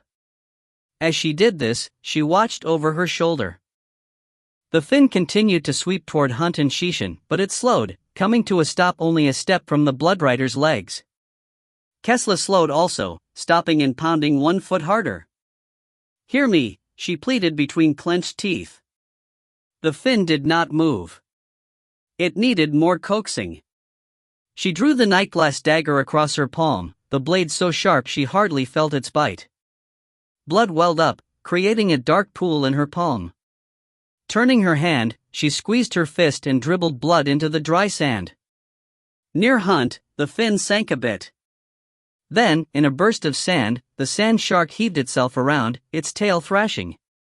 Hunt was knocked backward, landing on his backside in the sand, cradling Shishin. But the bull shark seemed not to notice, fixed on the scent of fresh blood. The fin aimed toward Kessler. Kessler backed up the dune, still walking flat-footed, ensuring her steps echoed deep into the sand, dribbling blood at the same time. At the peak of the dune, she paused. "Come on, Hunter. Prove your hunger." In the valley below, she saw her companions staring up at her, worried expressions fixed on their faces. Around them, the other smaller sharks continued to circle, not interfering with their leader. Kessler crouched, ready. The fin angled toward her position, sweeping up the face of the dune. Kessler waited until the beast was only 2 steps away, then ran directly at the fin. This close, the beast sensed its prey and surged up out of the sand, a maw of teeth and black throat. Kessler leaped, rolling through the air, and landed atop the fin. Raising her dagger high, she plunged its full length deep into the beast's back. Impaled, the beast bucked under her. It bulged up from the sand, its tail whipping viciously. She rode the shark, her fingers clenched to the fin's edge. One hand reached out and yanked the dagger free. Black blood poured over the sand and down the dune's face. As it thrashed, she plunged the dagger in again, more to anchor her perch than as a true attack. The shark attempted to flee, diving back into the sandy deep. Kessler was almost dragged down with it, but at the last moment, she tugged free her weapon and vaulted clear, rolling down the dune. At the bottom, she slid to her feet, blade raised against any further attack. The smaller sharks circled a moment more, then slipped back under the sand, following their wounded bull. She signaled her companions to remain where they were. She wanted the pot of sand sharks well away from the area before anyone moved. She wrapped her sliced palm into the edge of her cloak. She did not want her blood attracting stragglers. As she stood, she saw movement among her companions gathered on the valley floor. It was Joach. His arm shot up, his mouth opening. The tiny hairs on Kesla's nape quivered. Joach was pointing to the slope behind her. Spinning on a heel, Kesla dropped. "Watch out!" Joach's scream echoed behind her. From the bank of the dune, a huge shape leaped forth, a monstrous wall of muscle and teeth. The bull shark, blind with anger and bloodlust, flew its full length out of the sand, hurtling through the air toward Kesla. Its fleshy mouth stretched wide, bearing rows of razored teeth. Kesla could have walked upright between its open jaws. Instead, while still crouched, she dove forward, low, under the beast's maw. As the shark flew over her, she thrust her dagger high. The magic-fed nightglass cut cleanly, as if through air. As the monster's bulk hurtled by, the dagger sliced its belly from end to end. But the tip of its tail clipped Kesla's shoulder, throwing her hard to the sand. The blow knocked the dagger from her hand and sent it twirling away. Weaponless, she rolled to her belly, tiny lights dancing before her eyes. The bull shark crashed to the valley floor, landing on its side. Intestines and blood spilled from its gutted belly. Writhing, its cavernous mouth gnashed at the sand. The others backed away warily. But its twitching quickly grew still. Blood spread in a widening lake. Kesla pushed to her feet. "We should be safe for the moment," she gasped out, bruised, the air knocked from her lungs. "The bull's blood will drive away its brethren. But there are other predators. We must keep moving." Joach collected the dagger and came to her side, offering his arm for support. "What you did? Your speed." She smiled weakly. "So you finally found a use for an assassin's skills." Hunt came up on her other side, Shishan still in his arms. Tears and sand stained the girl's face. She scowled at the shark's corpse. "Big bad fish," she scolded in childish anger, holding her nose against the rising smell. Kesla reached up to touch the girl's cheek, but her legs wobbled with sudden exhaustion. She stumbled back toward the sand. "I've got you," Joach said, catching her. Kesla stared up into his eyes. "Thanks."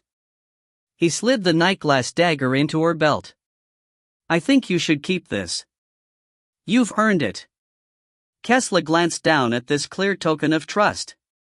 She turned away to hide her welling tears and cleared her throat. We should head out as soon as possible." She straightened and stared at the dead bulk of the shark. "The tribes have an old adage, in the sands, only the dead stop moving, but..." "Then let's break camp," Cast said, and stepped ahead with Siwan, leading the way back to the smoldering wreck of the Eagle's Fury.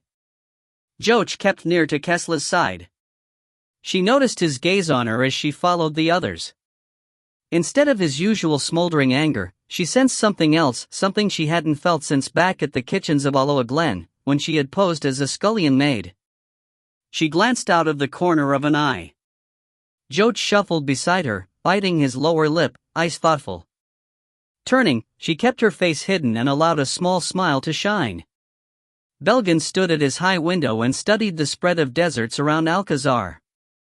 A moon, near to full, climbed the skies and cast the sands, dunes, and rocks in silver. It was so bright that he could see far into the distance. "Where are you, Kesla?" he whispered to the desert. Worry kept him far from sleep this night. The shaman's scrying bones were mixed with omens, both glad and dire. Kesla had reached the desert, but she was far from safe. After reading the bones, the shaman had left Alcazar. He would send some of his tribesmen out into the desert to watch for the girl. Belgan prayed they would find her safe, prayed she had succeeded in priming the ancient dagger in Witch blood. So much depended on someone so young. But he knew Kesla was more than she appeared. He was the one who had found her a decade ago, walking the desert sands. She'd been naked, less than 5 winters of age, with no knowledge of her family or past, but he had known right away that she was special. The harsh sun had not marked her. Her tawny hair was long, dragging in the sand behind her as if its strands had never been sheared. She had walked into his night camp as if birthed by the desert itself. For one so lost and alone, she appeared unnaturally calm, though she could not speak. He had first believed her addled, but she had learned quickly, speaking within the year, reading the next, quickly mastering any and every skill and challenge posed her. There was something special about Kesla. It shone from her. When the task came to wet the nightglass dagger in Witch blood, there was no other choice. Even if the shaman's bones had pointed another way, Belgon would have chosen Kesla. To him, she was the desert's best hope. A knock sounded behind him. He turned, wondering who could be disturbing him at this late hour. "Enter," he called out. The door to his room opened, and an apprentice bowed into the room. "Master Belgon. I apologize for disturbing you so late." "What is it, Seth?" "There comes to the gate a wanderer, someone begging entrance to Alcazar." "Is he alone?" "Yes." Belgon frowned. To walk the desert alone was the act of a fool. The dangers were too plentiful for a single pair of eyes to guard against. And at this late hour, he did not have the patience to tolerate fools. "What does this wanderer want?" "That's why I disturbed you." "He wishes to speak to you. He says that he comes with a warning." Belgon sighed. He had better investigate. Plucking his cloak from its peg, he drew its red folds around his pale form. "Have you let him inside?" "No, master. He waits outside the gate." He nodded. "Good. With the dangers and diseased creatures loose in the desert, the gates were ordered locked at twilight and were not to be opened until dawn. Take me to him." Seth held the door open for his master, then scurried ahead, leading the way down the stairs and through the sandstone halls. Ages ago, the keep of Alcazar had been hollowed and sculpted from a tall outcropping of sandstone. Approached from the desert, Alcazar appeared to be a plain pinnacle of stone, but a natural vertical crack in its northern face led into an inner central courtyard, open to the sky above. The keep itself had been carved from this yard's surrounding cliffs, sculpted into straight towers, corkscrewing spires, and gigantic sculptures of ancient kings. It was a castle encased in a shell of sandstone, the private keep and hold of the Assassin's Guild. Seth pushed through a thick ash door and held it open. Belgon stepped out of his tower and onto the paving stones of the central yard. From here, Belgon continued ahead, Seth trailing at his heels. As he crossed the yards, the moon hung high overhead, shining down into the heart of Alcazar. To the right, the stables housing the desert Malaks whispered with their mules and chuffing. The usually stoic beasts were clearly agitated, frightened. Even the stable master had been roused. Belgon saw Humph, dressed only in his nightclothes, hauling the door open to check on his charges. As he stared, a stray breeze wound under Belgon's cloak and shivered his skin. He wrapped his garment tighter to his thin shoulders, hugging his sides. "Strange omens ride this night." Seth caught up and passed him. "This way, Master Belgon."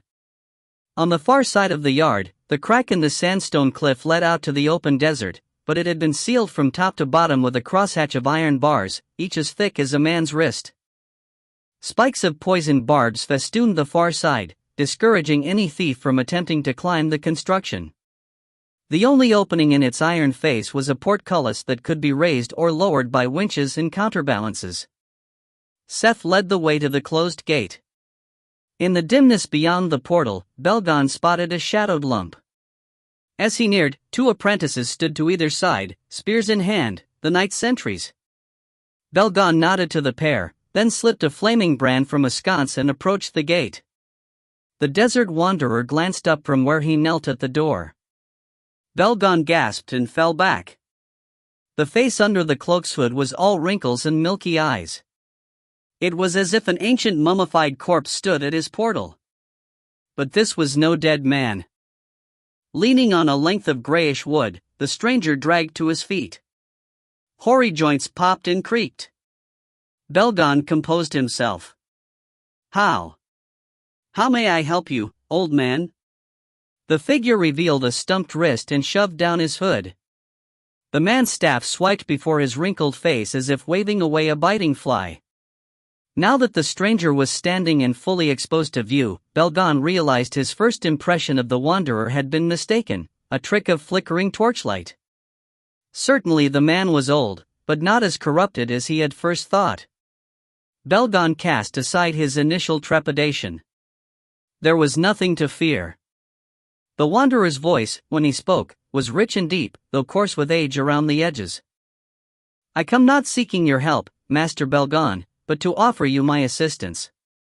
How so? Who are you? Where do you come from? I have many names, but you may call me Dismarum. I am a nomad, wandering the many lands of Alasea. The staff again waved before the man's face as he shifted his tired limbs. The old face suddenly reminded Belgon of his grandfather. He felt a twinge of guilt at his own lack of hospitality, but he kept his tone even. Why have you come to my gates? To warn of an enemy coming this way. Belgon lifted one eyebrow. What enemy might that be? A boy cloaked in black magics. He goes by the name Joch. And what makes you think he might be coming here? Dismarum leaned heavily on his staff, clearly weak and hungry. He's the brother of a Witch. Belgon jerked with these last words, shocked. How did you all Witch? I've heard rumors on the road. He comes seeking to avenge the death of his sister. Belgon felt the blood drain out of his limbs. The torch trembled. What had Kesla done? I would tell you more, but the desert has worn me, drained me. The visitor's words seemed to worm into Belgon's skull. I would beg a boon. Let me in. Belgon's suspicions flared, but the man's staff waved again. Belgon blinked, staring back at the guileless old man. How could he distrust this wanderer who had risked so much to bring him news? Guilt at his rudeness surged again. He stepped back. Raise the gate, he instructed Seth. Master? Belgon noticed the worried look on the apprentice's face. We'll offer this desert wanderer a drink and a warm meal. Now open these gates. Seth hesitated, glancing past the gate's bars with disgust. Belgon remembered with shame his own initial revulsion of Dismarum and scowled at Seth. Do as I say. Seth's eyes widened as he rushed over to the winch. Belgon touched his forehead, surprised at his own outburst. He never raised his voice. It must be the lack of sleep, the days of worry for Kesla. His eyes drifted back to the old man behind the gates. Dismarum lifted the staff, rolling it in his palm, and all Belgon's concerns vanished. What was he thinking? He must treat this elder with the utmost compassion. Perhaps he should even offer him his own room for the night, compensation for his lack of hospitality so far. Gears cranked, and iron groaned.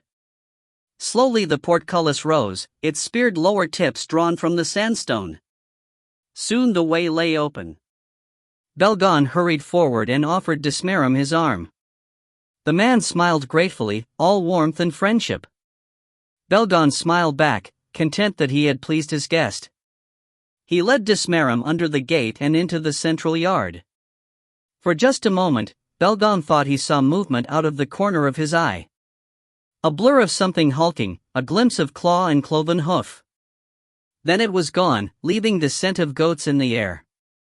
Belgon slowed, his brow furrowing. In his chest, his heart beat faster, panicked. Something was wrong, dreadfully wrong. His feet tripped.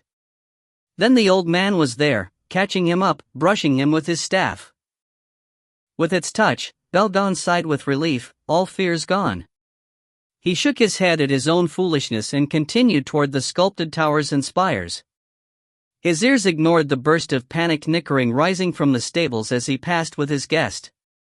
Instead, he patted the old man's arm. "Welcome, Dismarum. Welcome to Alcazar." 10.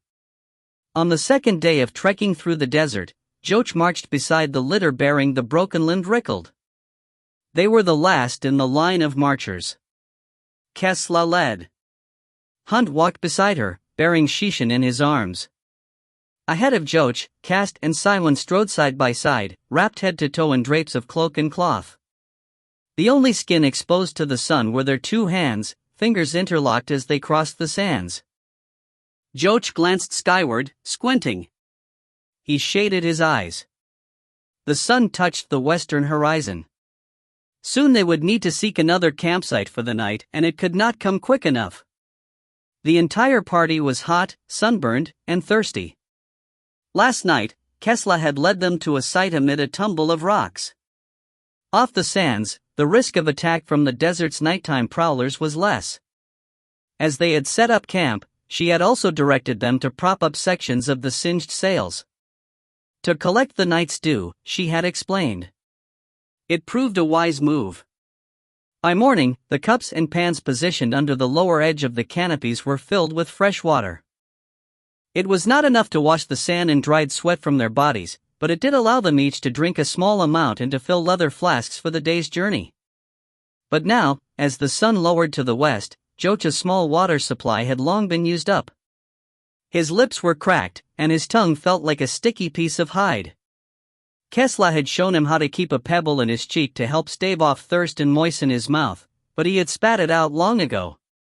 As he walked, every joint and crevice in his body was chafed raw by the sand. Joach's eyes ached from the blinding reflection of the sun off the surrounding dunes. It seemed as if they had been marching for moons instead of days. Even Joach's dreams had been of sand and of endless, empty skies. And he was not alone in his suffering.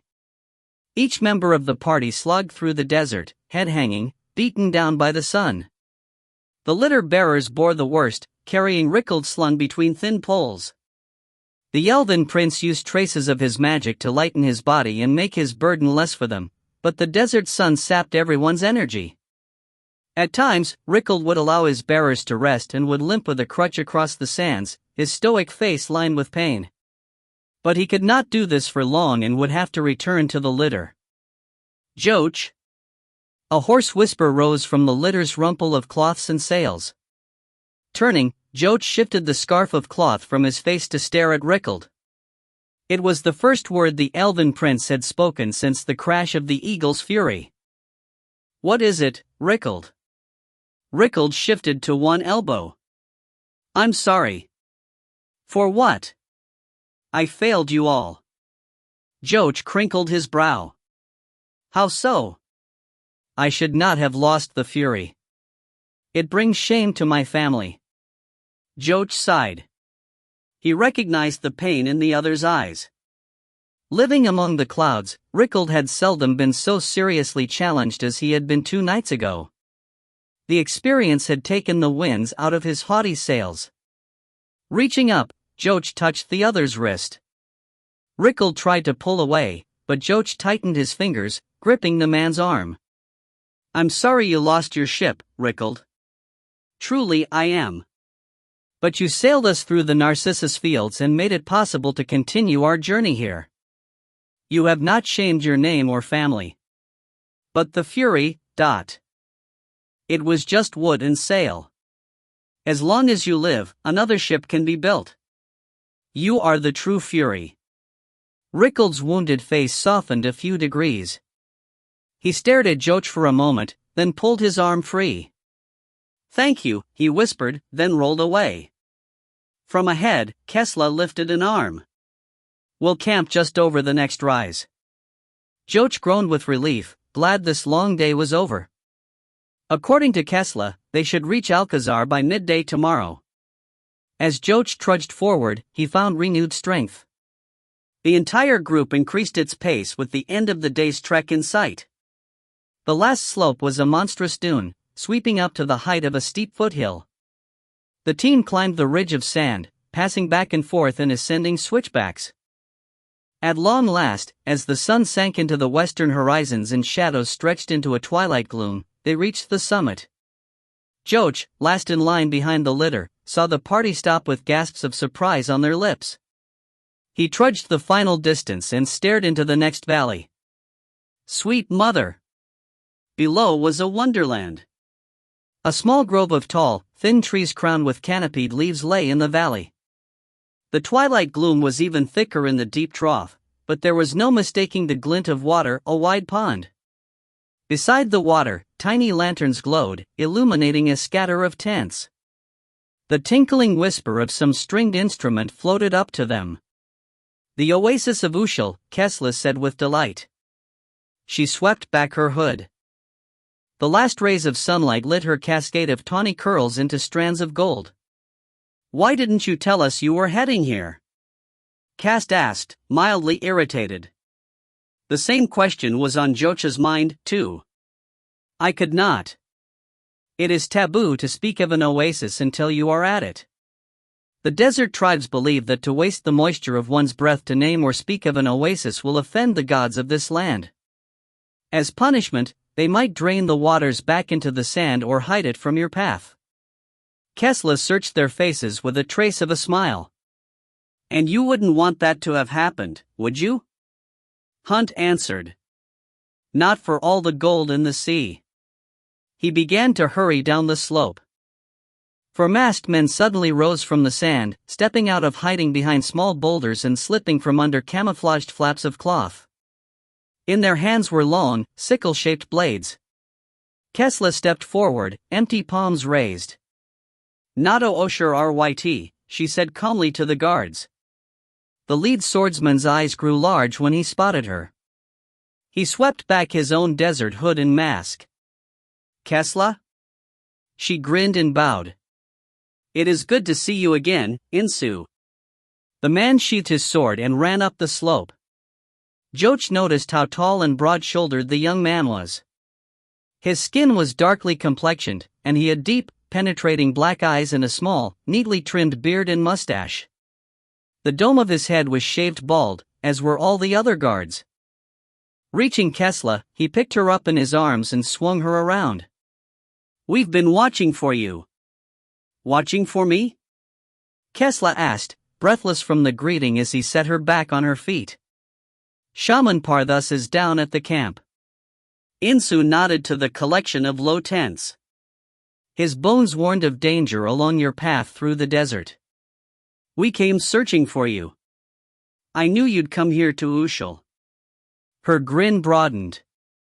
You always know me so well. And why wouldn't I? How many times have we been out here training? I couldn't keep you away from the water. As Insa turned, Joch spotted a small daggered tattoo behind the man's left ear marking him as another assassin. How's Master Belgon? She asked. The tall young man rolled his eyes. Worried, as usual. This raised a bit of laughter from Kesla. Joch frowned, irritated by the man's familiarity with the tawny-haired girl. As if sensing his emotions, Kesla glanced back to him. We've had a long day's trek, Insu. Perhaps we'd better get these folks cleaned, fed, and settled. Then we can catch up. He sobered. Of course. Straightening, he addressed the rest of them formally. Be welcome to Ushal. Come share our waters. It was clearly a common greeting, spoken rotely without true emotion. Insa turned and spoke in the desert tongue to his companions. One darted away and ran down the slope toward the valley, evidently to spread the word of their arrival. Kesla waved them all down toward the trees and waters. Come. We've all traveled through hardship, and I imagine the road will grow even harder from here. But this night, let us honor the gods of the wastes and enjoy the hospitality of Ushal without worry or fear. She led them with Insu at her side. Joch glanced behind him. The other two guards vanished into the sand, returning to guard the valley. Turning back around, he found Kesla's eyes upon him again. Her violet eyes matched the deep twilight waters below. Joch's breath caught in his throat. She slowed her pace to come abreast of him and touch his elbow, leaning close. "We'll be safe tonight. There'll be nothing to fear." He nodded, noticing the hard, studied look Insa gave him from behind Kesla's shoulder. A desert eagle studying a scurrying mouse. Joch met his gaze, unblinking. An unspoken challenge passed between them. With a slight narrowing of his eyes, Insa turned away. Kesla, seemingly oblivious to the exchange, continued to speak. Bushel is a desert name. It means jewel of the sand. A jewel indeed, Simon said, holding Cast's hand. It's beautiful. The small pond's color deepened to a midnight blue as they worked down the slope and into the shadows. It stood in sharp contrast to the red sand and green trees. After the unending landscape of wind-sculpted dunes and jutting rock, the oasis seemed a paradise of splendor and color. As they neared the outskirts of the oasis, the noises of the camp grew in volume. Voices called across the valley in ululating echoes, sounding the arrival of the newcomers and the return of Kesla from her journey. The single-stringed instrument was joined by the strike and beat of scintillating cymbals, a much merrier tune than the previous melancholy one. Stepping under the fronds of the tall, narrow trees, Joch stared up. Pendulous gourds of a purplish hue hung from the high canopy. Kesla caught his gaze. Giarinesh fruit. Its flesh is very succulent and sweet. The tribesmen make a potent ale from its mashed and strained seeds, while shamans chew the seed whole to walk the dream desert. Joch's ears pricked up. To walk the dream desert? What do you mean? It's a shaman's ritual. In truth, I never fully understood it. Joch was disappointed. Since his loss of Flint and Merrick, he'd had no one to instruct him in his own talent of dream weaving. After his near-disastrous misinterpretation of one of his dreams, Joch had grown to consider his talent more a threat than a gift. Over the past moon, he had sensed the occasional twinge of magic attempting to infuse his dreams, but Joch had shunned it like an unwanted guest. A voice spoke out the shadows ahead. You ask of the dream desert. Maybe I can explain it better after you've rested. A thin figure stepped across their path. He was gaunt, all worn bone and gristle, with skin burned to a deep bronze. Only his eyes seemed fresh and bright, almost aglow in the twilight murk. Shaman Parthas! Kesla exclaimed, rushing forward to hug the old man. She quickly made introductions. Come, the shaman finished.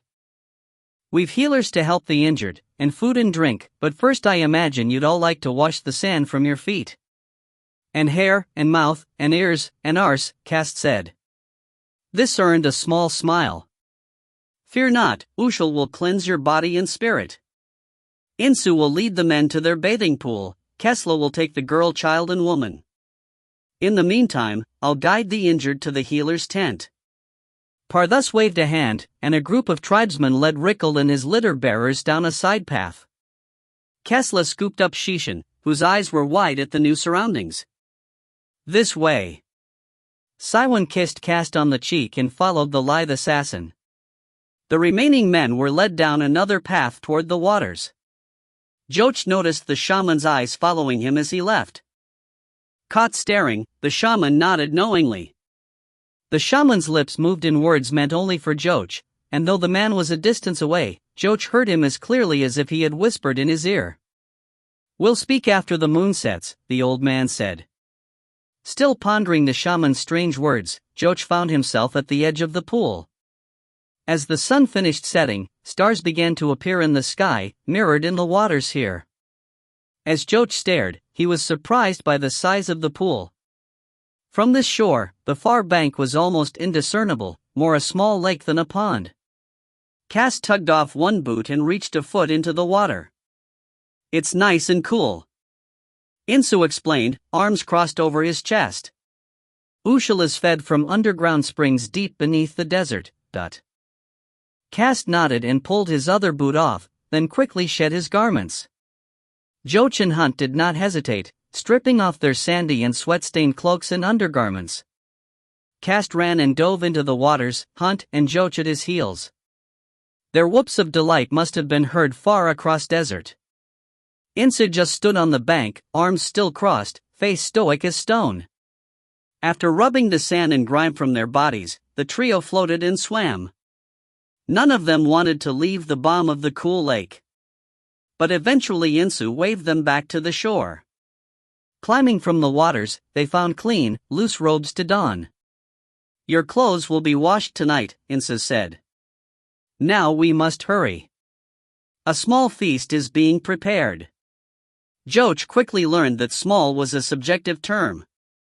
In a clearing at the center of the low tents, a large woven blanket had been spread. Bright sitting pillows interwoven with thin strands of silver dotted the edges, but it was the platters and bowls of fruits and roasted meats and the flagons of ale that drew Joach's eyes. His mouth watered at the sight. And the rich scent of spices and sizzling roasts almost made him swoon on his feet. Siwan, Shishan, and Kesla were already seated, waiting with clear impatience. "It's high time you men showed up," Siwan said, wearing a scolding smile. "It seems these desert tribesmen have the odd custom of allowing their men to eat first." Cast crossed and settled to a pillow next to his mate. "Sounds like a fitting rule to me." His statement earned him an elbow jabbed in his side. He laughed as Joach and Hunt took pillows on the far side of the spread of food. Insu bowed. "I must return to my watch. I bid thee a good meal." Kesla smiled up at her fellow assassin. "Thank you, Insu." Before he left, he glanced to Joach, his face again stone, unreadable. Then he swung away. The other tribesmen also gave them privacy to enjoy their meal, retreating to their tents, though somewhere a pair of musicians continued to ply the night with soft chords and the tinkle of bells. Now settled, Kesla showed them how to partake of the meal. There were no plates, knives, forks, or spoons. All that rested before each pillow was a short spear, about as long as Joach's forearm. Kesla demonstrated how to use the tool to jab a morsel and bring it to one's lips. She did not eat what she speared but nodded to Joach. "Men must eat first." Joach smiled and speared a chunk of sizzling meat. "Roasted owl," Kesla explained. Joach brought it to his lips. His eyes closed with satisfaction as his teeth sank through the charred skin to the tender meat. He sighed with appreciation, tasting the sweet juices used in the marinade. He had never experienced anything so wonderful. Noises of appreciation arose from the others. With the men having sampled the fare, the women began to spear and jab at the feast.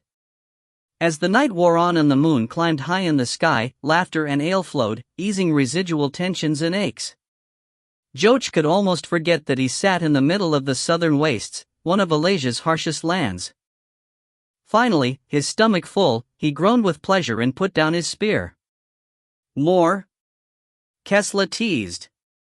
Joach shook his head.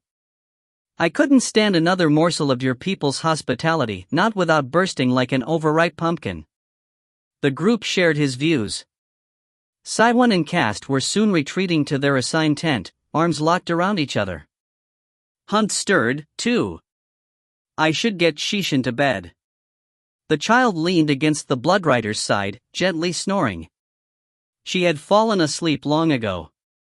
He picked her small form up under one arm and stood. Shishan did not even stir. Weaving slightly from the ale, Hunt strode toward the tents. "Sleep well," Kesla called after him. He lifted an arm in acknowledgement, then disappeared into a tent. Turning, Kesla's eyes found Joach's. They were alone now. She glanced shyly away. "I told Shaman Parthas about the night glass dagger. He'll join us on the journey to Alcazar tomorrow."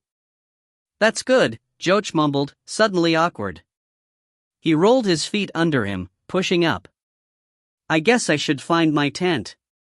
Cross-legged, Kesla stared at her toes. "Already?" Joach felt his heart jump. He shuffled his feet. "Well, I'm actually not that sleepy." She slid smoothly to her feet. "It's good to walk a bit after a large meal." Better for the digestion. So I've heard. But walk where? She finally lifted her eyes back to his face. I'll show you. Kesla waved him to a trail between a dense grove of trees. There's something you should see. Kesla led, but Joach quickly stepped beside her. Where are we going? He asked. You'll see. In silence, they wound through the trees. Small bats roosting in the canopies took flight at their approach. But soon the trees were behind them, and they were climbing a path up the face of a dune. Joach's feet kept slipping in the sand, but Kesla moved lightly up the slope. She reached back and helped him. Her hand was an ember in his palm. If you walk with the inner edge of your feet, you'll not need to fight the sand as much. Joach did as she instructed and discovered she was right. But though he moved more easily, she never released his hand. He did not object. In fact, he moved closer to her side. He could smell the water of Ushal in her hair, and the soft scent of her skin. All too soon, they reached the crest of the dune. The desert, etched in silver by the bright moon, stretched forever. It's beautiful, he mumbled. She leaned closer to him and pointed her free arm. Do you see that spear of rock near the horizon? Joach squinted. He could just make out a lone mountain in the distance, its slopes limned in moonlight. What is it? It's Alcazar. My home. Joach stared down at her. Her eyes brimmed with tears. He let go of her hand and draped his arm around her shoulders, pulling her to his side, hugging and holding her. The cold assassin melted into his side, now just a woman. Rickle lay atop the thin blanket, the sand beneath sculpted to his contours. The camp had long gone quiet, but sleep escaped him. The tribe's healer had given him medicines to dull his pain, but the ache in his broken leg still nagged. His remaining crew lay around the wide tent, curled in slumber, a whistling chorus of snores surrounded him. He closed his eyes. He could still sense his ship, even from leagues away. During his life, he had seldom left its planked decks. To lose the Fury was like losing a part of himself. He felt naked, vulnerable. He remembered his distraught words to Joach. Foolish, he thought to himself. It was not proper for a prince of the blood to show weakness, to ask for forgiveness, especially from a half-breed like Joach. But in his heart, he knew he needed the comfort of the young man's counsel. As much as he sniped at Joach, Rickle had grown to respect the man. He had proven his royal blood, both in the past and even on this journey. It had been Joach who had goaded him into finding that last bit of strength necessary to guide his ship over the vines fields. If it hadn't been for the boy, they all might have died.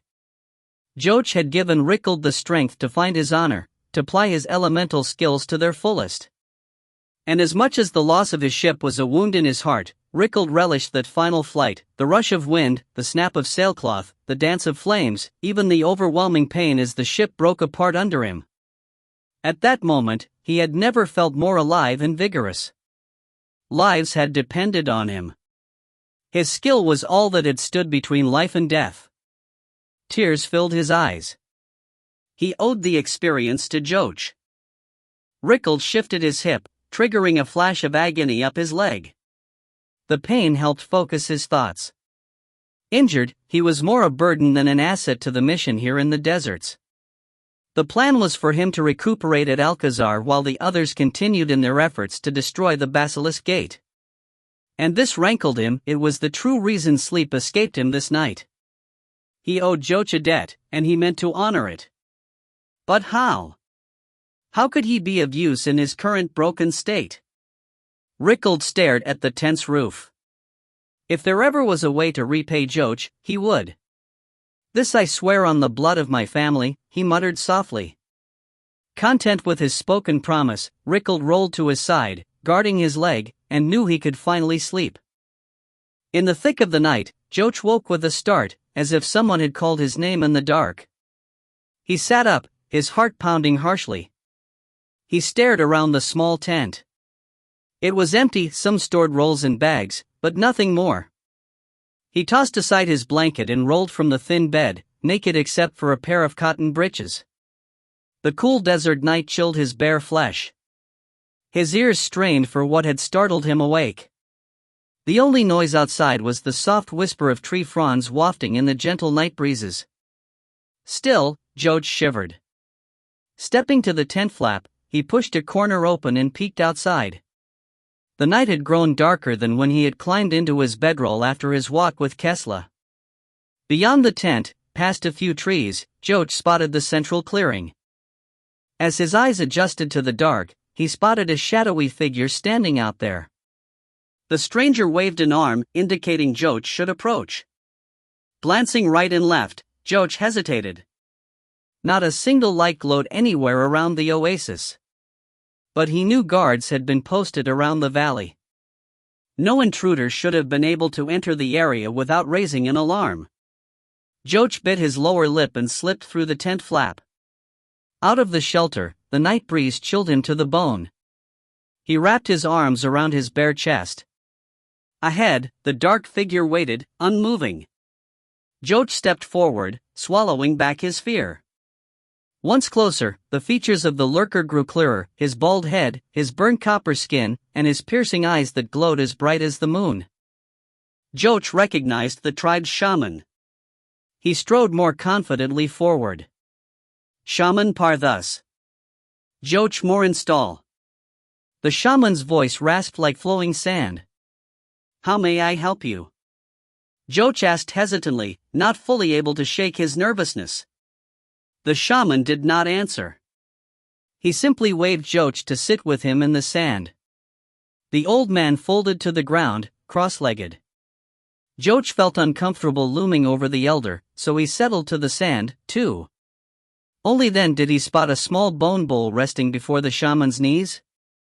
It was filled with thumb-sized nuts. Parthas noticed his attention. Nesh seeds.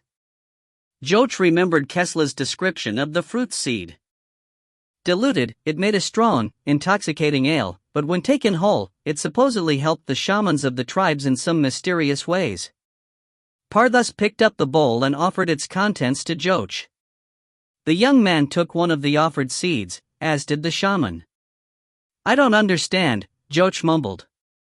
You are a shaman. I spotted it in your eyes when you first came to Ushal. Joach shook his head.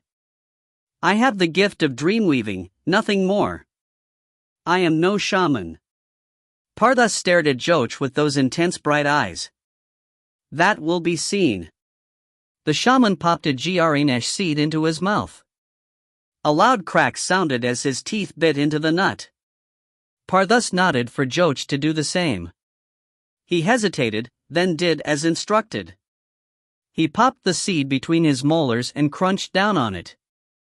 Almost instantly, a bitter taste filled his mouth. He swallowed back a gag. Do not fight it, the shaman said, but his voice was dreamy, almost as if he were drifting away. Joach stared across the small space, eye to eye. His mouth filled with saliva as his tongue fought the bitterness, trying to wash away the taste. With his fingers clenched on his knees, Joach swallowed hard. For a moment, he felt nothing, just relief to get the foulness off his tongue. With a nod, the shaman spit out the empty husk of his seed. Joach did the same. Joach coughed on the residual bitterness. What now? Is there some, then the world dissolved around him? Trees and tents, water and sky all washed away. All that remained were two things, the endless sand and the lone figure of Parthas still seated across from him. Joach craned his neck. Overhead, the night sky was empty, no stars, just an endless blank expanse that spread to all horizons. Yet instead of finding this strange landscape dark, Joach had to squint against the brightness. All the sands around them glowed with the same shine found in the shaman's eyes. Joach gawked at the landscape. As strange as this all was, Joach felt a twinge of familiarity. He had been here before. Last night, as he slept, he had dreamed of this place. In the morning, he had thought the sandy dream a mere reflection of the day's arduous trek. But here he was again. Parthas rose smoothly to his feet and held out a hand. Come. It is time you walked the dream desert. Joch, his mouth still hanging open, accepted the man's firm grip and allowed himself to be pulled to his feet. Where exactly are we? What is this dream desert?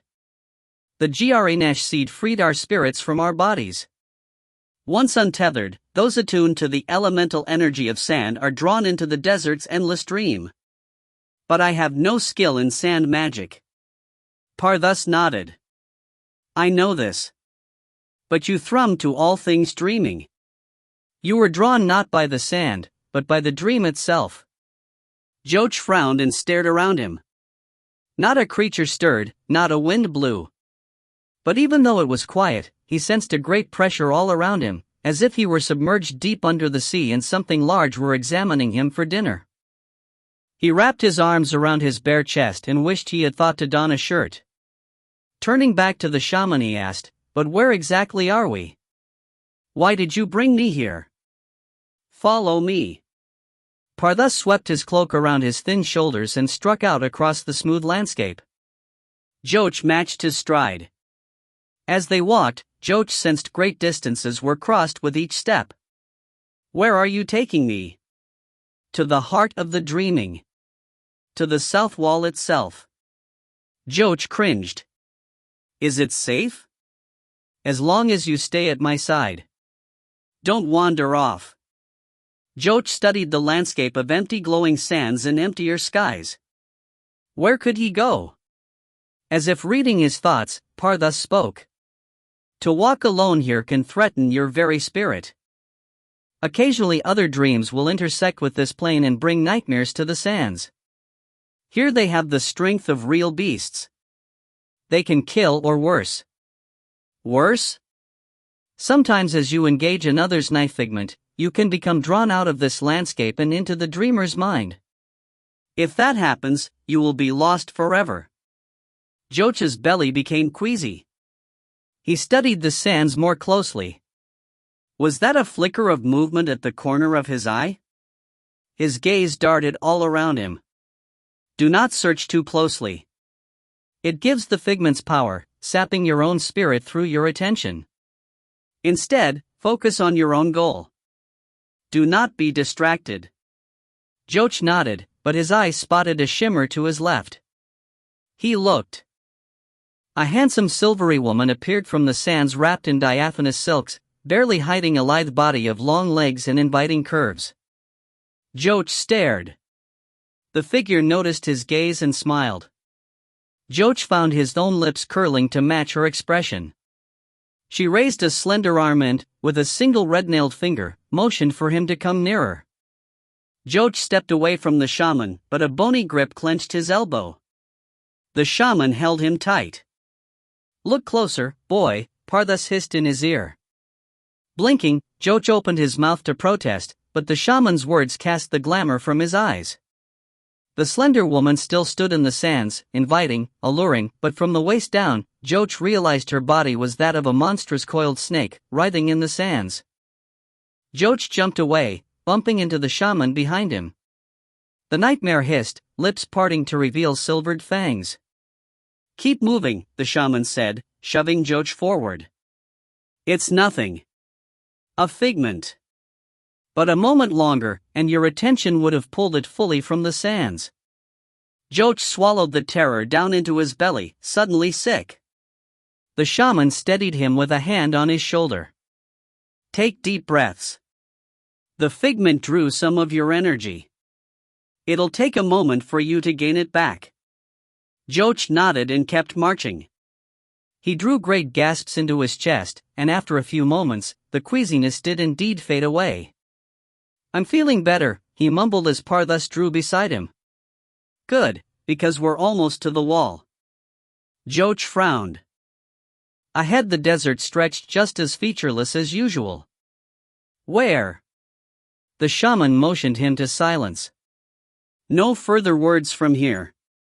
He reached and took Joch's hand.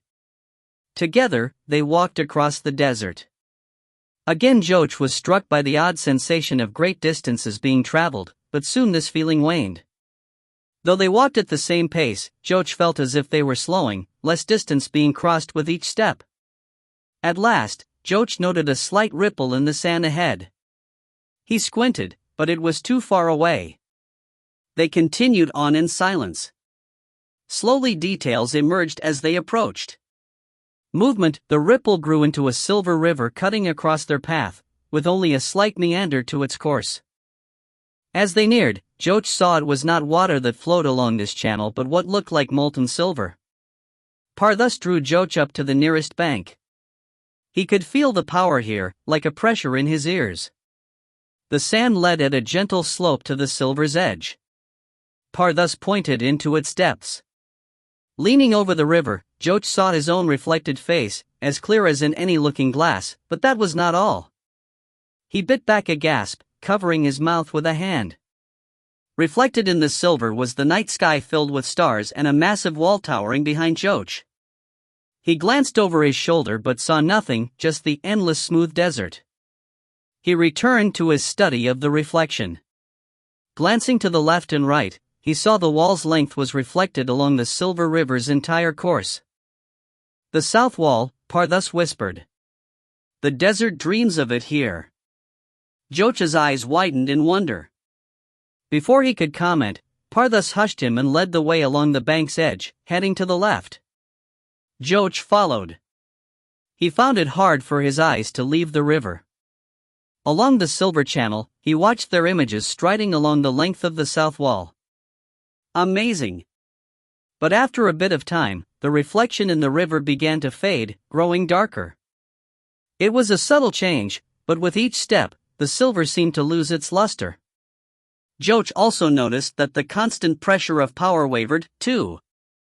He glanced questioningly to the shaman. The elder held a finger to his lips. He led the way over a slight slope.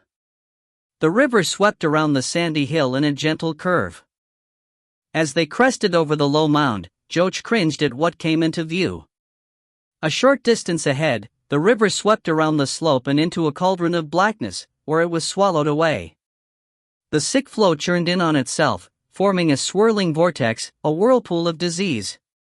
Beyond this cauldron, Joach spotted a trace of the silver river continuing deeper into the desert, winding toward the endless horizon. But even from the distance, Joach could tell the flow was feeble, weakened and corrupted by its passage through this black stain. Joach returned his attention to the vortex of corrupted energy. He saw that the stain was not limited to the river's course, but tendrils ran under the sandy banks and spread into the desert, shadowy veins that burrowed far, dimming the glow of the dream sand. Joach shuddered. He remembered Kessla's description of a spreading poison that tainted the southern wastes. He knew he was staring at the cause. At his side, Par thus raised an arm and pointed to the black cauldron of swirling corruption. A single word formed on his lips, a name. Tolur.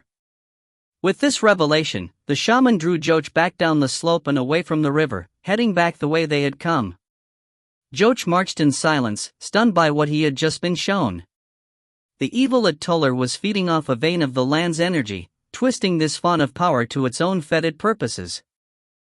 As he walked, Joach recalled the manner by which the Ilgard were forged, how certain elementals' energies were corrupted and bent to the Black Heart's cause. The same was going on here, only on a grander scale. Horror ran like ice through Joach's veins. Could the Dark Lord twist the land itself into an Ilgard slave?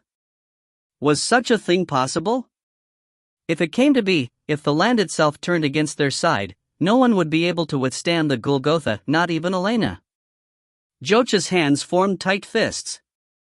That must not happen. Joach was tugged to a stop. His eyes refocused back to the dream desert. We've returned, the shaman said, folding his legs and sitting. He indicated for Joach to do the same. Joach settled to the sand, too shocked to resist, and asked the question foremost in his mind. Why did you show me this?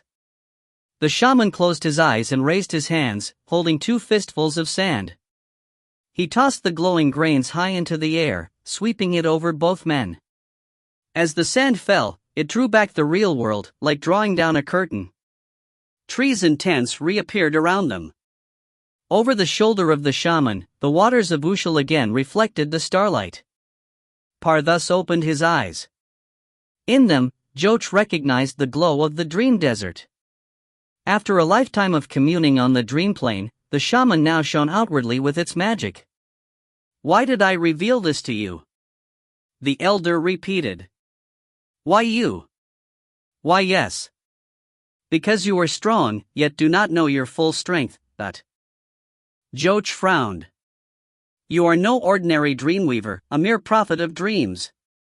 Has no one mentioned how infinitely deep your dreaming power runs?" Joch remembered Brother Flint's statement of long ago, how the old mage had claimed Joch was one of the strongest elementals in dream magic. He shook his head. "I still don't understand the significance. Most dreamweavers are just passive bystanders, reading the writing on the wall, watching things happen from a distance. But you, Joch, have the ability to do so much more. The dream plane is your canvas. Rather than be a passive player, you can be a participant. You can be a dream sculptor, someone with the ability to craft elements from the land of dreams and bring them into the real world." Joch made a scoffing noise. "I've never heard of such a thing. Because you're the first sculptor to appear in countless generations. It was an art thought forever lost. But we sand shamans have never forgotten. It is seared into our most secret histories." "I don't understand." "What histories?" Par thus sighed. "The histories of Toller." Joch blinked with shock. The image of the black vortex flashed across his vision. Toller? Long ago, when the south wall was new, the land drew certain desert people to its sandstone walls. It grew the castle of Toller to house these special guardians and gifted them with a part of the desert's dreaming magic.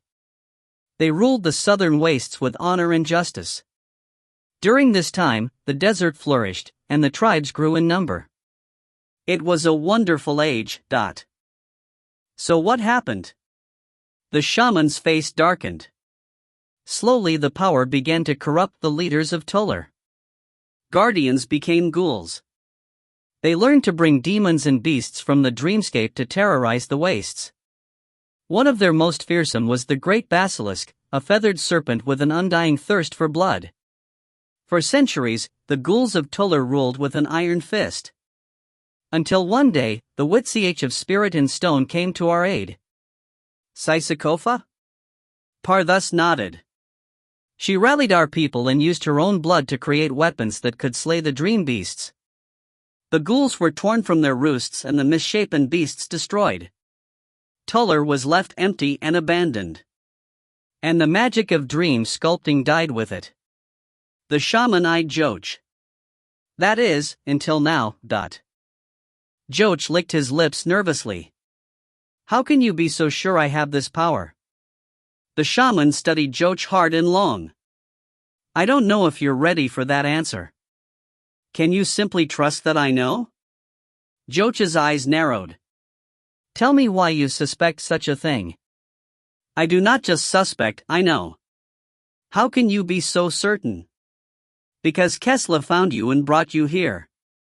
Joch waved away his answer.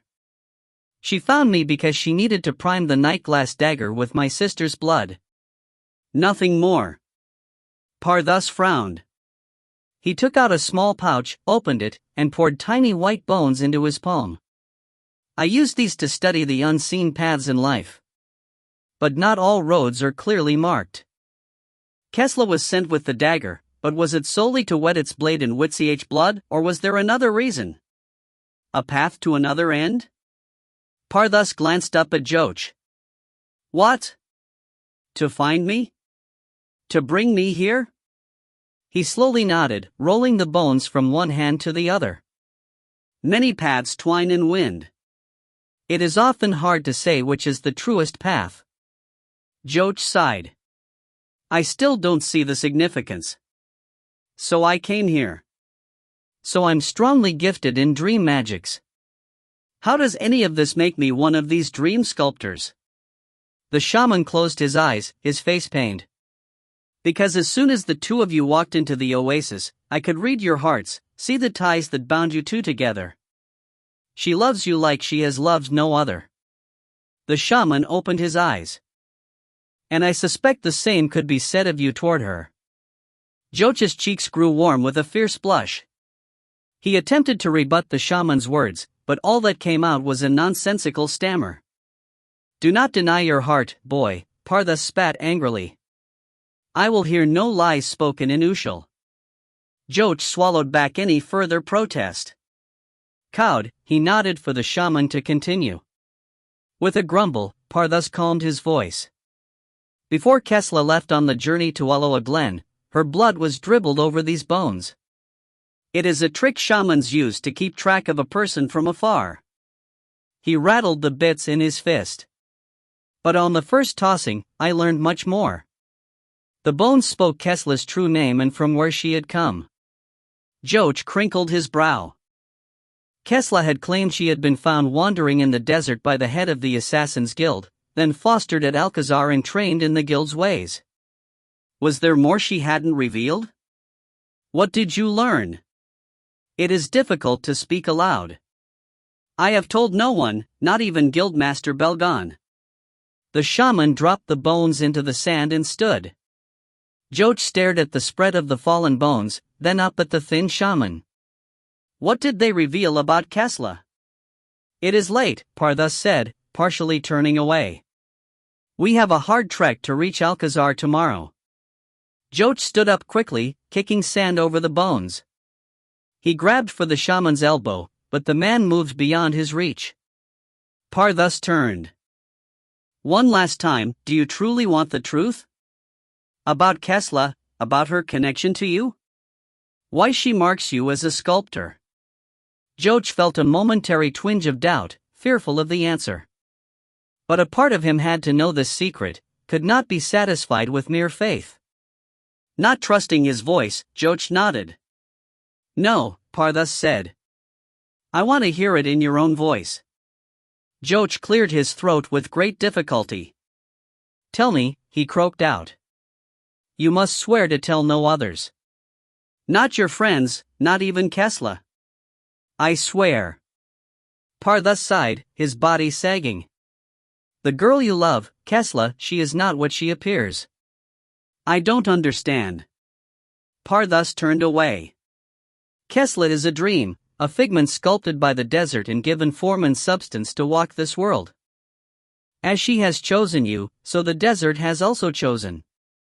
It has drawn a sculptor back to the sands of the wastes, to call you back to guardianship, marking you as the one to rid the deserts of the pestilence that festers in Tolar." The shaman moved away, leaving Joach standing stunned. "But Kesla, the girl, she is not real." Joach stood in the clearing, frozen. The shaman's words bound him in place as surely as any ropes. Trembling, Joach pictured Kesla's tawny hair, her crooked smile, the way she tilted on a hip when joking, how her hand fit so snugly into his palm. As he stood, a thick tear rolled down his cheek while deep inside, something shattered into 1,000 sharp and brittle pieces. His pained voice whispered over the waters of Ushal. Kesla. 11. With the sun directly overhead, Kesla climbed the ridge ahead of the slower caravan. She wanted to be the first to glimpse Alcazar, to share a moment of private homecoming. She cast off her sweep of silk scarf from her face and shook loose the hood of her desert cloak. Half a league away, the red sandstone cliff of Alcazar thrust sheer from the desert, a solitary behemoth, a great ship in the sand. Its sweeping bluffs glowed in the sunlight, its dense silicate crystals sparkling like jewels. It took a keen eye to discern that this mountain of wind-sculpted rock harbored a castle in its heart. But Kesla knew the hulking rock as well as her own face. Alcazar was the only home she had ever known, and to her, its secrets could never be hidden in shadow and stone. From the dune's ridge, she spotted small crevices and cracks high up the cliffs that masked windows and spy holes. She imagined eyes staring back at her, sentries alert to the approach of others. She lifted an arm to these unseen watchers, a salute of welcome. As she waited, no acknowledgement came, not even the customary flash of a signal mirror. Kesla lowered her arm with a frown. At dawn, Shaman Parthas had sent ahead 2 sand runners to carry advance word to Master Belgon. Surely they had arrived a quarter of a day ahead of them. Kesla sighed and glanced over a shoulder. Her companions worked up the last of the switchbacks toward her position. She shifted her feet, impatient to continue ahead. With Alcazar in sight, she could hardly constrain herself.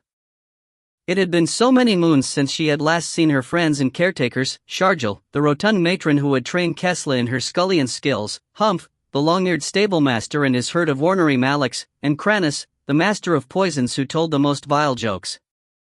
But most of all she missed Master Belgon, her teacher, her counselor, her confessor.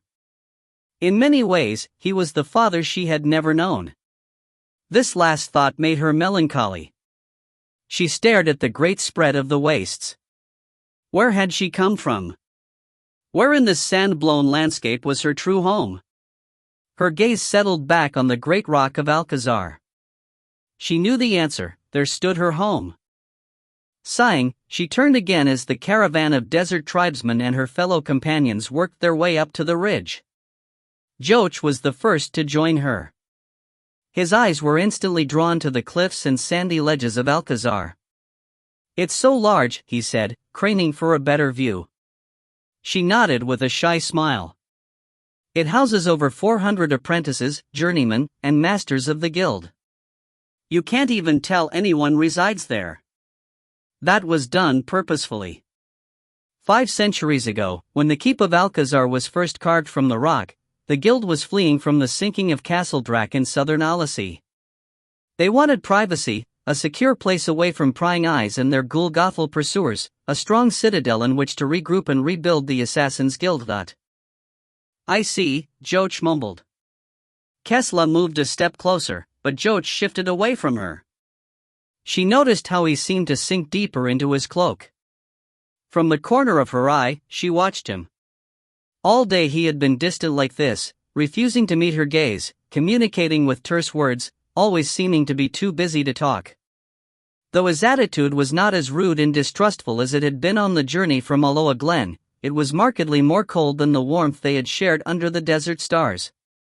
"Joch," she began softly, gently trying to coax some answers. But he twisted away as the litter-bearing Rickald neared. "I should help them." He hurried to lend his shoulder with the Elven in lifting their captain up and over the ridge.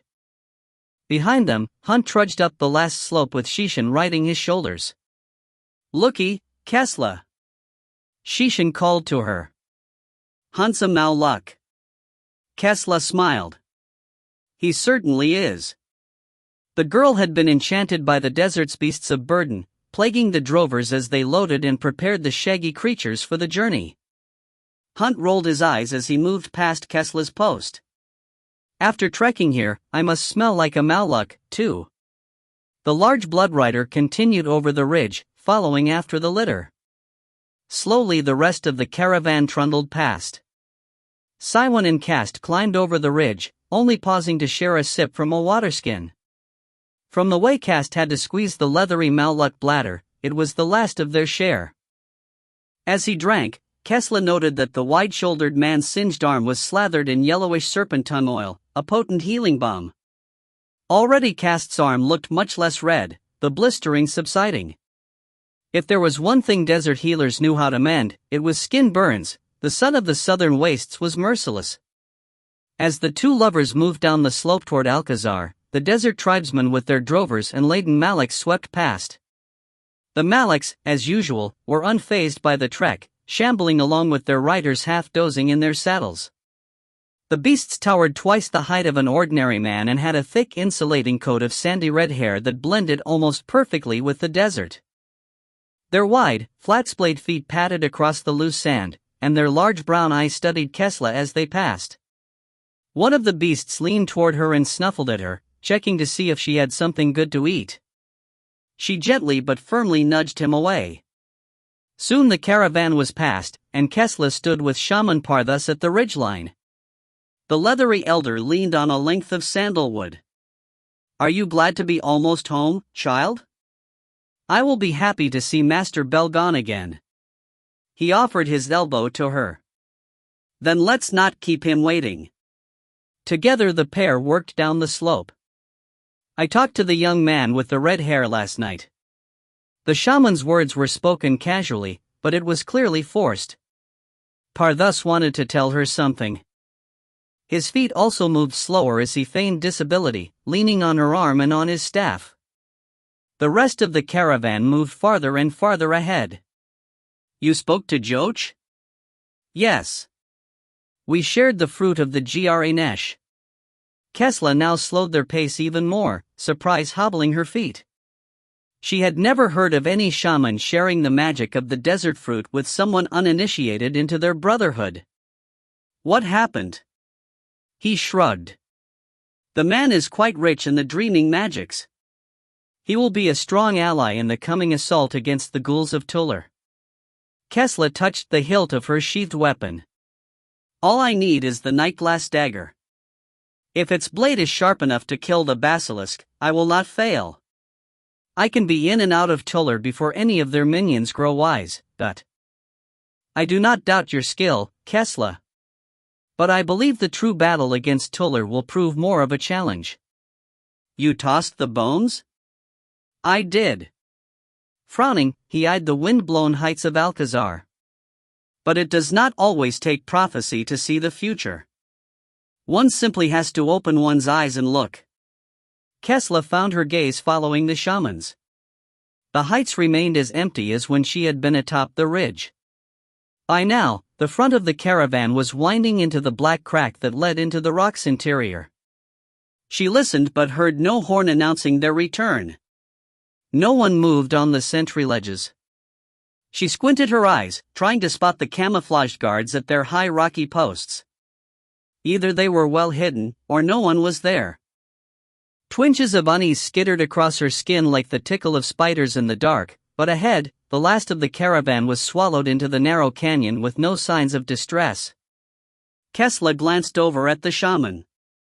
He continued to amble after the others, apparently unconcerned, but why then had he spoken to her? Why hint at something wrong but not voice it? A test, he mumbled, seeming to read her heart. A rite of passage. For me? He shrugged. The young man must learn the depths of his own power and strength. Joch? Again the shrug. Panic welled up inside her. Wide-eyed, she stared at the towering rock. The sun cast its cliffs in shadows and flows of reds, like blood running down its flanks. I must help him. She moved to race ahead but found her arm locked in the shaman's hold. It is his test, Kesla. You cannot take it for him. Wild with fear and concern, Kesla used her skills to break the shaman's grip and raced forward. But even as her feet flew across the sands, she did not need the shaman's prophetic words to know she would be too late. Joch was the first through the iron gates of Alcazar. The litter bearing Rickald followed behind. Two things struck him immediately. First was the castle's beauty. As he stepped under the gates and into the central yard, the keep of the assassins opened before him. He craned his neck. Impossibly thin towers, twisting spires, and slender statues climbed the cliff faces, carved from the very heart of this great block. It was a small city encased in sandstone. But as the others joined him in the yard, his second impression overwhelmed his wonder of this place. Hunt voiced it aloud, settling Shishan to her feet. Where is everyone? The keep was deserted. No one manned the gate. No one greeted them. Joch was unaware of the custom here, but it seemed strange to leave the gates unguarded. Cass stepped to Joch's other side, Siwon in his shadow. I don't like this, the tall bloodrider grumbled. To punctuate his statement, the gates to Alcazar fell closed behind them. The spiked portcullis crashed into place with a clang of finality. Joch spun around. Iron bars now separated them from the desert tribesmen, who through the bars looked just as confused as Joch was. Only Insu, the tall bronzed assassin, stood trapped on this side of the gate, along with two of his men. Something's wrong, Insu said, turning and sweeping back his cloak. His sickle-shaped sword flashed in the bright sunlight of the open yard. It's a trap, Siwen said. Cast already had his own sword in hand. The elven bearers lowered Rickles' litter to the paving stones of the yard, and crossbows appeared from under their cloaks. Hunt pushed Shishin behind him, freeing a short axe from his belt. Joch reached for the night-glass dagger but found his belt empty. Defenseless, there was nothing he could do but scan the heights around him and wait for their attackers to reveal themselves. Across the yard, a set of thick double doors burst open, thrown wide by more than just the strength of arm. The wooden portals crashed against the stone, ripping from their iron hinges and falling away. Two figures walked out of the castle's darkness and into the sunny yard. The first was tall, striking, dressed in a sweeping red desert cloak. His pale face and snowy hair were strange in this land of dark men. But it was his eyes, sparking red with anger, that held their attention. He eyed them all. I see our doom. I see a boy who brings destruction upon people of the wastes. Master Belgon? Insa said, stepping forward and lowering his sword. You misunderstand them. They mean us no harm. Shaman Parthas says. Silence. The pale figure snapped. Joch noticed how shocked the young assassin was by his master's outburst. What was going on here? The second figure hobbled around the taller man, fully hidden in folds of cloak and silk. He leaned upon a staff and moved closer to Belgon. Do not listen to the young fool, the bent-backed man whispered. He is clearly enthralled by the dire magics of the Witch's brother. As these soft words reached Joch's ears, he froze, ice forming in his veins. Even whispered, Joch knew that rasped voice.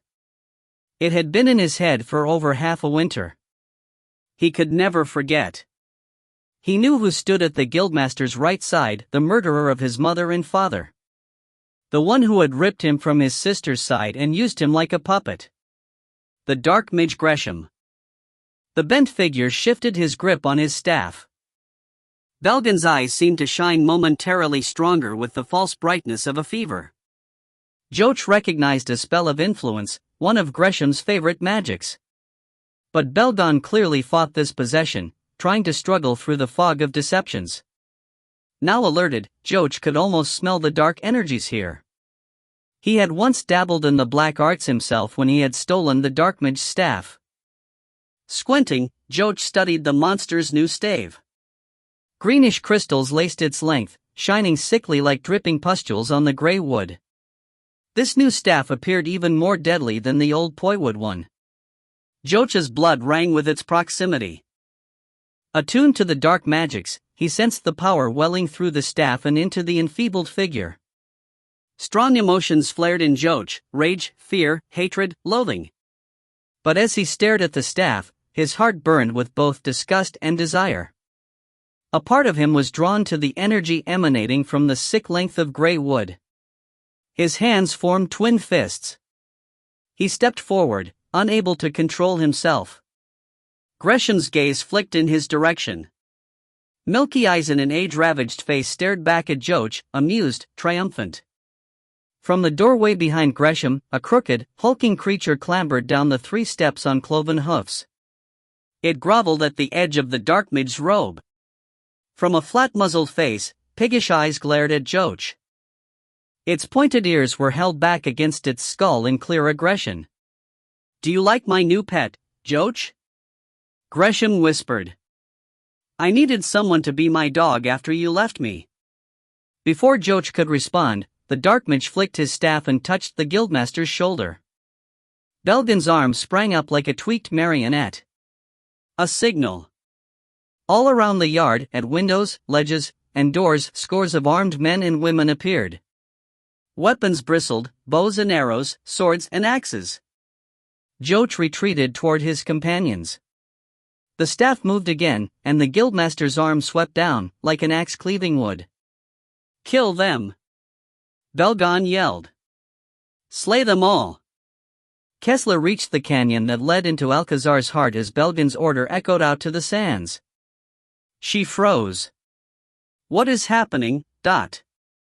Amaluk, eyes rolled to white in panic, burst out of the chasm's gloom and galloped toward her.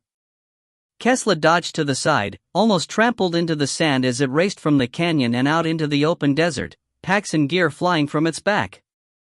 Its drover was not far behind, a shout on his lips, a whip raised in his hand. The man's forehead was bloody. He must have been thrown by the beast. Kesla stopped him as he ran past. "What's wrong?" Already the clash of steel on steel rang out to her. Men shouted deeper in the canyon. The tribesman shook his head and spoke rapidly in the desert tongue. "An ambush. The master of Alcazar has gone mad. He's closed the gates to the castle and seeks to murder the outlanders." Why? The man shook his head and ran after his panicked mount, leaving Kesla alone at the entrance to the canyon. She tried to grasp meaning behind the drover's words. It made no sense. Turning from the entrance, she raced back into the desert and ran along the edge of the great rock, circling its base. When she was younger, she and Insu used to sneak out of Alcazar. Both trained in the assassin ways of the snake, and there were few walls they could not scale. Flying past a tumble of sandstone boulders, Kesla came upon a section of cliff face that seemed sheer. She shrugged her cloak aside and, with a flick of her wrist, shot a grappling rope up to a small outcropping high overhead. With a skilled tug, she set the tri-sling hooks and scrambled up the thin rope of braided spider's silk. Her toes in their soft boots found easy purchase. Once high enough, she used her weight to swing the rope, her feet racing along the wall. At the right moment, she shoved with all her strength and swung up and out to a small ledge. She let go of the rope with one hand and snatched a hold on the ledge's lip. Hanging precariously, she caught a loop of the rope around an ankle so as not to lose it, then freed her other hand and grabbed the ledge. Quickly, she pulled herself up onto the narrow shelf. Rolling, she retrieved the slack rope, snapped its length to free the tri-sling hooks, and wound the rope back to her hip. She repeated her efforts twice more to scale the sheer face until far above the desert floor. At its top was a lookout's post, long deserted and mostly forgotten. She and Insu had discovered it in their youth. Pulling up onto the stone platform, she crossed to the tiny tunnel that burrowed into Alcazar. The passage was no more than a long crawlway. On hands and knees, Kesla scurried down its length. In the narrow space, the panic in her heart welled up. Why was Belgon attacking her companions? Dusty and abraded, Kesla finally reached the tunnel's end. She used a spy mirror to examine the small storeroom. Nothing but crates and an old rolled rug propped in the corner. She crawled out, senses straining for any sign of others. Once up, she slipped to the door, pressed an ear to the wood, then tested its hinges. A whispered creak sounded as she twisted the latch and edged the door open. Beyond was a deserted servants' hall. The air smelled little disturbed, dust lay thick. Kesla did not hesitate. She had been taught the wisdom of when to sit still and when to hurry, skills learned from the masters of this very house. In a few swift steps, she reached the stairs leading from the heights to the more occupied lower sections. As she flew down the steps, the sounds of battle grew around her, screams, shouts, clashes of steel. When she reached the 5th level of the keep, she darted from the stairwell and headed toward the windows and balconies that opened onto the central yard. She did not have to go far before she collided into one of her fellow students, 5 years her junior, running back from the open window. He had a bow slung over his shoulder, and his quiver was empty. His eyes flew wide as he recognized Kesla. She grabbed him by his shoulder before he could flee from her. "What is going on, Simeon? Why are you attacking the Outlanders?" The younger boy cowered a bit. "Master Belgon says they come to destroy us all, minions of the Witch you killed." "Killed? What are you talking about? You're bewitched. You've brought death back to Alcazar." Simeon tried to break free of her grip, attempting to use the cinch knot technique, but Kesla easily countered it and held him in place. "Nonsense," she hissed at him. "I'm not under any spell. The Witch still lives and has freely offered to aid us in our battle against Tuller." In Simeon's eyes, suspicion shone. "It's true, Simeon. This fighting must be stopped, or all hope for saving the wastes will be lost. You must take me to someone who will listen. But the witch's brother, Joach. Simeon frowned. A wanderer came from the desert. He holed up with the guildmaster in his rooms for half a day. When Belgon came out, he was convinced the witch's brother was a danger to all the wastes, bent to avenge his sister. Kesla was shocked. Master Belgon was not one to believe rumors and innuendos. What had convinced Belgon that Joach and the others were a threat? Again, it made no sense. Belgon would not move without serious proof. For a moment, she began to doubt herself. Could it be possible? Could she have been somehow deceived? She shook her head. There was no way. Master Belgon must have been deceived, she mumbled, though such a thought shook Kesla to her foundations. Distracted, she allowed the boy to wriggle free of her hold and dance out of her reach. You are the one deceived. Simeon yelled back at her and raced down a side corridor before she could stop him. She heard his voice raised in alarm, announcing her presence. Kesla hurried away, toward the windows and balconies. She had to see what was happening. She had to find a way to stop this madness that had infiltrated her home. She turned a corner, and sunlight flared up ahead, flowing through a set of doors thrown wide open. She hurried forward to the balcony. It was abandoned, most likely Simeon's post during the ambush. She recalled his bow and empty quiver. He must have run out of arrows and gone to fetch more. Stepping into the bright light of the midday sun, she crossed to the balcony's balustrade. The sounds of battle swelled. She leaned over the rail to view the central yard. Below, chaos reigned. The paving stones flowed with blood. Bodies lay sprawled across the yard. The clash of steel rang loudly, as did the cries of rage and screams of pain. Amidst the fighting, Kesla easily spotted her friends. Cast and Hunt fought with axes in one hand and swords in the other. They were twin whirlwinds of death, laying waste to all that neared. The two guarded both Siwan and Little Shishan. They would let no one come close. Not far from them, in the thick of the melee, Insa twirled, bringing the quick death of the striking snake. He spun and twisted his curved sword, while two other tribesmen fought to guard his flanks. Even from her high perch, Kesla recognized the mask of pain fixed on Insa's face as he slew those he knew by name. From the far wall, a volley of arrows arced toward the Outlanders and their allies, but rather than raining down upon them, a sudden gust turned the flight aside. Below, Kesla spotted the reason for the sudden fortuitous breeze. Rickald sat upon his broken litter, an arm held high, scintillating with energy. Around him, his fellow elven danced with crossbows and thin silver swords, guarding their captain. They flew like flittering moths, almost too fast to see, bringing death both near and far. Rickald suddenly flicked his wrist, and the deadly volley of arrows swung to pepper down upon the attackers themselves. Men and women fell. Kesla watched one girl, no older than 8 winters, take a bolt through the eye and fall, twitching upon the stone. Kesla knew her name. Liesel. Tears of frustration and anger blurred Kesla's vision. Master Belgon would never allow someone so young to fight. He would never allow any of this to happen, not if he was in his right mind. The fighting continued. Off to the right, someone screamed and fell from a balcony, crashing broken limb to the pavement below, an elven bolt through his neck.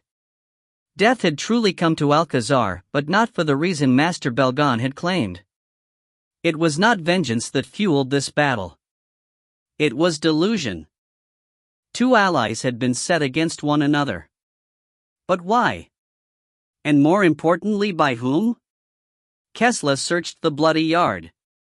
Finally, leaning far over the rail, she saw her answer directly below her. Master Belgon stood at the main entrance to the keep, his red cloak and flowing white hair easy to spot. At his side stood a bent-backed figure, leaning on a long staff. Kesla had never seen him before, but she could guess who he was, the wanderer Simeon had mentioned. From her vantage point, she watched in disgust as a misshapen creature pranced about the pair of men. It was clearly being driven wild by its bloodlust, gnashing at the air, claws ripping at the edge of Master Belgan's cloak. But Kesla's teacher seemed oblivious to the horrid creature's antics and braying cries. Watching this, Kesla cast aside any lingering doubts. The guildmaster was possessed by some guise or spell. The cloaked figure lifted a stumped wrist and pointed. The motion drew Kesla's attention from the strange beast. Belgan stepped aside, and Kesla saw to where the bent figure pointed. At the foot of the stairs, a figure was forced to his knees. An arrow protruded from the prisoner's shoulder. He was held in place by two journeyman assassins, Dryll and Anion, masters of the hunt. Belgan waved a hand, and the figure's hood was ripped away. The prisoner glared up at the two men. Kesla gasped, a fist at her throat. It was Joch. Joch glowered at Gresham, then spat at his enemy, his aim true. The dark mage merely smiled at his display, not even bothering to wipe the spittle dripping from his chin. The response from his captors was more dramatic. Joch's head was yanked cruelly backward by a fist twisted in his hair. One of the assassins leaned to his ear. "Do not again insult a guest of Alcazar." On his other side, the second guard grabbed the arrow embedded in his shoulder and ground the shaft in farther. Joch's shoulder exploded with fire. He tried not to cry out, but the pain was too great, too sudden. A scream ripped from his throat. Tears rose in his eyes. Moments ago, he had been knocked off his feet by the hunter's arrow. He had been stunned, unable to move, even when the tides of battle had flowed away from him. Cut off from his companions, he had been easily captured by the pair of hunters. His head was released, and Joch sagged to the paving stones. Behind him, cries and the strike of steel grew dim as agony threatened to overwhelm him. Movement drew his eyes back forward. Gresham leaned toward him. A leathery beast capered at the dark mage's ankles, snuffling at Joch's blood. Gresham nudged it aside and reached toward Joch with the butt of his staff. Joch struggled to pull away, but he was restrained by his captors. The sick, corpse-gray stave wavered before his eyes. "You can smell the magic in here, can't you?" Gresham said. "You've tasted the blackness. It marks you, Joch." "Never," he gasped out. But in truth, he could sense the energy thrilling through the foul wood. Its greenish crystalline surface glowed and pulsed with power. Joch had a hard time looking away. It was darkly beautiful. His blood remembered wielding the dread magic of balefire. Unbidden, a hand, his half-hand, 2 fingers lost to the sick magic of an Ilgard in the catacombs under Aloa Glen, reached to the wood. It was the hand that had once held Gresham's stolen staff. It drew to the length of wood like lodestone to iron. Blood dribbled from his fingertips, blood that had trailed down his arm from his impaled shoulder. Gresham's wrinkled smile spread wider. A part of Joch knew he'd be lost if he touched the staff. It would claim his spirit forever, but he could not resist. Bloody fingers stretched to the gray wood, drawn by its power. Deep in his heart, a scream bubbled up. He knew he was a moment away from total annihilation. A simple touch, and all would be lost. A savage howl erupted. It cut through the dark enchantment. Joch's eyes flicked to the side. The beast at Gresham's feet lunged forward. It snapped at Joch's bloody fingers, crazed by bloodlust and hunger, unable to resist the flesh dangling so near. The creature's wide maw swallowed his hand to the wrist, razored teeth tore into flesh, crushing through bone.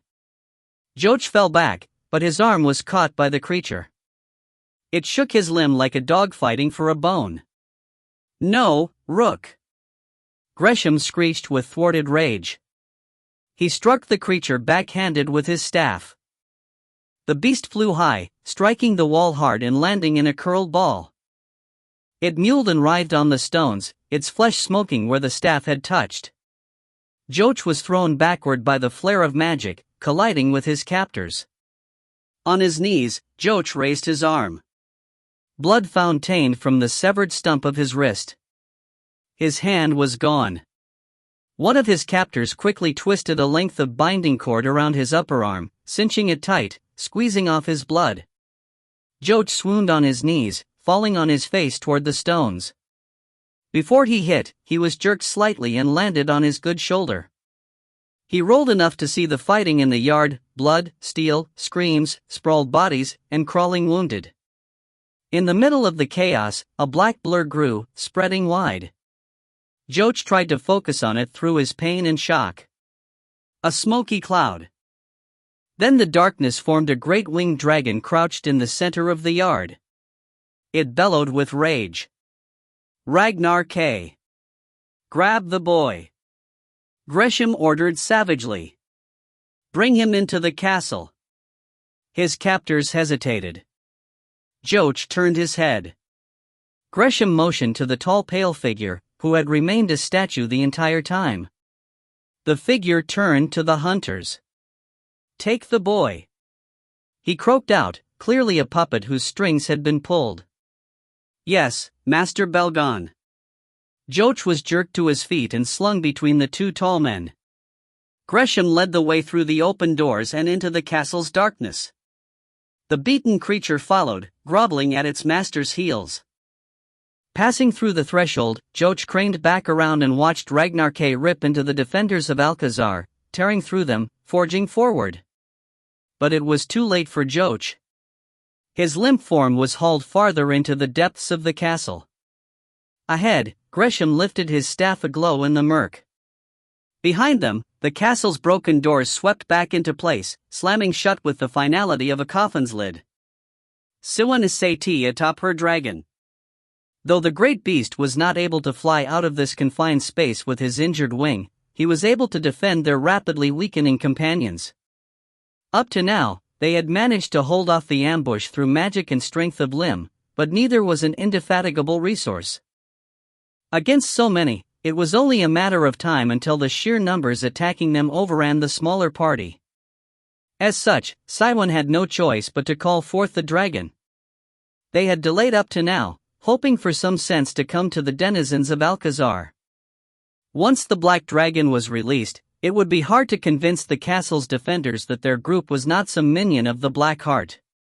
And this concern proved rapidly true. The sudden appearance of the dragon triggered a general panic. People fled.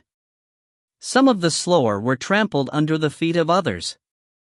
Those that remained, the bravest and most skilled, fought even harder. From here, there was little chance of gaining the trust of Alcazar. Their best hope lay in escape. They would have to take their chances in the open desert. Using wing, claw, and fawn, Ragnar K cleared a space between the attackers and the defenders. Behind the large dragon, the others gathered in a corner of the yard, not far from the gates. A temporary lull settled over the courtyard as both sides regrouped. The northerners needed a way out of here. Siwan pointed to the iron barrier. Can you rip out those bars?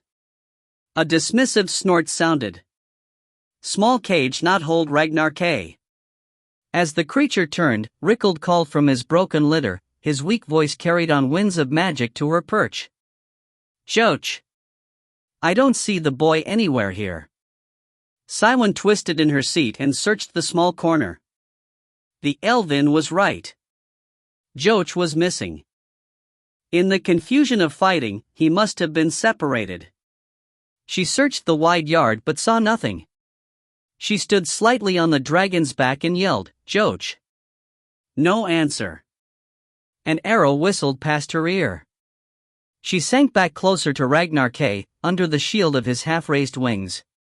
A small voice shouted from the far side of the yard. Siwan squinted and spotted Kesla standing at an upper balcony. How had she gotten up there? Joach was captured. Kesla shouted, her words as shrill as an eagle's cry. He was taken inside. I will try to find him, but some dark magic has taken root here. Make for the desert. Join with Shaman Parthas. I will join you with Joach if I can. Siwan lifted an arm, acknowledging that Kesla had been heard. Hunt spoke near the dragon's wing.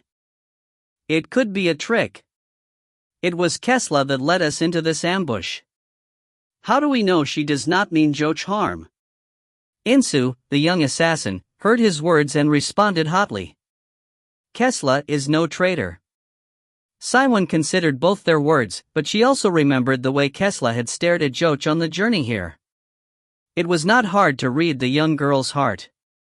It took a woman to recognize love in another's eyes. Siwon straightened in her seat. She will not betray Joch, she said firmly, and turned away. With a silent thought, she urged Ragnar K to attack the gate. With a grunt of assent, his neck twisted, fangs as long as Siwon's forearm grabbed the bars. She felt the dragon's muscles tense and bulge with the strain of the stubborn iron. His silver claws dug deep into the paving stones. One of the assassins used the moment of distraction to race forward, axe raised. But Hunt ducked under the dragon's wing and blocked the cloaked man. Axe rang on axe. Both men were skilled masters of their weapons, but Hunt was not as fresh. His heel slipped in a pool of blood, and he missed a parry. The wood handle of his opponent's axe cracked across the bloodrider's face. He fell backward. The opponent lunged forward, his axe sweeping down in deathstroke. Ragnar K. Siwon yelled. I see, my bonded. The dragon twitched his wing, slamming its edge into the attacker's side. From her perch, Siwon heard ribs crack, and the man went sailing across the yard. Hunt, dazed, lumbered to his feet and wiped blood from his lips. He spat out a single tooth that skittered across the stones, then glared at the row of attackers, daring another to approach. No one did. It seemed they were only too happy to let the outlanders leave. The groan of iron and rasp of stone drew Siwon's attention. Glancing back to the gate, she saw the portcullis and a section of the barrier above pull free. With a final tug, Ragnar K ripped it away and tossed it across the yard. It clanged and bounced across the bloody paving stones. With the way now open, Siwon waved the group forward. She and Ragnar K would defend their rear. Outside the gate, a group of desert tribesmen, those who had accompanied them from Ushal, helped the injured. One of the party stepped forward, eyeing the dragon warily. Shaman Parthus waits for you in the desert. Siwon nodded. Hurry, she urged her friends. Insu helped one of his injured comrades, while Hunt carried Shishin, who was clearly terrified. With the litter broken, Rickald was hauled between two of the cloaked desert men. The other Elven were too weak from fighting to assist. Limping, the worn and bloodied party retreated into the chasm. Once the others were safely underway, Ragnar K backed into the canyon, keeping a watchful eye on any last attack. It never came. No one was willing to challenge the beast, especially when it was clearly leaving. Siwon glanced across the fouled yard. Blood stained the red stones black. Bodies lay twisted. The very air reeked of death. She glanced to the castle beyond. Though the fighting in the yard had ended, somewhere in the keep's shadowed halls, the battle still awaited a final act. Two of their party had yet to escape this ambush. Siwon willed them her strength. May the sweet mother protect you both. Kesla fled through the halls, moving lightly on her toes, ears pricked for any noise. She had to find where they were taking Joch. She had seen the ravenous beasts attack. Joch needed a healer's attention as soon as possible. But she had to be cautious. Clearly the cloaked stranger wielded black magics. Wending downstairs and gliding silently along passages, Kesla came at last to the first level of the keep. She stepped into the great meeting hall and pulled her cloak's hood over her head, hiding her face in shadow. She studied the room. People crowded here, some helping the wounded, some walking dead-eyed. All were shocked and bone-tired. Among them, servants bustled with hot water, bandages, medicinal herbs, and salves. Kesla kept her face down as she strode purposefully across the room. Groans and cries of pain echoed around her, and she cringed. As she walked along one of the walls toward the far side, familiar voices caught her attention. Her feet slowed. I can't believe Master Belgon did not at least try talking to these outlanders. It was Humph, Alcazar's stablemaster. There was no mistaking his short, stout body and muscled arms. It is so unlike Belgon to strike without counsel. And that desert wanderer, Kessler recognized Humph's companion, Mistress Sharjel, matron of the kitchens. The large woman wiped her hands on her stained apron. He crossed near me as I prepared the morning's meal. My skin crawled with his mere presence. There is something wrong about that man. I agree. Master Belgon takes the stranger's advisement too easily. During the attack, I saw young Insa fighting alongside the outlanders. And when the group left, I overheard a tribesman say they were being taken to the desert to join Shaman Parthas. Humph blew out a rude noise, sounding not unlike a disgruntled Maluk. None of this makes sense. Kessler paused, hearing her own sentiments in the stablemaster's words. Could she trust these two to help her? Joch's chances were best with more allies. Kessler stepped to Mistress Sharjel's side. The large woman glanced over to her, sensing her presence. What is it, child? Kessler lifted her face and saw the shock in the kitchen matron's eyes. I need your help, Kessler whispered. Mistress Sharjel stared, stunned. Humph leaned over and blinked in surprise. Kessler did not know how they would act from here. She pleaded with her eyes, then Sharjel reached a thick arm and scooped her to her side, pulling her between them. You should not be seen here, little Kess. There is murder in the air. Many think you've betrayed Alcazar. Kessler nodded. I ran into Simeon. I know the lies that have been seeded here and that took root in Master Belgon. These outlanders came at my bidding, with Master Parthas' blessing. They are strong allies, come to help us, not harm us, that. I knew it. Humph exclaimed a little too loudly. Others glanced their way. Sharjel moved her wide bulk to hide the smaller girl and tugged Kessler's hood a bit farther over her face. Master Belgon is under some dark enchantment, Kessler said. He and the stranger have taken a prisoner, a friend. I must find where they have imprisoned him. According to Shaman Parthas, the future of the wastes lies in this man's blood. He must be freed. I saw the lad you mentioned, Humph whispered. Gravely wounded. He should have been taken to the healers. Even a prisoner deserves having his wounds dressed. That callousness alone made me question Master Belgon's spirit. Do you know where he was taken? Kessler asked. Mistress Sharjel answered. I overheard Inayan and Dryll when they came down for a flagon of ale. They have the boy bound in Master Belgon's chambers. I must go there. How can we help? Humph said. Kessler had been taught in the assassin's way of the snake, to move unseen, to enter hidden places, to strike swiftly. But here she would need help. She glanced to her two old friends. It will be dangerous. Gresham's blood raged. He clumped angrily back and forth across the small chamber whose windows had been curtained against the sun. His plan had come so close to fruition. He glowered at the misshapen beast cowering in a corner. If not for the untimely attack by the stump gnome, Joch would have been lost to the black magics by now, his spirit tainted forever. With the boy bent, it would have been a simple thing then to complete the one final act necessary to return youth to Gresham's decayed body. So close. Leaning on his staff, Gresham studied Joch. The boy was tied to the bed, naked, spread-eagled. Blood from his severed wrist seeped into the bedding, even with the tourniquet. His skin was pale from shock and blood loss. Joch's eyes remained dazed, as he waxed into and out of consciousness. Gresham scowled and crossed back to Joch. The boy must not die. In his young body, so rich in magics, lay the hope of freeing Gresham of his own decrepit one. Gresham lifted his staff and touched Joch's stumped wrist. He whispered a quick spell.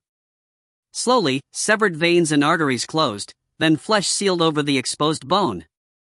Soon the ragged tear was replaced by a smooth stump. Satisfied, Gresham repaired the arrow wound just as effortlessly. Gresham saw the boy's body relax, his breathing deepen. Death had been staved off for the moment. Though still lost, Jocha's eyes slowly refocused. Good. Gresham leaned away. He could now continue what had been interrupted. He leaned his staff against the bed, then held out his hand to the room's only other occupant. Belgon passed him a long, crooked dagger. Gresham's fingers closed over its hilt. There was another way to break this boy. It would take only a little more work. Joch walked the dream desert again. He stood naked under the starless sky. Blood trailed his feeble steps across the sand. He teetered, weak. Then a wave of coolness swept over his body. It was as if he dove again into the refreshing waters of Ushal. The soothing energy spread through his body, centering upon his burning wrist and inflamed shoulder, a balm that washed away pain. He sighed in relief, lifting his arm to watch rent flesh seal to a smooth stump. Magic, he mumbled to the empty desert. The desert answered. Dark magic. Can you tell one from the other? Joch turned and found a familiar figure standing at his side. Shaman Parthas? The elder was dressed in his usual red desert cloak, the hood tossed back. His eyes shone brightly. It is time you accepted your heritage. What do you mean? You are a shaper. A dream sculptor. If you are to live, you must accept your gift, I don't Joch suddenly gasped, folding over as pain again struck him, ripping into his chest. The shaman did not move to aid him, but simply stood silently. Joch lifted his hand from his chest. Blood dripped from his fingers. He stared down to his bare skin and saw a rune slowly form, carved in fiery lines of pain. Glancing back up, he saw a new world overlap the dream desert. A small chamber appeared as a ghostly image. In this other world, his body was bound to a bed. He watched as Gresham, bent over his body, dragged a dagger along his chest, drawing the rune in his flesh. Gresham seemed to sense Jocha's attention and glanced up. So you wake, Joch? Good. I want you to watch this. In the desert, Joch turned to Shaman Parthas. The tribesman in desert had grown just as insubstantial as the room. What is happening? You are twixt the dream and the real, Joch, where only a sculptor can walk. I can't follow you there. Gresham also seemed to have heard Jocha's question. You ask what's happening, my boy? Isn't it obvious? He lifted the bloody dagger. What won't be given willingly, I'll take by force. I mean to steal your spirit and twist it past any undoing. You will be mine forever. As the dark mage returned to his work, Joch stared back at Shaman Parthas. Help me, he pleaded. The image of the shaman faded further. I can't walk your path, Joch. Only you can do this. Parthas lifted an arm and pointed to the bloody trail he had left in the sand. Joch stared at the bright stain. Remember what I taught you, Parthas said. In the dream desert, what is figment can be given substance by your attention. Use this knowledge, tap into the power of your blood. I don't know how to. The dreaming desert has called you. It is time you answered. The shaman's form slowly dissipated. You go now or I can't follow. Joch gazed around him. The dream desert seemed to glow brighter. Simultaneously, the room beyond grew more substantial. He watched as Gresham handed the dagger to the tall, pale figure of Master Belgon. In the corner, he spotted the crouched beast, licking its burned flank. Even in his nose, the two worlds commingled, the dry stillness of the glowing desert mixed with the hint of burning tallow from the bedside candles. But one smell was shared by both worlds, the red scent of Jocha's own spilled blood. He stared again at the bloody sand. With the two worlds overlapped, The red trail seemed in both planes, dribbled both on the sand and across the floor of the chamber. A connection between the two worlds. Though he did not fully understand, he remembered the shaman's words. He concentrated upon the blood, trying to make it more real. As he did so, he felt a bit of his spirit and strength drain out and fill the blood. The stain grew brighter and more substantial, the connection between the two worlds stronger. Joach began to sense the flows of power here. He could almost see the threads of magic twining out from his blood and into the sand.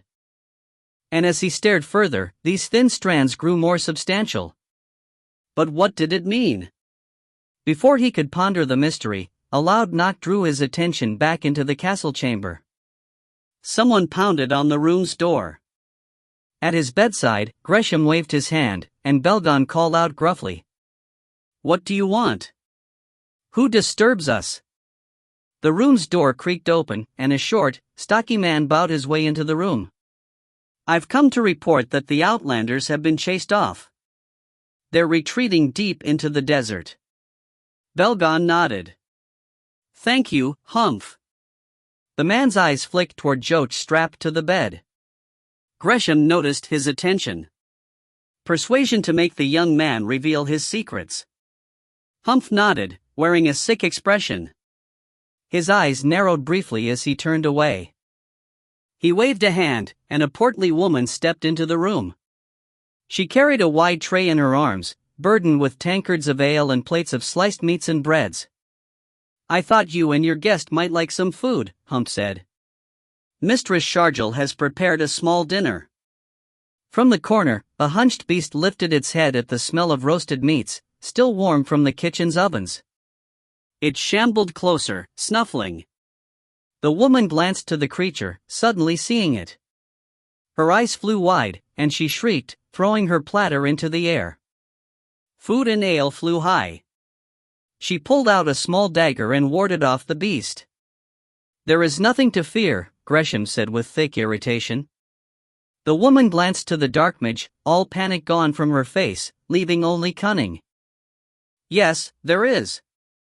The dagger flew from her fingers and pierced Gresham's left eye. A long leather whip appeared in Humph's hand. As Gresham stumbled back from the dagger strike, Humph snapped his whip, wrapping its tip around the dark mage's staff, and with a tug, ripped it from his fingers. The stave flew across the room to clatter against the far wall. It had all happened in a heartbeat. Beside the bed, Master Belgon sagged, like a marionette with its strings cut. What is going on?" he asked blearily. Hope surged in Joach, but it did not last long. Gresham straightened. He raised his hand, and the stolen staff flew back into his fingers. Energy surged along the gray wood's length. Joach recognized the spell. Balefire. "Run!" He croaked out, but he was caught between two worlds, unable to help those who had come to his aid. Gresham pointed his staff, its end flaring with black flames. "No," Joach moaned. Then, from the curtain behind Gresham's back, a small figure glided out, moving so silently that not even the drapery rustled. It was Kesla. Joach caught a brief glimpse of an open window behind the curtain and a trailing rope outside. She ran with a dagger in each hand. Before Gresham could react, she struck him from behind, driving both daggers into his neck. Black blood surged from the wounds. Kesla danced back, a cry on her lips. Her hands smoked where the dark mage's blood had touched her skin. Gresham whirled around, sweeping his staff toward Kesla. Dread energies coursed its length. Humph attacked with his whip, but when its leather touched the wood this time, its length was set aflame. Humph grunted in surprise, tossing his weapon aside as it burned to ash. Joach watched in horror as the end of Gresham's staff bloomed into a black rose of dark fire. The daggers piercing the dark mage's flesh fell away harmlessly. "You will pay for that," Gresham screeched. Kesla backed to the wall, her hands curled painfully to her chest. Fire flared from the staff's end. "No!" Without thought, Joach struck out instinctively, grabbing the threads of power in his veins. From the bloodstained sands of the dream desert, a colossal fist of sculpted sand shot upward, passing from this world to the next. As balefire shot out of Gresham's staff, sandy fingers opened, and the large palm blocked the spew of deadly energies, absorbing it, growing more substantial. Its flow stanched the sudden backlash of power through the dark mage across the room. Kesla, shocked and confused, remained sheltered behind the sculpted hand. Gresham shared her expression as he rose from the floor. He slid along the wall until he was near his beastly pet. The dark mage's single milky eye studied Joach, seeming to read the flows of power in the room, sensing the source. "You are full of surprises, boy." Joach, still twined to his power, birthed another fist of sand. He swept it toward Gresham and his foul pet, meaning to swat them from this world. But before it reached them, Gresham struck his staff on the stone floor and the beast in dark mage vanished in a whirl of oily blackness. Words and laughter echoed out. "This is not over, boy." The dream fist slammed into the empty wall and blew into a shower of sand. The first hand, however, remained where it stood, now a sculpture in sandstone, sheltering Kesla. Belgon collapsed toward the floor, no longer supported by magic. Humph and Sharjil rushed to his side while Kesla retrieved a dagger and sliced Joach's bonds. She touched his cheek, her fingers cool on his hot skin. "You must get the boy out of here," Sharjil said. "Join Parthas in the desert with the others." "How is Master Belgon?" Kesla asked. "He lives but has been cruelly used. It will take time to return him to his wits. Until then you and the boy must not be found here." Kesla nodded, her expression worried. Humph stood, eyeballing the sandstone sculpture. "We'll go to the stables. I'll saddle up one of the Malaks so you can travel swiftly." Kesla gently wrapped Joach in the bed's blanket. "I'll need help with him. He's still dazed." Humph leaned over the bed and scooped up Joach and the blanket in strong arms. "We must not tarry." Kesla checked Joach and tugged up a corner of the blanket, but before drawing it over his face, she quickly leaned down. "Thank you," she whispered in his ear, then kissed him on the cheek. With the touch of her lips, Joach lost his hold on the real world. Consciousness faded. He drifted deeper into the dream desert again. As he did so, the sands grew brighter. The figure of Shaman Parthas reappeared in the sands at his side. "You've done well, Joach," the elder said with a quiet smile of satisfaction. "Now sleep." "But sleep. The road from here leads to the south wall at Tuller. You must be rested. So sleep, sculptor." Given permission, Joach let loose his control. The dream desert and the shaman faded around him. He fell into a deep slumber, where even dreams did not exist. Still, one memory swirled down with him into the bottomless depths of his spirit, the brush of soft lips on his skin. Book 4. Storm Castle. 12. From the deck of the Sunchaser, Elena stared as the coastline appeared like an apparition out of the mists. A light rain fell, but she stood under an awning set up on the foredeck and was dressed warmly in a calfskin leather jacket trimmed in rabbit fur. Overhead, the weeping sky was a featureless gray that stretched forever, as it had for the past 6 days, covering both sun and stars. During these last days of the long journey over the great ocean, the only difference between day and night was a slight brightening in the gloom. But at last their flight was almost at an end. Ahead, the skies blew against a steep coastline, bunching up into dark thunderheads. Lightning crackled, but the storm was too distant for them to hear any thunder. Still, the forks of lightning lit up the mist-shrouded cliffs of Golgotha. It was a formidable sight. Jagged rock faces were beset with an angry white surf, while cracked boulders churned in the waters like clashing sea beasts. No ship dared approach this place, let alone try to make landfall. Earlier in the day, Elena had studied the map of Golgotha with the others. Along this coastline there was only one safe port, far to the south, Banal, a trading port that made Port Royal seem like a well-kept, civilized haven. But they would not be going there. With the Elven windship, they could land anywhere. Wenner, the dwarf battalion's leader, had placed a thick finger on a mountainous region of the map, a good 100 leagues from the coast. "We should go here," he had stated. "Why?" Erril had asked with his usual sharp suspicion. The thick-browed dwarf had grunted. "It's our homeland and the birthplace of the Dark Lord's reign. If you seek something of the blackest evil, it will be found there." Without any better idea where to begin their search for the Manticore Gate, they had agreed to start there. As Elena stared out at the storm-besieged cliffs, she remembered Cassadar's old story of the Dark Lord's appearance among the dwarves.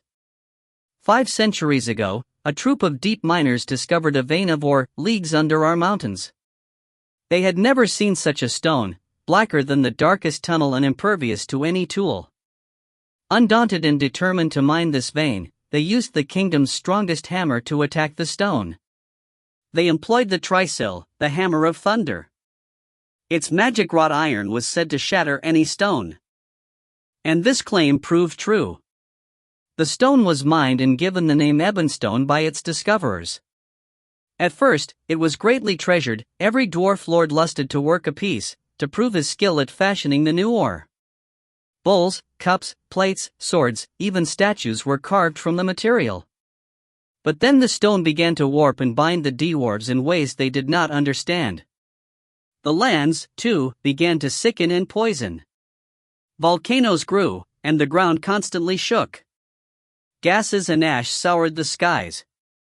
Poisonous beasts, the mulgotra and skaltum, began to appear from pits deep under the mountains. The Dark Lord arose among our people, almost as if out of the bowels of the land.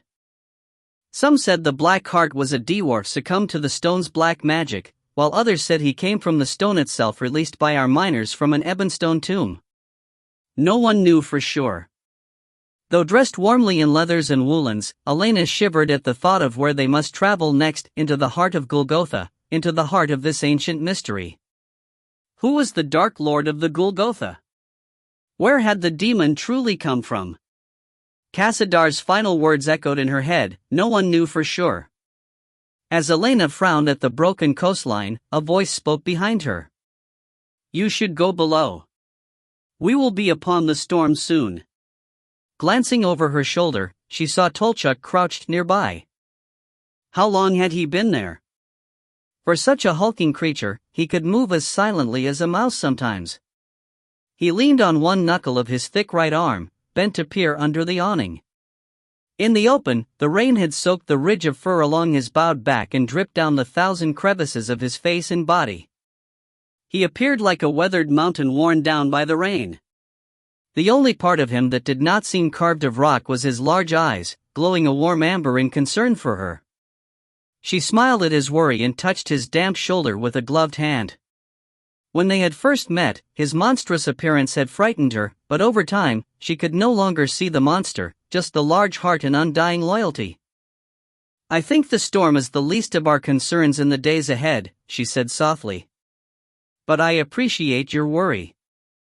I'll go down below in a moment. I just wanted to see Golgotha with my own eyes." He nodded, peering over her shoulder. "It be not a welcome sight." Elena saw Tolchuk touch his thigh pouch that hid the jeweled heart of his people. She moved a step closer to him, bringing her arm around his thicker one.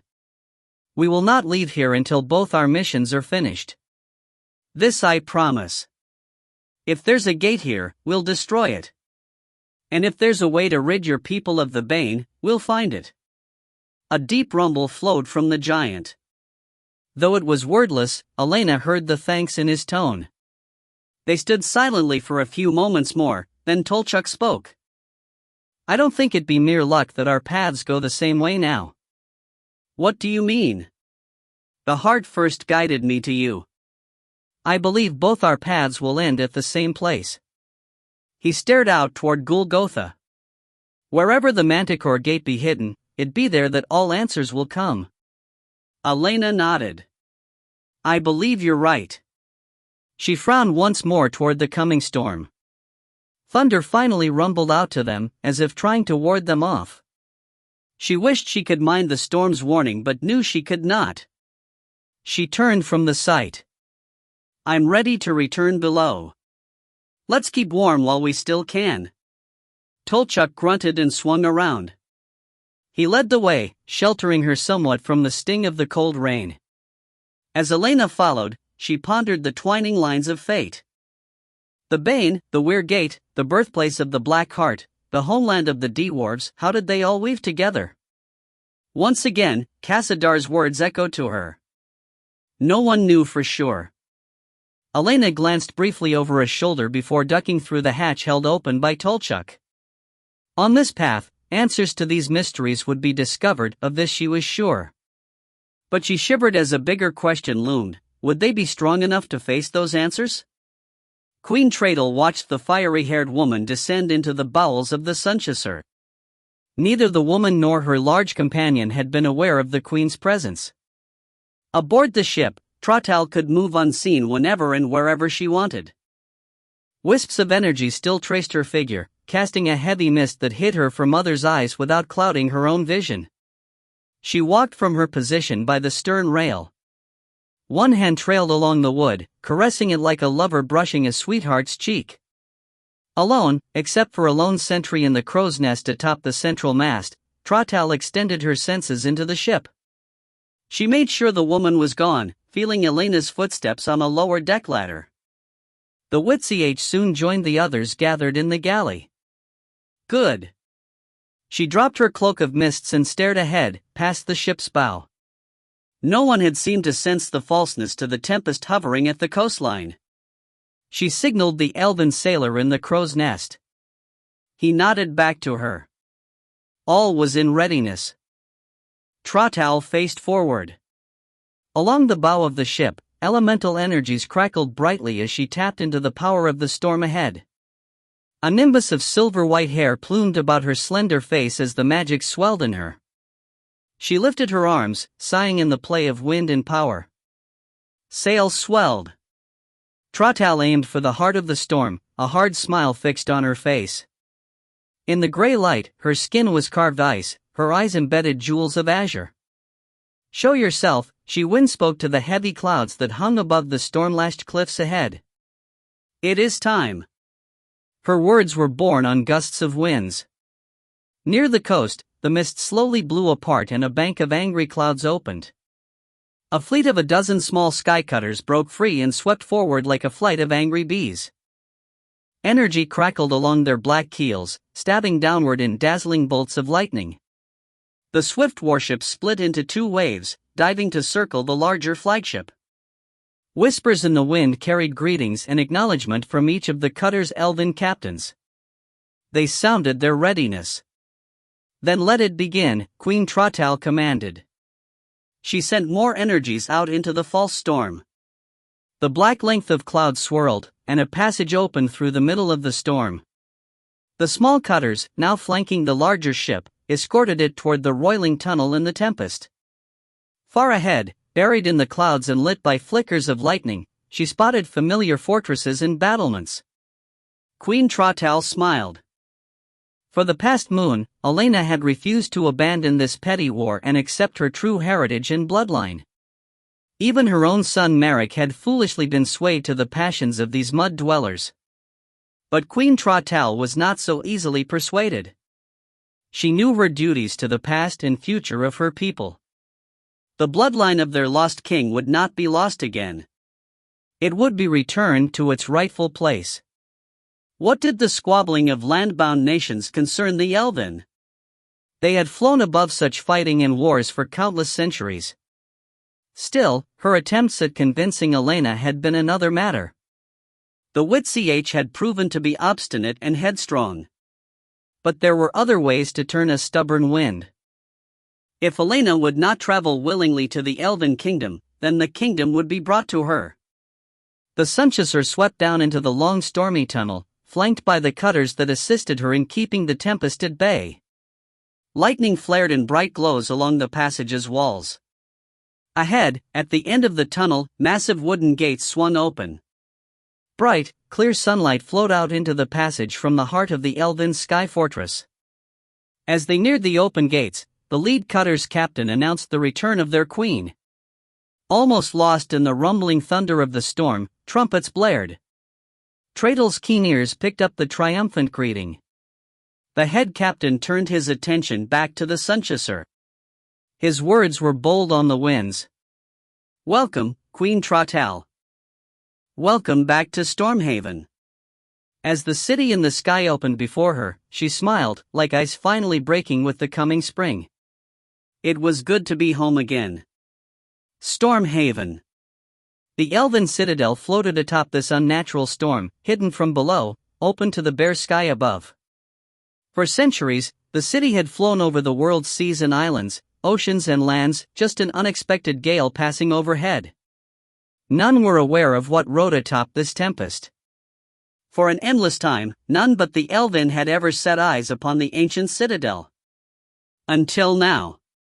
Upon first learning of Elena's intent to leave Aloa Glen, Trottal had sent word by Hawk to Stormhaven, ordering the citadel's keepers to fly the fortress to the monstrous cliffs of Golgotha. All was going as she had ordered. Before any of the others grew wise, the Sunchaser would be docked at Stormhaven, and at long last, the ancient king's bloodline would be rejoined to her own. Queen Trottal whispered her own greeting to the girl below. "Welcome home, Elena. Welcome to your true home." Erril barely noticed as the rumbling thunder grew worse. The planks under his feet trembled with each roar. Ignoring the storm, he remained intent on the map spread atop the galley table.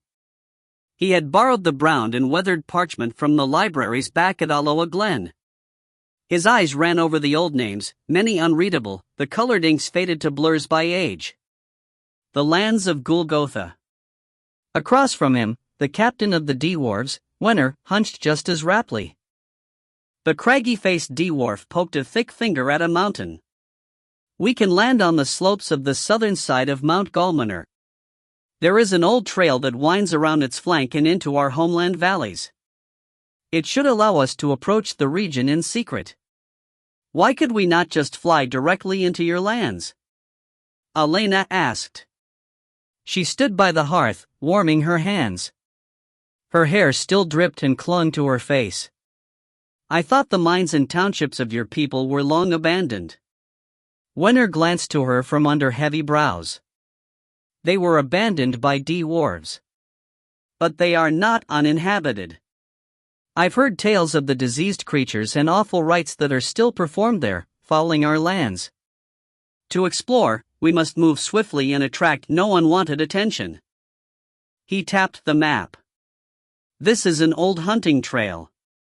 Few should be watching it." Erril nodded. As much as he distrusted this dwarf, he could not fault his plan. It seemed sound.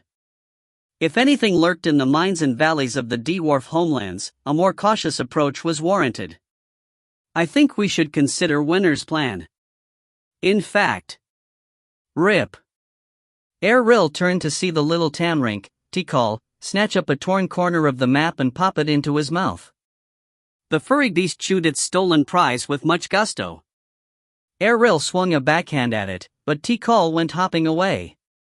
It dodged around the crouched figure of Tolchuk and scrambled toward its keeper. "Tikal!" Mama Frida scolded with a snort. The old woman, who had been drowsing in the chair, pushed up. She scooped the fiery furred Tamrink and settled it into the crook of her arm. Her sightless face turned to Erril. "I'm sorry. He's unduly agitated right now." An explosion of thunder rattled through the ship's bones. "I'm not surprised," Elena said, her eyes glinting with worry. "The storm along the coast is piled high and dark." Erril returned to his study of the map. "Queen Trottal will get us through safely. She said the storm is of no concern." Mama Frida cleared her throat as Tikal whined in her arms. "I don't know." She cocked her head. Tikal mimicked her. "Something sounds wrong with this storm." "What do you mean?" Erril grumbled, instantly suspicious. The old healer simply shook her head. Tolchuk stirred, eyes slowly opening. "I should go and check. "No need," Mama Frida said. Tikal is faster. She bowed her face toward her pet, and Tikal jumped from her lap. The tiny Tamrink scrambled out the door, running on all fours, a flash of fur. Erril straightened from the map table. The others stood silently. Mama Frida tugged her black shawl tighter about her shoulders. Tikal has reached the mid-deck. Her lips pursed as she concentrated. The winds are strong. Angry black clouds surround the ship on all sides. The sky is afire with lightning. To punctuate her words, a new volley of rumbling thunder echoed through the ship.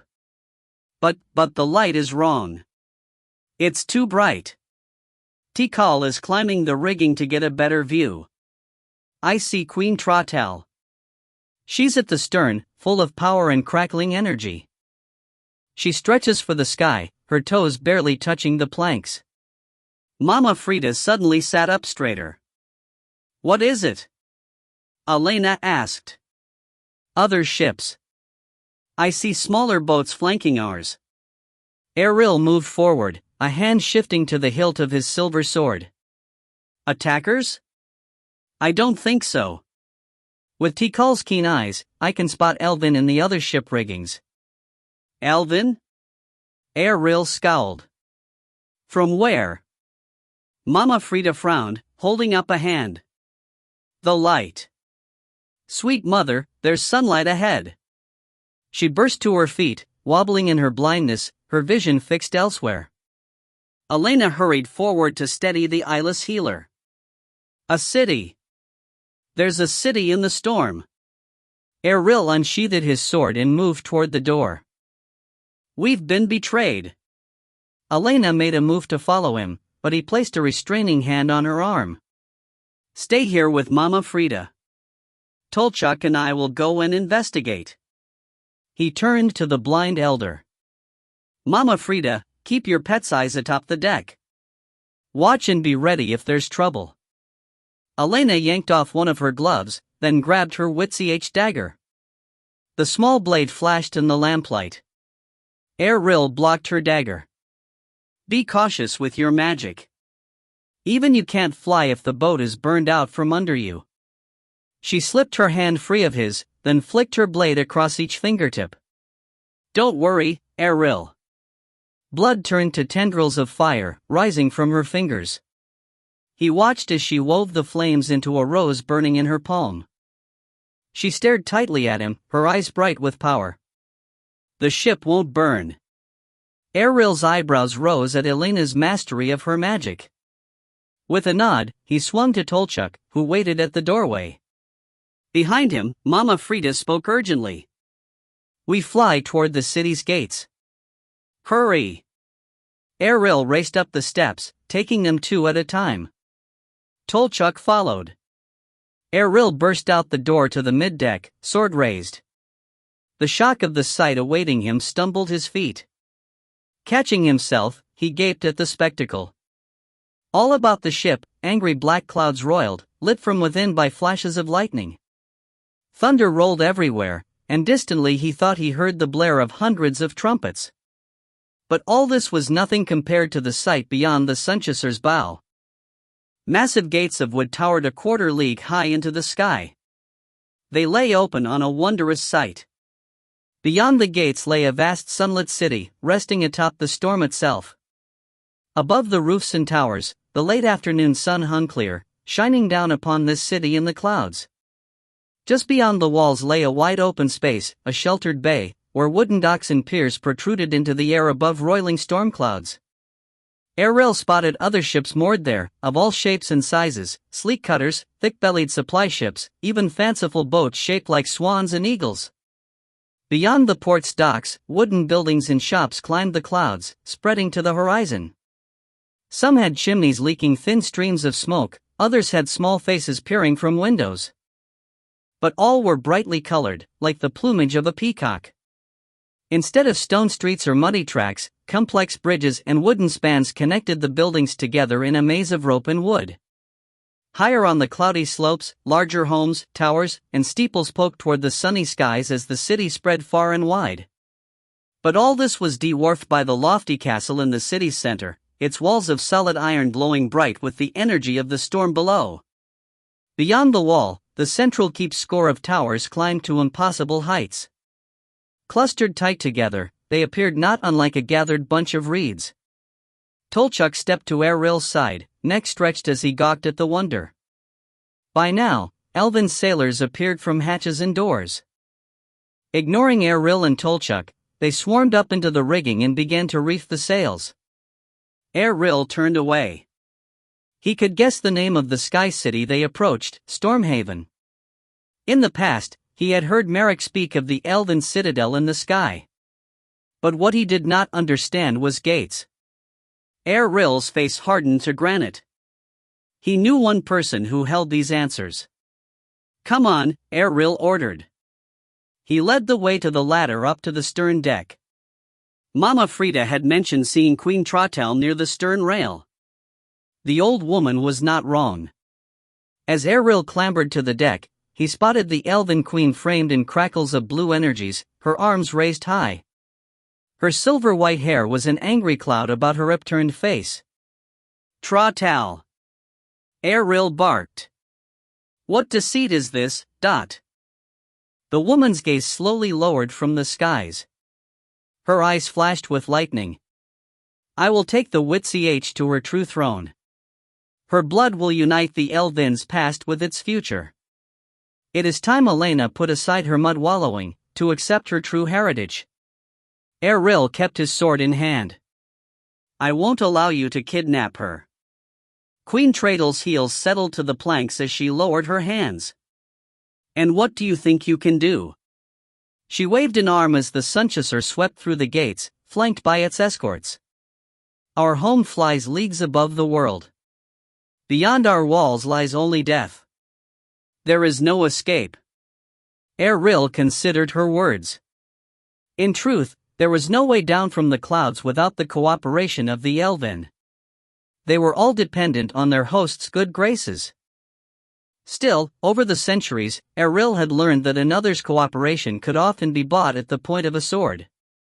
He stepped forward, sword raised. "With a queen as hostage." Trottel snapped her fingers, and a small bolt of lightning lanced from the energies about the ship. The blinding bolt struck Eril's sword and burned it from his hand. Eril gasped and shook away the burn. His sword clattered at his feet.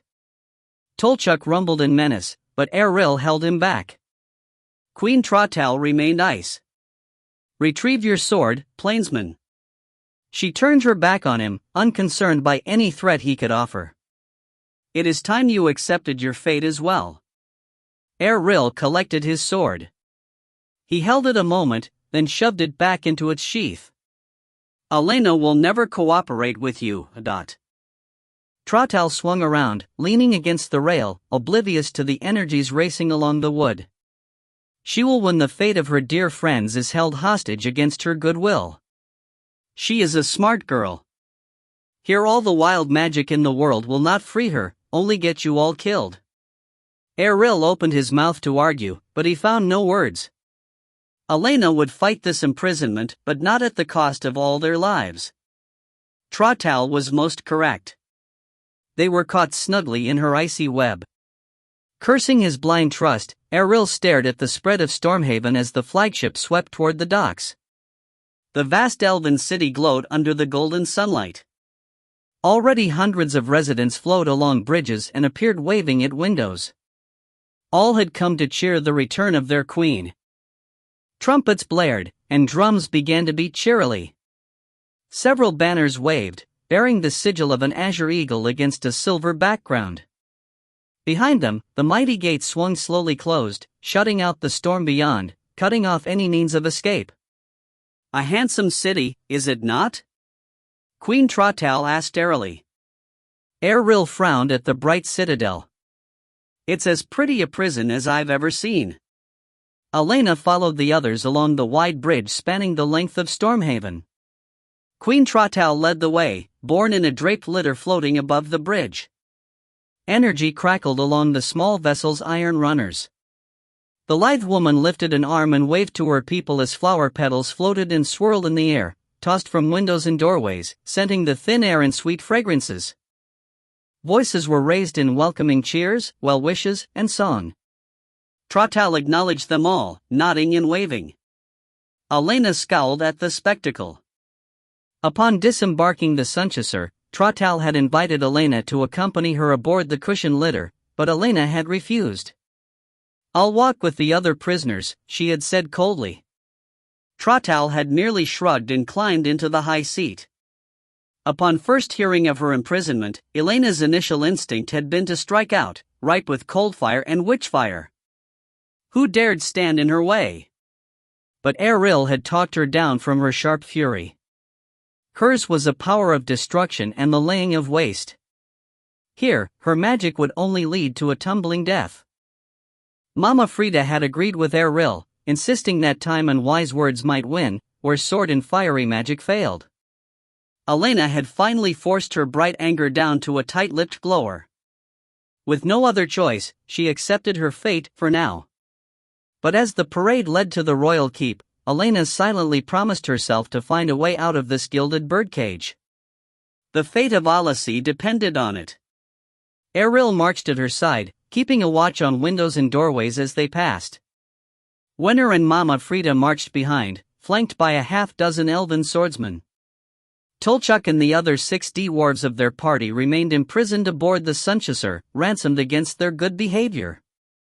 So the group marched sullenly toward the spired citadel across the vast city. To either side, carefully crafted homes and shops lined the way. Lintels and beams were ornately carved. Windows were filled with colored glass. Everywhere Elena looked, the skills of the elven artisans were evident. The city was one extensive work of sculpted art. As much as her kidnapping rankled, she could not dismiss the wonder of the place. Children, barefoot and dressed in motley colors, danced on the ropes and thin spans bridging the skies. They raced and launched kites in various shapes and sizes, all creatures of the air, their shapes and colors both real and fanciful, sharp-eyed eagles, black-winged crows, osprey, terns, bats, butterflies, even colored clouds. The hues and shimmers flared in the bright sky, shining as brightly as the children's songs and laughter. Unbidden, a smile came to Elena's lips. One bold child ran up to her, dodging easily around Eril's attempt to wave him off. He could be no older than 5 winters. He ran beside her, matching her stride, staring up at her with large blue eyes, his hair an unkempt gale of white blonde hair. "You don't look like a king," he said with a small frown. "Papa says you're a king. Kings are supposed to be boys." "I'm not a king, little one," she said with an amused grin. "Just the grandchild of your ancient king." He studied her with narrowed eyes, his mouth crooked as he pondered her words. "You still don't look like no king," he finally concluded, but he offered her his hand to take anyway. She accepted it. How could she refuse? He leaned a bit toward her, his eyes peeking past to Eril. "Papa says when I turn 6, he's gonna get me a sword for my birthing day party. Then I'll guard you instead of him." "I would be honored, little knight."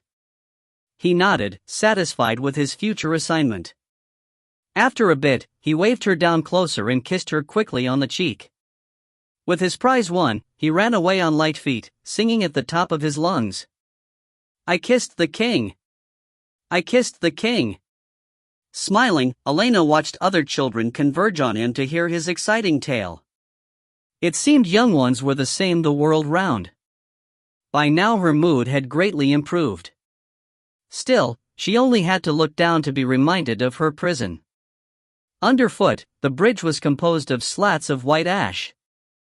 Each iron bolt in the wood glowed with the magic of the elven magic, keeping it afloat above the endless fall. Elena could smell the magic thick in the air, or was it just the scent of lightning? Below, between the slats, the storm roiled like a raging torrent. Lightning flared deep in its heart, thunder a constant rumble. Winter moved up to her side. "Golgotha lies below." "How do you know?" she asked. Winter pointed to the north. Elena turned. Between a slate-roofed cobbler's shop and a 2-story chandlery, the view of the skies opened to the storm beyond the city's towering walls. Thunderclouds churned and swirled. But this was not the sight that the dwarf leader indicated. Up from the whirling bank of black clouds, a solitary peak protruded, an island of steep cliffs and flinty outcrops riding an angry sea. "The anvil," Wenner said. "It's a sacred mountain to our people. It is said in our histories that upon this peak, the first of our people were forged by the gods' hammers." Elena nodded. The peak's flat summit did indeed appear like a giant's blacksmith anvil. She watched as the storm swept up its slopes, the clouds trying to swamp the island in the sky. "We're adrift," Elena mumbled. She sensed no movement, but as she stared, the storm rode past the giant mountain. Stormhaven was on the move, passing over Golgotha. Erril moved closer. "How far are we from the coast?" "A half dozen leagues, I'd say." "And how far from your homeland valley, Dot?" "A 10-day march." 50 leagues or so." As they continued following the queen's litter, the view vanished behind a blue house trimmed in silver. 6 leagues from the coast?" The storm moved swiftly. Erril grumbled. "Then we'll be over your valleys by morning." "And well beyond after that," Wenner added quietly. Erril glanced to Elena, his expression hard. She understood what was left unspoken. They must escape this very night, or they would be lost forever. Elena, her chest tight with worry, stared down between her boots. Deep in the whirling darkness, lightning lit the heart of the storm. How did one escape a prison in the sky? For the 100th time, she wished she could consult her Aunt Fila and Cho. But the blood diary had been confiscated along with the trissil, the hammer of thunder. Not that the book would be any help. The moon would not grow full for several days. She would find only blank pages if she opened it now. As Wenner slipped back behind, Mama Frida took his place at Elena's side. "I heard what the dwarf said," the old healer whispered. "It leaves us little time to sway these cold-blooded sky-dwellers." "If we can't sway them," Elena said hotly, "I'll burn their city from the sky." Mama Frida glanced over at her. Though the lack of eyes made the woman's expression difficult to read at times, now the healer's shock was etched in every wrinkle. "You'd kill the boy who came a moment ago stealing a kiss." Elena lowered her face with shame. Erril answered. "Elven only respect strength. Innocents are often killed in war." "Perhaps." Mama Frida's next words were for Elena. "But can you slay them with your own hand, not accidentally, but willfully and with forethought?" Elena tightened her fingers into frustrated fists.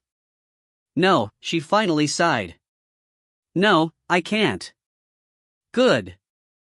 I feared perhaps that I was aiding the wrong side in this war. It was just my anger speaking." Mama Frida nodded and touched Elena's shoulder. "Then heed me a moment, lass. There are ways to play this that don't require fire and death." "What do you mean?" "Tikal allows me to see and hear much that others would not wish known." Erril stepped closer to Elena's side, half huddling. "What have you learned, Dot?" "As we were offloading from the Sunchasur, I overheard some sailors speaking privately. Rumors say that Elena will be forced to wed an elven prince as the moon rises tonight. Her bridemate will be announced at a feast with the sun setting." Elena was aghast. "Married? I will never." "I'll refuse." Mama Frida nodded. "I suspect that our lives and continued comfort will depend upon you acquiescing. Even words of marriage spoken under duress are recognized by the Elven." Elena's feet stumbled. "And this very night, they will take your maidenhead upon your marriage bed, by force if necessary." Elena grew cold. Though she had already flowered as a woman and her moon's blood marked her old enough to be wedded, the thought of lying with a man terrified her more than any Ilgard demon. With her body's spellcast maturation, she understood the needs of a woman. And her own mother had explained the ways of men and women when she was much younger. In fact, she had once practiced kissing with a farmhand from the Nickelbury Ranch. But to bed a man? Someone she did not know? A stranger? I will not allow this, Errol said with an icy menace. Mama Frida nodded. I didn't expect you would. But these elven mean to reclaim their ancient king's lineage, to rejoin the royal lines. Elena found her voice again, but her words cracked. Why, you hinted of a way out of this trap. As I was saying, these sailors were talkative, and their blood was up with their return to Stormhaven. It seems your looks and charms have not gone unnoticed by the men in the rigging. One of the sailors seemed especially captivated by you. With a coarse laugh, he suggested challenging your bridemate by right of reth lore. What is that? Errol asked. I asked my cabin boy as he was helping me from my room. Reth lore translates as heart's blood in the High Elven tongue. A suitor for a woman's hand can be challenged by another. A trial by combat. The victor wins the hand and no other can contest it. Errol touched his sword hilt. Then I will challenge this queen's man. It is not as easy as that. The challenger must fight the potential suitor with his bare hands. The suitor is under no such restraint. He will be armed with a ceremonial sword and dagger. The plainsman's expression hardened. I will still challenge. Of course you will. And most likely die. Elena shook her head. You must not, Errol. And even if you succeed, you will be forced to take your suitor's place. You must marry Elena within the day of the challenge. Errol and Elena glanced at each other. Even in the chill air, her face flushed warmly. His own eyes seemed a mix of confused emotions. Errol cleared his throat. If I must, I must. I still don't see how this will help us, Elena mumbled. Upon your marriage kiss, Errol can make one request of the suitor's family. A dowry, so to speak, for the stolen bride. Mama Frida glanced significantly at them. It cannot be refused. Elena understood almost immediately. Errol could ask that we be let go. Exactly. What cannot be won in war can be gained by love, But would they honor this tradition? Errol grumbled. I believe so. Even though they take Elena by force to gain her bloodline, they are still a people of tradition and strict law. If the challenge is made, it must be honored. If they broke their code in order to father a king's child from Elena, the blood would be tainted, no more than a bastard child. No, I believe they must bow to the challenge of reth lore. Elena turned to Errol. Then it must be attempted. She glanced up to her knight. Deep inside her, something more than hope swelled in her heart. She fought tears, remembering a dance atop a tower roof, arm in arm, the brush of his cheek on hers. No words had been shared during that long night, but it did not always take words to speak one's heart. It will be a hard fight, Mama Frida warned. I will succeed. The plainsman's gray eyes never left hers. His words were hushed. I will win Elena. Mama Frida nodded. Then there is only one other item you must know. What?